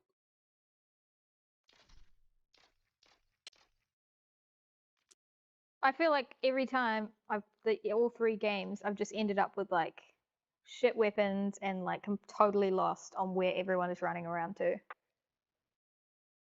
And I feel like I'm always on lower ground, being shot at from above. Yeah. Yeah. Okay. If you stick to buildings, like when you drop them,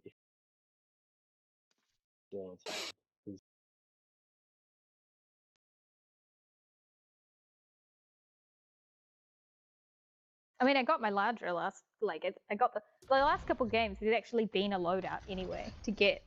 Yeah. For me, I don't know. Yep. Yeah, I bought a UAV and then I think...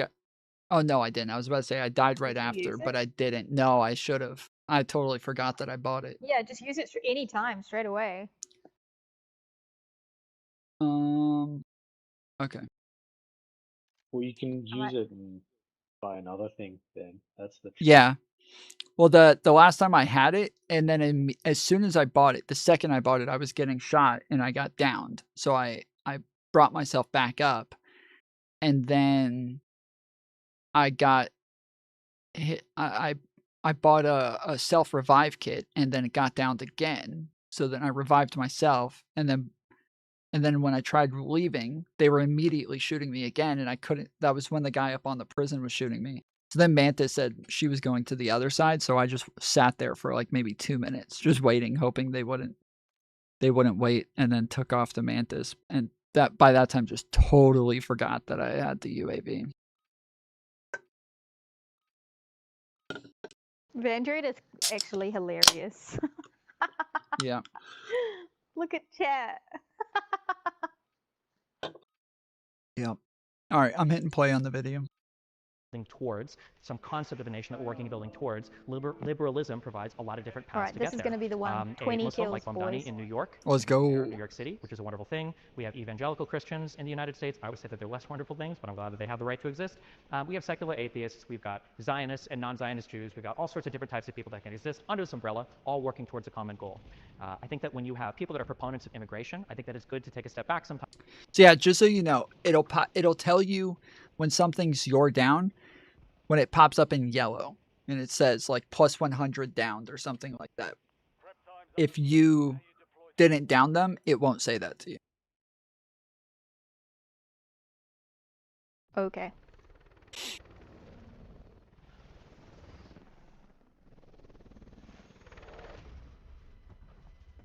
I'm not super worried about it. I had 2 assists in the last game, so nobody was taking my downs or anything. It was just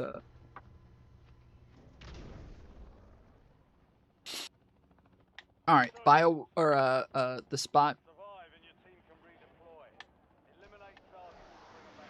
Yeah, spot. This spot.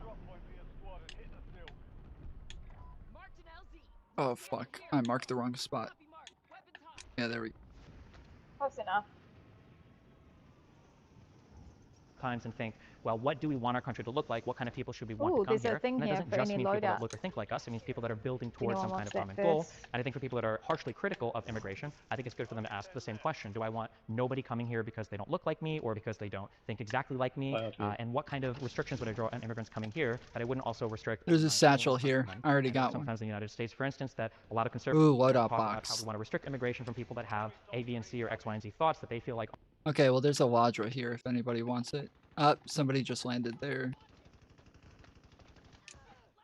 Okay, you got him. There's a bunch of people up there. There's one. Coming down.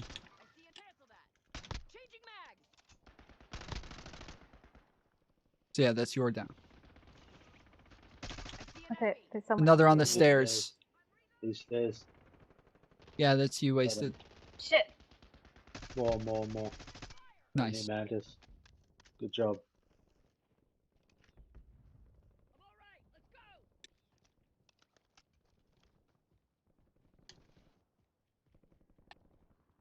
Okay. I think there is a key card around here. I just don't know where. Oh, okay, there were 2 red boxes. So if somebody else wants to use the loadout box. Good job. Yeah, if somebody else wants that loadout box, I didn't take it. There was another one. Yo, Mantis.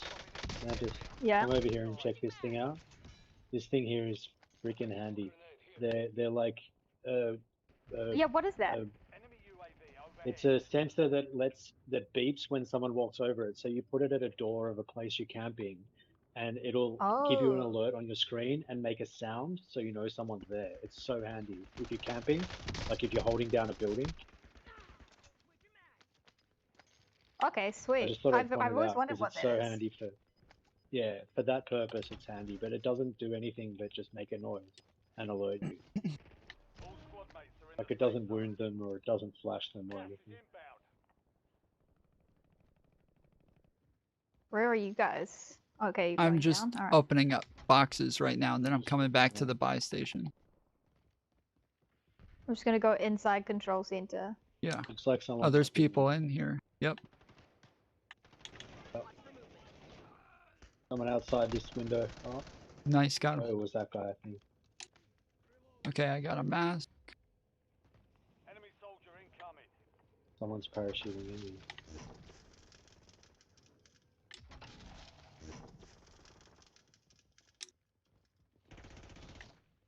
Get him. Enemy destroyed. Nice. Use your tac map Up to here, hunt down up the here. rest of them. Got it. Switching mags. On the ground. Someone's inside.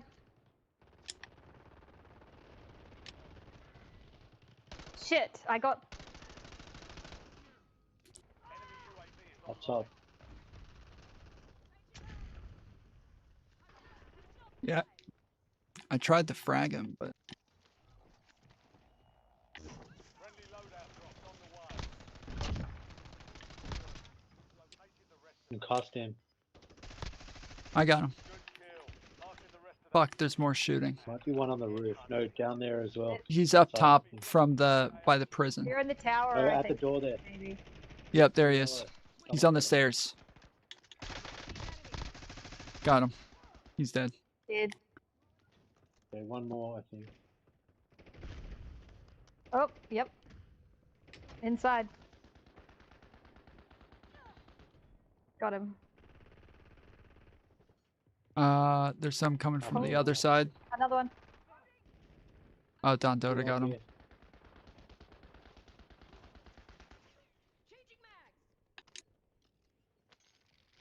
Okay, I'm gonna run through and make sure I get everybody's I'm cash. Yep, I got all the cash. Oh, there's... Nice. Well done, man. Tease.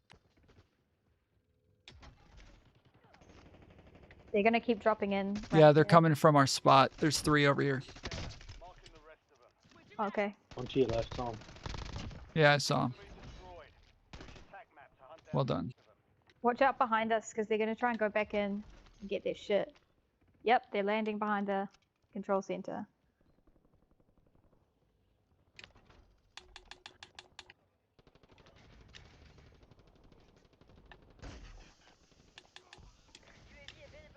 Okay, UAV's on. I got a loadout here. Oh, shit. Right out the road. Over near you now. Switching mags. Kill confirmed. We've located the rest of them. I got one more. I think they're done. Nope. There's somebody landing. Oh, there's 3 landing. Yeah, I thought they'd come back. Oh, Guy down here. right. We're gonna face up here.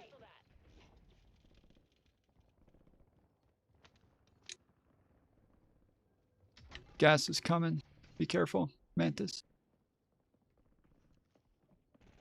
Ooh, I'm a satchel.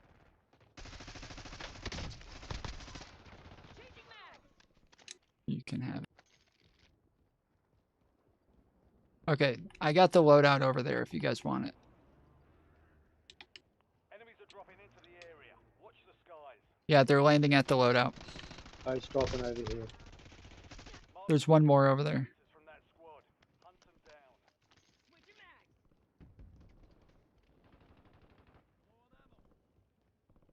Where the fuck did he go? Okay. Get your loadout, I'll watch Get the for you. loadout. Yeah. Oh, I hear someone right here.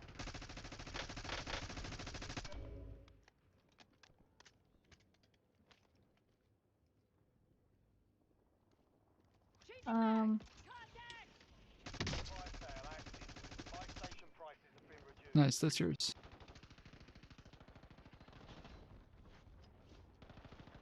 Okay, last chance for the loadout before the gas hits it.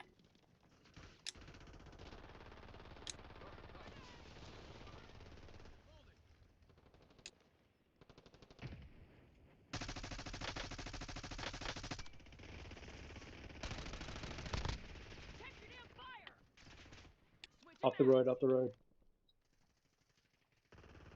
Where? Oh shit. Hi. Yep. Oh, load out. He's getting it.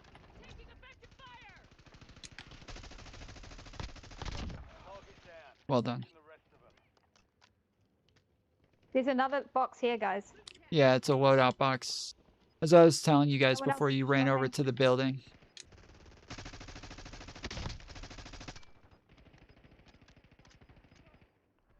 There's one more at the stairs. He's down.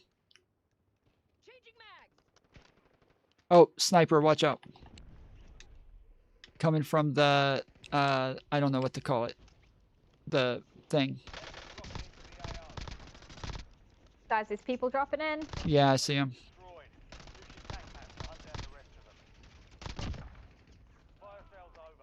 Yeah, it's the, like, the awning, I guess is what we call it. There's somebody sniping from that spot there. Okay, okay. Okay, let's go in the courtyard. in. Prison.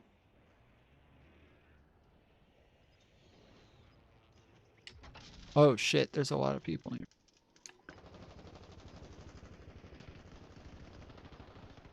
Okay, I was gonna try to buy another UAV, but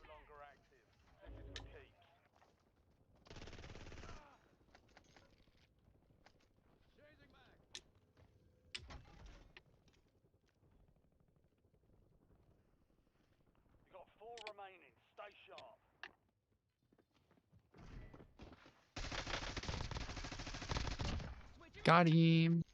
Oh, there's some nice guns here too. And a gas I mask. can come back to you, man. Yeah, there's I don't see anything yet at the moment. Up here where I'm at, there's I just killed somebody. There's a gas mask, some really good guns. Like somebody really ought to get these. Are you coming up? Yeah. Oh, yeah, right here. Don Dota's getting him. Hello. Because the gas is coming. Yeah, we're inside the circle, so.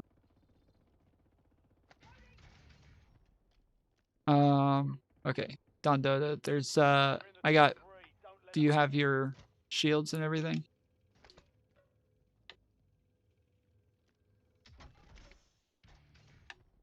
And then there's a satchel.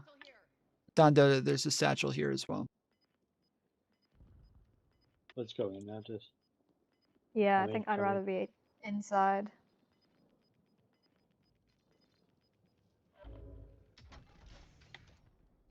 Yeah, there's another satchel here. Ooh, where are you going? Where are you going? Okay, where are you guys? Oh, no, we're in the circle. Come to the circle. I'm in the, Yeah, we're in the circle too. Are you in the Yeah, bottom I'm of the with you. prison? Are you in the top of the prison? Are you... Bottom, ground floor, ground floor. Okay. We All right, I'm coming to you now. Here. Wait, Mantis, come check this too. Check these two. That's What? a Ooh. sensitive. That's a proximity bomb. So get it and chuck it down somewhere, and if someone walks over, it'll blow up. Okay, I'm Okay. gonna... Wait, is it right bumper or left bumper? Right Like bumper. grenade bumper. Just yeah. Right. Okay. Okay, But I'm put gonna... it near a door or somewhere that people will walk, and then you know if they're coming that way, because they'll blow up. Okay, I'll put it here. Oh shit, I'm getting killed. We're in... He's behind you. Got him down in the room where you climbed in. Okay. Dead. Okay, let's go back to the prison. Oh, fuck. I put a blast trap on that door. Yeah, Mantis put a thing on the front door. Ooh. Got him. Oh shit, he's in there. Oh. Oh, he's pissed. Is he? Oh, yeah. Is it just the one guy? Yeah, he's right here. He's in the building, right where I just died. He's hurt. He's cracked. You gotta rush him. He's upstairs in the room. Yep, there he is. Well done. Let's go. Hell yeah. Yeah, he was doing the same thing to me where he was just camping behind the door. And I still got him first.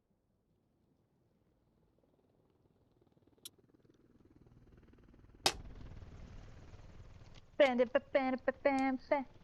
it doesn't look like you're playing your game. Aren't aligned with American values, but I would point to a lot of conservatives in the United States, and I would say that your disregard for rule of law or the Constitution doesn't align with our values. So I think that if you're going to have a view on immigration, I think that you should have first a view on what your nation is and what it looks like, and then you should try to incorporate more and more people as long as you're building towards that final project or The vision. game you said you were playing?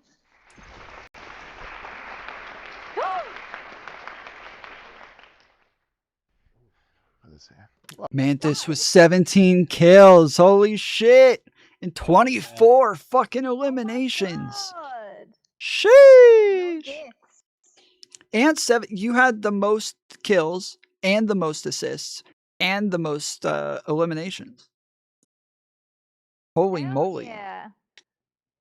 I told Yeah. you it would be a good game. Yeah, when you were over by that window, you were putting in work over there inside the long building. Yeah, I killed a lot of people out there.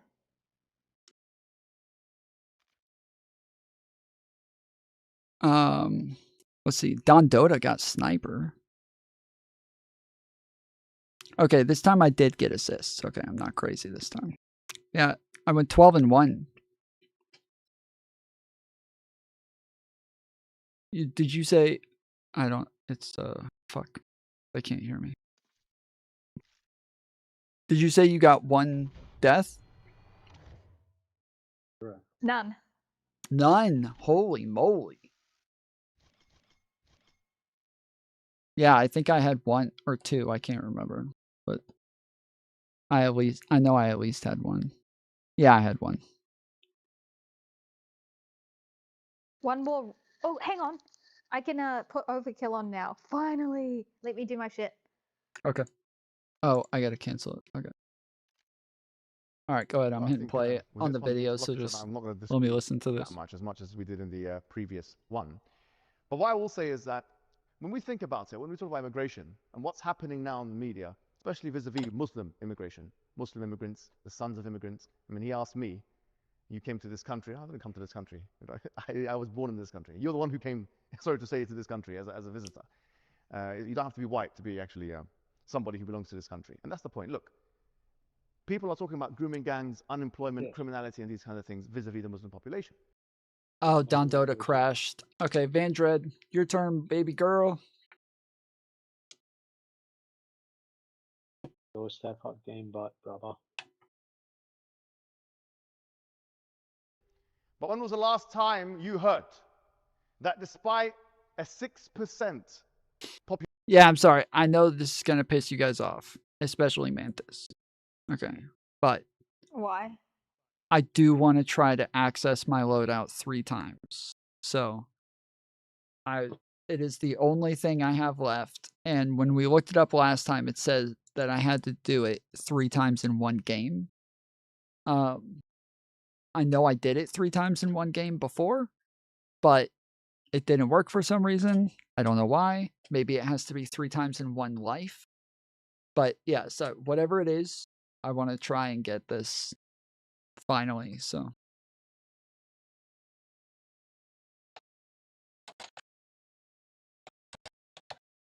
Okay. Let's see. To access your loadout 3 times, oh wait. What is a battle rifle? It's a type of gun. Like a single shot. It's like halfway between a sniper rifle and an assault rifle. Is that what they are? I thought they were automatic. They can be, but they're typically like ones that have, like they're battle rifles. So the idea is you can shoot a longer distance rather than just spray and pray. Okay. So a Reddit. Like burst guns. Sorry, go ahead. My bad. I was just saying lots of them are burst guns. Oh, right. Oh, okay.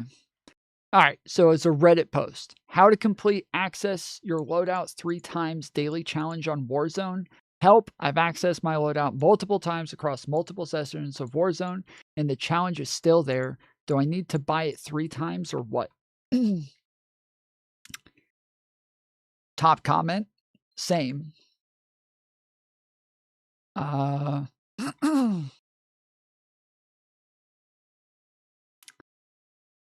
Next top comment, did you ever figure it out? By the time I had answers, the challenge has ended. If it comes up again, I'll try and post results. Turns out it was a glitch. The next time it came up, I was able to complete it on Warzone Casual. Try it on Resurgence. I'm having the same problem. This didn't work. It's kind of a glitchy one. For me, I had to play Battle Royale for it to register. Had the same issue just now in Resurgence. Casual, pulled out my loadout in 2 separate games. No progress. Maybe access means something other than pulling out your loadout, or doesn't mean in casual. Maybe you have to get 3 different loadouts or something.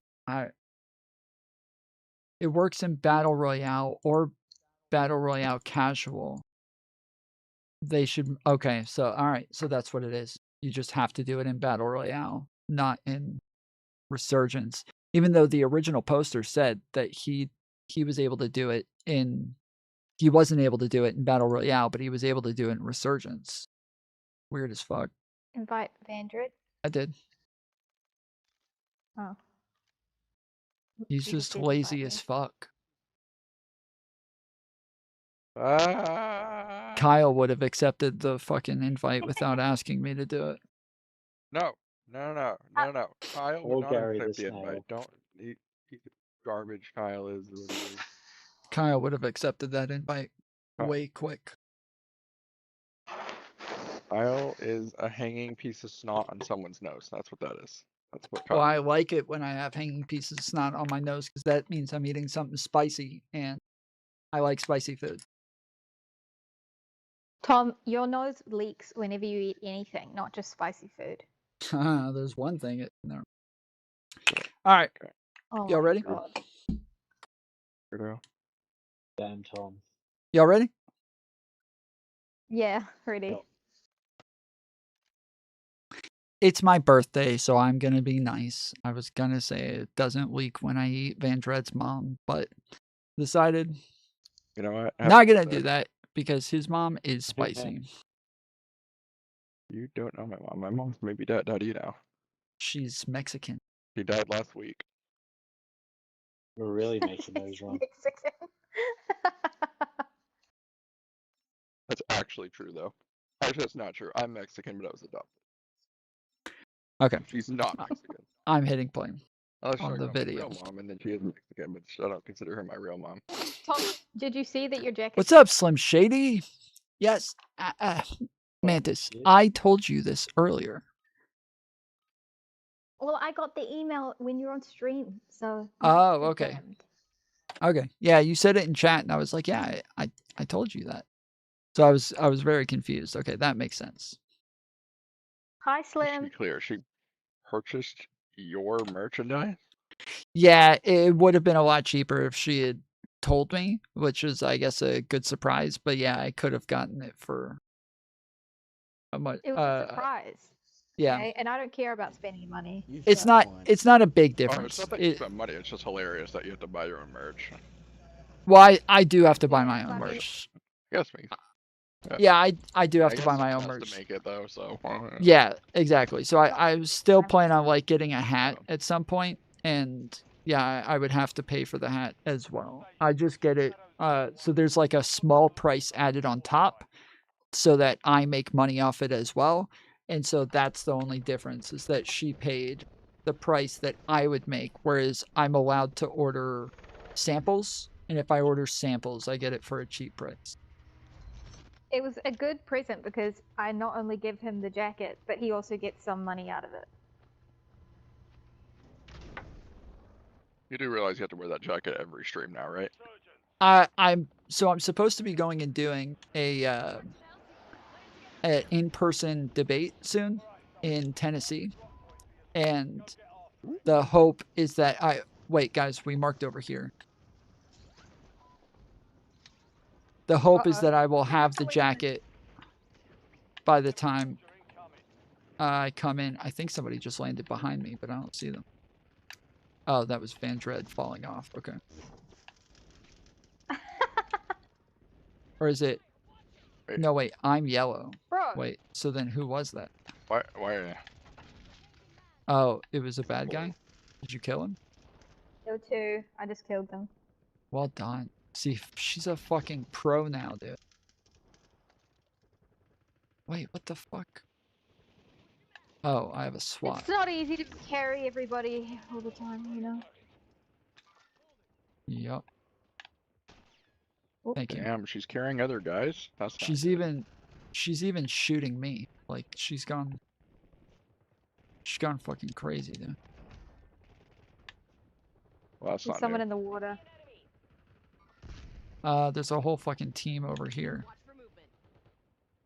I wasted. What up? Hello. That guy's cracked. Get him.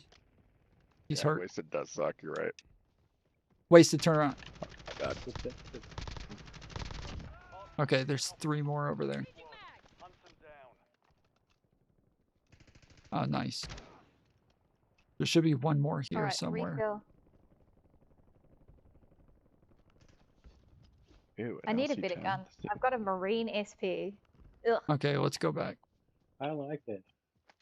Do you? Are they good? Should I just use it for a while? Nah, it's terrible outside. It's only if you're camping a building. Right, Which that makes sense. he does It a is lot that of. kind of gun. Where is everyone? We're There's back. people like Ooh, LC10, baby. maybe. I'm going in control center. I got a kilo if somebody wants it. Where? Hang it. I'm good now. Ping it? Okay. Yellow ping right there. Somebody's just landing right there in the street. Fuck, he's going inside. That's okay. We'll kill him. Okay, I was about to say he's There he is. like 1 fucking bullet. Just 1 bullet. I feel like there's got to be a key card thing in here, but I don't know where it is. Oh, yep, here it is. Sniper. Right in front of me. Oh, there's a team up top. Don't go outside. Yeah, key card scanner right here. 217. Well, I'm outside, so yikes. Oh, yeah, I forgot. When you go outside, you One's on can't top go of the back ridge in. at 217.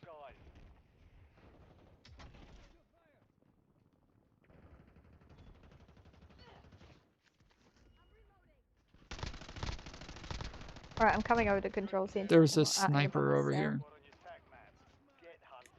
There goes my hero. There's okay, there's like 3 what do you call it?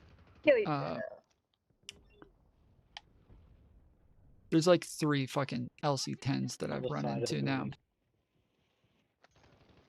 I see him. Way. Sniper. I just marked him. Here, I think. Oh, there's like 3 over there. Someone inside?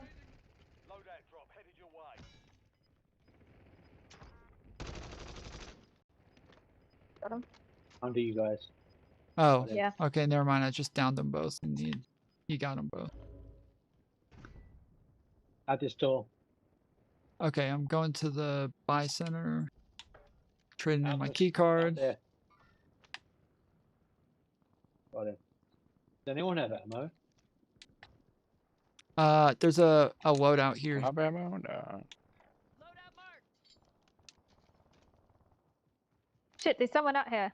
Yeah, I see him. Okay, let's get him, man. There's 2. 1 above you, 1 above you. I'm going up top. Shit. Oh, he just jumped inside. Let's go. Right here. Yeah, there's a couple up there near that shed. There's nobody up here. On the bridge, on the bridge. He's coming in through the front back door. Not anymore. Oh yeah, there's 3 over there. More I up just there. marked them. Slim Shady tipped $50. Nerds. Couple bucks don't for the heart.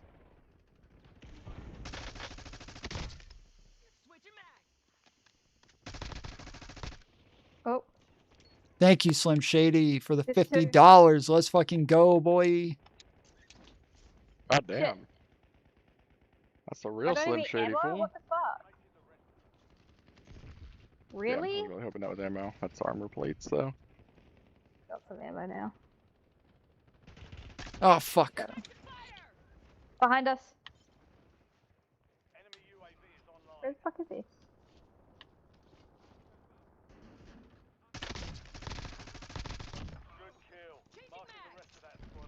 God, I'm barely able to reload. Enemy destroyed. Use your tac map to hunt down the rest of them.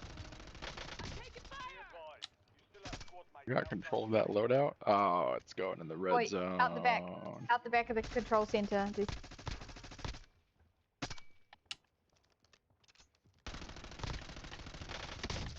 Mark remaining operators from that squad. Hunt them down. Don't Gas got is it, coming bitches. in. Target down. Marking the rest of them. Inside the building upstairs. Sorry, I just had to chase Oh, a bunch of people over here and just One more. got a bunch of kills up here. Got him. I'm being a Cracked his armor. madman Don't know where he on went, though. zone. Like usual, got him. Mark remaining operators. One more out here. Hunt them down. Yeah. Two, one up the There's stairs, one up the yes, stairs. there's two. Good kill. Marking the rest of that squad on your tac map. Get hunting. There's a dude above you on the platforms. Okay, I got him.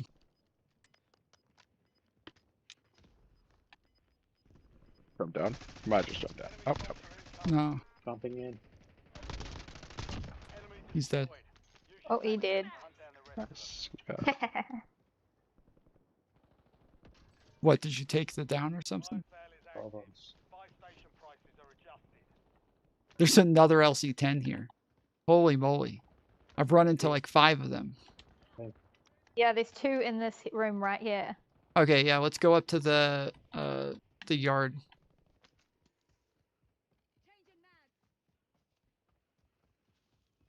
Hostile UAV in the area. There's a satchel here. Behind us. Wait, where the fuck did you guys go? I thought you guys were up here. I'm behind you. Just chill. Oh.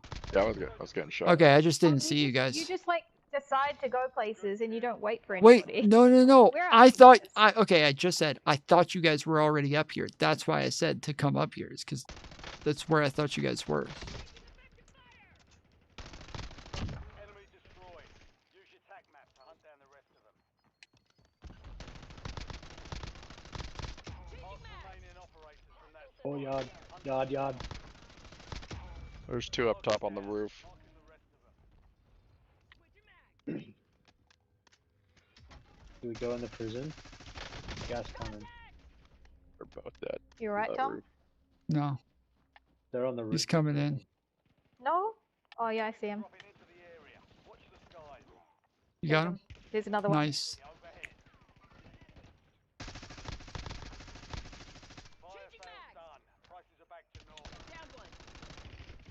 Oh fuck! I'm getting shot from the courtyard.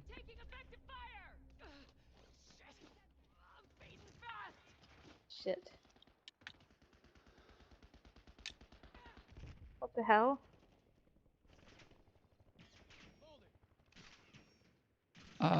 Where the fuck is he? Oh, he's still shooting at me from over here.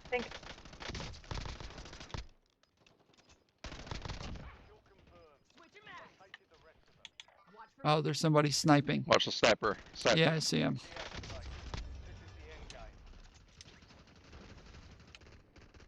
Cracked him. Whoa! Downed. Someone's. Sniper's down. Thank I you. don't know if he can get up though. Oh, yeah, he's got friends. He does. Fuck. Yeah, I'm in the worst spot for that. Thank you for telling me. You're in the top 5. Bring home the win.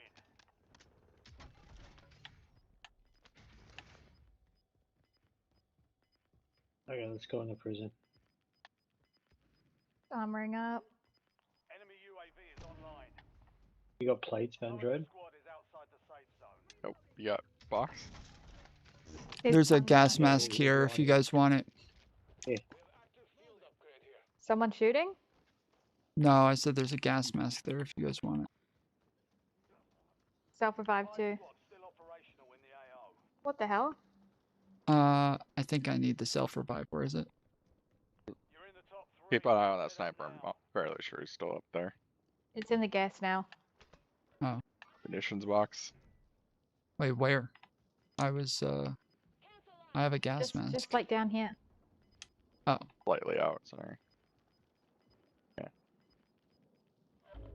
Alright, yeah, let's go into prison. Come to Mantis, come to Mantis. Is she up top? Oh, okay, she's gone upstairs. Yeah, she has. Okay. I'm down. Yeah, I'm Oh, down. we're Over good. here. Van Dread Okay. marked as well. Oh, no, you're not upstairs. Holy Where- shit. I'm just here. I just went through the door. Let's just go. Yeah, inside. I'm up on top of the prison. Ah, fuck, Okay. there's a team up here. Jump down. He got back up. FYI, but I'll jump in.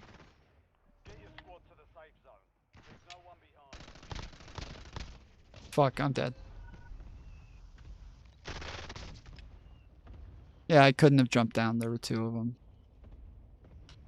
Get in, guys. No more resurgence. You gotta buy me back. Oh, no, I'm back. Oh, thank you. You bought me back. Well done. Yeah. Okay.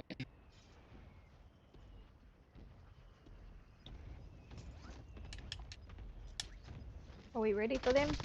They're just upstairs, aren't they? Yep. They might be down below. It's the guys that I just... I think they're over there. It's the guys Yes, that just yes. killed me a second ago, so I came back, got my weapons, and now I'm fighting them again. Outside, yeah. Shit.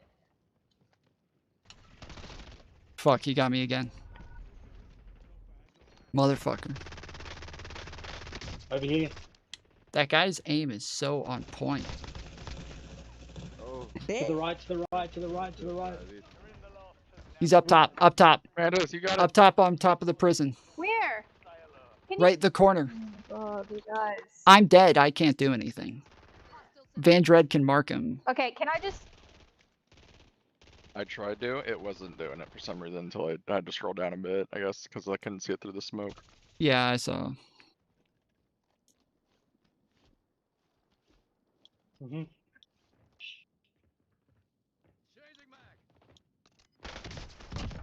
Oh, let's go. Well done. Too easy.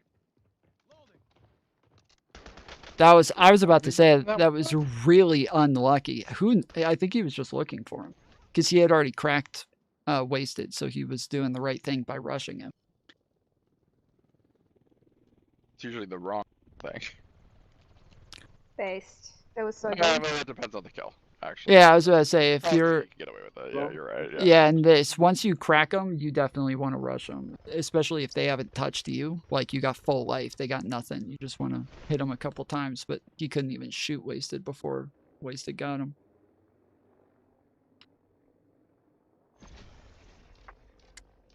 $20-2. Wasted with 29. Let's fucking go, boy. Just the silent killer. Yeah, Mantis had 19 eliminations. Van Dread with 18. Everybody had a lot of eliminations. 95. Sheesh. Yeah, a lot. So what is... Oh. Okay. I can't talk yet.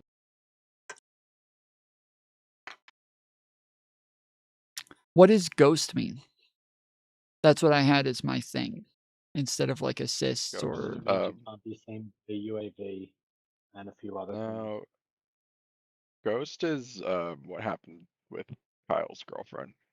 Okay. Alright, I'm hitting play on the video. Population, Muslims are 6% of this country. That they constitute 22%, according to Christie Foundation, NHS Foundation, of the medical professionals in the NHS. In fact, 51% of the NHS are comprised of people who are immigrants or the sons of immigrants. If you remove that, You will have a crisis so large, it will be as if Britain went into war. You cannot. People have this discussion about immigration. They disregard the fact, for example, that Muslims, once again, are 4 times, according to Charity UK, more likely to give to charity than their non-Muslim counterpart. Muslims contribute 70 billion per year to the UK economy, which is equivalent to Birmingham and Manchester combined, the output of those 2 things. Now, if you remove all those contributions, you will have a cascading impact in Britain that is so far-reaching that it will dent the economy and it will bring death and destruction upon the people of Britain. The question isn't about, oh, we can have this discussion about immigration. You need us. You need the immigrants. Don't speak in a position of privilege as if we can't have it. You actually need the immigrants. You're in a position... Speaking of the point that he just made about charity, obviously, I think he goes to a mosque. I don't think he's Christian. I believe he's Muslim. But I saw a video today from a woman saying, do you guys want to go to the same spot? Yeah. Yeah? Okay. I saw a video from a woman today saying that there's a new video from a woman who called... It's not letting me mark it. Okay, there we go. Fucking shit. I don't know what's up with this. Why it always has trouble marking. Anyway, so a woman called 35 churches and some mosques and red box. And she told them that she was pregnant and her baby was going to starve if it didn't get some food.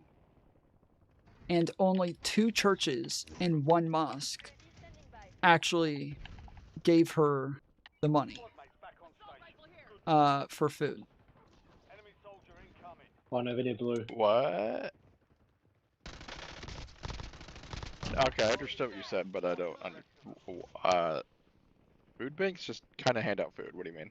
Well, so it's about the churches. So this is what like churches get money for, is to you know, for stuff like that. Lots of people down there. Yeah. Yeah, but I just downed one of them, and then they both just got back up. Oh, sorry. Okay.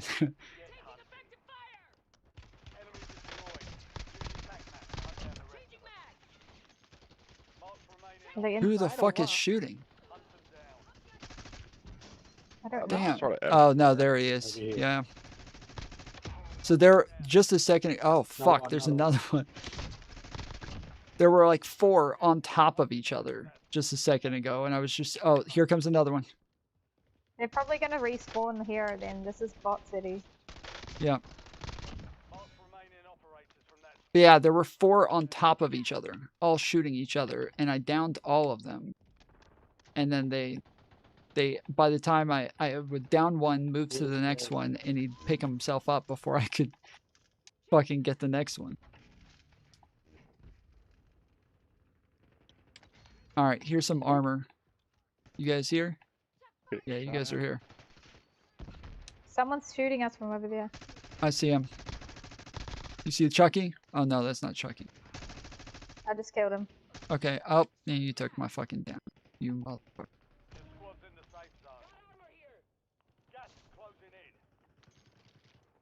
Up on top of the building, I believe. Got him.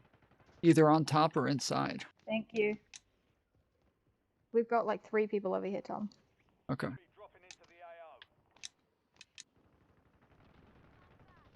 Retard. Love it when I do that.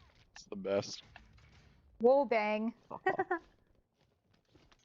Banged him.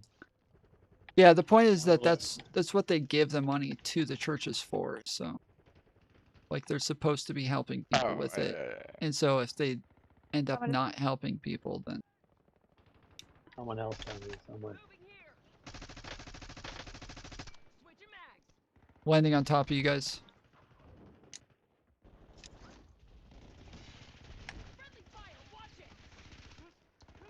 Over here. Oh.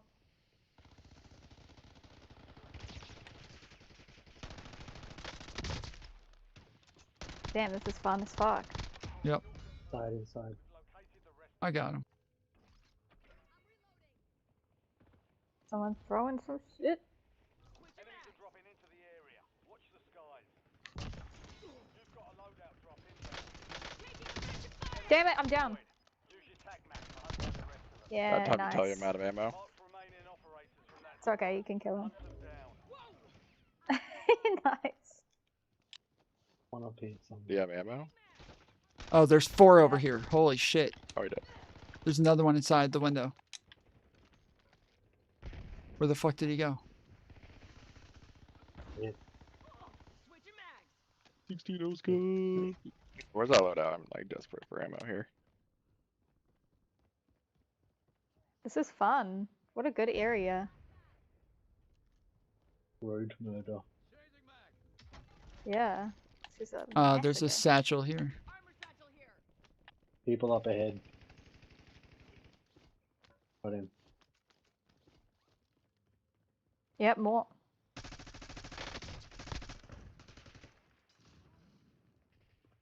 Let's go in this area.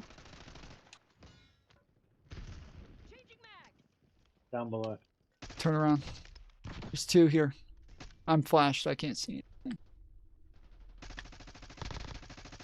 There's one. Oh, you got them both. Okay, good. Yep, more inside. Just need to put some armor on. Out here. I got him. Ah! There's a bug on me. Oh my god. Jesus Christ. On the stairs, jumping off. Sheesh. Upstairs. Yeah, get fucked, Santa Up the Claus. road. Get fucked like Kyle's mom.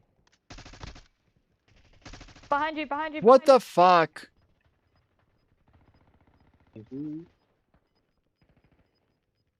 Got him. That was fucked up, dude. Go back up here, man, dude. Kind of just shoot things. That was my bad. You have the next one. I don't know where my I threw an axe at him, and now I can't find the fucking axe. Oh, you're trying to do the axe kills. Oh, that was fucked up. That's bad. There's a bug on me. Get Okay. out of here. Oh yeah. Oh, up on top of the building. Be careful. He's dead. Okay, I got the guys on top of the building. Let's get up on there, maybe. We go up. Yep. Parachute, roof. Oh, I got him. Okay, yeah. Yeah, I never found that fucking axe. Found Dread down at the spot. Someone's down here. Yeah, where Vandred went down. Don't know where. Oh yeah, over there. Damn it. What the hell? Vander is down. He's Oh, up here shit. on the roof. Ah, I picked up the wrong gun again.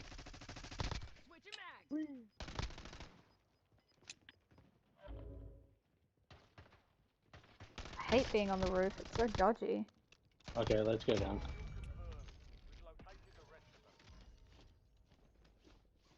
Fire sale active. Buy station prices have been reduced. I'm gonna get a loadout. Oh, over here. Got him. Okay.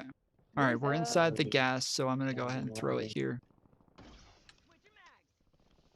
Friendly loadout drops on the way.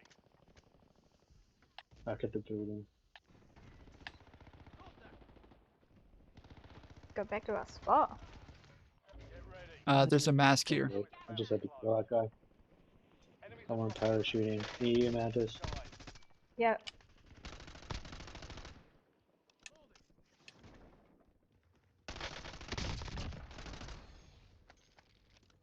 We gonna get loadouts? Yeah, I already threw it. I already got mine. Yeah, I got mine from a red box earlier. It just doesn't it doesn't give me like all my perks and everything. So There you go, Tom, behind you. oh, I see them. Okay. Another one over here. Shit, there's someone up Like- here with me. 2 just dropped in. Shit. Where the fuck did they go?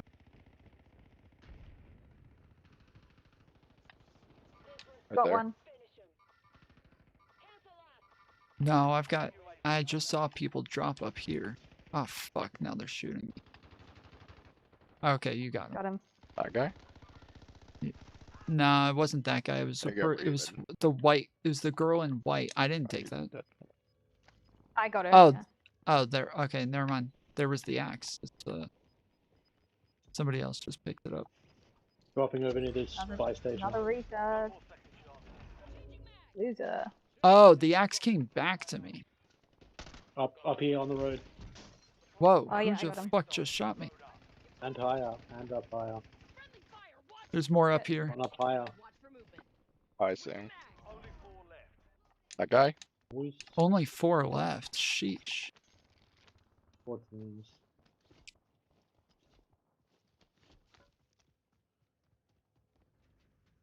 He's down, but I don't know if he's out. There is guys over here.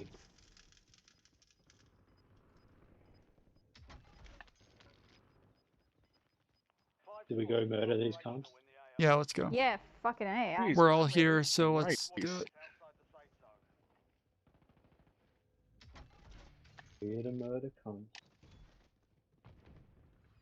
Oh damn, dude! You should like run for president. On a strong platform of murdering cunts. I don't know where the fuck he's run to though. Let's get another. Nobody up here. Oh, I can't Yeah, buy fuck one. yeah. What the fuck? I'm gonna jump. He's here. Near the fire station. Oh shit, Grab it okay. now. Fire station.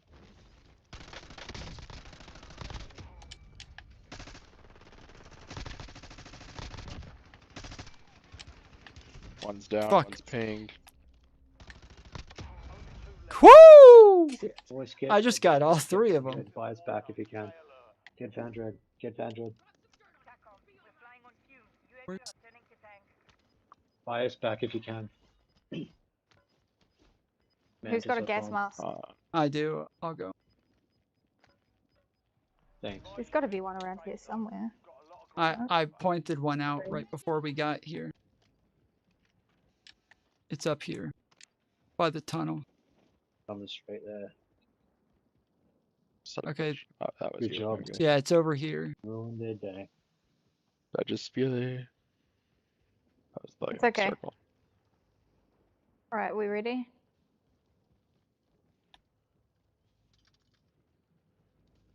Shit. Yep, they're on top of the prison. Roof. Okay, I'm down in the tunnel. I'm stuck. I got one down. Oh fuck, I threw Come up the here, guys. axe. Come up here. Yo, get off the roof, fool! No, get up there. What'd you learn? I downed him. Come inside. Oh, actually, I don't know. Maybe we should go this way because the gas is coming I out. think we have to. Yeah, do it again. I just came from that way. That's what I thought. Get in. I mean, we could just. They too scared now.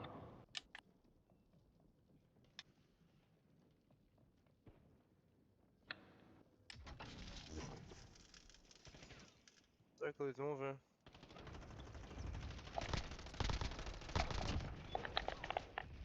Nice try. Behind.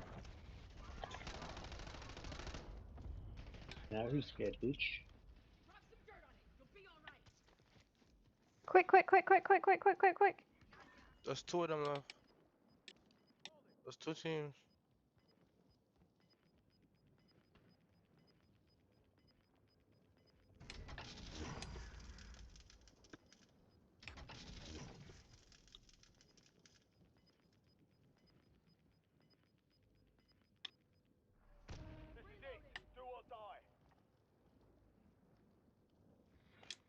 Oh yeah?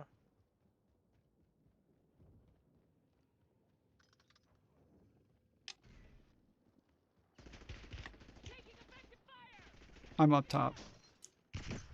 Don't go up there. I'm up. I'm already up here. Oh, he's right here, Yeah, motherfucker. You're on the roof. Yeah. Got him. Someone just saved my life. Damn. Fuck! I got back up and he killed me again. Shit! He downed me and I got up. What the fuck? Motherfucker. Oh, wait. Oh, I see the problem. Hell yeah. Hell yeah. What happened? Loser. He died in the car. Oh, nice. So did I get the kill then? I think I did. Probably did. Yeah, I did. Come down to health at that point if he didn't have a mask. Yeah, because I was shooting him, yeah.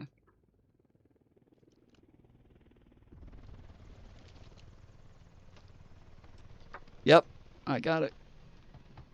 That was sick. Yeah, I saw. That was I so didn't know funny. where you guys The went. gas was closing in on all three of us, Tom, and we were all just like, like, what do we do? Who's standing Yeah. in the middle, and it just completely closed on us.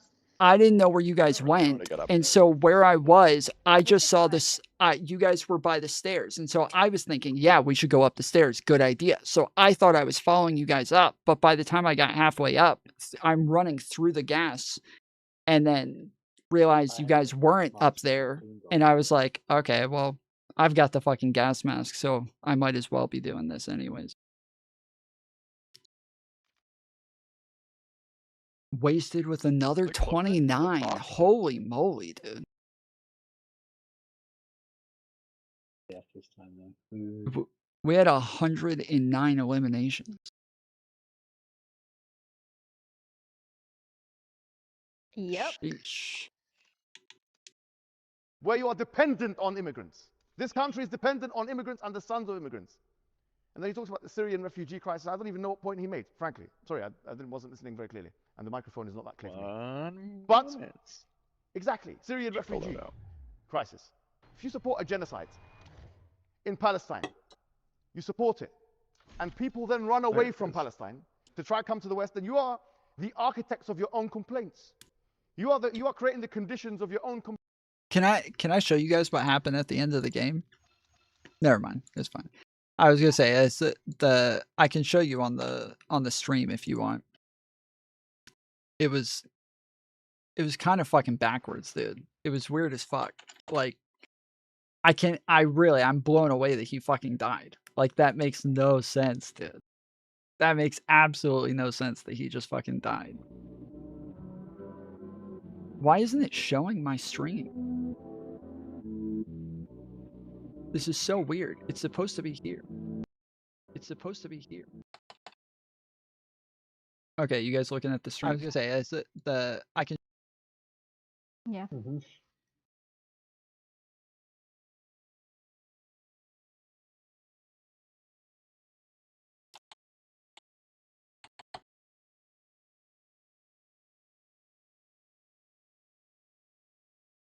Something's wrong with my internet lately. Or my computer. Nice try. So yeah, I kept looking up thinking they're gonna come down through the glass. Nice try. Blind. Well, one came through the back, and we killed him over there, that guy who got Vandred. Yeah, I got. Yeah, and then I revived Vandred. And that's when you ran off, Tom. Yeah, so I was over here, and then I'm trying to look and see where you guys are, and all I see is your dots, but I don't see them here. I saw them when I got here. I saw your dots, and I was like, oh, they're see, like you can see your dots right there. So I thought you guys were going upstairs, and then once I got into the gas, I was like, oh, they're not here. Okay, well, fuck, here we go. So he starts shooting me immediately. I don't know where the fuck he was, but then I turn, I don't see him.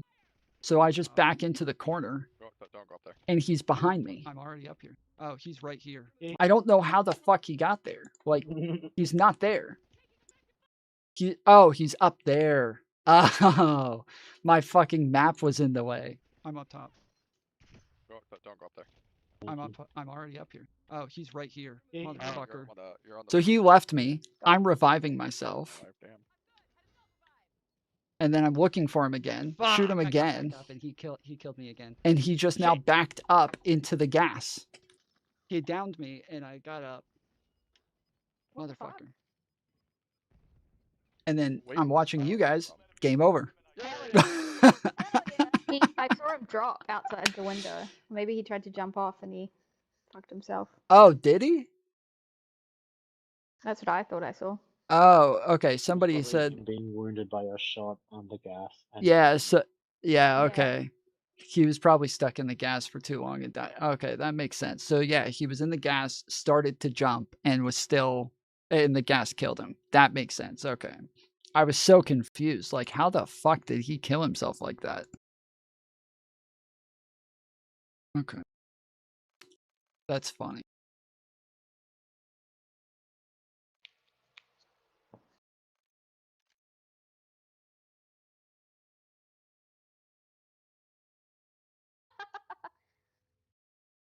Complaints. You should do a In battle other royale. words, if the Western powers decide to go Okay. to the Yeah, we can do one because that'll let me get my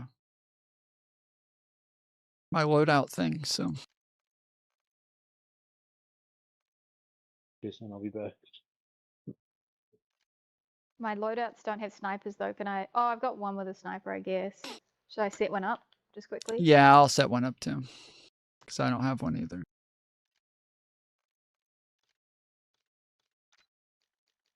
these different All right, countries, I'm playing the video. like Iraq, like Afghanistan, like Syria, like Libya, like Palestine, or help those who are doing it.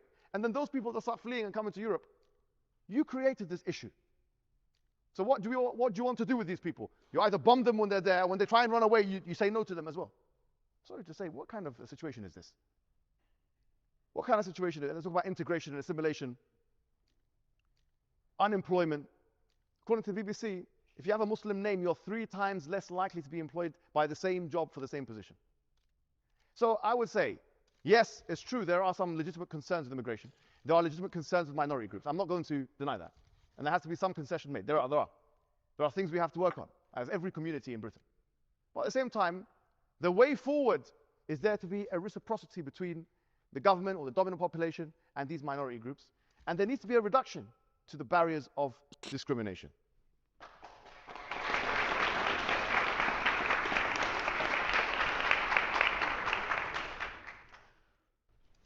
So I think we maybe agree on a bit of immigration, although I think the priorities are a little bit different in terms of certain groups of people.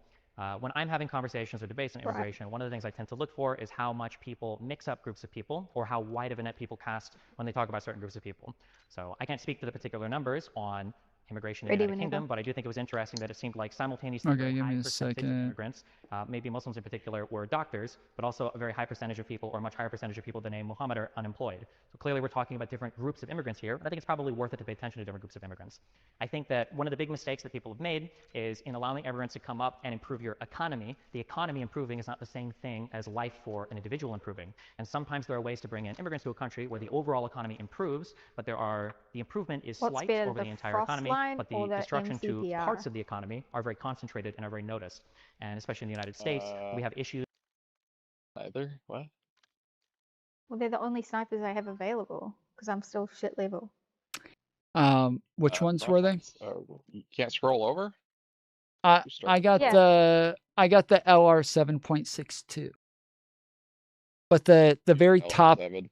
it's either that one or the very top one, because the very top one is going to have like the best of like all worlds.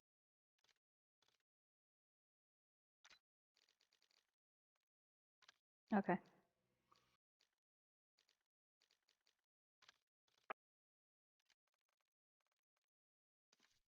Oh fuck! Yeah, I just if you don't have an I accidentally HDR, clicked probably on the. LR7. How do I get out of the Yeah, I firing? don't have either of those open. How do I get out of the firing range again? Is bottom left. Just press the options button and then square or Bottom left. No, you don't go back. I could have Bottom left. sworn you started with an LR7. I'm tripping. What do you mean bottom No, it's right? the Just use LW. the MCPR then. It says it in the bottom left of the screen. It tells you. There is nothing in the bottom left. Go back to the buttons. Press this Not press right, the not- pause button. Yeah. Yep. And down the bottom, it will tell you what to press to leave the firing range. Oh, X. Okay. X. Okay.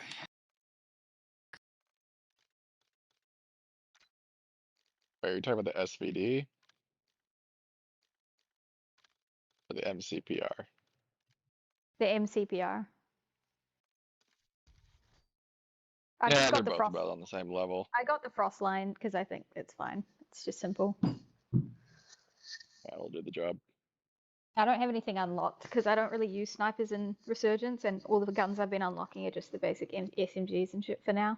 So. Yeah, I only have 3 snipers unlocked, and the one that I have has like no attachments. But yeah, the LW3 should be the one that you have unlocked, right? Yeah, I've got that. Yeah, that's gonna be the better one than the SVD.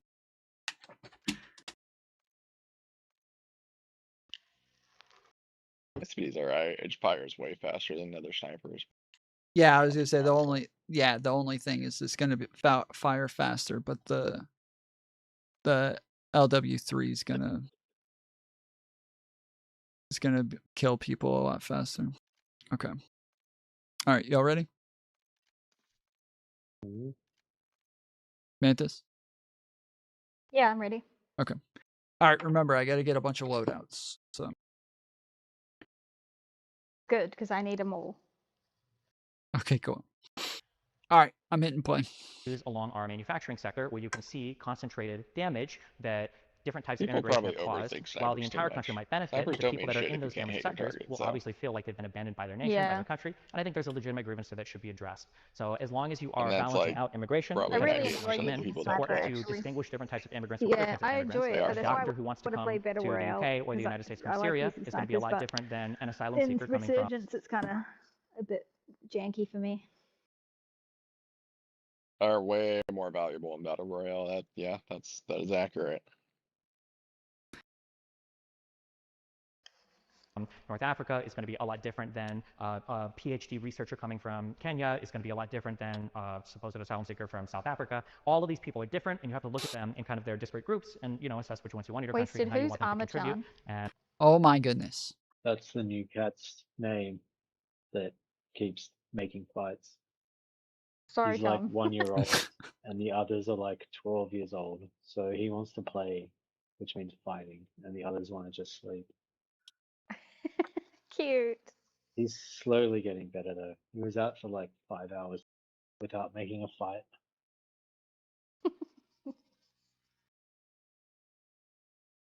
But when he starts fighting, it's like proper insane fighting. Bites their necks. Cat growls happen, and it's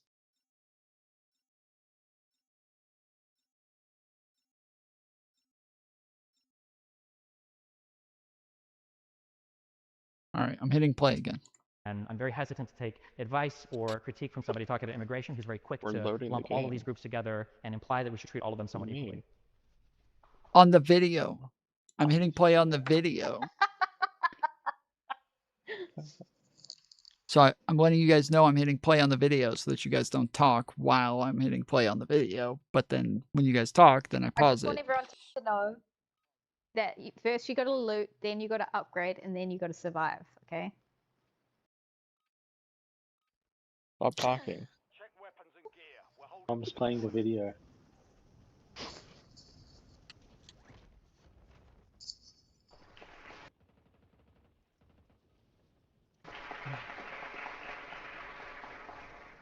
Yeah, so unemployment was mentioned again.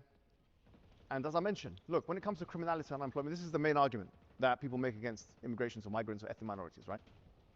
The fact is, there are 2 major predictors for those things, okay? Number 1 is being a man. If you're a man, you are more likely to be a criminal, okay? Maybe 10 times more likely than a woman. No one's going to ban men from the country, okay? No one's going to say, okay, the UK, no men are allowed in, because actually, you're represented to a degree of 10 to 100 to 1, whatever it may be, in prisons. So there has to be some discussion about, okay, well, what are the parameters now? The second predictor is actually socioeconomics. Now, in the UK and in Western Europe, the issue is that it's different to the way it happened in the United States. When the United States people brought people in for immigration, they had a more select criterion. Okay, they brought in middle-class people. That's why there's no talk of grooming gangs in Pakistani communities in California. All right. You want to go to the mall? Okay. Oh, we're playing Royale. Okay.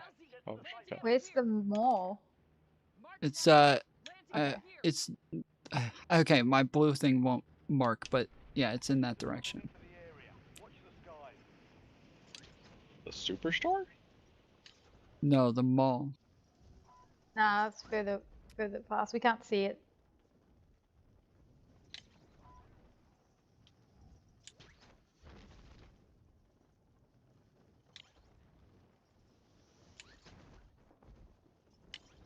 California. There's no talk of it whatsoever. Why? Because they're middle class. Because they're doctors and engineers.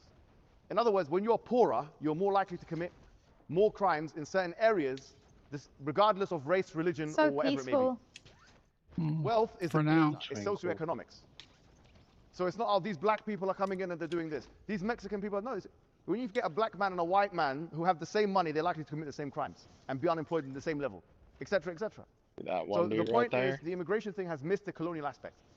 Britain's history with colonialism means... Oh, okay. I need somebody to land by me. I have the glitch thing. Are you on the roof? Yeah. I'm with you. Okay. Oh, you just fell downstairs. Yeah, on purpose. That's where all the shit is. Oh, okay. I wasn't sure if you meant to do that. I thought you were glitching out. No. Okay, I got a gun and armor and everything. There's another gun here. Here's a Wadra if you want it. Oh, I do. Up here? You want that? Upstairs? Oh, I don't want a PP. Oh shit, somebody's shooting me. Oh, there he is. I got You got him? someone. Yeah, you got him.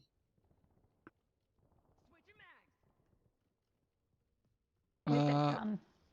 It's right here. There it is. Yeah. I'm gonna go take the guy you just killed gun. Yeah. CR56 Max.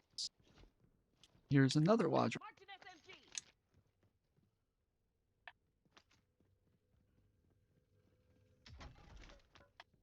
There's always a lot of bots in here. So just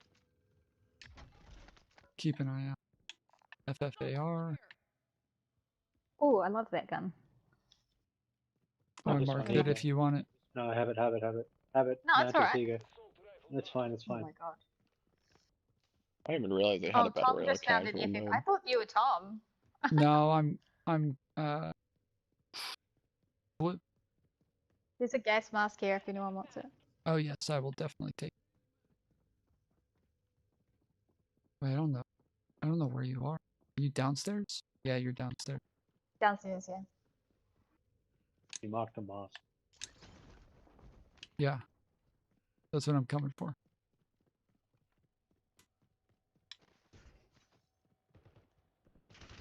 Oh, someone's shooting at me.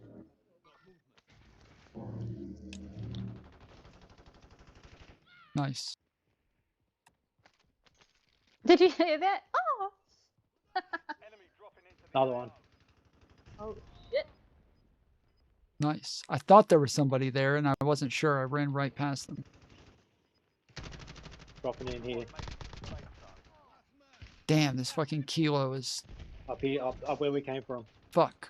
Got him. Someone else is dropping grenades. I unmarked him. Dude, the kilo takes so long to fucking kill people. Don't worry, you got it. What in the world? That's the most inaccurate thing I've ever heard. It does. It I takes like the freaking kilo. forever. Oh my god. Yes. It's fine. Like, it's super, super stable. Like, it's insanely fucking stable. There's, like, no kickback whatsoever. But it's... I mean, it's not gonna kill faster than SMG. That's true.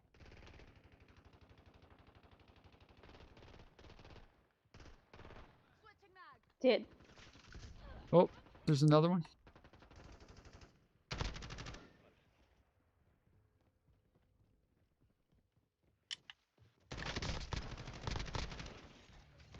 Oh, my bad. You got him. There's another gas mask. Want an ABR. If you're not gonna take it, I'm gonna take it. Get rid of this fucking kilo. Go for it. There's an Well, FFAR I'm- left up here if anyone wants it. Homie, that's a red key. What, are you high? Oh, sniper. Should have said that in. Somebody just sniped Dude, at your just head fucking from was up beautiful. top somewhere, Mantis. Hey, Oh it's me. shit. Hello. Yep. I'm getting hit and I can't. There Oh, must there be he up is. top. Over at this building. Over at this building. Oh, that was you wasted sniping. Okay, phew. Yeah. Okay. That's what I was wondering. Okay. Is there a buy station anywhere around us? Okay, Yeah. I'm gonna lay down inside Yeah. the. Oh, you marked it? Okay. There's a Yeah, kilo it's here inside if this you want building. it. All right. I'm going to the buy station. I picked up tons or another kilo. Yeah. Guy out here where you guys were.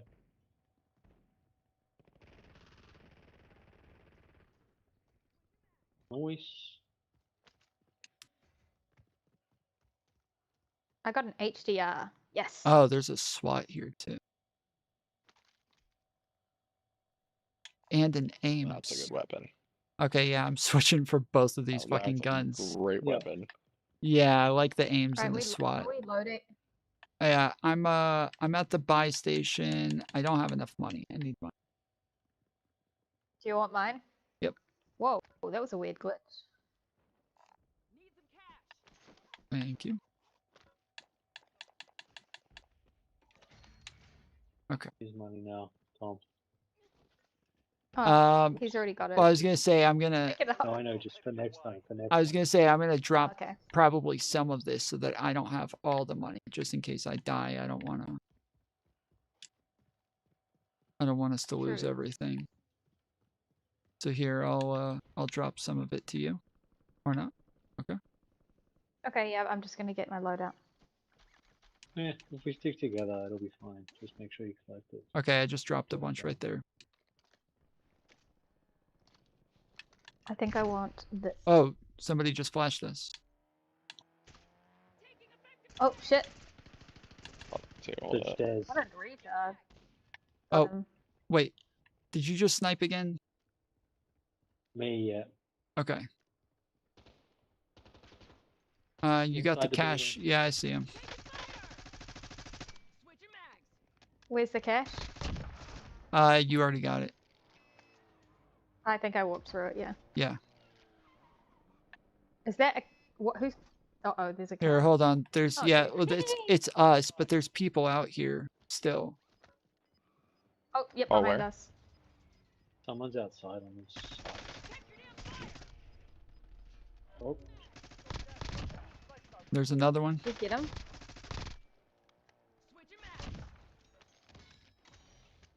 I love Okay. my LC10.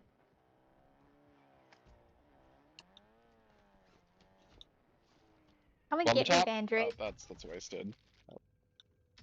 Hey, you going my way? Whee! Yep. How much? Wait, is that actually wasted? Oh yeah, it is. He looks like a. Ah! Oh, that one's not wasted. Here's. Where are they? nope. I there's two thought of them. that wasn't. Where the fuck are they? He did. Are they dead? Are One's they up dead, top? but someone else is here. Yeah, it's someone else. Yeah. No, I killed him up top. We killed him. Someone else is right in out front here. of I us. don't know where. Right by Hello. us. I got him. Nice. He did. All right, let's go to the other side. Oh, Oh, guy Oh, near you. yeah, you got another one. By you guys. We You killed got him? him. Nice. Yep. Everybody got their loadout? Yep. Yeah. I charge $200 an hour. Oh, I got shot again. Someone I'm back high over there class. again. How do you get Where out the of the car? fuck is he? There he is. X. Dude, don't. Why? I just wanted. Did I pick up my custom perk pack? I guess I did. Thank you. I really needed help with that. Glad you came. Yeah, no problem.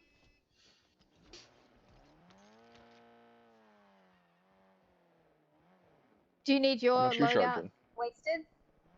I got it. Nice. And make sure you guys are getting out and picking up the money too. Enemies dropping in.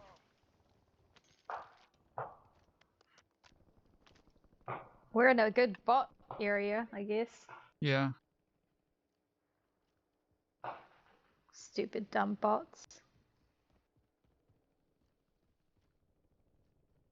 I want to try to get on top of one of these things, but Over here. there we go.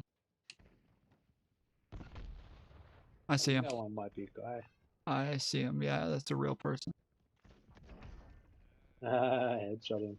Nice. I saw that. Was it just one guy? Yeah, it looks like it.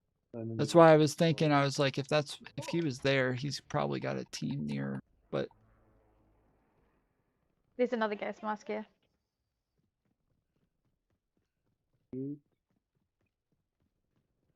yeah, normally on the other side of this building, there's a bunch of trains, and normally there's tons of people Yeah, there are. around those trains. Especially Drop over here. bots get stuck in those trains all the time. Okay, let's go. Because, yeah, I have to access it again, so. Shit, someone up here. Shit. It's okay, it's okay. Okay. Oh, someone's shooting. Are they? I don't know if it was you guys Yeah, or. no plates. I have no plates, I'm coming over. You might need to help us. Okay, if No, you want, He's on that building I was on. I think it might be a bot though. Bot, guys over near me. I thought so. okay, I'm heading your way.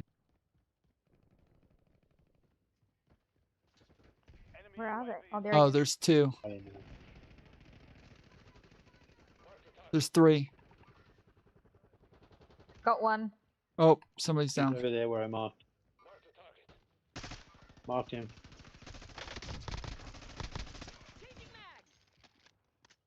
Is there three? Yes, if you get a chance. Yeah, they're over on the other behind side. this wall. Over there. Behind this wall. Yep. Alright, let's go. I need plates, I'm just getting plates. Oh, fuck. I'm getting... Oh, he's right below me. Behind... Okay, got him. He jumped over the wall as we were jumping up. Shot me. I am lagging. I keep moving in weird ways. It's kind of fun. Okay, I think there's still some over where we came from.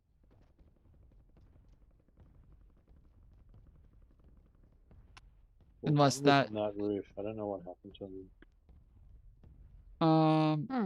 when you said it, I pulled out my sniper and looked around and didn't see anybody. Oh, one line. Oh, no, he's gone. Gas is closing in. Relocating safe zone. Okay, we're in the safe zone.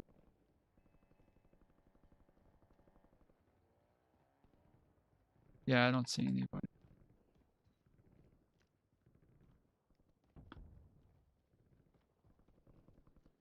Oh, there's heaps of people where Vandred is. Oh, I'm getting shot. I mean, where Tom is. I got him. No, it's where Wasted is. What the hell? I'm lagging. So weird.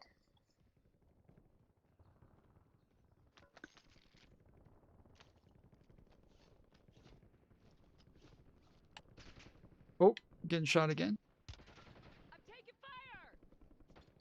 Oh shit. Somewhere at 156. Oh, Joy, I'm being tracked. I love it. Got one. Who's being tracked? I am. They're not your stuff. Well, I got one guy, so there might be more. Yeah, I know I saw red dots over here, but I don't see them. Where are you, Tom? I'm over here. You're so I was. far away from all of us. Yeah, I As told you. usual. Hold on. Not as usual. I kept saying there's a bunch of guys over here. I marked it. We all started running in this direction. I think you guys were getting shot at by somebody, but I was getting shot at by different people. Found So. you, Mantis. Where? Yo, he's near I me. marked it. It's probably a real player or someone's hunting me at least. Nah. Oh, I found the dude that was hunting me. Nice. And you got him wasted. Nice. that was Did one Van I Dread die? To be more Oh, there's accurate. 3 people there. I got him down. 3 people there. Oh, I'm down. I'm down. I'm down. I'm down. I'm dead. Just stay safe, I reckon. Tom, don't go in there. God damn, Don't go in really there. let that Oh happen. shit. Someone... He's got a thermal. I'm dead. I didn't even get downed. Oh, What the no. fuck just happened? Did they headshot me or something? Dread. Yeah, I'd We're be. dead. Oh. We're on gulags right now. Oh shit. Okay. Cool. So you know, don't lose your gulag. Yeah, I'm gonna try to hurry to get through it so I can get back to my fucking loadout. I can see you. You see him, Anders? No, I'm dead. Fuck you. Alright, round 1. 1-1. Here we go. All right, I won my loadout. I'm coming. Oh wait, you guys are still alive? Easy. Yeah. Okay. No, Where are we're we? in the gulag. Okay, I'm landing by the Where can we go, loadout. guys? I'm going to the loadout. Wait, we're not out yet. We're in the gulag still. Well, I'm in the gulag. I just got I'll out. come I'm down going to you. where Tom just said. Okay, I'm here. Alright, let's try that again. Oh shit. Be careful. You see them? And we're immediately being shot. Oh god. Yeah. Downed. Oh. Well, that's 1. Oh, you guys are back. Okay. From the other side? I don't really care. There's people. Oh, that's wasted. Okay, I got him. There's more from over here. 3 over here.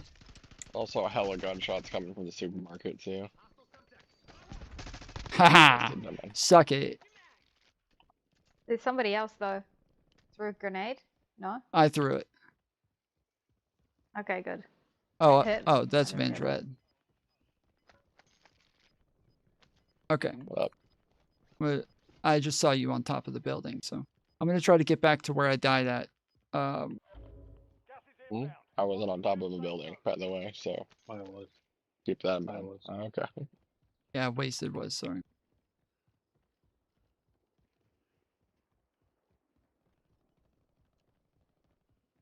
Well, be careful, Tom. There's going to be people there, maybe. Yeah, probably.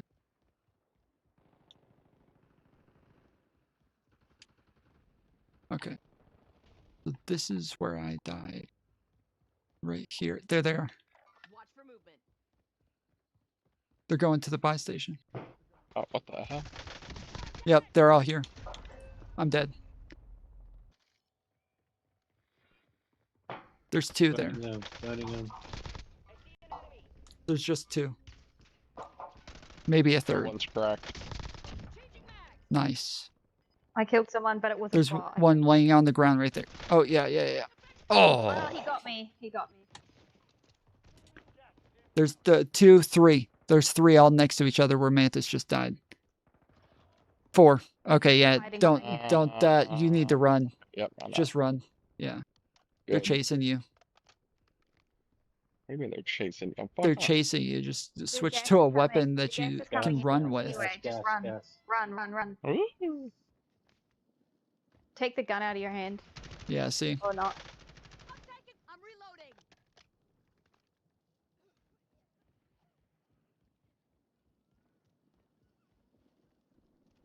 You guys all need. Yeah. There's only 1 left. Good game. Alright, Wasted's got this. Damn, I had 17 kills. Sheesh.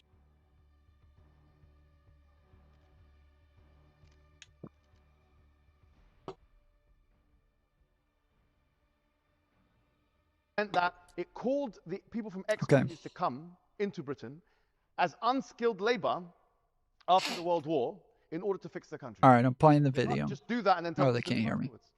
And hence, the reason why you've got people from Pakistan or from Jamaica or from India, colonies, and that these people were used as unskilled labor, and because they're in that socioeconomic bracket, they will be more likely in some areas to commit certain crimes or to be unemployed just by virtue of socioeconomics. But that's not an argument against Islam. It's not an argument against or race realist argument or. Okay, I'm playing a video. Because that's where it's veering Oh, towards. they still That's can't the hear me. right-wing argument. They're doing it Weird. because of their religion. They're doing it because of their race. And that's what we should be against, because actually the data is against all of that. So when we're having the discussion about immigration, the connection, the causal connection between these aspects which they consider to be wrong, on the one hand, Okay, there it goes. Finally. what's going on Sheesh. in someone. That took forever. I enjoy Battle Royale. It's fun. Yep. All right, I'm playing the video. Someone's religion or someone's race, on the other is there is no connection.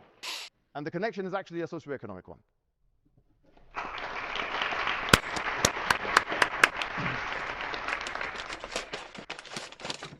I don't think I disagree with much of what was said. I will say that when you're talking about different groups of immigrants, though, it's important that morality enters the conversation depending on which groups of immigrants that we are talking about. I think that there's a mistake sometimes that when we point to immigration, we only talk about the benefits, but then we talk about different groups of immigrants, and then sometimes we speak of obligations that we have to those immigrants. In the United States, typically most of the immigrants that we bring in are just by virtue of us having oceans separating us from the rest of the world. They're going to be more wealthy, they're going to be higher educated. You're selecting from these kind of higher echelons of society. When these people come in, the expectation for my country, and the expectation for any country, I would imagine, for everyone to come in, is that on net you're going to benefit the country in a variety of ways. I don't think that same expectation should be levied, though, towards people that are seeking asylum or for people that are fleeing disaster. I think that sometimes when people, again, are looking at all of these different groups the same, I think that it's okay to say that there are going to be some groups that, at least for some period of time, either while they're there or if they stay there, are going to be at least fiscal or budget drains on your society, because the situation that they're coming from isn't one that built them to be an economic unit or powerhouse that can contribute to your country.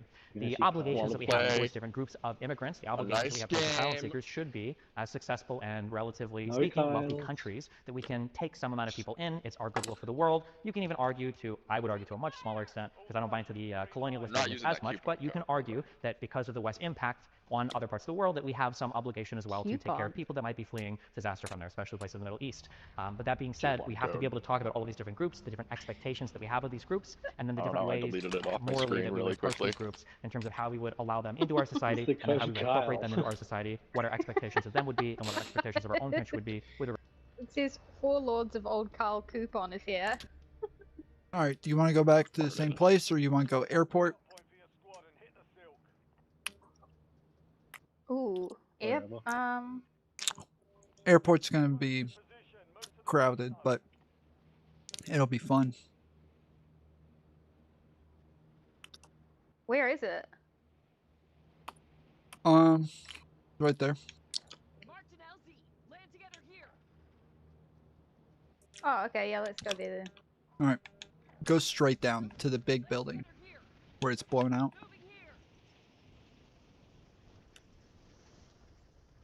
Oh, that's supposed to be Trump's airport. And then, yeah, go down inside again.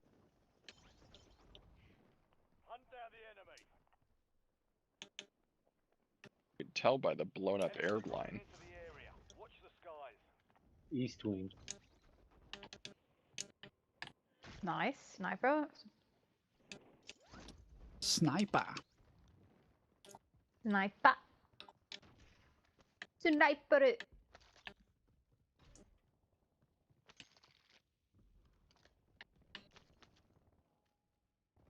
Sorry, wasted.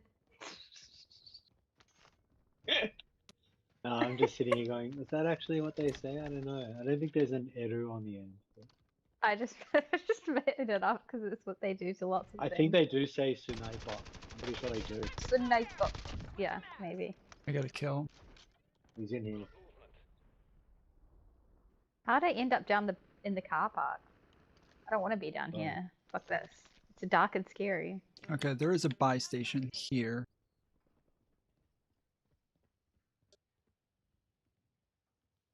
Android pointing a RPG at me.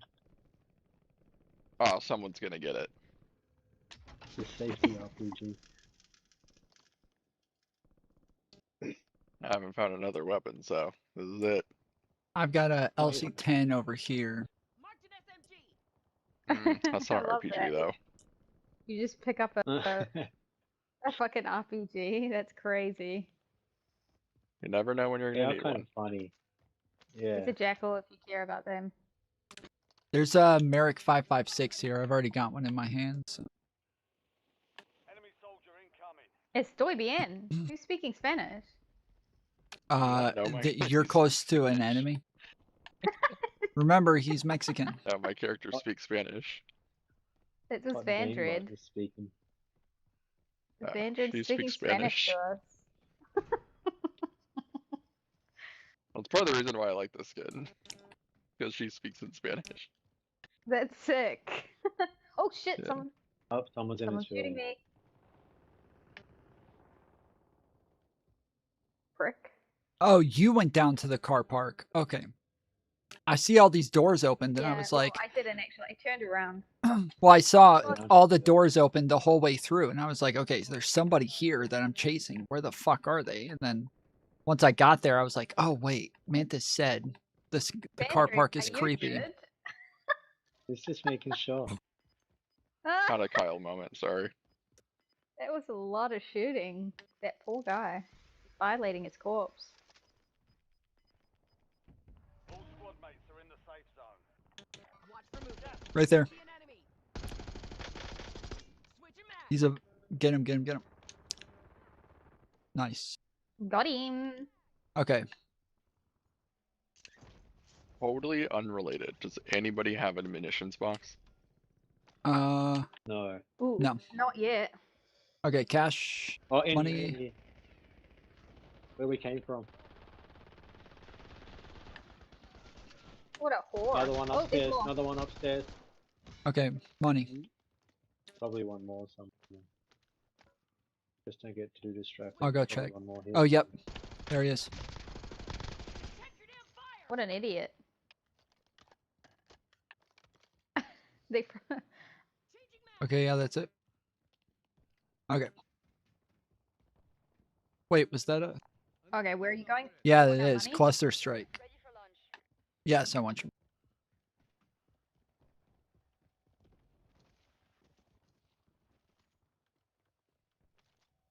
This is a holdup. Turn around. There's way more behind you.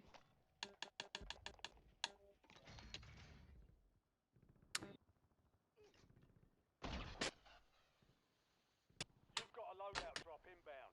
I actually have a larger and a frost line anyways. That's my loadout. I might get the LC-10.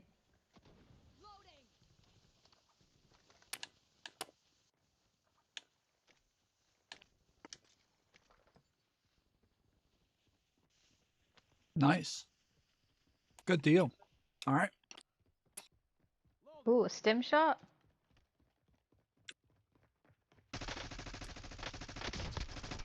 That's a real person. Oh, watch out for the others then.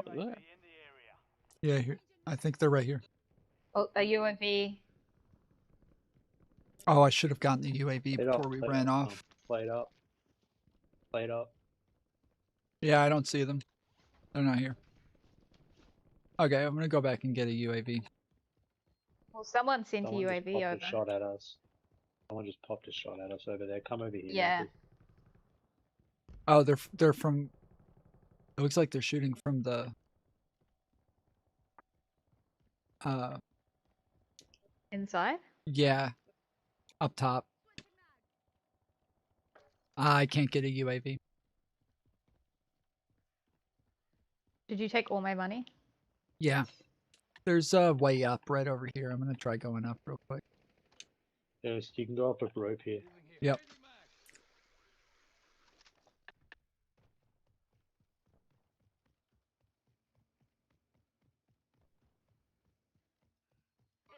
I didn't see anyone on the Oh, roof. there's someone on the ground. Someone else. I think they. Yeah, you got him. Got one down. Wait, that was everyone? On the roof up here. Okay, there's a guy way over there. I see an enemy moving here. I hit my first shot. Where are you hitting your shots?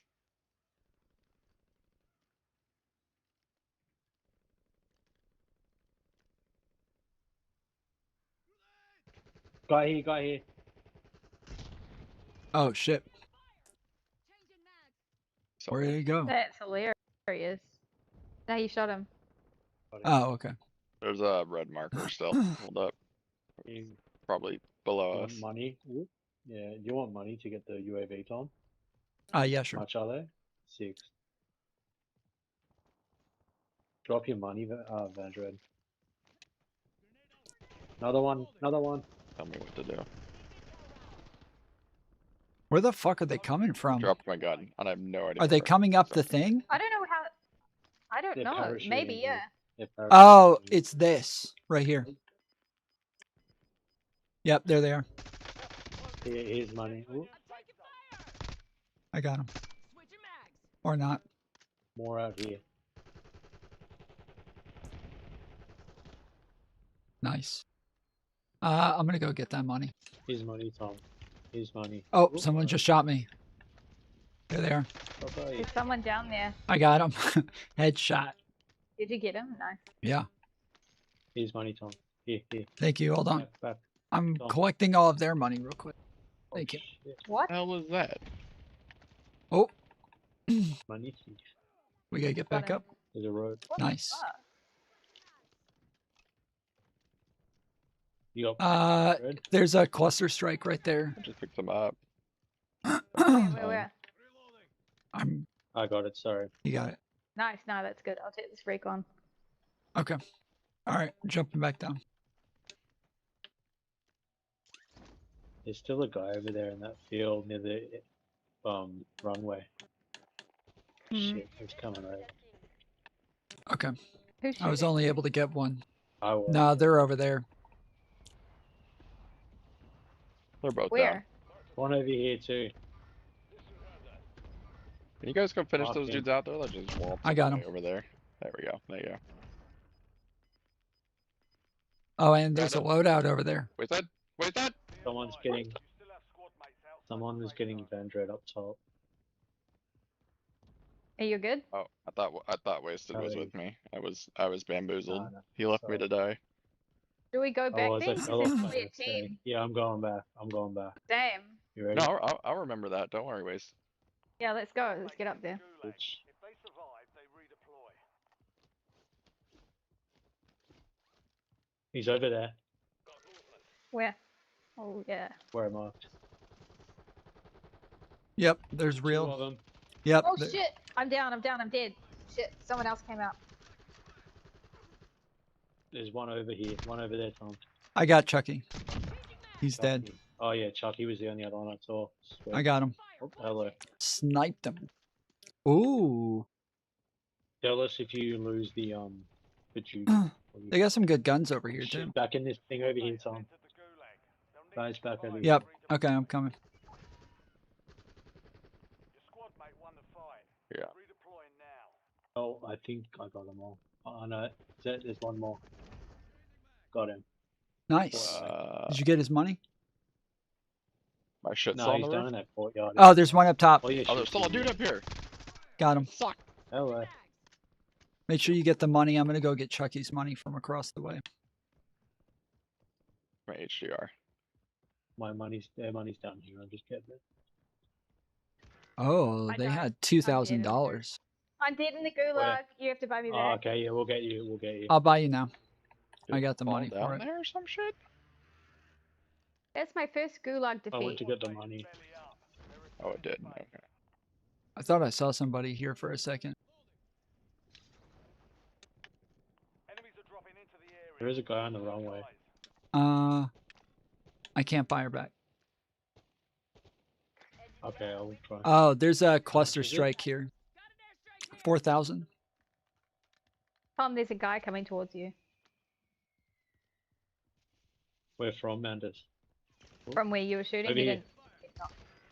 Fuck. Shit, they're on the I roof see where we 'em. were. Don't just go inside. Go inside. No, there's people over here. Everywhere. They're Holy up shit. high. I downed them. They're gonna fuck you unless you go inside. I'm inside. Okay, I Gas see is it. coming. There, Fuck. there's some inside. Loadout. Oh my gun. I was lied to by Wasted like multiple Yeah, they're times there. inside. How do I get out? I'm very good at lying. There was one up top, then there was one inside, and then there was one that was behind me. I was just, Yeah, they're up there. just fuck you, Wasted. What I do? Okay. Get that what guy. the I hell's only the have a deal? pistol, guys. I cannot help you at all. Oh fuck! I just hurt I myself. shot him inside. There's another one. There's another one. Chucky, Chucky, I'm dead. Okay, I got this guy. But Chucky, Tom, come over here, can you? Yeah, I'm coming. There's a guy who's like chasing me. Wait, where? He's coming out of the gas. Oh, I'm coming. I'm coming. Up on this building. He's parachuting off. He's parachuting off. There's another one. Can't believe I'm dead already. It's twice. There's two. Be careful. Okay, they're together now. Nice. You got one. The other one's he ran over there. Oh fuck! There's two. Fuck! I can't run. Shit. Okay, I'm inside. Phew. A bunch of them. Shit. More than two.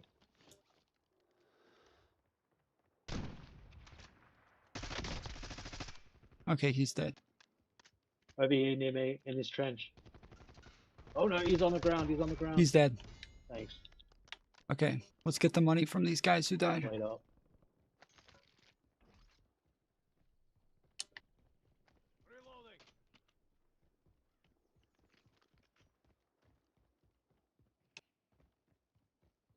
Is it worth?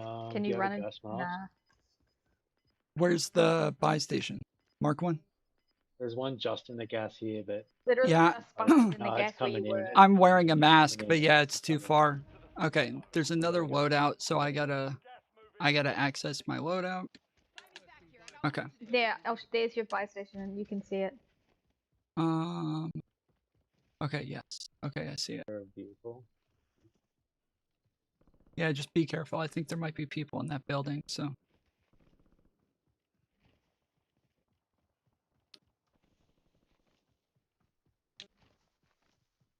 Oh, there's one. Watch for movement.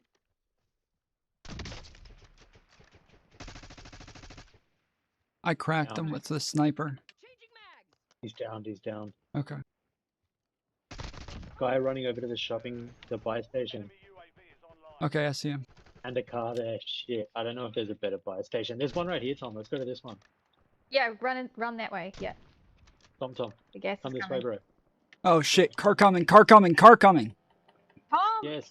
go with wasted. I can't, there's a fucking car coming. Listen to the words coming out of my mouth, woman. Don't I'm dead. call it Mantis. Yeah. He's only got a pistol. That's so fucking gangster. You can yell at Wasted though. That's totally fair. He sucks. What? And definitely Kyle. Feel free to yell at Kyle. That's a freebie.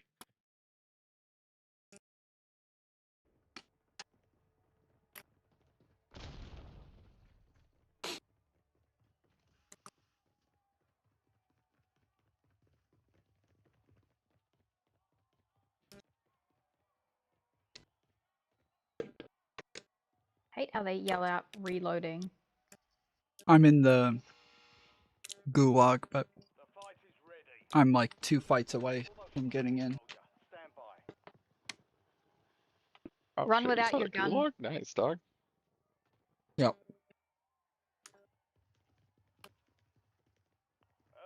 Alright, here we go.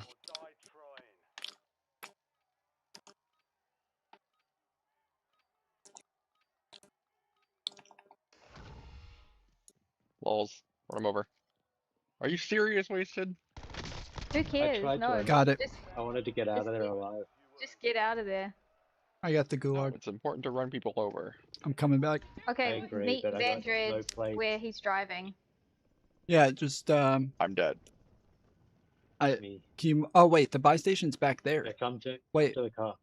what the There's fuck? a bunch of guys there, Tom. Come to me in the car. Okay, well mark where you're Come going. to this little village. Well, just mark where you're going. I'll go there. Just keep going. Okay. There's shopping's here. Let's go there. Okay. All right. Gas station. Or get in my car. Get in my car if you want. I'm not getting in your fucking car, bitch. You're Oh, there's a person right there. Hate the car. There's a person that just ran across the street from this building with where the buy station is. Fuck. Yep.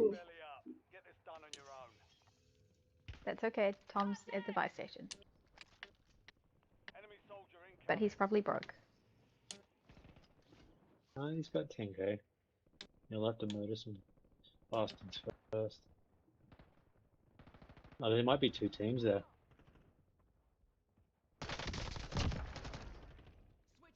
Nice. Down below to the left there.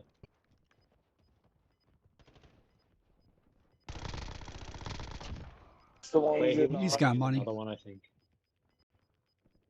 Heads up, there's one There's more. gonna be another one. Played up, played You've up. got enough anyway.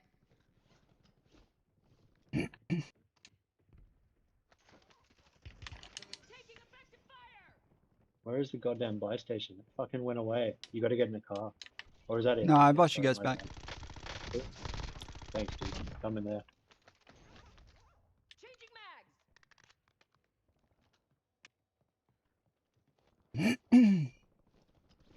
I just killed somebody like right outside this door, so weapons right there.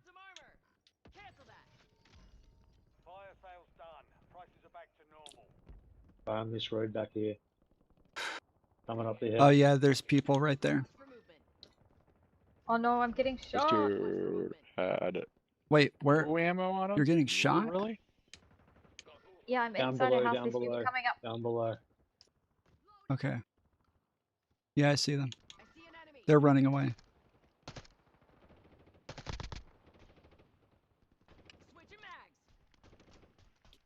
Guys down here. Can somebody get a UAV? Okay, Mantis, get out. Gas is coming. There's people You got that coming. guy? Did he have ammo? I got those guys. I got those guys. Yeah, I there think we any got guns everybody. anywhere? I mean, up here, I got but down here.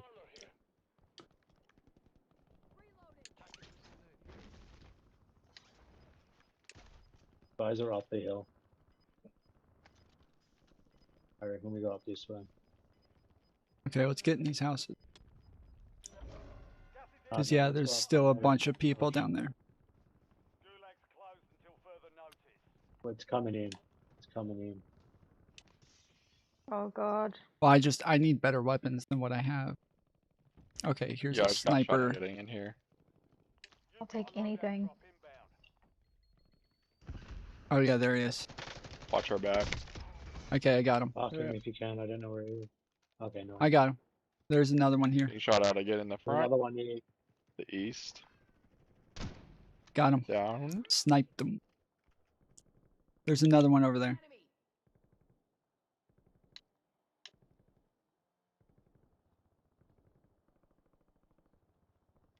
Yeah, there's a lot of fighting happening over there.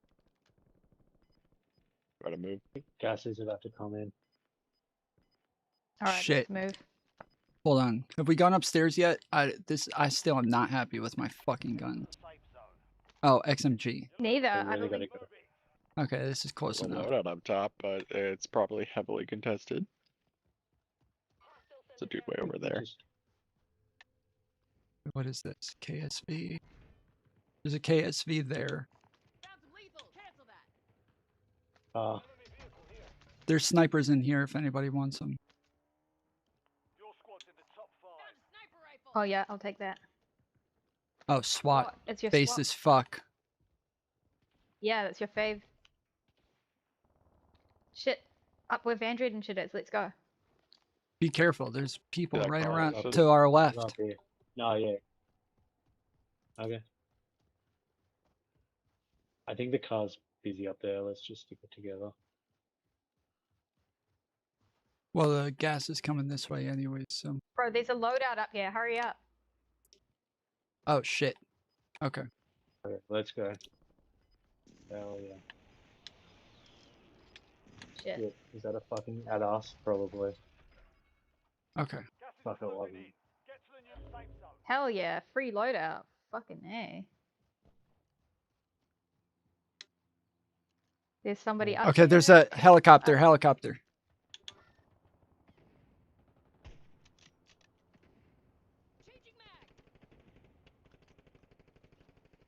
Shit. Enemies are dropping into the area. Watch the skies. He's down there. Yeah, one's parachuting over here. Two at the loadout.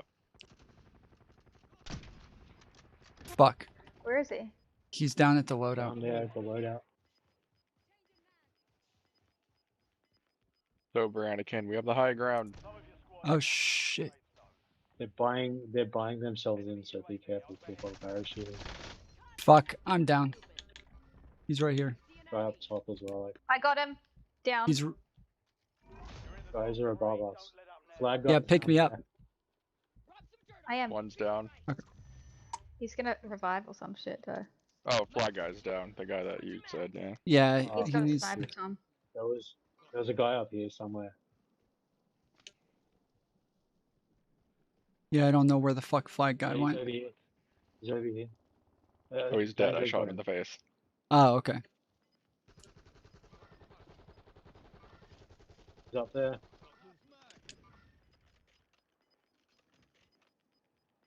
That might be. I see him. Careful. Bike. Someone on a bike. There's a bunch of them though, so just don't get tunnel vision on that guy. Oh, yep, there he is. Got him, cracked. Dead.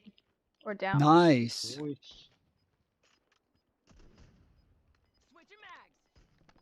You're in the last two. Now finish this.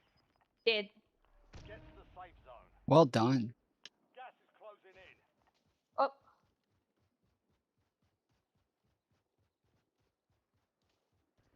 Up here, up here, up here, up here.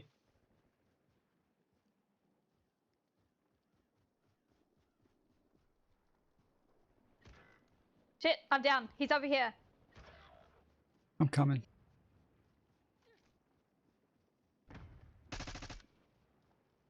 Yep, he's just crouching. He's just lying Got down him. on the ground. I got him. Oh no, that's him. Hell yeah. So, I can't believe we won that. Yeah, that was base. That was too easy. That was a crazy game.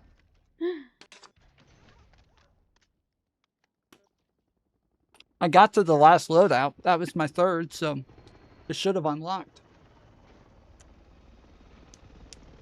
this seems glitched. I kind of want to play one more, Doesn't even though usually it's allow late. Do you to. guys want to play another one? Yeah, I'm down. I got to go at 9:30, so I don't know. We can play this, Maybe but when research. it goes to 9:30, I got to go. Maybe What time is it? This is better if that's all right. It's like Yeah, in resurgence. 23 minutes. 3 minutes till 9? 23 minutes. I gotta Oh, go. okay. Oh, do you have little Betty by time? No, I gotta go to the fucking supermarket time. You always Oh, go is to it the 9 in the supermarket at morning? night time. Yeah, this is how we do it. My girlfriend's at the gym. Oh, it's and we 9? go to the supermarket. Yeah, it's 9. You didn't a bit past store? 9. 48 kills for Warzone for that's not bad. We call it the supermarket here too. Don't listen to these American freaks. Store's so Gotta generic. go to the I want you to know which store. supermarket. Assault and In mid-range Japan, they call it a super. combat so expert. I think you're outnumbered. You guys call it aluminium? Yeah, it's aluminium. No, it's not. Correct. Just straight wrong. That's what I so I said to the racist guy the other day when we were debating. I was like, bro, he's like, we need people who are like white European people coming here. And I was like, bro, Europeans say aluminium. Fuck that shit. It's aluminum. That is Mexicans the say correct aluminum. way to say that word. It's I just did like straight turning xenophobia. around There's with no the other next reason one. for it. Mm-hmm. It's so fake too. It's performative. Like, bro, everything in America is basically cultural. Like, I don't know. Yes, I got it. I got it. Let's go. So much shit. Ah, hell yeah. Oh. Let's fucking go. Totally worth it. Oh yeah. I need eye drops. Alright, My eyes let are her up. blurry. Sorry. All right, I'm playing the video. Direct to the people. Oops.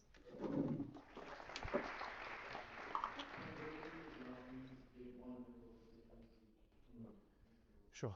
So with this, I mean, he mentions the expectation. Also, Wasted, if you can turn your volume up, that would be... Wasted, if you can turn your volume up, that would be really helpful. And he talks about morality, and we've already had this discussion. He can't even establish what morality is or how it's true or anything like that. He's assuming the truth of his worldview without arguing for it, which is pathetic, actually. This is a debate. You're meant to actually argue for your worldview, whether it's liberalism or racism. There's no evidence given. COD. But the second thing is that if people have this view, like for example, they say, well, Muslims, Yeah, one conservative day we'll Muslims get you a will be against the battle liberal royale. paradigm in these areas. The same thing applies to Jews. Because frankly, the most two closest religions are strict conservative Muslims and strict conservative Jews. If you want to have one policy for one, don't not have the other policy for the other, because that's a double standard. But we have never heard him speak about that. In fact, he supports European Jewish immigration into Palestine. So it's not like he's against immigration. I mean, he's not really that against immigration anyway, but the point is it's about who gets to benefit. That's really the bottom line, isn't it? If Europeans get to benefit, it's okay, no problem. There's no questions asked. You can even build settlements. You can even build settlements, no problem. You can even steal someone's home.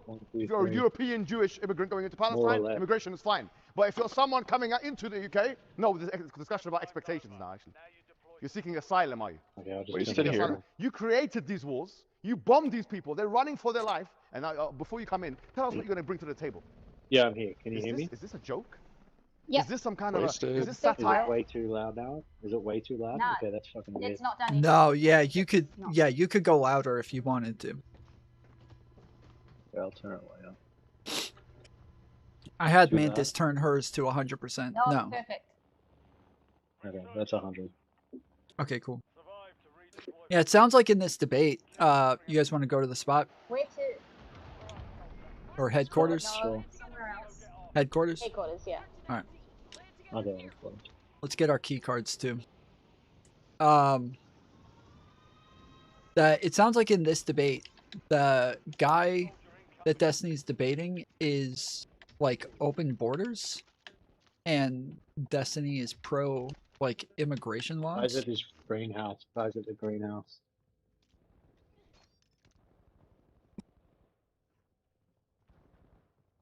I'm just gonna go get the key card immediately. Okay, I'm coming to get it too. There's a FFAR here as well. Pissed off guys in the greenhouse. Where's the buy station? In the. It's oh, on the other side of the house, yeah. Yeah. Just there was guys there, so heads up. It's so weird when somebody I'm not grabs a gonna go key card because it's the only time they ever stand straight up like that. They're always hunched over Yeah. or crouched.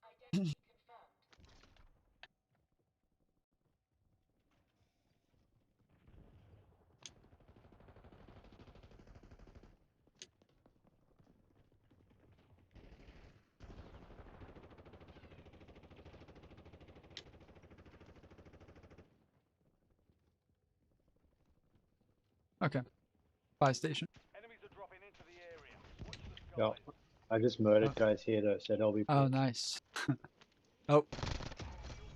You had another guy down on the stairs you just came from.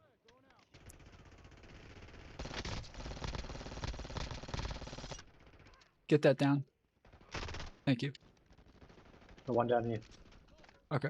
Go ahead. I'm going to get the buy station thing.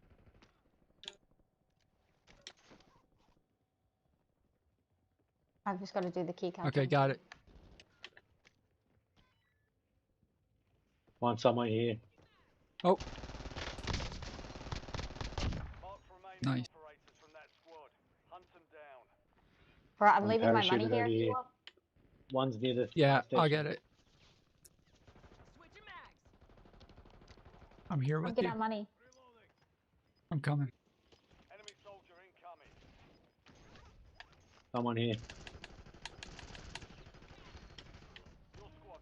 Behind you. Yeah. Up the stairs. Up top. Yeah.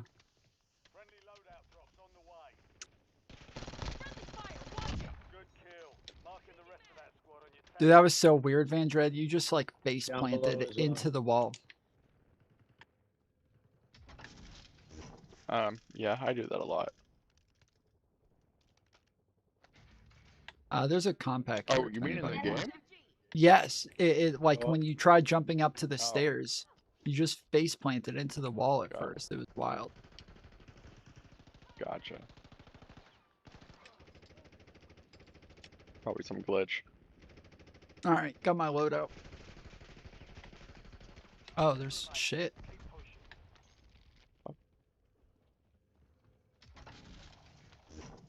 Oh.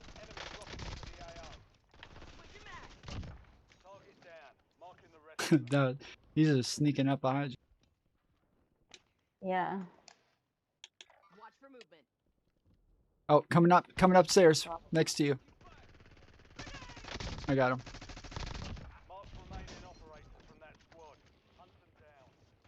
Oh. Thank you. That scared the crap out of me. Oh.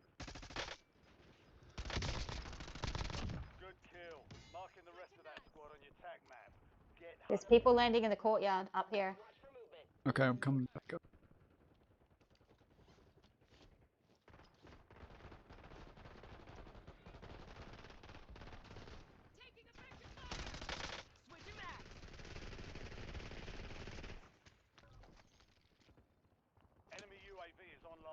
Stay together. Oh, there's tons of Go people back to down by the houses.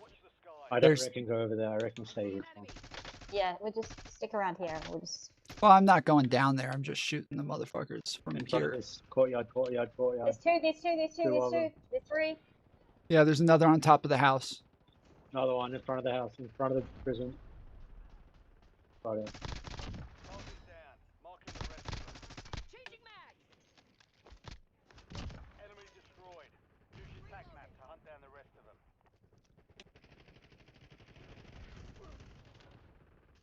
I think they're inside the house. Behind down the street. Shit. Up near the Shit, I'm prison down. too. Oh Right, shit. Sorry. Yeah, there's numerous people over here. I'm gonna go back and get my gun.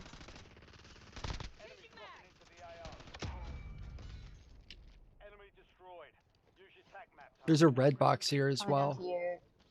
Wasted. Oh, there's someone drop again. Hey. I'm just Yeah, coming there's back a to get my red gun. box here. Right down there. Oh, he's down.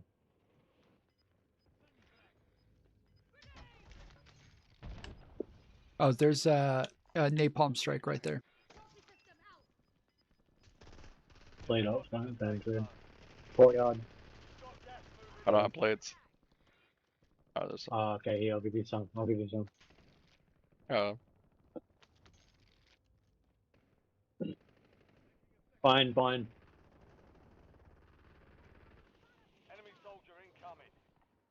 Another one landing. Coming down. Why? Someone just. There's more down there. Someone took fire. Behind us. I killed him. Ah, that was close. That was a real guy as well. Yeah, they're coming up. Got him.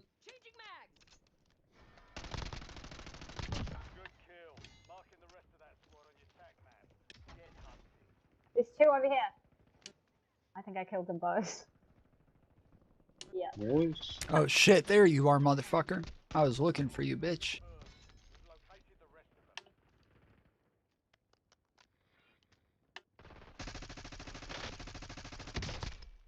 Down here, Tom. Played out, Tom.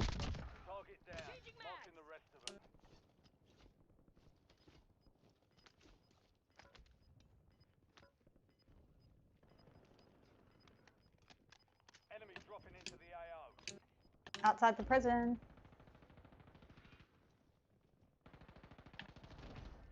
Dead. Wipe. Damn. Fuck. You kept moving. I kept trying. I couldn't tell if you were a good guy or a bad guy. I'm spinning in Is he on the circles. prison? He's on the prison, I think. He's on the prison, I think. Up top. Yeah, I think so. All right, I'm gonna airstrike it. Where? Oh, behind us. Well done. Thank you. I'm airstriking the corner of the prison right where you are. Yeah, I'm gonna buy a UAV. Yeah, it's a good idea.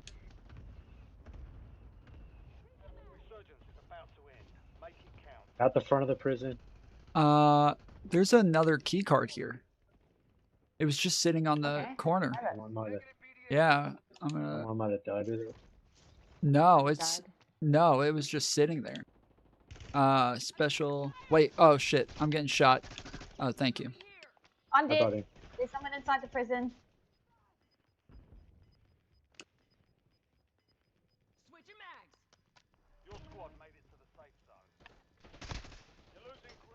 In there.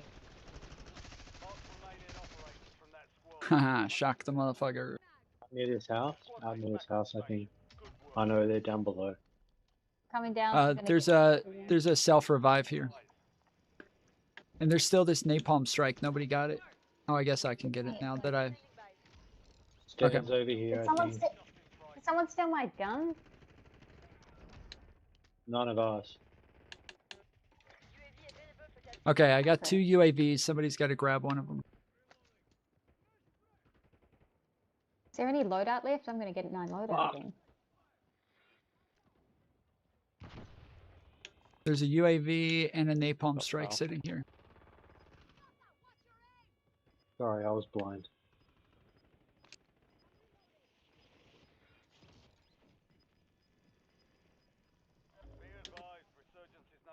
Someone's parachuted. Yeah, I just saw. Yeah, I just heard that, but I need to grab one more gun. Okay, they did.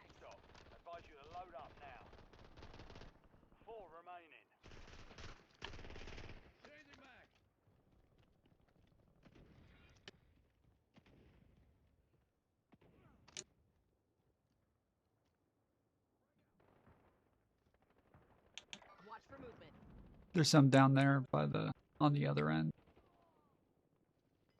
There's a bunch over by the what do you call it? I'm gonna get this money and shit real quick. Okay. Wait, did anybody get the UAVs I left at the buy station? You just jumped off. Oh, where? I got one.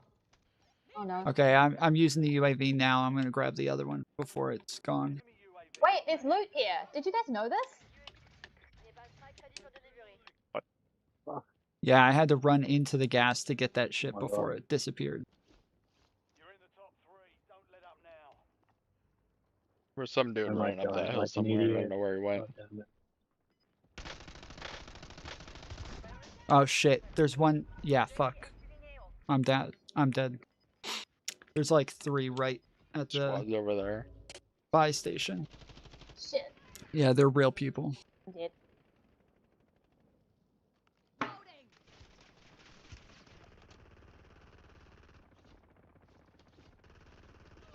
You have to get to the buy station.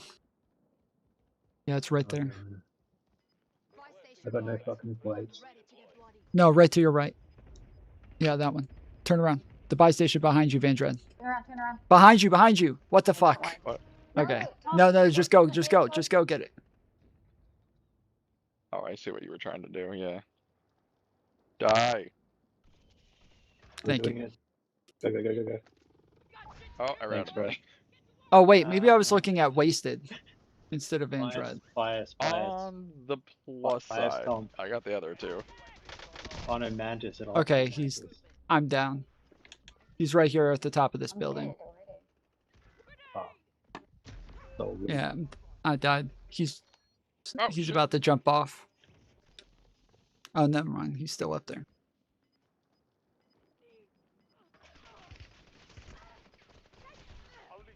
What the fuck?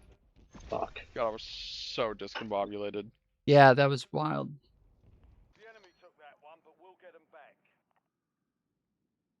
GG's anyways. Oh, he was. Oh, I wanted to. Okay, at least he didn't lie to me like Wasted did. It didn't even give me a replay. It just. He did lie to you. No, he's up there. Oh, there was 2. Yeah, no. That was a good call out. He was up top of the building for sure. Unlike when Wasted said he was at the top of the building, I got shot from behind me. Yeah, you just get 2 on you. Yeah, I didn't see him there, and then by the time I was getting ready to land there, it was too late, and he didn't see me landing. He was spinning in circles trying to figure out where I was, but yeah, I didn't have armor or anything, so I was just kind of fucked. Good playing, ladies and gentlemen. Yeah, good game. Yeah, we did good. We won a lot tonight. Catch you next time. Later, homie. Yeah. Bye. Do you want to do one more? Sure.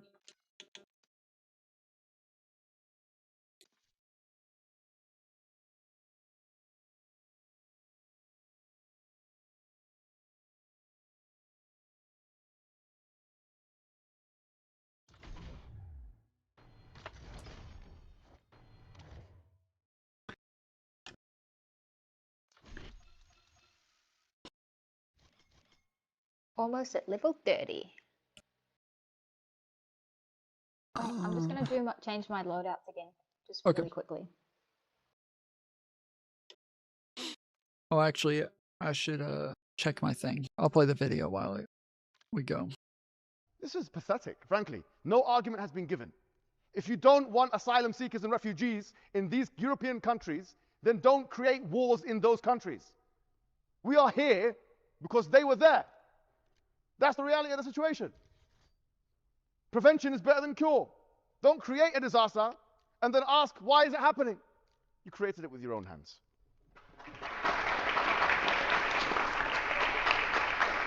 Yeah, again, I mean, I don't really disagree much, but I will say that if you're going to have a conversation then about different groups of immigrants coming in, just be honest about what the expectations are and be honest about how you expect them to immigrate into your society and integrate into your society. You can't, on one hand, say that we have caused disasters in regions of the world and now we expect asylum seekers to come because we owe it to them, and then in the next breath say, well, actually, all of these people are going to contribute on net to society at the same time. The first thing is a moral obligation that we would have to take care of a group of people. The second is just an economic trade, and our expectations and our approach to both of things is going to be wildly different. I don't know if we're going to get into Israel-Palestine more in the question section, obviously. The other speaker has a lot of opinions on that. But, I'm not going yeah, to just probably agree on immigration, just when you're having conversations about I immigration. just realized I have to like upgrade the stuff in order for it to keep upgrading. And so I'm going and like changing the revocals each time so that I get the new ones. So yeah, apparently I didn't realize I'm never able to get more new ones unless I use the ones that I've already gotten.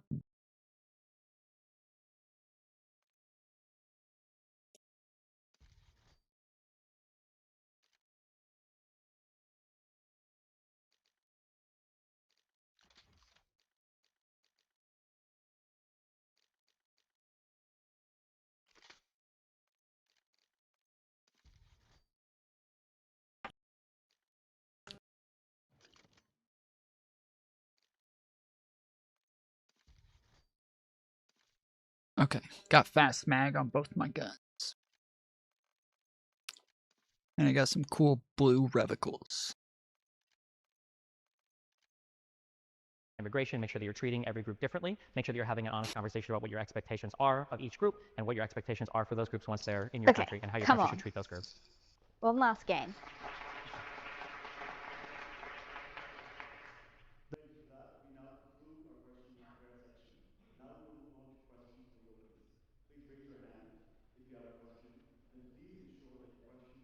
Damn, they still have not figured out this guy's mic problem. Sheesh. Hey. Hello. What up? Hello. What up, Trunk? Hey man, listen. The morals of the game is to get the key cards. You know? Oh, we're right with you, bro. We're right with you, dude. Don't worry about it. God damn, can we get some assistance on dropping in, get the key card, and go to the stronghold, get the weapon specials, and then we can go to Grandma's house and get Ooh, stronghold. go back to the stronghold. There's like 3 other places that I would rather go than stronghold with key cards. It's 3 other places. Right, it's 3 other places. It's 3 other places to go get. Well, I'm saying there's three other.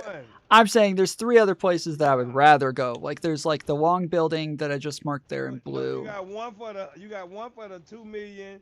You got one for the weapon specialist, and you got the other one for something else. They all in different places. If I ever can get somebody to understand that we can't be at all the places at one time. You know what I'm saying? No. We'll pick one. Yeah, no, we're saying we want to go to one, but I'm saying that just Stronghold is kind of an annoying spot to go to. But I don't really care which one we go to. It's just Let's go to the bar. Let's go to the bar. We go to the bar, get that, and get the guns. I'm good with that. Then we can win the game. I guarantee you we'll win the game. That? You said bioweapons? I'm a game. Yeah, bioweapons. I'm a game. Yeah, I'm a game winner. Okay. I guarantee you I can win the game. I don't know which one is at bioweapons. I don't know where the key card place is here. I know where it is in industries, but I don't know in bioweapons. Well, go to industry and get that key card. Well, wait. Okay. Just where is it in bioweapons? Yeah, we're all here. Oh, shit. They got these motherfuckers. Oh Lord. Come on. I'm up. Help me. I'm coming. Okay, I'm turning the water on. I gotta get a gun. Okay, well I just got him. Oh, they gave me a fucking sniper rifle, man. What kind of? So where the fuck is the? You still haven't. Right here, I got the key card. Now we got to go to the stronghold. Well, we all have to get the key card. Wait. We all get the key card at the same place. I gotta get the key card. I got the key card. Just follow me. Just don't let me get killed. Okay. We could. It's better if we all just get key cards, but is the? No, it's not. Oh my god. What do you mean? I don't know what you're talking about anymore. Yeah, I'm talking. Okay, they done took the goddamn Jeep. Hold the boat over here. Let me see the boat over here. Oh Lord, they got an idiot down here. Oh, I'm getting on the boat. Ooh. I'm getting on. I'm out of here. Fuck yeah, I'm getting fucked up over here. I can't. Okay. Where are you? I'm going to the stronghold. He's doing his own thing. I got to. Okay, do your thing, man. Do your thing. I was trying to do the team thing, but I can't talk faster than I can talk. I just got killed. Stronghold. You get killed. Go to the stronghold. Don't worry about it. Go to the stronghold. I'm already on my way there. I'm smoking a blunt and riding the boat. I'm chilling. I ain't got no time. Yeah, I don't. So can you tell me where the key cards are at bioweapons so I can? Yeah. Oh fuck! There's a whole fucking team in here. Shit. Okay, so you don't know where it is. Okay, I'm not going in there. Yeah, they're gonna complicate it. They're gonna complicate it for you. They're not gonna make it easy.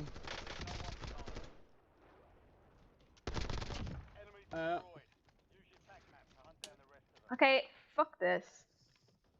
No, don't fuck it. It's okay. Don't get upset. I'm gonna ping it. Alright, it's ping. Now y'all boxes is in the stronghold. Now I gotta fight there's a guy down the stairs. I gotta fight my way up out of here. That guy's dead. Okay, good. Just get my guns. Fuck! I just got shot by 3 people at once. They're coming towards you guys from bio. Right. They're up top. Oh my god, I'm fucked. Don't fight you. I'm fucking Damn. You gotta get to the you stronghold. kind of were, yeah. Yeah, you gotta get to the stronghold. I'm going. Oh wait, I'm going somewhere else. I'm going. I'm going in control center. Okay, I'm going to the spot right now to just get some fucking weapons and shit. Yeah.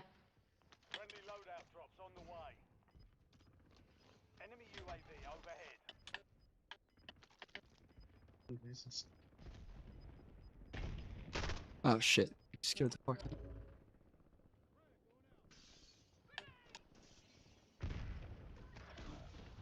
Oh my god.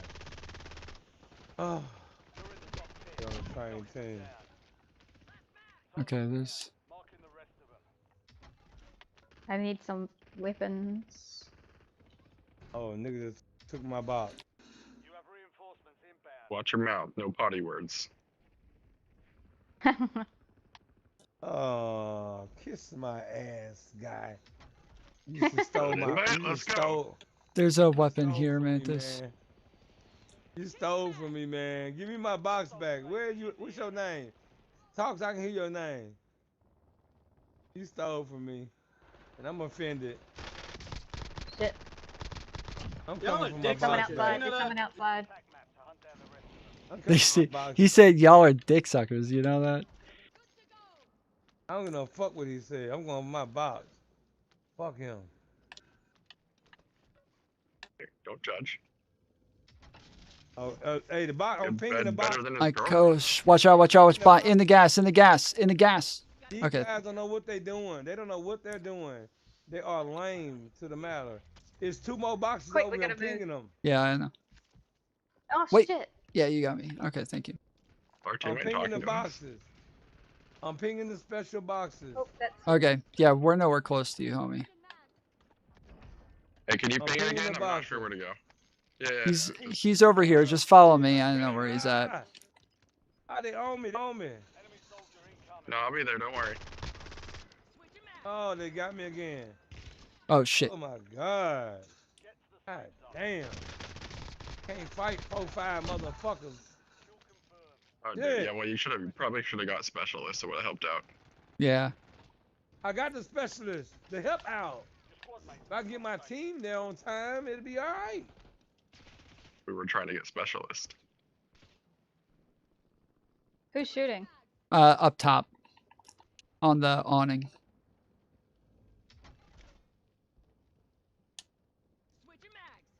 We can come and we can all come to the same accord. I mean, we're heading to you now, so. We're a bit preoccupied. Yeah. See. Fuck, I missed the. I'm pinging it. Yeah, you got to ping specialist. Yeah, ping specialist. I got Good, pinged just it. a second, bud. I don't know. I do I this don't all see the it on my time, map. so it's cool. You don't see it Try on your pinging it map? again. Pinging it. Shut up, wasted. Wait, not wasted. What banana I mean- to ping it? I agree. He's fucking with you, bro. I'm asking, like, if I'm not pinging this shit, I'm laying here right here by the boxes. There's people down. Yeah, I'm shooting people over here. Oh god. They're just not gonna make it. Pinging the boxes. There's 1 left. I don't see none of my people. Oh, Chucky just killed me. Fuck you, Chucky. Yeah, that I can agree with. Guys. Okay, I'm in, I need help over here. Where are you? Down at the ship. Oh my god. Yeah, we disoriented. It's not gonna work this game. Nah, we're good. So don't mind if I bag out. I love you guys, and I would love to play with you guys. I'm gonna Yeah, bag please out. leave. Shut the fuck up and leave. Thank you. Jesus Christ. Okay. Oh. 1,000 Bye. players on here, baby. I don't need your Bye. comments. No, I'm gonna stay out here just to fuck with you. Yeah, Stupid keep it up. Stupid motherfucker. He's mad. I mean, bro, we asked you where the fuck you won't like stop 20 yapping. times. Cause I'm trying to teach you how to do this shit. Stupid motherfucker. Yes, that's why we asked. That's why we asked where the fuck. That's what I'm saying. That's why we asked. And you wouldn't answer the question. I pinged it. Wait, oh no, I can I'm still only ping confused. With, like, you didn't ping shit, I dude. can't What the deal with fuck? nobody. I did ping I've been trying to it, get bro. specialists this whole game.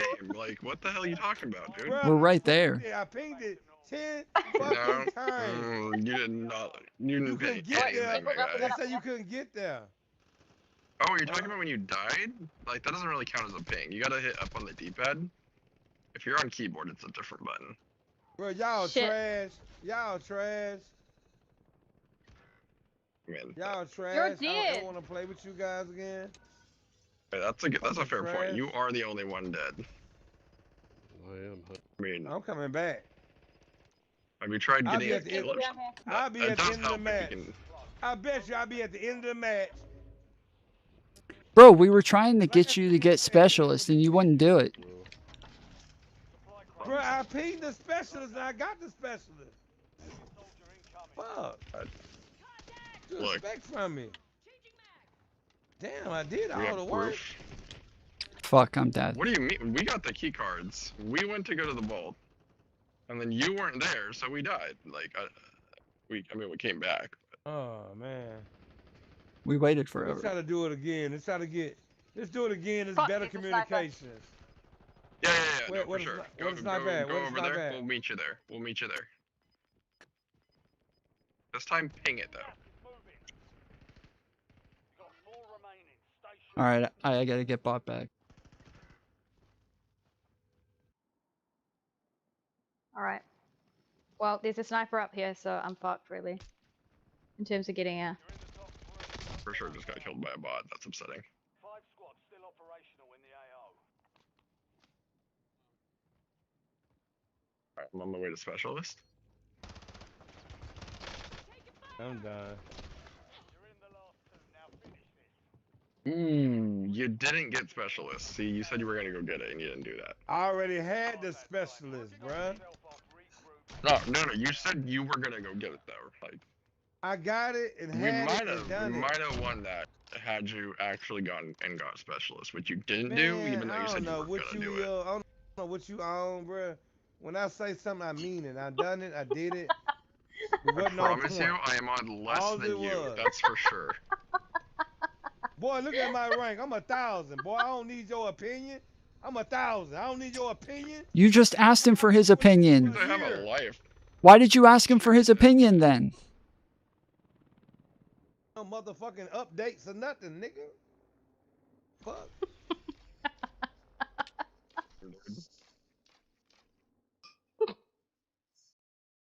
Bro, you tied with a girl. What in the world is that?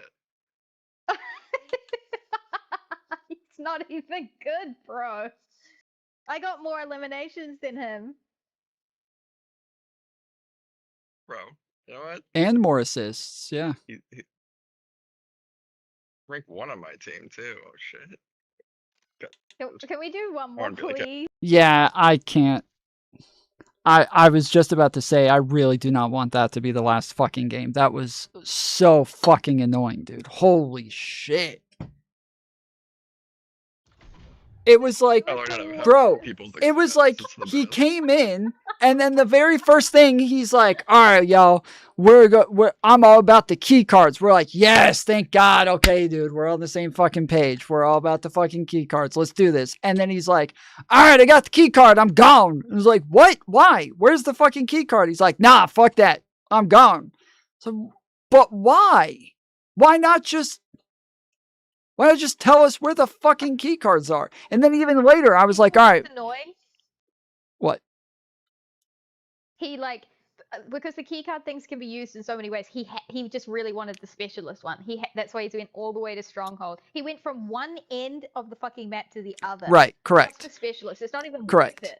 That's why I kept saying, I was like, bro, I don't really want to go to Stronghold. Like, that's a little too much. But yeah, that was so funny, dude. Vandred, you are so triggering. That's my job. Oh, it's so good. That's kind of why I love trolls. So much fun with them.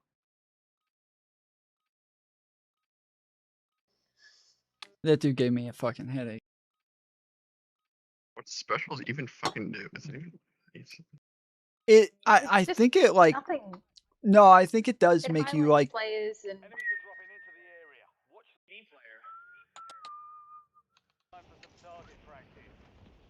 Oh, it gives you What? every available perk at once. Okay, so that's Yeah. mid. Got it.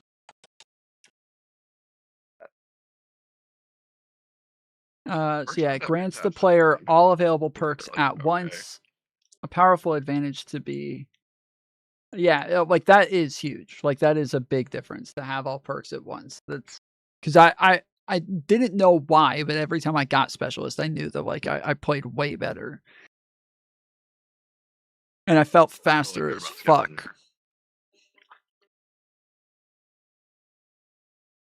Like that was the main difference, is I felt so fast. Should we try and do living quarters or something? I don't know, something. If you want, yeah. Or...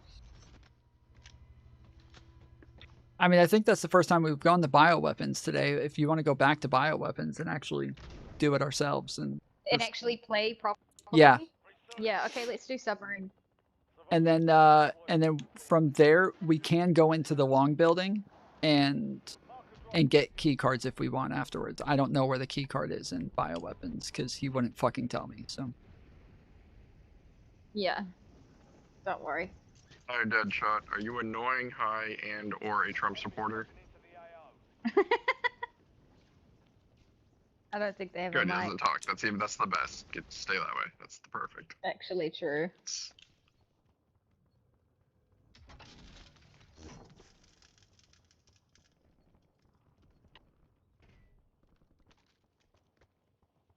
Oh, wait, sorry. Fourth option. Do you believe Hassan didn't shock his dog? Okay, good. He's still quiet.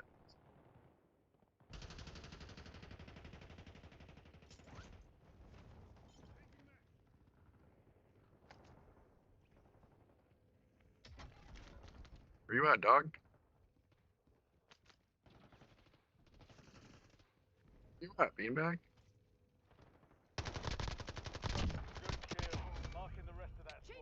oh, you're in here. Oh shit. I just walked Wait, you guys in. have already gone over there. Well, so I just walked in. I was chasing a player. I walked in, and our other teammate is. I walk in, and there's 3 guys down, and I'm like, "Wait, who the fuck are these guys?" And so I just started shooting them, and then he came. Yeah, our other teammate just walked in right after. And apparently, he just downed all of those guys. All right. Well, I'm gonna get the key card in this fucking building then.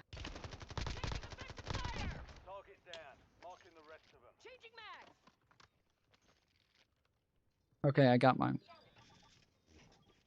And now I'm going to the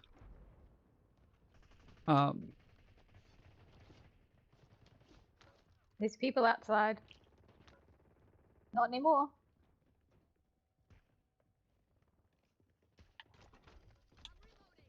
There was a car driving by here before. yeah, so all right. I got the key card and bought the fucking or got my money. Rando just Bro, shot enough me. for I'm a not happy loader? about it.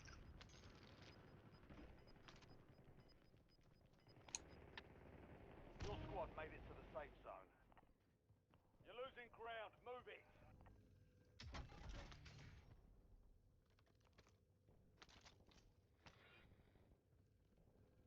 Dude, nobody opened any of the boxes in here. Yeah, I've already got guns and shit. Why? It's about getting the money for the loadout. Yeah. I'm getting all these ones in here. There's like the orange ones and everything. Yeah. Okay.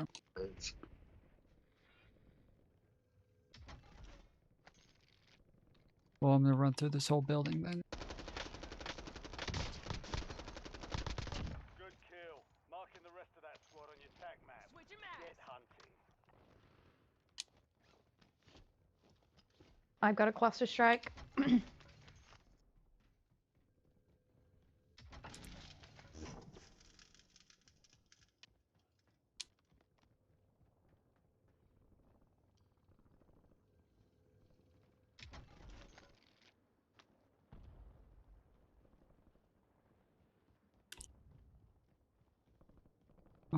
Okay, I have 9,900.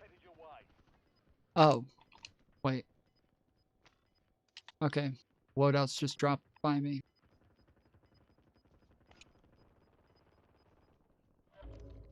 Okay, well, I'm just getting this loadout then.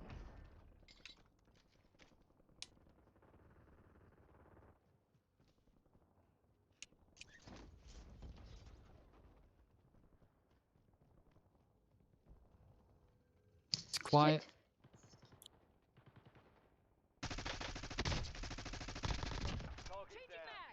Somebody just landed at our landing spot.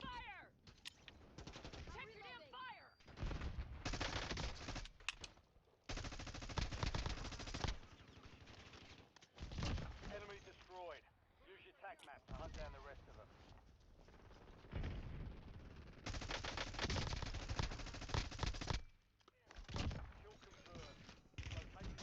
Can we Where get the a load? fuck are you shooting me from? Holy shit. I cannot see them.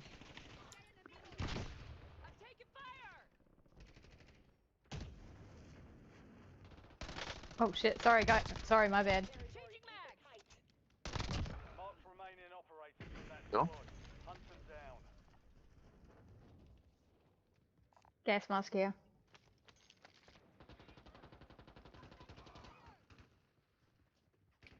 Nice.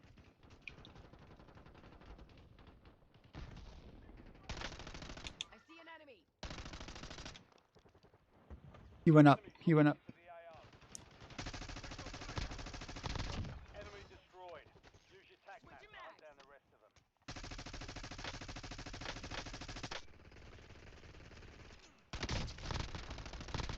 Kill confirmed. We've located the rest of them. Sorry, I just bombed the prison. All squad mates are in the safe zone. Gas is inbound. Watch for movement. Oh. They're cracked. 10 remain. We're almost done here. Switching mags.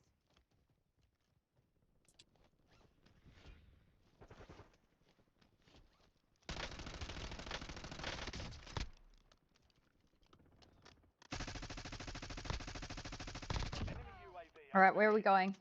There's people at the prison. Good snipe. I could not believe he was about to get away. Yeah, I'm up by the prison. All good.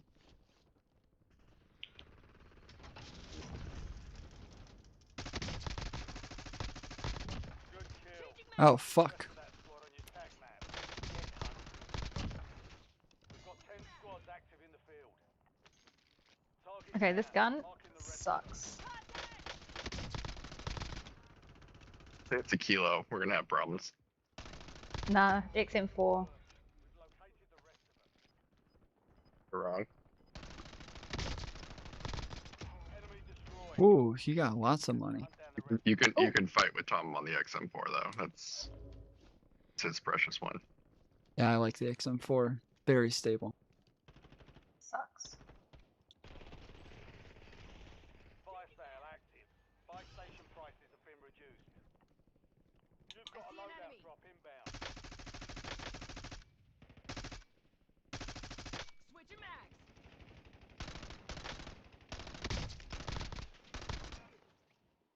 Oh shit. I see an enemy. Soldier incoming.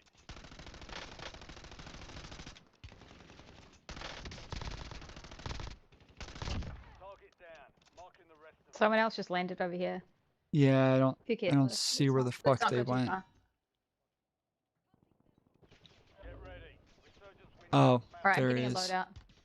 I'm taking fire. He's shooting from the loadout. I see an enemy. Changing mags. Okay, I'm going to get him.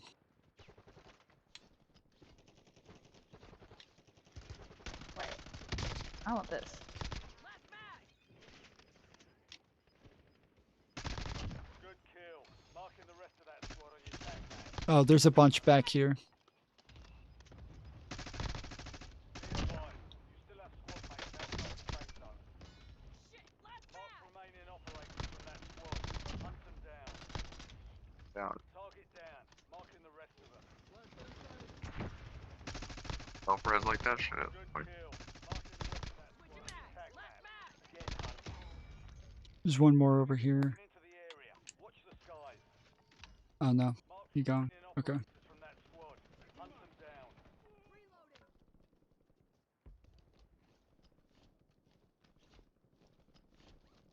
That was pretty sick, dude. There were so many people. Just What? me and Van Dred just took out like 4 people, just back to back to back to back.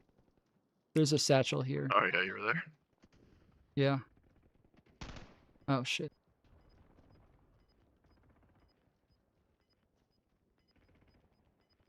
Alright, let's push forward. Okay. Well, the people are coming from like what's it called over here? Come back this way. Come back this way. Hang on, I'm shooting someone. Oh, okay, sorry.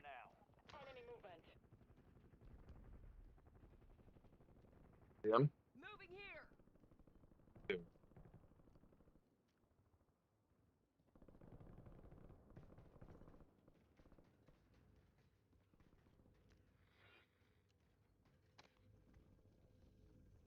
Oh, I hear footsteps. Oh. We killed those guys?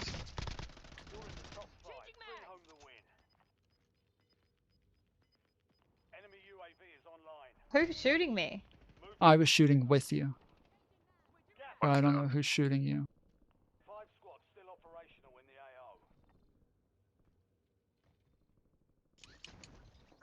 Oh, it's dead. Oh. Oh, hi. You going up? Yeah, I went up. Okay, I'm up. You're in the top 3. Don't let up now.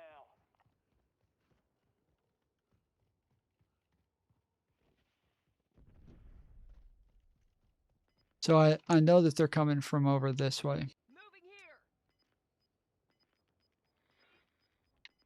I saw a bunch of them over there.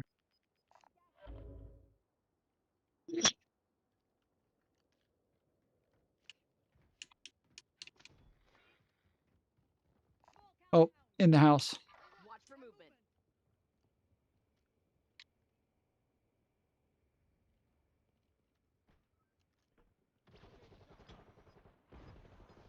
Only 2 left. 3 squads left in the war zone. Stay alert. Should we push the house? Yeah, you ready? No. Oh shit, someone got me. Oh, I already jumped. It's alright, you'll be fine.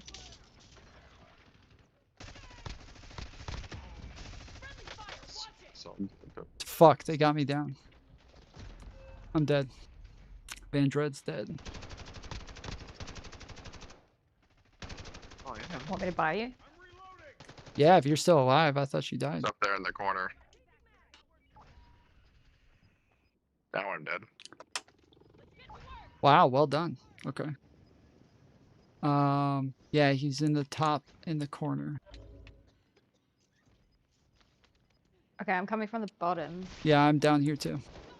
Fuck yeah. Oh shit. Stop throwing shit. Jesus Christ. Is that the last guy? They're not up here. Yep. Alright, we can look out the window. They've jumped over maybe.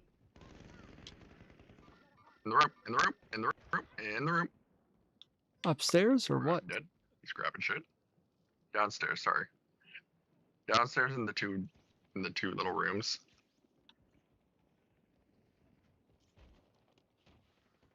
Rooms, I guess. I don't know. Like upstairs, downstairs. Oh, nice, Mantis. He died. I didn't get him, he just died in the gas. Oh, he Or was. maybe I'm friend, he got Oh, it. he was still up there with Van Dred. Okay. Hell yeah. Oh, you meant in the room in the same house that you were still in. Okay. Yeah. Yes, he said downstairs. Yeah, I thought he meant like down the hill in the other building that you and me flew down to. So I thought that's why you and I ran in there. It's because you meant down the stairs to What the is other with building. people thinking hills look like buildings all of a sudden? What's going on with that? Did I miss a memo? Oh, the downstairs is in a building.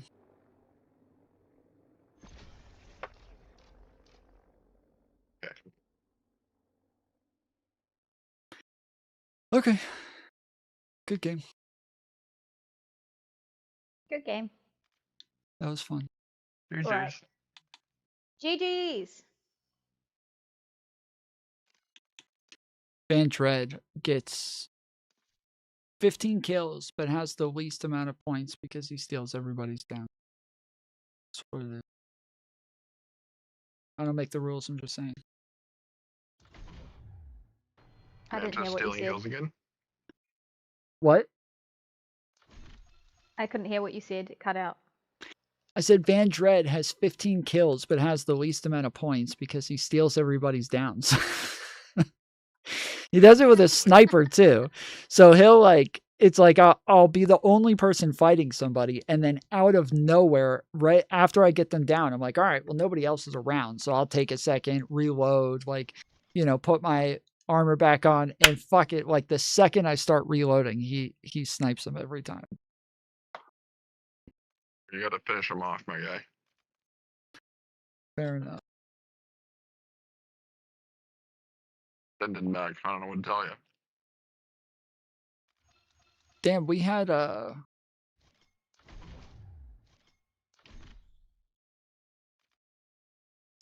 6, 7, 8, 9. We had 9 redeploys.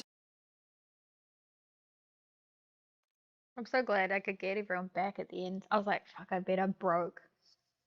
Yeah, that was key. I had no Bunch of shit. Yeah, I had no idea you were even close to it. Like I couldn't see anything that you were doing, so I was blown away when all of a sudden you're like, so do I buy you back? And I'm like, yeah. And I'm thinking, okay, it's going to take a while for her to try to get over there. And then all of a sudden I'm already in the air. I was like, oh shit. Okay, I'm gonna go because I'm gonna eat a little bit of food. Okay. And sleep. Yeah, I gotta get off. I think it's been like a 10-hour stream at this point. Yeah, 11 hours and 18 minutes. Shit. Yep. I started early. I started at all right, later, homie. Otherwise, just the record. Yeah. What? Fuck Kyle. Oh, okay. Kyle. Tonight with Kyle, he sucks. I got it. I got what you were saying. Make sure to record that and put it in the video. That's important. Okay. Okay. Okay, thanks. Okay.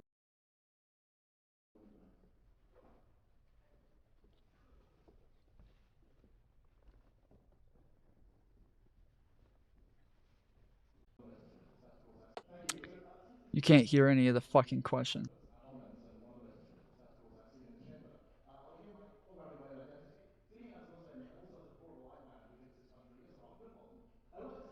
I can't hear a fucking thing they're saying. It says at the bottom, we apologize for the lack of audible sound in these segments.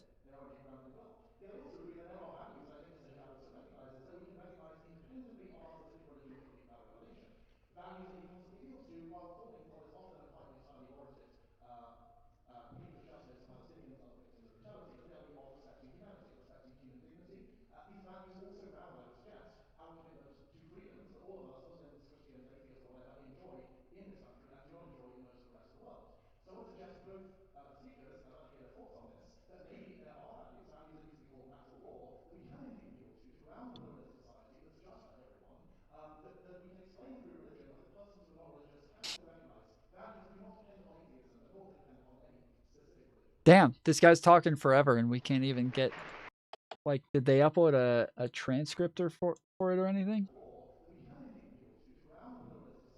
On this matter, we can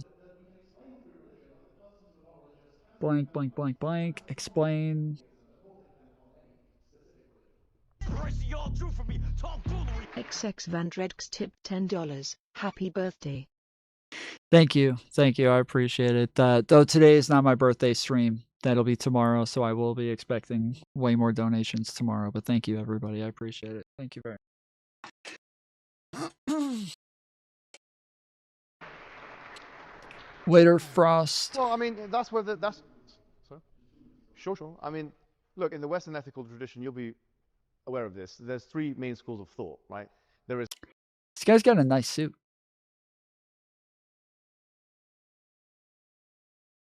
Yeah, I can't really tell what the arguments were about it at one point. I got a little lost, but it sounded like this guy is like in favor of open borders.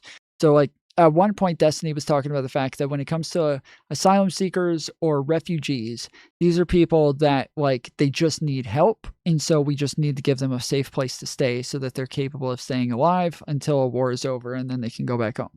But when it comes to regular immigration, there needs to be some sort of benefit that the country gets from them. And that the reason that we want immigration is because it benefits our GDP, it benefits society, it benefits, having this, having that. And then this guy came up and he was like, why do we care about benefits? Like, why do we need to make it to where somebody has to benefit us? If Palestinians are fighting over there and they want to leave, why do we need a benefit from them? Why do we ask them to do something for us, but we don't ask the people who already live here to do something? There's no requirements of them. We don't have to tell the people who already live here to do something for us in order to be part of the country.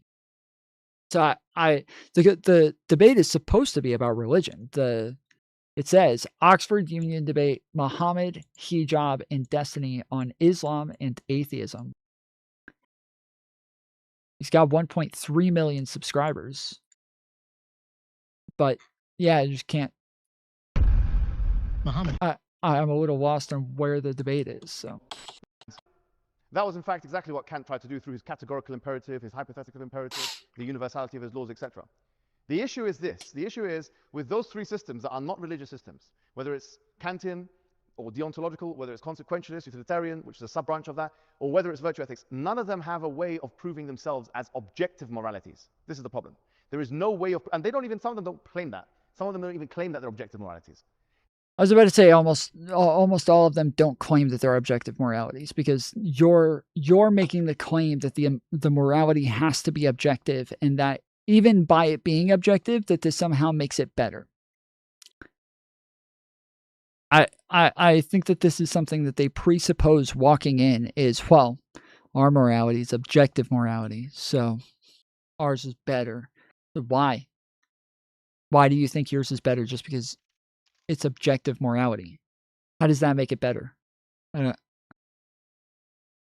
Like, better should be based on the consequence of that morality. And so if we're saying that our morality is based on the utility that it can provide us, it is used as a tool to further society. Well, if society is being furthered, well, okay, this is a beneficial type of morality. But is it the best type of morality? Well, we can probably continue to improve that and find the morality that is going to get us the most utility out of it.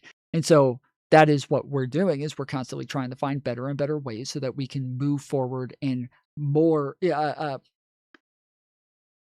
better society as much as possible. If you tell me, hey, I have this morality, it's objective, it's it's not going to be all that great. Like, there's going to be a lot of people who are really oppressed. We're going to lose a lot of workers every year because we're going to have to kill them because they sinned. You gotta go to mass or church like 5 times a week, and it's going to take up a lot of your time, and it's also going to take up a lot of resources because all of it's got to be free. We're not going to let the government make churches or mosques or any of these things pay for anything because they're of the Lord. These are godly businesses or godly buildings, the godly institutions. We're not going to make them pay for anything. So yeah, we just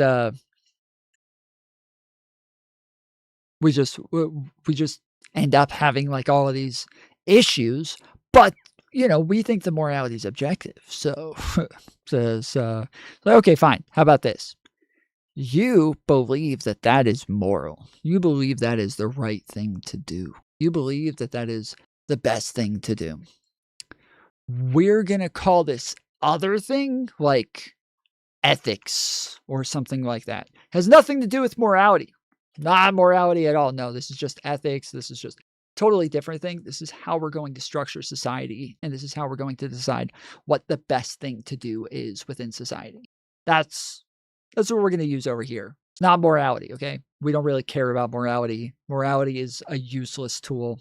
Don't really care about it. We're doing ethics now. That's what we want. Okay, so if everything's morality it's got to be objective. It's so much better if it's objective morality. So, okay, well that's how you rank morality. Okay, I don't really care about morality anymore. I like this other thing that is not morality. My hand is fucking swollen. You can kind of see my fingers are all red at the tips, and my hand is super numb, and so. It is like you can see, like my fingers are just bright red at the tips right now. And it's kind of swollen. Like I can feel it. It's like on fire. I got pinched nerve that is really just radiating all through my fucking hand right now. So it is beet red. Maybe gaming is making your hand numb. So I do think, I remember a while ago, I thought that the problem that was making my hands numb was that I was resting my elbows on the desk. And I have started doing that. When I'm playing games, I have started like putting my elbows on the desk. But yeah, I don't know. I don't know what it is that I'm doing. I have no idea. Because I'm realizing right now, I actually can't even put my controller up far enough to keep my shoulders on the desk or my elbows on the desk. And that's what I thought it was. I thought that's what was like messing up the nerve, but nerve. So the point I'm making today is when you talk about foundations and stuff like that, and that we all have to agree, the definition of an objective morality is that despite people's opinions, this thing will stay the same. Whereas subjective morality is, it's like that because of people's opinion. So 2 + 2 = 4 will remain as 2 + 2 = 4, even though there's no one on the planet. So you get this. As John Mackey said, John Mackey wrote a very good, he's an atheist himself, book on ethics, called Ethics, actually. And at the end of it, he mentioned the following. He said that good, because we don't care about morals. We like ethics. And he said that as an atheist. So I would approach religion, and I would approach morality for people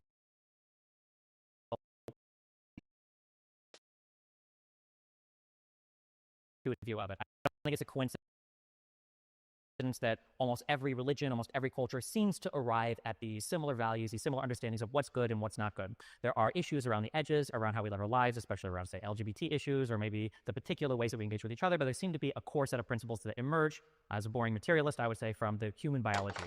I don't think it's a coincidence that when you grow up in a Muslim household, you tend to be Muslim. I don't think it's a coincidence when you grow up in a Christian household, you tend to be Christian. And every other religion typically follows suit. I think that we're largely products of our environment, but I would say that the shared values that we tend to have, even from one culture to the next, even from one religion to the next, is because there's an intuitive understanding that we all have about what is good and what is not good.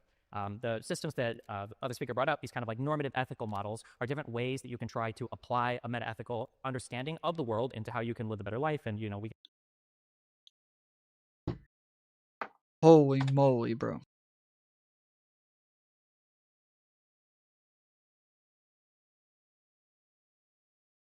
a consequentialist until it comes time to go to the hospital and a doctor wants to harvest your organs to save five other people. Everybody's a Deontologist until the Nazis knocking at your door, asking if there's a Jew in the basement.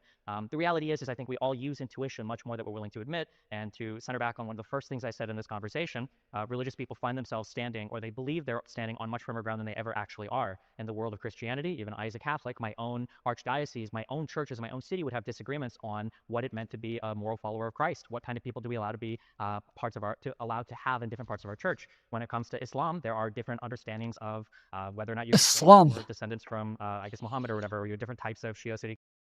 So in my guns and everything, every time I try to do my loadouts and all of that, there's only a certain like skin or camo that I can ever get to, and it's that light blue and turquoise one. This one. None of my guns ever get past this, so this is special. And then that's it. It seems like I unlocked that fairly quickly, and then that's it. I don't have any. I can't get any further.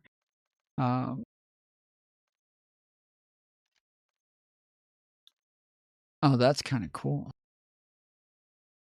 That's pretty sick. I've never seen that before.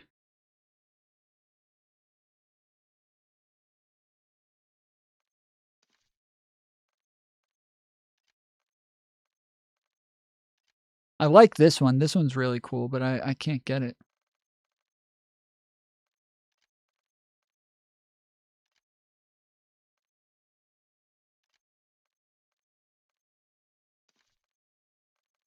The one that I always get to,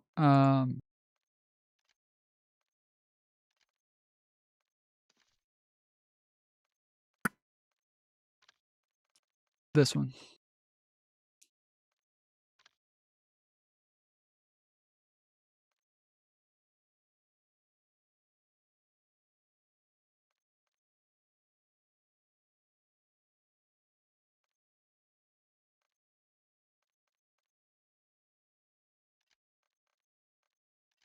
This one's pretty sick too.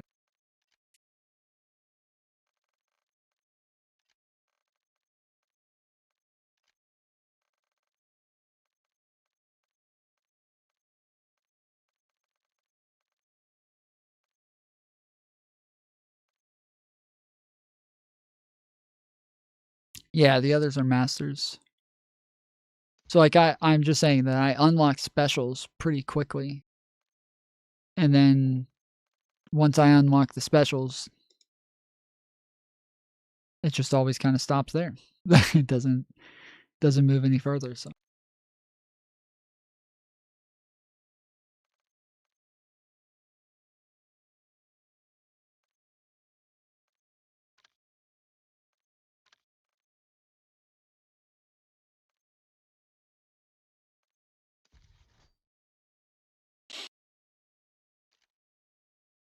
countries, your different types of how you practice religion in your different countries, the different Muslims that we have in the United States compared to even the ones that are in Europe. So even from a position of objective morality or objective understandings of the world, there's still billions of people that have produced a plethora of different beliefs concerning the system. So if there is some religion that's able to guide people toward... oh, nice. This one's specials are a little bit different. Oh, that's sick. I really like both of these.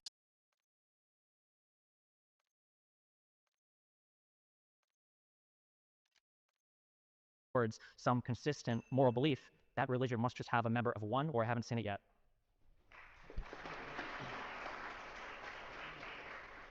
We have a question from the poll.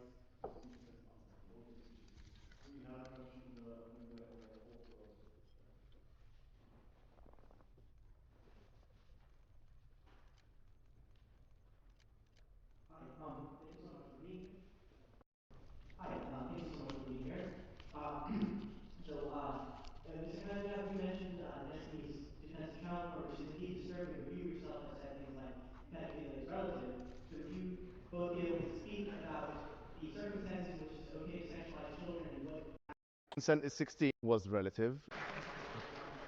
Yeah, I mean, I did say that was relative, legally relative. Legally relative. In other words, in the UK, the age of consent is 16. In the US, it might be 18. In Russia, it might be 14, which means that by definition, this is a factual statement, you're a pedophile with different parameters if you go to different countries. I don't think that's a controversial statement at all, my friend.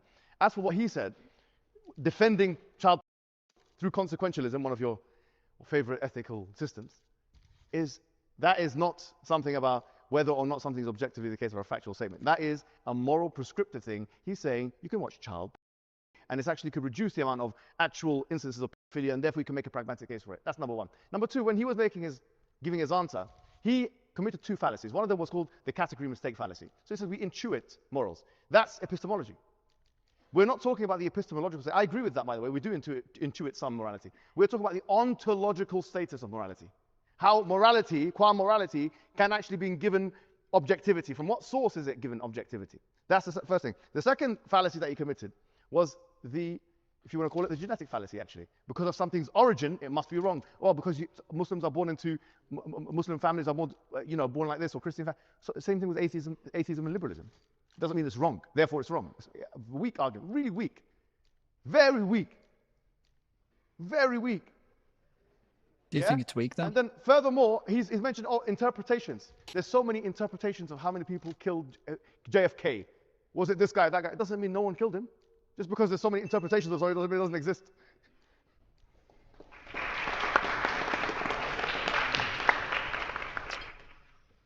I'm going to take the bold stance and say bad, not good. I would also agree that child bad and not good. Thank you. Yeah, I guess if we want to bring up videos or whatever debates I've had in the past, there was a man named Amosi who I think is currently in prison for abusing children, is my understanding. I don't know if he's out yet or not.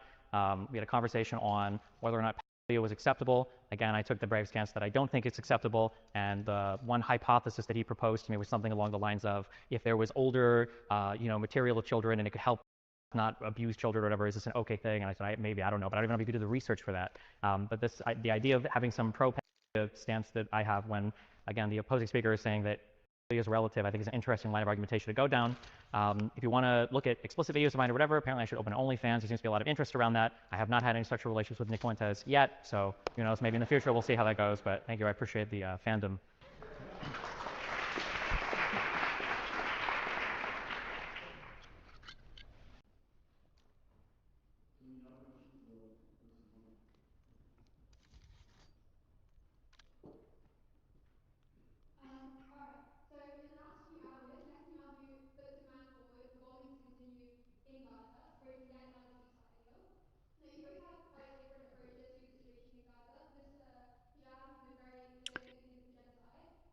Yeah, I wasn't talking about the blue tiger. I was talking about like the paint one that was like green and blue. All right, we'll listen to one more. So it's hard to hear with the echo, but I think there was a reference to the when I was invited by Yoav Golan himself to give a conversation, I guess, to the IDF. This was a group of fans of mine. At the time, there were pictures circulating where, I guess, soldiers were taking pictures in dresses, and the question had to do with communicating yourself to the Western world. And I said, taking pictures like this is obviously really stupid. If you want to spin this into me saying if you're going to commit war crimes, do it off camera, I mean, you can do that. That's fine. It's boring to me. This is inconsistent with every belief I've ever held in my life, but you're free to strawman me in whatever way makes you feel better about yourself. When it comes to the analysis of the region and whether or not it's a genocide, personally, I think it's a question for the International Court of Justice and maybe historians. I think that people that want to call it a genocide are looking too hard to weigh into some word or term or some international definition that is somehow going to bring peace to the region. And I think it does a disservice to the people there, and I think that it tries to short-circuit the argument of what does a final resolution look like when we're just screaming apartheid, ethnic cleansing, and genocide. I think that the push in the West oftentimes that people look for when they talk about peace, when they talk about no more killing, is a very Western-centric view that people involved in conflict don't always necessarily share. When it comes to Ukraine, the calls for peace are usually from the Russian side saying, well, we need peace so that we can take 25% of this country. Personally, I believe that calls for just peace in Israel-Palestine is something that Netanyahu supports, because if you read this 20-point plan that's been floated, it gives him essentially every single thing that he wants in the region. I think that once the bombs stop falling and once Netanyahu works on his reform of education in the Gaza Strip, whatever that means, when he works on his reform of the Palestinian Authority into being less radical, whatever that means, and then when he looks at all of the other things that he's been granted by the United States in order to build whatever two separate societies that he wants, I think that what's happened is even as we approach an end to this conflict, Netanyahu's got everything he wants, and this claim of genocide hasn't supported the Palestinian people there in any way, size, shape, or form. Well, first of all, about the child pornography aspect, he hasn't denied that he said that. But more significantly, he said the following. He hasn't even denied it, guys. Molesting kids is not pedophilia. That's a direct quote from you. So let's not play games here today. Your atheistic morality is not granting you any favors today. Look, if he cared about kids, why is he supporting a government? Why, well, I will answer. Yeah, I will answer. Supporting a government that's killed 20,000 kids. 20,000 kids. We've seen the pictures of them being incinerated and burnt and all these kinds of things. And here you're talking about minorities and minority rights and morality and all these kinds of things. And he denies the fact that there's apartheid in Israel, when in fact, the only ones who can return to Israel are Jews.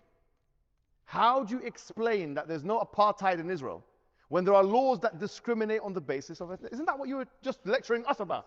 You were just telling us it has to be equal, it has to be this. You've never once condemned the IDF for that. You've never once condemned Israel for that. You know why?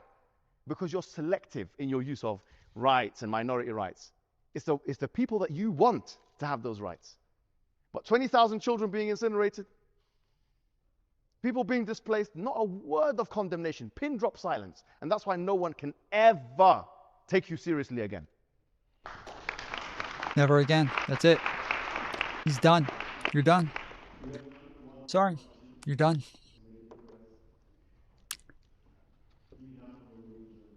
You're done.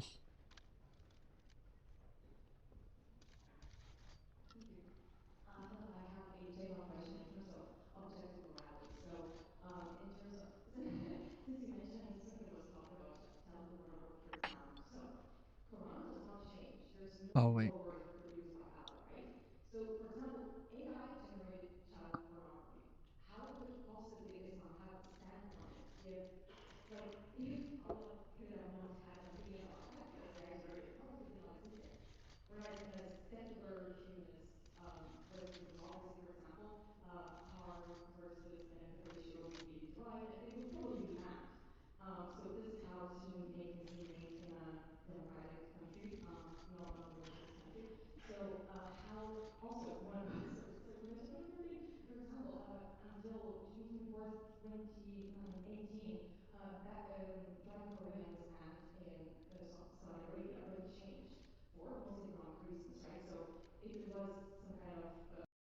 Okay.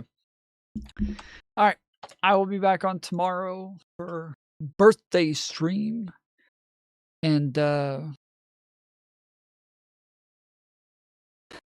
we'll see. We might make it a bit different of a stream. I'm was talking about earlier that we might be doing like a lore stream pretty soon to just kind of go over some Twitch poll stuff, talk about different things that happened in the past. And so yeah, we might do that tomorrow.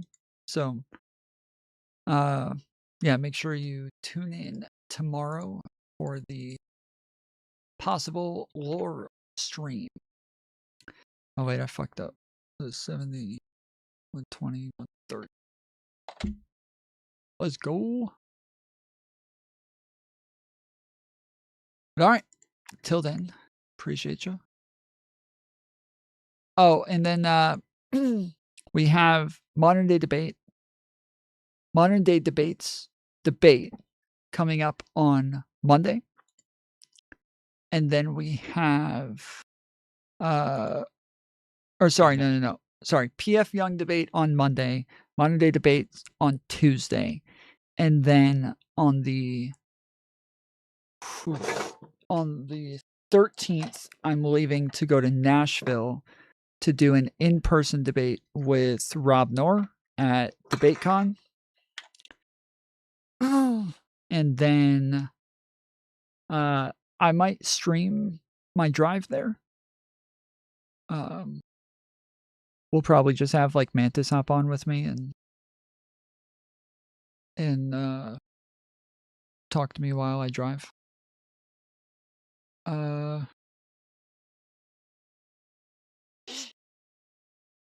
And then yeah, we'll see if we can even do like call-ins or something like that. But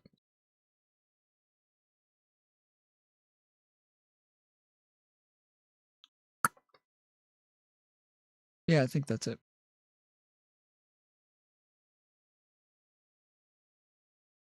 All right. Till then, appreciate you. Love you. And I'll see you next time. Later, fool.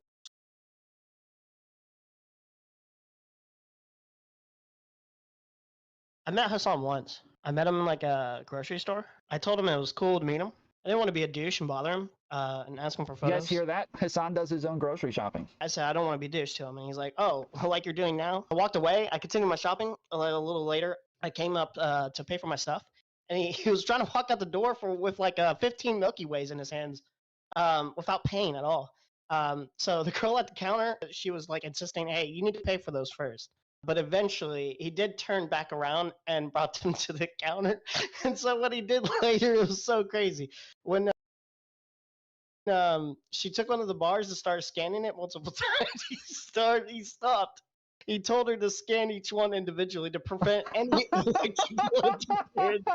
I'm not sure. I'm not sure why. He turned around and then he winked at me. Biological men shouldn't be in women's restrooms. Those should be separate. I'm just curious what your stance is. You know even who if they're Buck Angel castrated. is? I don't. Do you have a sister? I do. This is Buck Angel. Do you think Buck Angel should be in a restroom with your sister? No. Okay, Buck Angel is a biological female.